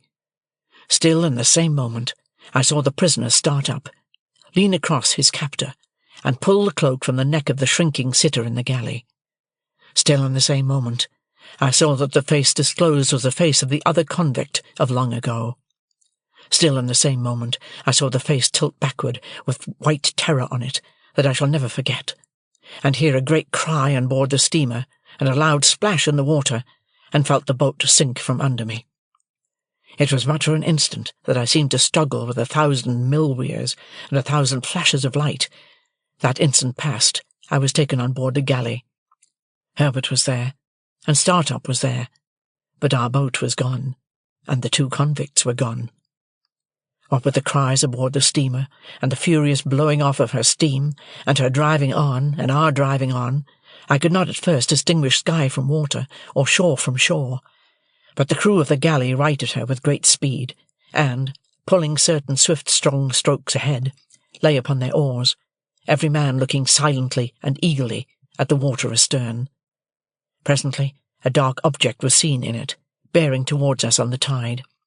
No man spoke, but the steersman held up his hand, and all softly backed water, and kept the boat straight and true before it. As it came nearer, I saw it to be Magwitch, swimming, but not swimming freely. He was taken on board, and instantly manacled at the wrists and ankles. The galley was kept steady, and the silent, eager lookout at the water was resumed. But the Rotterdam steamer now came up, and apparently not understanding what had happened, came on at speed. By the time she had been hailed and stopped, both steamers were drifting away from us, and we were rising and falling in a troubled wake of water. The lookout was kept, long after all was still again, and the 2 steamers were gone. But everybody knew that it was hopeless now. At length we gave it up, and pulled under the shore towards the tavern we had lately left, where we were received with no little surprise. Here I was able to get some comforts for Magwitch, Provis no longer, who had received some very severe injury in the chest, and a deep cut in the head. He told me that he believed himself to have gone under the keel of the steamer, and to have been struck on the head in rising. The injury to his chest, which rendered his breathing extremely painful, he thought he had received against the side of the galley. He added that he did not pretend to say what he might or might not have done to Compeyson, but that in the moment of his laying his hand on his cloak to identify him, that villain had staggered up and staggered back, and they had both gone overboard together, when the sudden wrenching of him, Magwitch, out of our boat, and the endeavour of his captor to keep him in it, had capsized us. He told me in a whisper that they had gone down, fiercely locked in each other's arms, and that there had been a struggle under water, and that he had disengaged himself, struck out, and swum away. I never had any reason to doubt the exact truth of what he thus told me. The officer who steered the galley gave the same account of their going overboard. When I asked this officer's permission to change the prisoner's wet clothes by purchasing any spare garments I could get at the public house, he gave it readily, merely observing that he must take charge of everything his prisoner had about him. So the pocket-book, which had once been in my hands, passed into the officer's. He further gave me leave to accompany the prisoner to London, but declined to accord that grace to my 2 friends. The Jack at the ship was instructed where the drowned man had gone down, and undertook to search for the body in the places where it was likeliest to come ashore. His interest in its recovery seemed to me to be much heightened when he heard that it had stockings on. Probably it took about 12 drowned men to fit him out completely, and that may have been the reason why the different articles of his dress were in various stages of decay. We remained at the public-house until the tide turned, and then Magwitch was carried down to the galley and put on board. Herbert and Startup were to get to London by land as soon as they could. We had a doleful parting, and when I took my place by Magwitch's side, I felt that that was my place henceforth, while he lived. For now my repugnance to him had all melted away, and in the hunted, wounded, shackled creature who held my hand in his, I only saw a man who had meant to be my benefactor, and who had felt affectionately grateful and generously towards me with great constancy through a series of years. I only saw in him a much better man than I had been to Joe. His breathing became more difficult and painful as the night drew on, and often he could not repress a groan. I tried to rest him on the arm I could use, in any easy position, but it was dreadful to think that I could not be sorry at heart for his being badly hurt, since it was unquestionably best that he should die. That there were, still living, people enough who were able and willing to identify him, I could not doubt. That he would be leniently treated, I could not hope. He who had been presented in the worst light at his trial, who had since broken prison and had been tried again, who had returned from transportation under a life sentence, and who had occasioned the death of the man who was the cause of his arrest. As we returned towards the setting sun we had yesterday left behind us, and as the stream of our hopes seemed all running back, I told him how grieved I was to think that he had come home for my sake. "Dear boy," he answered, "I'm quite content to take my chance. I've seen my boy, and he can be a gentleman without me." No. I had thought about that, while we had been there side by side. No. Apart from any inclinations of my own, I understood Wemmick's hint now. I foresaw that, being convicted, his possessions would be forfeited to the Crown. "Look'ee here, dear boy," said he, "it's best as a gentleman should not be knowed to belong to me now. Only come to see me as if you come by chance along of Wemmick. Sit where I can see you, when I'm swore to, for the last of many times, and I don't ask no more." "I will never stir from your side," said I, "when I am suffered to be near you. Please God, I will be as true to you as you have been to me." I felt his hand tremble as it held mine, and he turned his face away as he lay in the bottom of the boat, and I heard that old sound in his throat, softened now, like all the rest of him.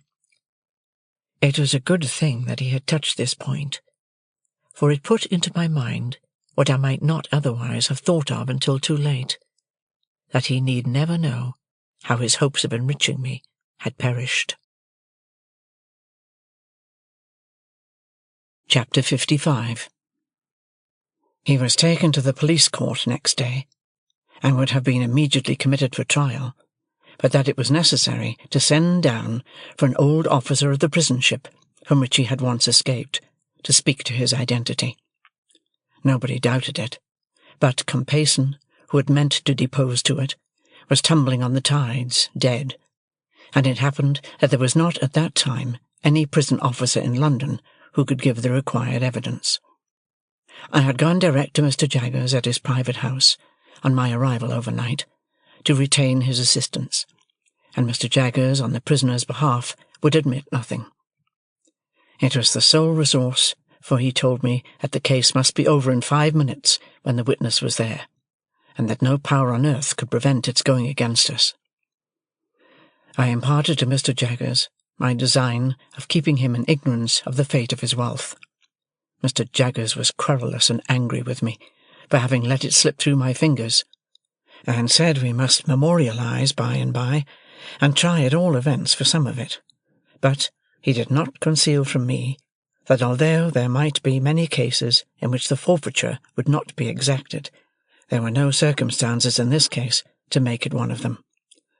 I understood that very well.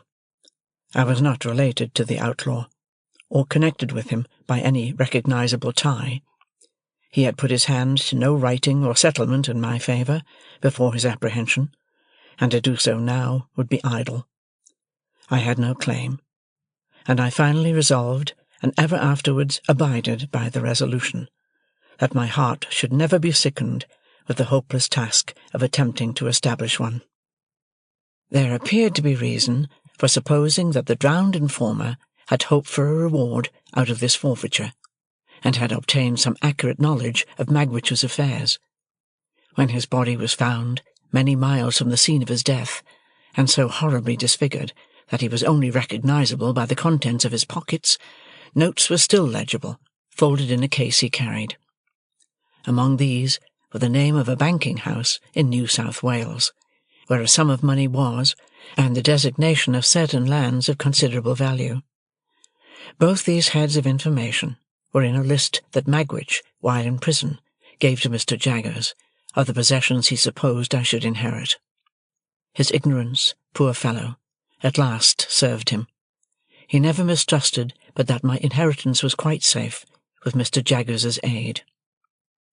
After 3 days' delay, during which the Crown prosecution stood over the production of the witness from the prison ship, the witness came and completed the easy case. He was committed to take his trial at the next sessions, which would come on in a month.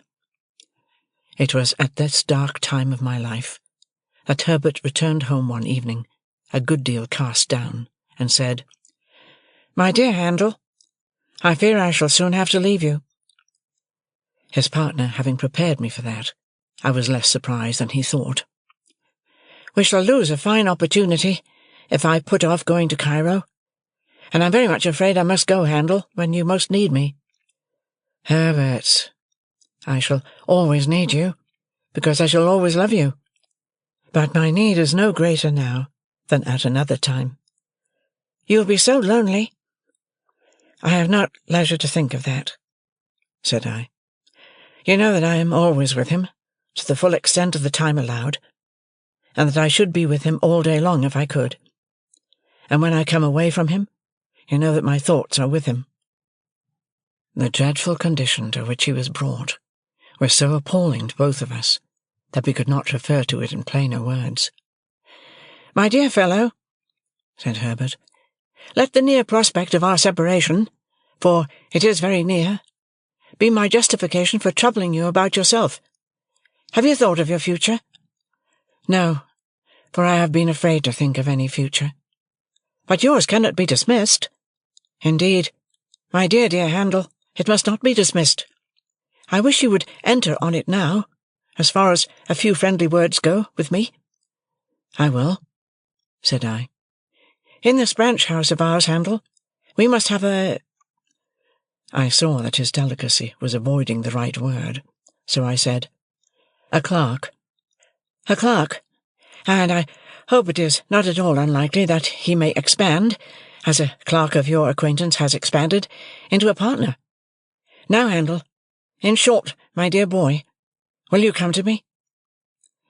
There was something charmingly cordial and engaging in the manner in which, after saying, "Now, Handel," as if it were the grave beginning of a portentous business exordium, he had suddenly given up that tone, stretched out his honest hand, and spoke like a schoolboy.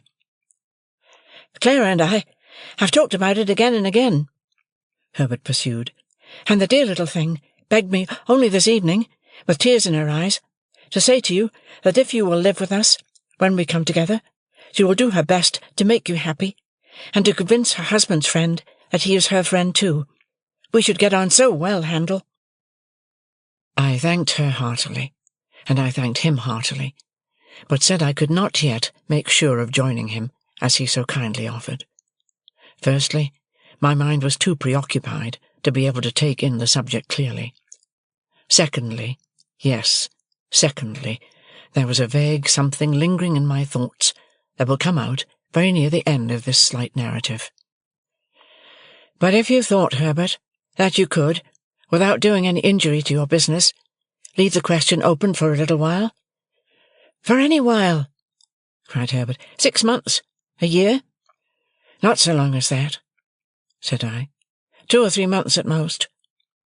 Herbert was highly delighted when we shook hands on this arrangement, and said he could now take courage to tell me that he believed he must go away at the end of the week. "And Clara?" said I. "The dear little thing," returned Herbert, "holds dutifully to her father as long as he lasts, but he won't last long. Mrs. Whimple confides to me that he is certainly going." "Not to say an unfeeling thing," said I, "he cannot do better than go." "I am afraid that must be admitted," said Herbert, "and then I shall come back for the dear little thing, and the dear little thing and I will walk quietly into the nearest church, Remember, the blessed darling comes of no family, my dear Handel, and never looked into the red book, and hasn't a notion about her grandpapa. What a fortune for the son of my mother!" On the Saturday in that same week, I took my leave of Herbert, full of bright hope, but sad and sorry to leave me, as he sat on one of the seaport mail coaches. I went into a coffee-house to write a little note to Clara, telling her he had gone off, sending his love to her over and over again, and then went to my lonely home, if it deserved the name, for it was now no home to me, and I had no home anywhere. On the stairs I encountered Wemmick, who was coming down after an unsuccessful application of his knuckles to my door. I had not seen him alone since the disastrous issue of the attempted flight, and he had come in his private and personal capacity to say a few words of explanation in reference to that failure. "The late Compeyson," said Wemmick, "had by little and little got to the bottom of half of the regular business now transacted, and it was from the talk of some of his people in trouble, some of his people being always in trouble, that I heard what I did. I kept my ears open, seeming to have them shut, until I heard that he was absent, and I thought that would be the best time for making the attempt. I can only suppose now that it was a part of his policy, as a very clever man, habitually to deceive his own instruments. You don't blame me, I hope, Mr. Pip? I'm sure I tried to serve you with all my heart." "I am as sure of that, Wemmick, as you can be, and I thank you most earnestly for all your interest and friendship." "Thank you. Thank you very much. It's a bad job," said Wemmick, scratching his head, "and I assure you I haven't been so cut up for a long time. What I look at is the sacrifice of so much portable property. Oh, dear me!" "What I think of, Wemmick, is the poor owner of the property." "Yes, to be sure," said Wemmick. "Of course there can be no objection to your being sorry for him, and I'd put down a £5 note myself to get him out of it. But what I look at is this. The late Compeyson, having been beforehand with him in intelligence of his return, and being so determined to bring him to book, I do not think he could have been saved, whereas the portable property certainly could have been saved. That's the difference between the property and the owner, don't you see?" I invited Wemmick to come upstairs and refresh himself with a glass of grog before walking to Walworth. He accepted the invitation. While he was drinking his moderate allowance, he said, with nothing leading up to it, and after having appeared rather fidgety, "What do you think of my meaning to take a holiday on Monday, Mr. Pip?"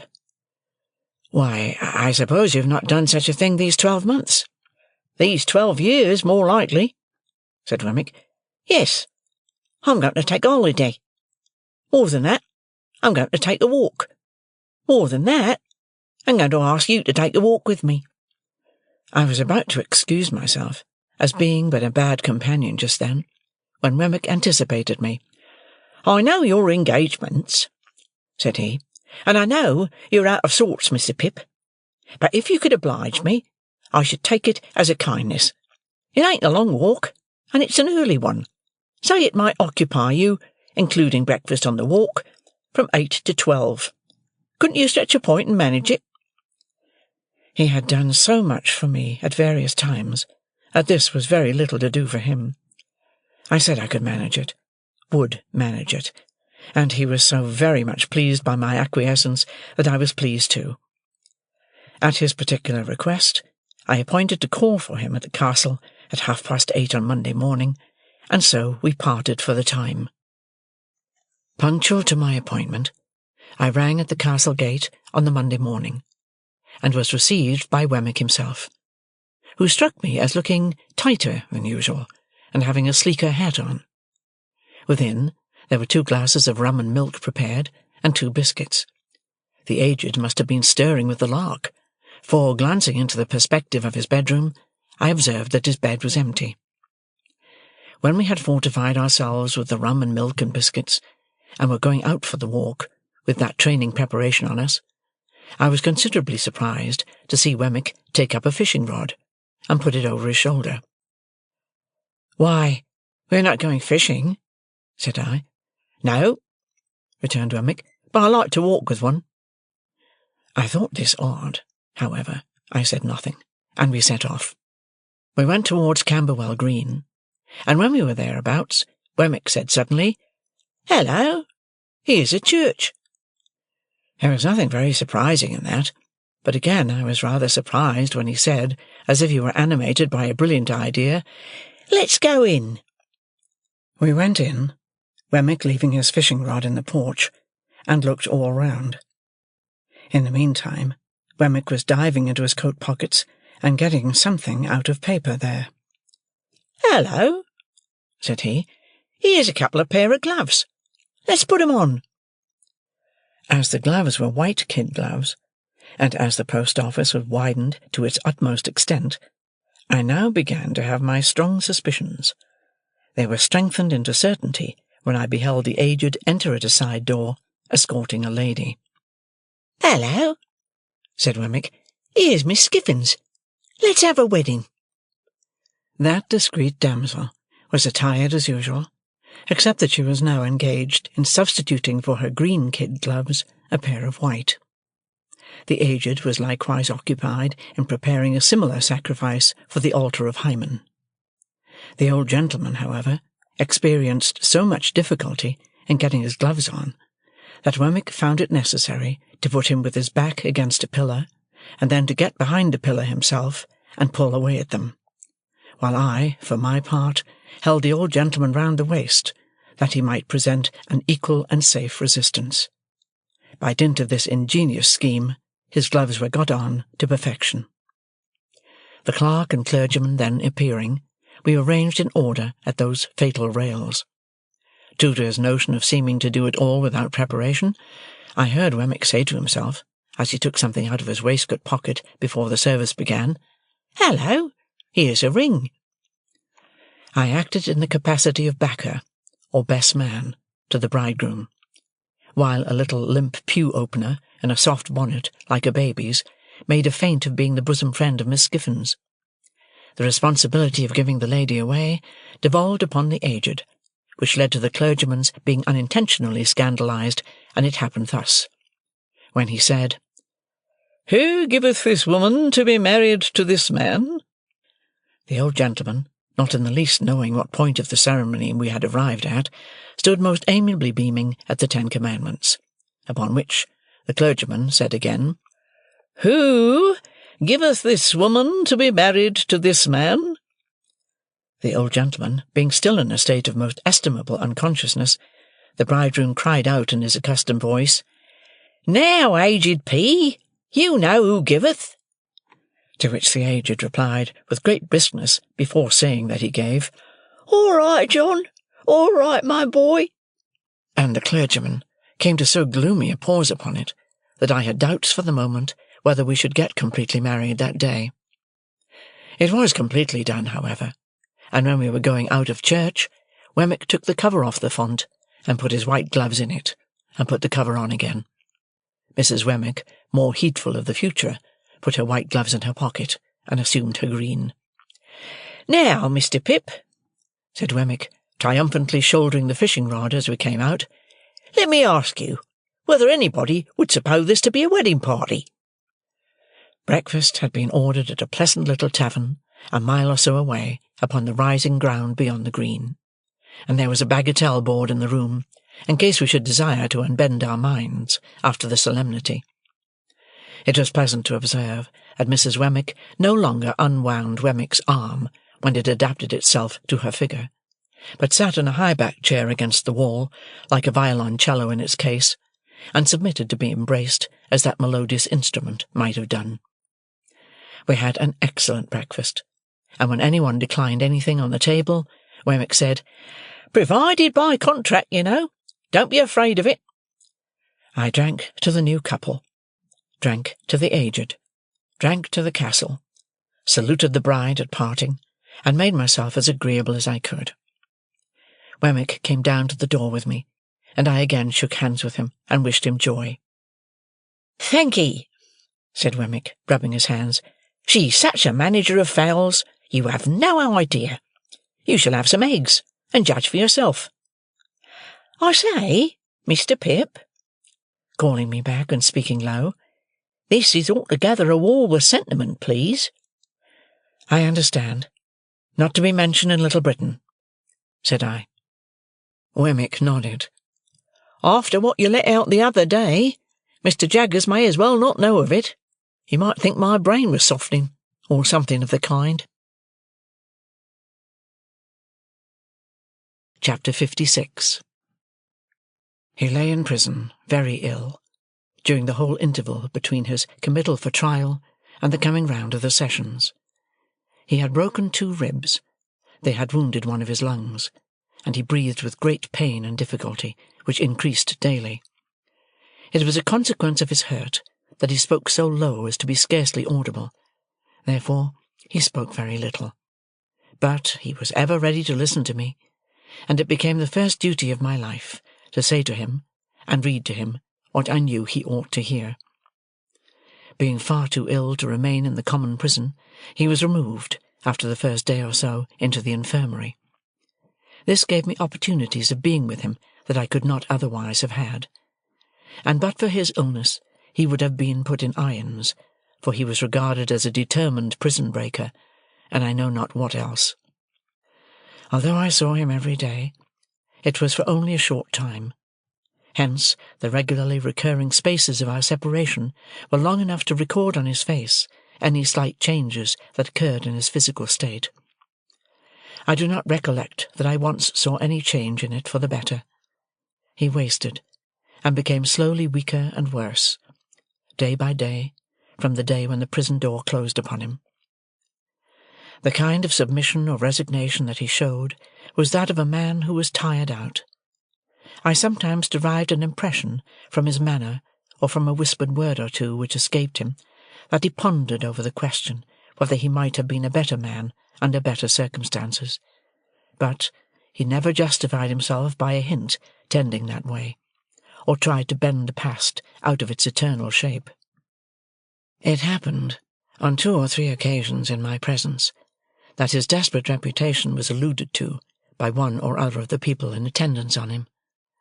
A smile crossed his face then, and he turned his eyes on me with a trustful look, as if he were confident that I had seen some small redeeming touch in him, even so long ago as when I was a little child.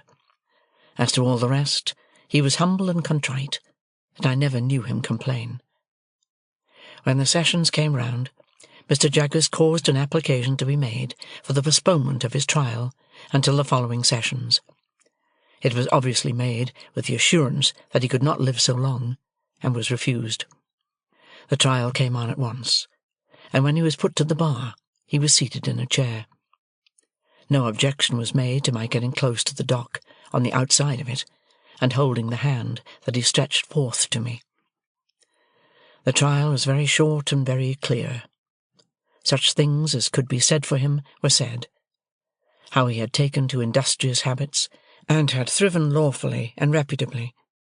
But nothing could unsay the fact that he had returned, and was there in presence of the judge and jury. It was impossible to try him for that, and do otherwise than find him guilty. At that time it was the custom, as I learned from my terrible experience of that sessions, to devote a concluding day to the passing of sentences, and to make a finishing effect with the sentence of death. But for the indelible picture that my remembrance now holds before me, I could scarcely believe, even as I write these words, that I saw 32 men and women put before the judge to receive that sentence together. Foremost among the 32 was he, seated that he might get breath enough to keep life in him. The whole scene starts out again in the vivid colours of the moment, down to the drops of April rain on the windows of the court, glittering in the rays of April sun. Penned in the dock, as I again stood outside it at the corner, with his hand in mine, were the 32 men and women, some defiant, some stricken with terror, some sobbing and weeping, some covering their faces, some staring gloomily about. There had been shrieks from among the women convicts, but they had been stilled. a hush had succeeded.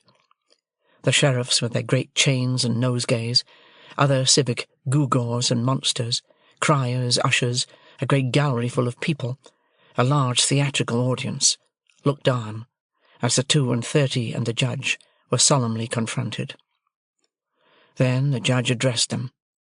Among the wretched creatures before him, whom he must single out for special address, was one who, almost from his infancy, had been an offender against the laws, who, after repeated imprisonments and punishments, had been at length sentenced to exile for a term of years, and who, under circumstances of great violence and daring, had made his escape, and been re-sentenced to exile for life. That miserable man would seem, for a time, to have become convinced of his errors, when far removed from the scenes of his old offences, and to have lived a peaceable and honest life. But in a fatal moment, yielding to those propensities and passions, the indulgence of which had so long rendered him a scourge to society, he had quitted his haven of rest and repentance, and had come back to the country where he was proscribed. Being here presently denounced, he had for a time succeeded in evading the officers of justice, but being at length seized, while in the act of flight, he had resisted them, and had, he best knew whether by express design or in the blindness of his hardihood, caused the death of his denouncer, to whom his whole career was known. The appointed punishment for his return to the land that had cast him out, being death, and his case being this aggravated case, he must prepare himself to die.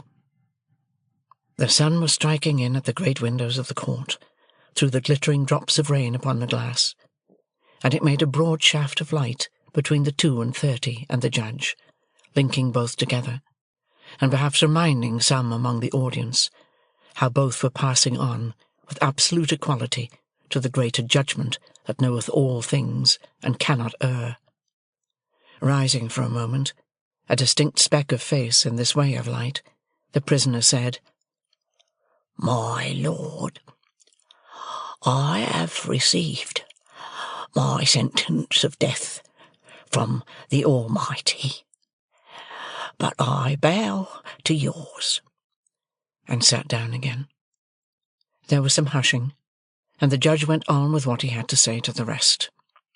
Then they were all formally doomed, and some of them were supported out, and some of them sauntered out with a haggard look of bravery, and a few nodded to the gallery, and 2 or 3 shook hands, and others went out chewing the fragments of herb they had taken from the sweet herbs lying about. He went last of all, because of having to be helped from his chair, and to go very slowly, and he held my hand while all the others were removed, and while the audience got up, putting their dresses right, as they might at church or elsewhere, and pointed down at this criminal or that, and most of all at him and me. I earnestly hoped and prayed that he might die before the recorder's report was made, but, in the dread of his lingering on, I began that night to write out a petition to the Home Secretary of State, setting forth my knowledge of him, and how it was that he had come back for my sake. I wrote it as fervently and pathetically as I could, and when I had finished it and sent it in, I wrote out other petitions to such men in authority as I hoped were the most merciful, and drew up one to the Crown itself.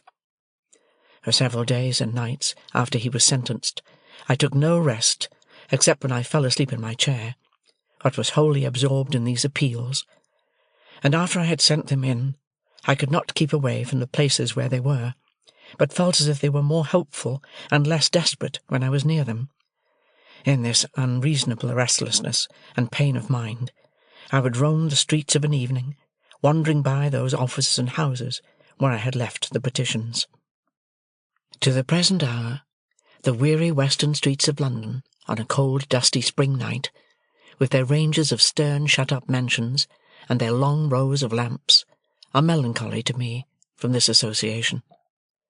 The daily visits I could make him were shortened now, and he was more strictly kept.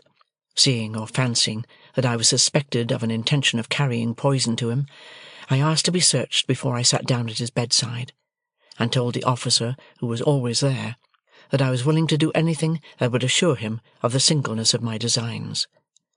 Nobody was hard with him, or with me. There was duty to be done, and it was done, but not harshly.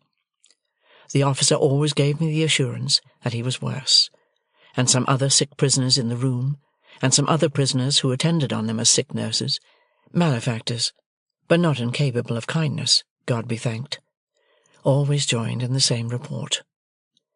As the days went on, I noticed more and more that he would lie placidly looking at the white ceiling, with an absence of light in his face, until some word of mine brightened it for an instant, and then it would subside again.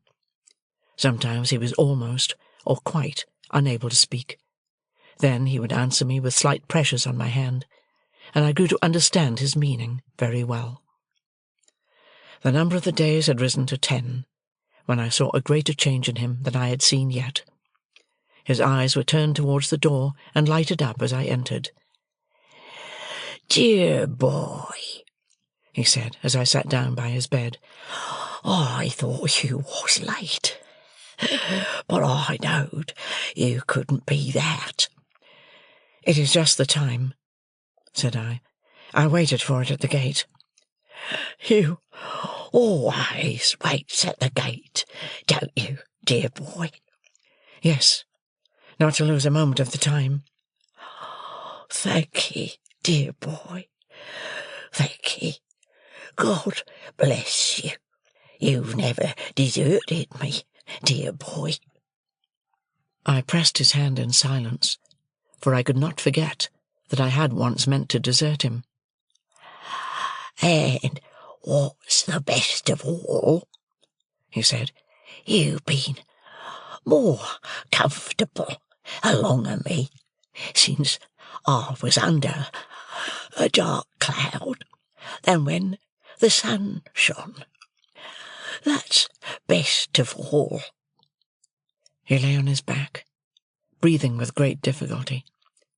Do what he would, and love me though he did, the light left his face ever and again, and a film came over the placid look at the white ceiling.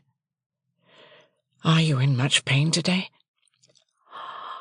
"I don't complain of none, dear boy." "You never do complain."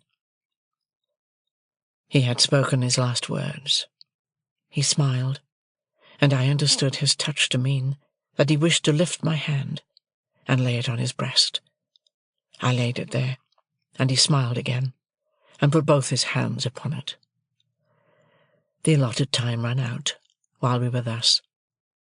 But, looking round, I found the governor of the prison standing near me, and he whispered, "You needn't go yet." I thanked him gratefully, and asked, "Might I speak to him, if he can hear me?" The governor stepped aside, and beckoned the officer away. The change, though it was made without noise, drew back the film from the placid look at the white ceiling, and he looked most affectionately at me.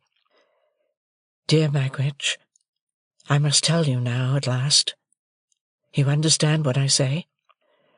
A gentle pressure on my hand. "You had a child once, whom you loved and lost." A stronger pressure on my hand. "She lived and found powerful friends. She is living now. She is a lady, and very beautiful, and I love her." With a last faint effort, which would have been powerless but for my yielding to it and assisting it, he raised my hand to his lips. Then he gently let it sink upon his breast again, with his own hands lying on it. The placid look at the white ceiling came back, and passed away, and his head dropped quietly on his breast. Mindful then of what we had read together, I thought of the 2 men who went up into the temple to pray, and I knew there were no better words that I could say beside his bed than, "O Lord, be merciful to him, a sinner." Chapter 57. Now that I was left wholly to myself, I gave notice of my intention to quit the chambers in the temple as soon as my tenancy could legally determine, and in the meanwhile to underlet them. At once I put bills up in the windows, for I was in debt, and had scarcely any money, and began to be seriously alarmed by the state of my affairs. I ought rather to write that I should have been alarmed if I had had energy and concentration enough to help me to the clear perception of any truth, beyond the fact that I was falling very ill. The late stress upon me had enabled me to put off illness, but not to put it away.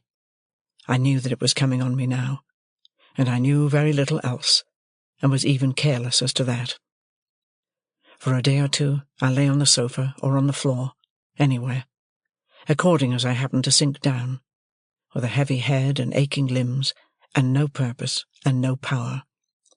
Then there came one night, which appeared of great duration, and which teemed with anxiety and horror, and when in the morning I tried to sit up in my bed and think of it, I found I could not do so. Whether I really had been down in Garden Court in the dead of the night, groping about for the boat that I supposed to be there, whether I had 2 or 3 times come to myself on the staircase with great terror, not knowing how I had got out of bed, whether I had found myself lighting the lamp, possessed by the idea that he was coming up the stairs, and that the lights were blown out, whether I had been inexpressibly harassed by the distracted talking, laughing, and groaning of someone, and had half suspected those sounds to be of my own making, whether there had been a closed iron furnace in a dark corner of the room, and a voice had called out over and over again that Miss Havisham was consuming within it. These were things that I tried to settle with myself, and get into some order, as I lay that morning on my bed. But the vapour of a lime-kiln would come between me and them, disordering them all, and it was through the vapour at last that I saw 2 men looking at me.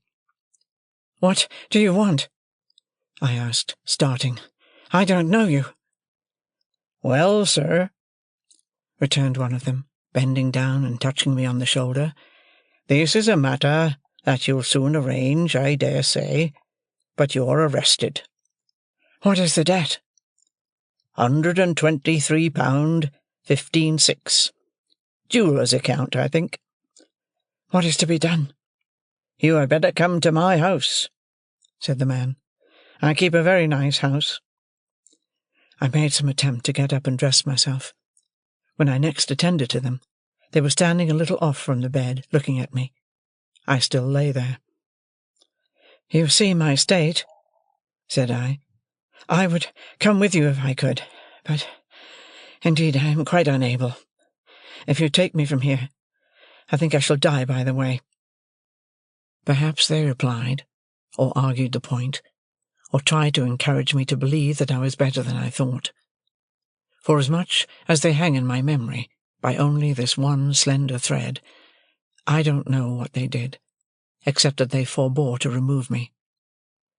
That I had a fever and was avoided, that I suffered greatly, that I often lost my reason, that the time seemed interminable, that I confounded impossible existences with my own identity, that I was a brick in the house wall, and yet entreating to be released from the giddy place where the builders had set me, that I was a steel beam of a vast engine, clashing and whirling over a gulf, and yet that I implored in my own person to have the engine stopped, and my part in it hammered off, that I passed through these phases of disease, I know of my own remembrance, and did, in some sort, know at the time.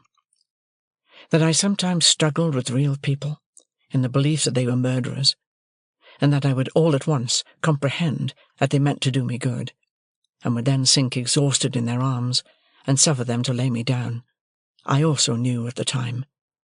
But, above all, I knew that there was a constant tendency in all these people, who, when I was very ill, would present all kinds of extraordinary transformations of the human face, and would be much dilated in size.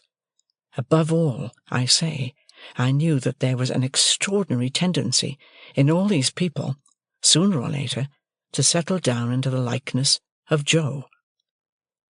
After I had turned the worst point of my illness, I began to notice that while all its other features changed, this one consistent feature did not change. Whoever came about me, still settled down into Joe. I opened my eyes in the night, and I saw in the great chair at the bedside Joe. I opened my eyes in the day, and sitting on the window-seat, smoking his pipe in the shaded open window, still I saw Joe. I asked for cooling drink, and the dear hand that gave it me was Joe's. I sank back on my pillow after drinking, and the face that looked so hopefully and tenderly upon me was the face of Joe. At last, one day, I took courage and said, "Is it Joe?" And the dear old home voice answered, "Richard Hare, old chap." "Oh, Joe, you break my heart. Look angry at me, Joe. Strike me, Joe. Tell me of my ingratitude. Don't be so good to me."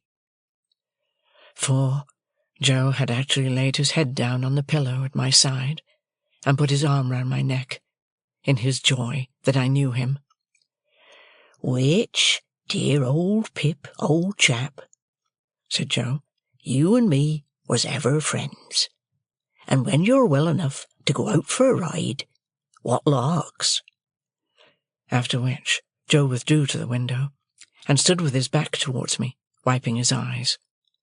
And as my extreme weakness prevented me from getting up and going to him, I lay there, penitently whispering, "Oh, God bless him!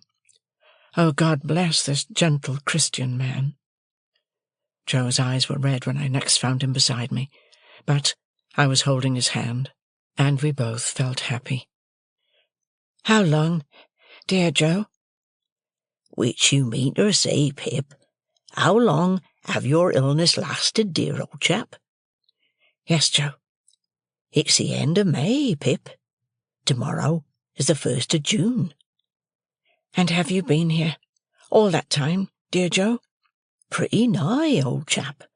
For, as I says to Biddy, when the news of your being ill were brought by letter, which it were brought by the post, and being formerly single he's now married, though underpaid for a deal of walking and shoe leather, but wealth were not an object on his part, and marriage were the great wish of his heart." "It is so delightful to hear you, Joe, but I interrupt you in what you said to Biddy." "Which it were," said Joe, "that how you might be amongst strangers, and that how you and me, having been ever friends, a visit at such a moment might not prove unacceptable. And Biddy, her word were, go to him without loss of time. That," said Joe, summing up with his judicial air, "were the word of Biddy. Go to him, Biddy said, without loss of time. In short, I shouldn't greatly deceive you," Joe added, after a little grave reflection, "if I represented you that the word of that young woman were, without a minute's loss of time." There Joe cut himself short, and informed me that I was to be talked to in great moderation, and that I was to take a little nourishment at stated frequent times, whether I felt inclined for it or not, and that I was to submit myself to all his orders. So I kissed his hand and lay quiet, while he proceeded to indite a note to Biddy with my love in it. Evidently Biddy had taught Joe to write. As I lay in bed, looking at him, it made me, in my weak state, cry again with pleasure to see the pride with which he set about his letter. My bedstead, divested of its curtains, had been removed, with me upon it, into the sitting-room, as the airiest and largest, and the carpet had been taken away, and the room kept always fresh and wholesome night and day. At my own writing-table, pushed into a corner and cumbered with little bottles, Joe now sat down to his great work. First choosing a pen from the pen-tray, as if it were a chest of large tools, and tucking up his sleeves, as if he were going to wield a crowbar or sledge-hammer. It was necessary for Joe to hold on heavily to the table with his left elbow, and to get his right leg well out behind him, before he could begin. And when he did begin, He made every downstroke so slowly that it might have been 6 feet long, while at every upstroke I could hear his pen spluttering extensively. He had a curious idea that the inkstand was on the side of him where it was not, and constantly dipped his pen into space, and seemed quite satisfied with the result. Occasionally he was tripped up by some orthographical stumbling block, but on the whole he got on very well indeed, and when he had signed his name, and had removed a finishing blot from the paper to the crown of his head with his 2 forefingers, he got up and hovered about the table, trying the effect of his performance from various points of view as it lay there with unbounded satisfaction. Not to make Joe uneasy by talking too much, even if I had been able to talk much, I deferred asking him about Miss Havisham until next day. He shook his head when I then asked him if she had recovered. "Is she dead, Joe?" "Why, you see, old chap," said Joe, in a tone of remonstrance, and by way of getting at it by degrees, "I wouldn't go so far as to say that, for that's a deal to say. But she ain't." "Living, Joe?" "That's nigher where it is," said Joe. "She ain't living." "Did she linger long, Joe?" "Arter you was took ill, pretty much about what you might call, if you was to put to it, a week," said Joe, still determined, on my account, to come at everything by degrees. "Dear Joe, have you heard what becomes of her property?" "Well, old chap," said Joe, "it do appear that she had settled the most of it, which I mean to say tied up on Miss Estella. But she had wrote out a little coddle shell in her own hand a day or 2 afore the accident, leaving a cool 4,000 to Mr. Matthew Pocket. And why do you suppose, above all things, Pip, she left that cool 4,000 unto him? Because of Pip's account of him, the said Matthew. I'm told by Biddy that air the writing," said Joe, repeating the legal turn as if it did him infinite good. "Account of him, the said Matthew, and a cool 4,000, Pip." I never discovered from whom Joe derived the conventional temperature of the £4,000, but it appeared to make the sum of money more to him, and he had a manifest relish in insisting on its being cool. This account gave me great joy, as it perfected the only good thing I had done. I asked Joe whether he had heard if any of the other relations had any legacies. "Miss Sarah," said Joe, "she have £25 per annum for to buy pills on account of being bilious. Miss Georgiana, she have £20 down. Mrs. What's the name of them wild beasts with humps, old chap?" "Camels?" said I, wondering why he could possibly want to know. Joe nodded. "Mrs. Campbell's," by which I presently understood he meant Camilla, "she have £5 for to buy rushlights to put her in spirits when she wake up in the night." The accuracy of these recitals was sufficiently obvious to me to give me great confidence in Joe's information. "And now," said Joe, "you ain't that strong yet, old chap, that you can take in more nor one additional shovelful to-day. Old Orlick, he's been a-busting open a dwelling-house." "Whose?" said I. "Not, I grant you, but what his manners is given to blusterous," said Joe, apologetically. "Still, a Englishman's house is his castle, and castles must not be busted, 'cept when done in war-time. And whatsome'er the failings on his part, he were a corn and seedsman in his heart." "Is it Pumblechook's house that has been broken into, then?" "That's it, Pip," said Joe.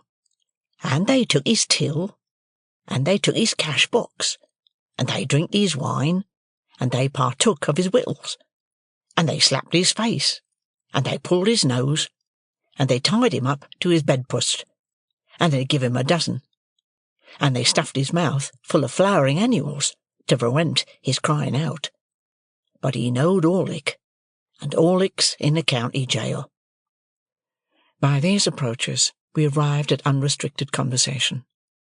I was slow to gain strength, but I did slowly and surely become less weak, and Joe stayed with me, and I fancied I was little Pip again.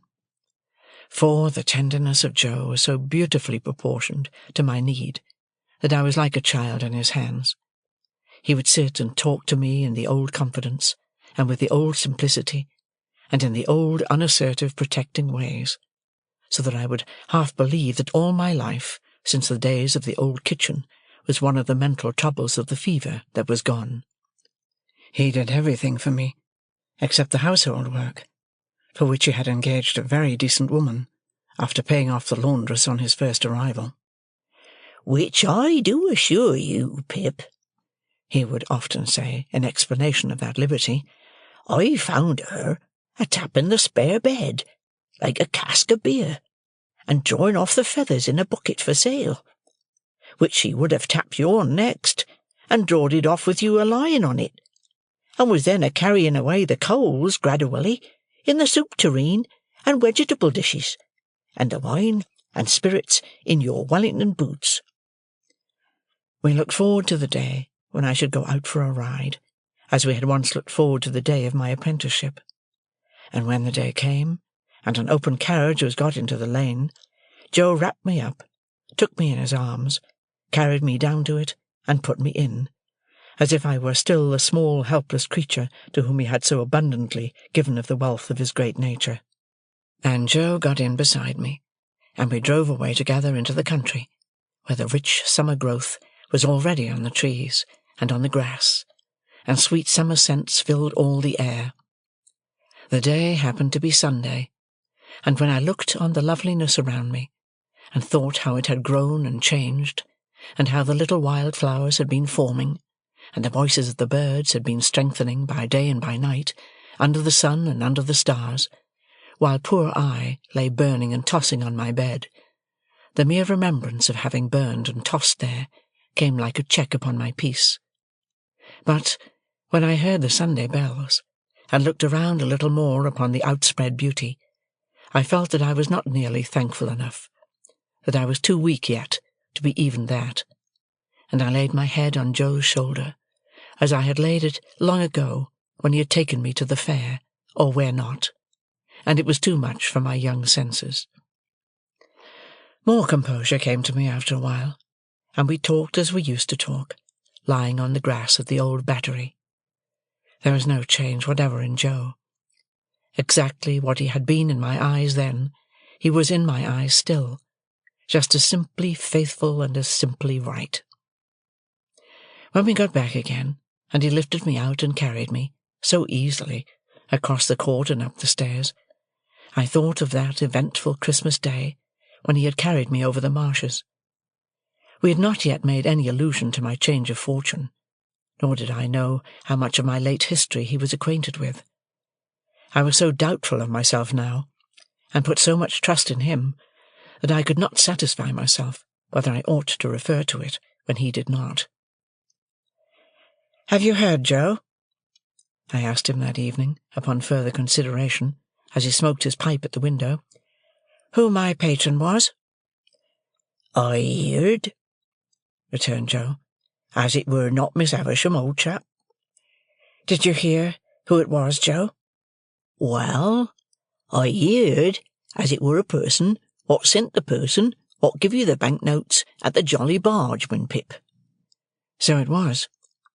Astonishing," said Joe, in the placidest way. "Did you hear that he was dead, Joe?" I presently asked, with increasing diffidence. "Which? Him as sent the bank-notes, Pip?" "Yes." "I think," said Joe, after meditating a long time, and looking rather evasively at the window-seat, "as I did hear tell that how he were something or another in a general way in that direction." "Did you hear anything of his circumstances, Joe?" "Not particular, Pip." "If you would like to hear, Joe, I was beginning, when Joe got up and came to my sofa. "Look'ee here, old chap," said Joe, bending over me. "Ever the best of friends, ain't us, Pip?" I was ashamed to answer him. "Wery good, then," said Joe, as if I had answered. "That's all right. That's agreed upon. Then why go into subjects, old chap, which, as betwixt two sech, must be for ever unnecessary? There's subjects enough as betwixt two sech, without unnecessary ones. Lord, do think of your poor sister and her rampages, and don't you remember Tickler?" "I do indeed, Joe." "Look'ee here, old chap," said Joe. "I done what I could to keep you and Tickler in sunders, but my power were not always fully equal to my inclinations, for when your poor sister had a mind to drop into you, it were not so much," said Joe, in his favourite argumentative way, "that she dropped into me too. If I put myself in opposition to her, but that she dropped into you always heavier for it. I noticed that. It ain't a grab at a man's whisker, not yet a shake or two of a man, to which your sister was quite welcome.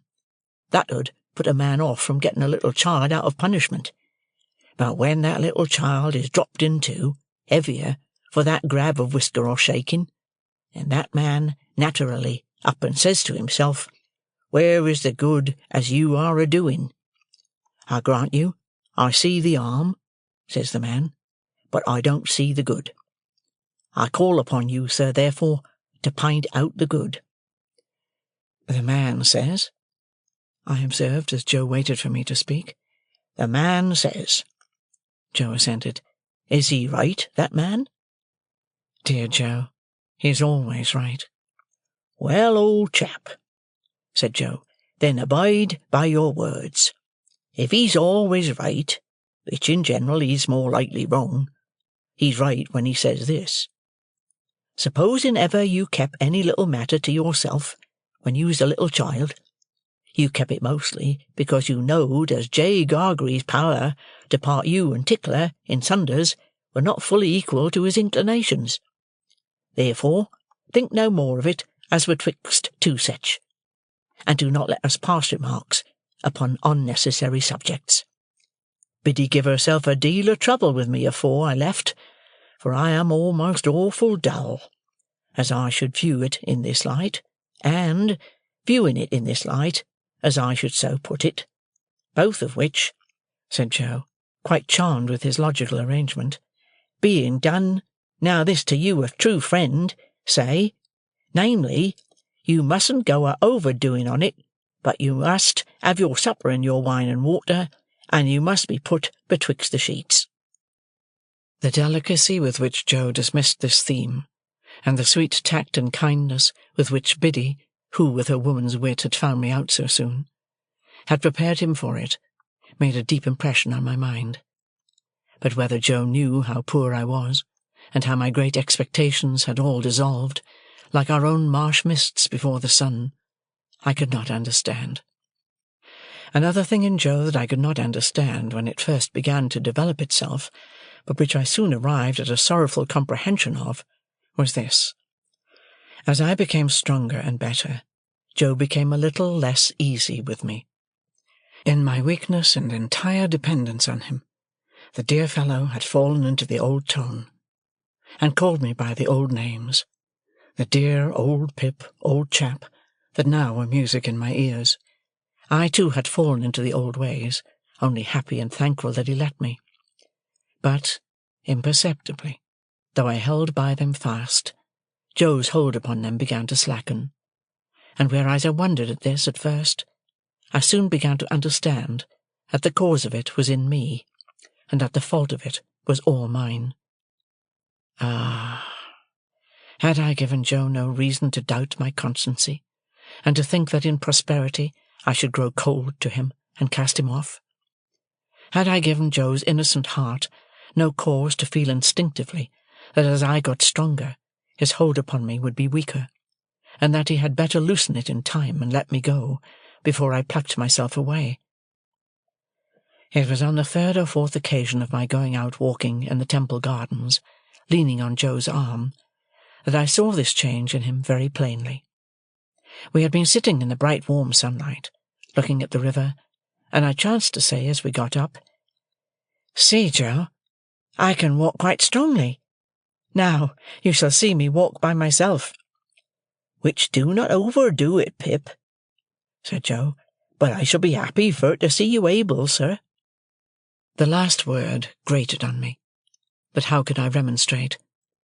I walked no further than the gate of the gardens, and then pretended to be weaker than I was, and asked Joe for his arm. Joe gave it me, but was thoughtful. I, for my part, was thoughtful too, for how best to check this growing change in Joe was a great perplexity to my remorseful thoughts. That I was ashamed to tell him exactly how I was placed, and what I had come down to, I do not seek to conceal, but I hope my reluctance was not quite an unworthy one. He would want to help me out of his little savings, I knew, and I knew that he ought not to help me, and that I must not suffer him to do it. It was a thoughtful evening with both of us, but before we went to bed, I had resolved that I would wait over tomorrow being Sunday, and would begin my new course with the new week. On Monday morning I would speak to Joe about this change. I would lay aside this last vestige of reserve. I would tell him what I had in my thoughts, that secondly, not yet arrived at, and why I had not decided to go out to Herbert, and then the change would be conquered for ever. As I cleared, Joe cleared, and it seemed as though he had sympathetically arrived at a resolution too. We had a quiet day on the Sunday, and we rode out into the country, and then walked in the fields. "I feel thankful that I have been ill, Joe," I said. "Dear old Pip, old chap, you're almost come round, sir." "It has been a memorable time for me, Joe." "Likewise for myself, sir," Joe returned. "We have had a time together, Joe, that I can never forget. There were days once, I know, that I did for a while forget, but I never shall forget these." "Pip," said Joe, appearing a little hurried and troubled, "there has been larks, and, dear sir, what have been betwixt us have been." At night, when I had gone to bed, Joe came into my room as he had done all through my recovery. He asked me if I felt sure that I was as well as in the morning. "Yes, dear Joe, quite." "And are always a-getting stronger, old chap?" "Yes, dear Joe, steadily." Joe patted the coverlet on my shoulder with his great good hand, and said, in what I thought a husky voice, "Good night." When I got up in the morning, refreshed and stronger yet, I was full of my resolution to tell Joe all without delay. I would tell him before breakfast. I would dress at once, and go to his room, and surprise him, for it was the first day I had been up early. I went to his room, and he was not there. Not only was he not there, but his box was gone. I hurried then to the breakfast table, and on it found a letter. These were its brief contents. "Not wishful to intrude, I have departed, for you are well again, dear Pip, and will do better without J.O. P.S. Ever the best of friends." Enclosed in the letter was a receipt for the debt and costs on which I had been arrested. Down to that moment I had vainly supposed that my creditor had withdrawn or suspended proceedings until I should be quite recovered. I had never dreamed of Joe's having paid the money, but Joe had paid it, and the receipt was in his name. What remained for me now but to follow him to the dear old forge, and there to have out my disclosure to him, and my penitent remonstrance with him, and there to relieve my mind and heart of that reserved secondly, which had begun as a vague something lingering in my thoughts, and had formed into a settled purpose? The purpose was that I would go to Biddy, that I would show her how humbled and repentant I came back, that I would tell her how I had lost all I once hoped for, that I would remind her of our old confidences in my first unhappy time. Then I would say to her, "Biddy, I think you once liked me very well, when my errant heart, even while it strayed away from you, was quieter and better with you than it ever has been since.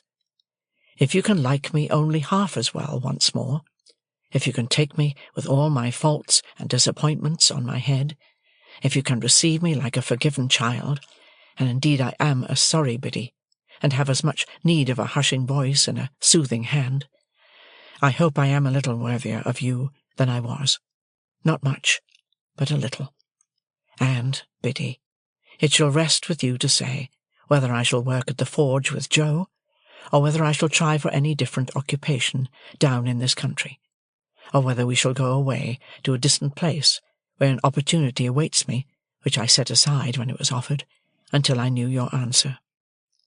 And now, dear Biddy, if you can tell me that you will go through the world with me, you will surely make it a better world for me, and me a better man for it, and I will try hard to make it a better world for you." Such was my purpose. After 3 days more of recovery, I went down to the old place to put it in execution, and how I sped in it is all I have left to tell. Chapter 58. The tidings of my high fortunes, having had a heavy fall, had got down to my native place and its neighbourhood before I got there.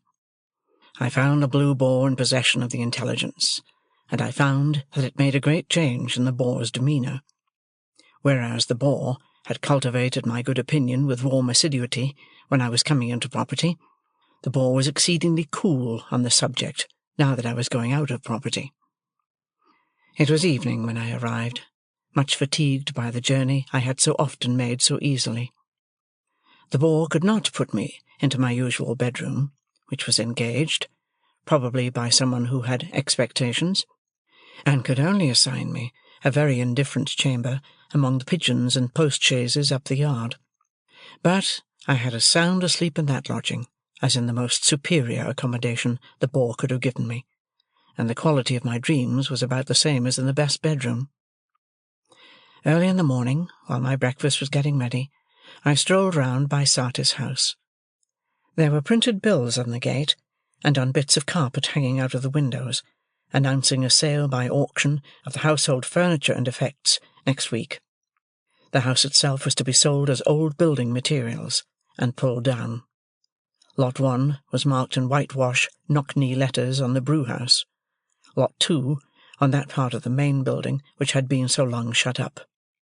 Other lots were marked off on other parts of the structure, and the ivy had been torn down to make room for the inscriptions, and much of it trailed low in the dust and was withered already. Stepping in for a moment at the open gate, and looking around me with the uncomfortable air of a stranger who had no business there, I saw the auctioneer's clerk walking on the casks, and telling them off for the information of a catalogue compiler, pen in hand, who made a temporary desk of the wheeled chair I had so often pushed along to the tune of Old Clem. When I got back to my breakfast in the Boar's coffee-room, I found Mr. Pumblechook conversing with the landlord. Mr. Pumblechook, not improved in appearance by his late nocturnal adventure, was waiting for me, and addressed me in the following terms. "Young man, I am sorry to see you brought low. But what else could be expected? What else could be expected?" As he extended his hand with a magnificently forgiving air, and as I was broken by illness and unfit to quarrel, I took it. "William," said Mr. Pumblechook to the waiter, "put a muffin on table, and has it come to this? Has it come to this?" I frowningly sat down to my breakfast. Mr. Pumblechook stood over me and poured out my tea, before I could touch the teapot, with the air of a benefactor who is resolved to be true to the last. "William," said Mr. Pumblechook mournfully, "put the salt on. In happier times," addressing me, "I think you took sugar. And did you take milk? You did. Sugar and milk. William, bring a watercress." "Thank you," said I shortly, "but I don't eat watercresses." "You don't eat them?" returned Mr. Pumblechook, sighing and nodding his head several times, as if he might have expected that, and as if abstinence from watercresses were consistent with my downfall. "True. The simple fruits of the earth. No, you needn't bring any, William." I went on with my breakfast, and Mr. Pumblechook continued to stand over me, staring fishily and breathing noisily, as he always did. "Little more than skin and bone," mused Mr. Pumblechook aloud, "and yet, when he went from here, I may say with my blessing, and I spread afore him my humble store, like the bee, he was as plump as a peach." This reminded me of the wonderful difference between the servile manner in which he had offered his hand in my new prosperity, saying, "May I?" and the ostentatious clemency with which he had just now exhibited the same fat 5 fingers. "Ah," he went on, handing me the bread and butter, "and you are going to Joseph?" "In heaven's name," said I, firing in spite of myself, "what does it matter to you where I am going? Leave that teapot alone." It was the worst course I could have taken, because it gave Pumblechook the opportunity he wanted. "Yes, young man," said he, releasing the handle of the article in question, retiring a step or two from my table, and speaking for the behoof of the landlord and waiter at the door. "I will leave that teapot alone. You are right, young man. For once you are right. I forget myself when I take such an interest in your breakfast as to wish your frame, exhausted by the debilitating effects of prodigality, to be stimulated by the wholesome nourishment of your forefathers.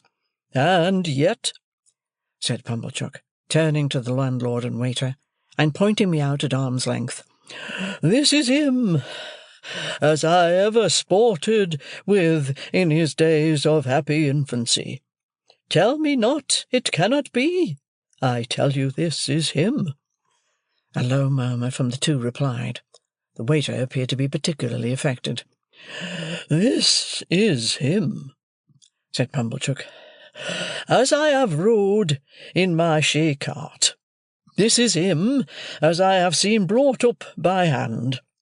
This is him unto the sister of which I was uncle by marriage, as her name was Georgiana Maria, from her own mother. Let him deny it if he can." The waiter seemed convinced that I could not deny it, and that it gave the case a black look. "Young man," said Pumblechook, screwing his head at me in the old fashion, "you were a-going to Joseph. What does it matter to me, you ask me, where you were a-going? I say to you, sir, you were a-going to Joseph." The waiter coughed, as if he modestly invited me to get over that. "Now," said Pumblechook, and all this with a most exasperating air of saying in the course of virtue what was perfectly convincing and conclusive, "I will tell you what to say to Joseph. Here is Squires of the Boar present, known and respected in this town, and here is William, which his father's name was Popkins, if I do not deceive myself." "You do not, sir," said William. "In their presence," pursued Pumblechook, "I will tell you, young man, what to say to Joseph. Says you, 'Joseph, I have this day seen my earliest benefactor and the founder of my fortunes. I will name no names, Joseph, but so they are pleased to call him uptown, and I have seen that man.'" "I swear I don't see him here," said I. "Say that likewise," retorted Pumblechook. "Say you said that, and even Joseph will probably betray surprise." "There you're quite mistaken," said I. "I know better." "Says you," Pumblechook went on, "Joseph, I have seen that man, and that man bears you no malice and bears me no malice. He knows your character, Joseph, and is well acquainted with your pig-headedness and ignorance. And he knows my character, Joseph, and he knows my want of gratitude. Yes, Joseph, says you." Here Pumblechook shook his head and hand at me. "He knows my total deficiency of common human gratitude. He knows it, Joseph, as none can. You do not know it, Joseph, having no call to know it, but that man do." Windy donkey as he was, it really amazed me that he could have the face to talk thus to mine. "Says you, Joseph, he gave me a little message, which I will now repeat. It was, that in my being brought low, he saw the finger of Providence. He knowed that finger when he saw it, Joseph, and he saw it plain. It painted out this writing, Joseph: "Reward of ingratitude to his earliest benefactor and founder of fortunes."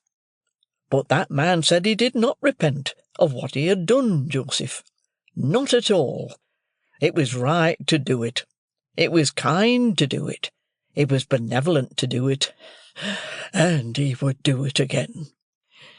"It's pity," said I scornfully, as I finished my interrupted breakfast, "that the man did not say what he had done and would do again."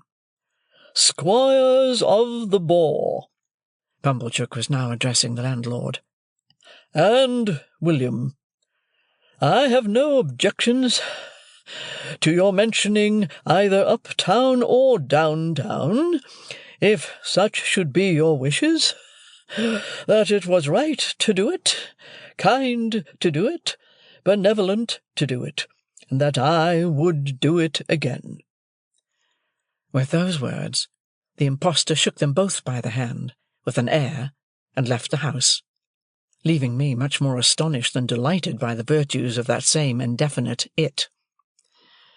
I was not long after him in leaving the house too, and when I went down the High Street, I saw him holding forth, no doubt to the same effect, at his shop door to a select group who honoured me with very unfavourable glances as I passed on the opposite side of the way. But it was only the pleasanter to turn to Biddy and to Joe, whose great forbearance shone more brightly than before, if that could be, contrasted with this brazen pretender.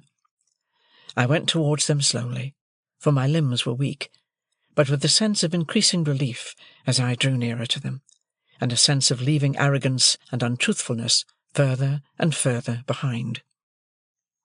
The June weather was delicious. The sky was blue, the larks were soaring high over the green corn. I thought all that countryside more beautiful and peaceful, by far, than I had ever known it to be yet. Many pleasant pictures of the life I would lead there, and of the change for the better that would come over my character, when I had a guiding spirit at my side, whose simple faith and clear home wisdom I had proved beguiled my way. They awakened a tender emotion in me, for my heart was softened by my return, and such a change had come to pass that I felt like one who was toiling home, barefoot from distant travel, and whose wanderings had lasted many years. The schoolhouse where Biddy was mistress I had never seen, but the little roundabout lane by which I entered the village for quietness' sake took me past it. I was disappointed to find that the day was a holiday. No children were there, and Biddy's house was closed. Some hopeful notion of seeing her busily engaged in her daily duties before she saw me had been in my mind, and was defeated. But the forge was a very short distance off, and I went towards it under the sweet green limes, listening for the clink of Joe's hammer. Long after I ought to have heard it, and long after I had fancied I heard it, and found it but a fancy, all was still. The limes were there, and the white thorns were there, and the chestnut trees were there, and their leaves rustled harmoniously when I stopped to listen, but the clink of Joe's hammer was not in the midsummer wind. Almost fearing, without knowing why, to come in view of the forge, I saw it at last, and saw that it was closed. No gleam of fire, no glittering shower of sparks, no roar of bellows, all shut up and still. But the house was not deserted, and the best parlour seemed to be in use, for there were white curtains fluttering in its window, and the window was open and gay with flowers. I went softly towards it, meaning to peep over the flowers, when Joe and Biddy stood before me arm in arm. At first Biddy gave a cry, as if she thought it was my apparition, but in another moment she was in my embrace. I wept to see her, and she wept to see me. I, because she looked so fresh and pleasant, she, because I looked so worn and white. "But, dear Biddy, how smart you are!" "Yes, dear Pip." "And Joe, how smart you are!" "Yes, dear old Pip, old chap." I looked at both of them, from one to the other, and then— "It's my wedding day," cried Biddy, in a burst of happiness, "and I am married to Joe." They had taken me into the kitchen, and I had laid my head down on the old deal table. Biddy held one of my hands to her lips, and Joe's restoring touch was on my shoulder. "Which he warn't strong enough, my dear, for to be surprised," said Joe. And Biddy said, "I ought to have thought of it, dear Joe, but I was too happy." They were both so overjoyed to see me, so proud to see me, so touched by my coming to them, so delighted that I should have come by accident to make their day complete. My first thought was one of great thankfulness that I had never breathed this last baffled hope to Joe. How often, while he was with me in my illness, had it risen to my lips! How irrevocable would have been his knowledge of it, if he had remained with me but another hour. "Dear Biddy," said I, "you have the best husband in the whole world, and if you could have seen him by my bed, you would have— But no, you couldn't love him better than you do." "No, I couldn't indeed," said Biddy. "And, dear Joe, you have the best wife in the whole world, and she will make you as happy as even you deserve to be, you dear, good, noble Joe." Joe looked at me with a quivering lip, and fairly put his sleeve before his eyes. "And Joe and Biddy both, as you have been to church to-day, and are in charity and love with all mankind, receive my humble thanks for all you have done for me, and all I have so ill repaid. And when I say that I am going away within the hour, for I am soon going abroad, and that I shall never rest until I have worked for the money with which you have kept me out of prison, and have sent it to you, don't think, dear Joe and Biddy, that if I could repay it 1,000 times over, I suppose I could cancel a farthing of the debt I owe you, or that I would do so if I could." They were both melted by these words, and both entreated me to say no more. But I must say more. Dear Joe, I hope you'll have children to love, and that some little fellow will sit in this chimney corner of a winter night, who may remind you of another little fellow gone out of it for ever. Don't tell him, Joe, that I was thankless. Don't tell him, Biddy, that I was ungenerous and unjust. Only tell him that I honoured you both, because you were both so good and true, and that, as your child, I said it would be natural to him to grow up a much better man than I did." "I ain't a-going," said Joe, from behind his sleeve, "to tell him nothink o' that nater, Pip, nor Biddy ain't, nor yet no one ain't." And now, though I know you have already done it in your own kind hearts, pray tell me, both, that you forgive me. Pray let me hear you say the words, that I may carry the sound of them away with me, and then I shall be able to believe that you can trust me, and think better of me, in the time to come." "Oh, dear old Pip, old chap," said Joe, "God knows as I forgive you, if I have anythink to forgive." "Amen, and God knows I do," echoed Biddy. "Now, let me go up and look at my old little room, and rest there a few minutes by myself, and then, when I have eaten and drunk with you, go with me as far as the finger-post, dear Joe and Biddy, before we say good-bye." I sold all I had, and put aside as much as I could for a composition with my creditors, who gave me ample time to pay them in full, and I went out and joined Herbert. Within a month I had quitted England, and within 2 months I was clerk to Clarriker and Co., and within 4 months I assumed my first undivided responsibility. For the beam across the parlour ceiling at Mill Pond Bank had then ceased to tremble under old Bill Barley's growls, and was at peace, and Herbert had gone away to marry Clara, and I was left in sole charge of the eastern branch until he brought her back. Many a year went round before I was partner in the house, but I lived happily with Herbert and his wife, and lived frugally, and paid my debts, and maintained a constant correspondence with Biddy and Joe. It was not until I became third in the firm that Clarriker betrayed me to Herbert, but he then declared that the secret of Herbert's partnership had been long enough upon his conscience, and he must tell it. So he told it, and Herbert was as much moved as amazed, and the dear fellow and I were not the worse friends for the long concealment. I must not leave it to be supposed that we were ever a great house, or that we made mints of money. We were not in a grand way of business, but we had a good name, and worked for our profits, and did very well. We owed so much to Herbert's ever-cheerful industry and readiness, that I often wondered how I had conceived that old idea of his inaptitude, until I was one day enlightened by the reflection that perhaps the inaptitude had never been in him at all, but had been in me. Chapter 59.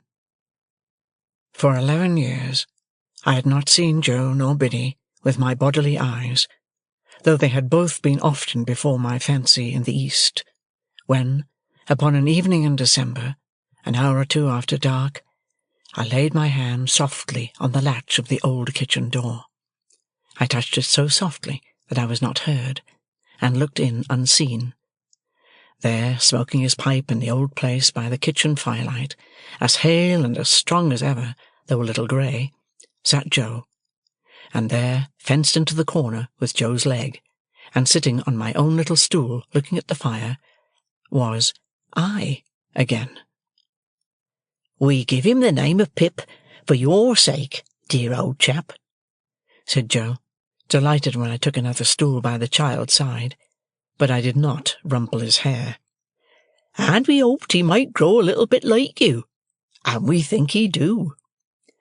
I thought so too, and I took him out for a walk next morning, and we talked immensely, understanding one another to perfection, and I took him down to the churchyard, and set him on a certain tombstone there, and he showed me from that elevation which stone was sacred to the memory of Philip Pirrip, late of this parish, and also Georgiana, wife of the above.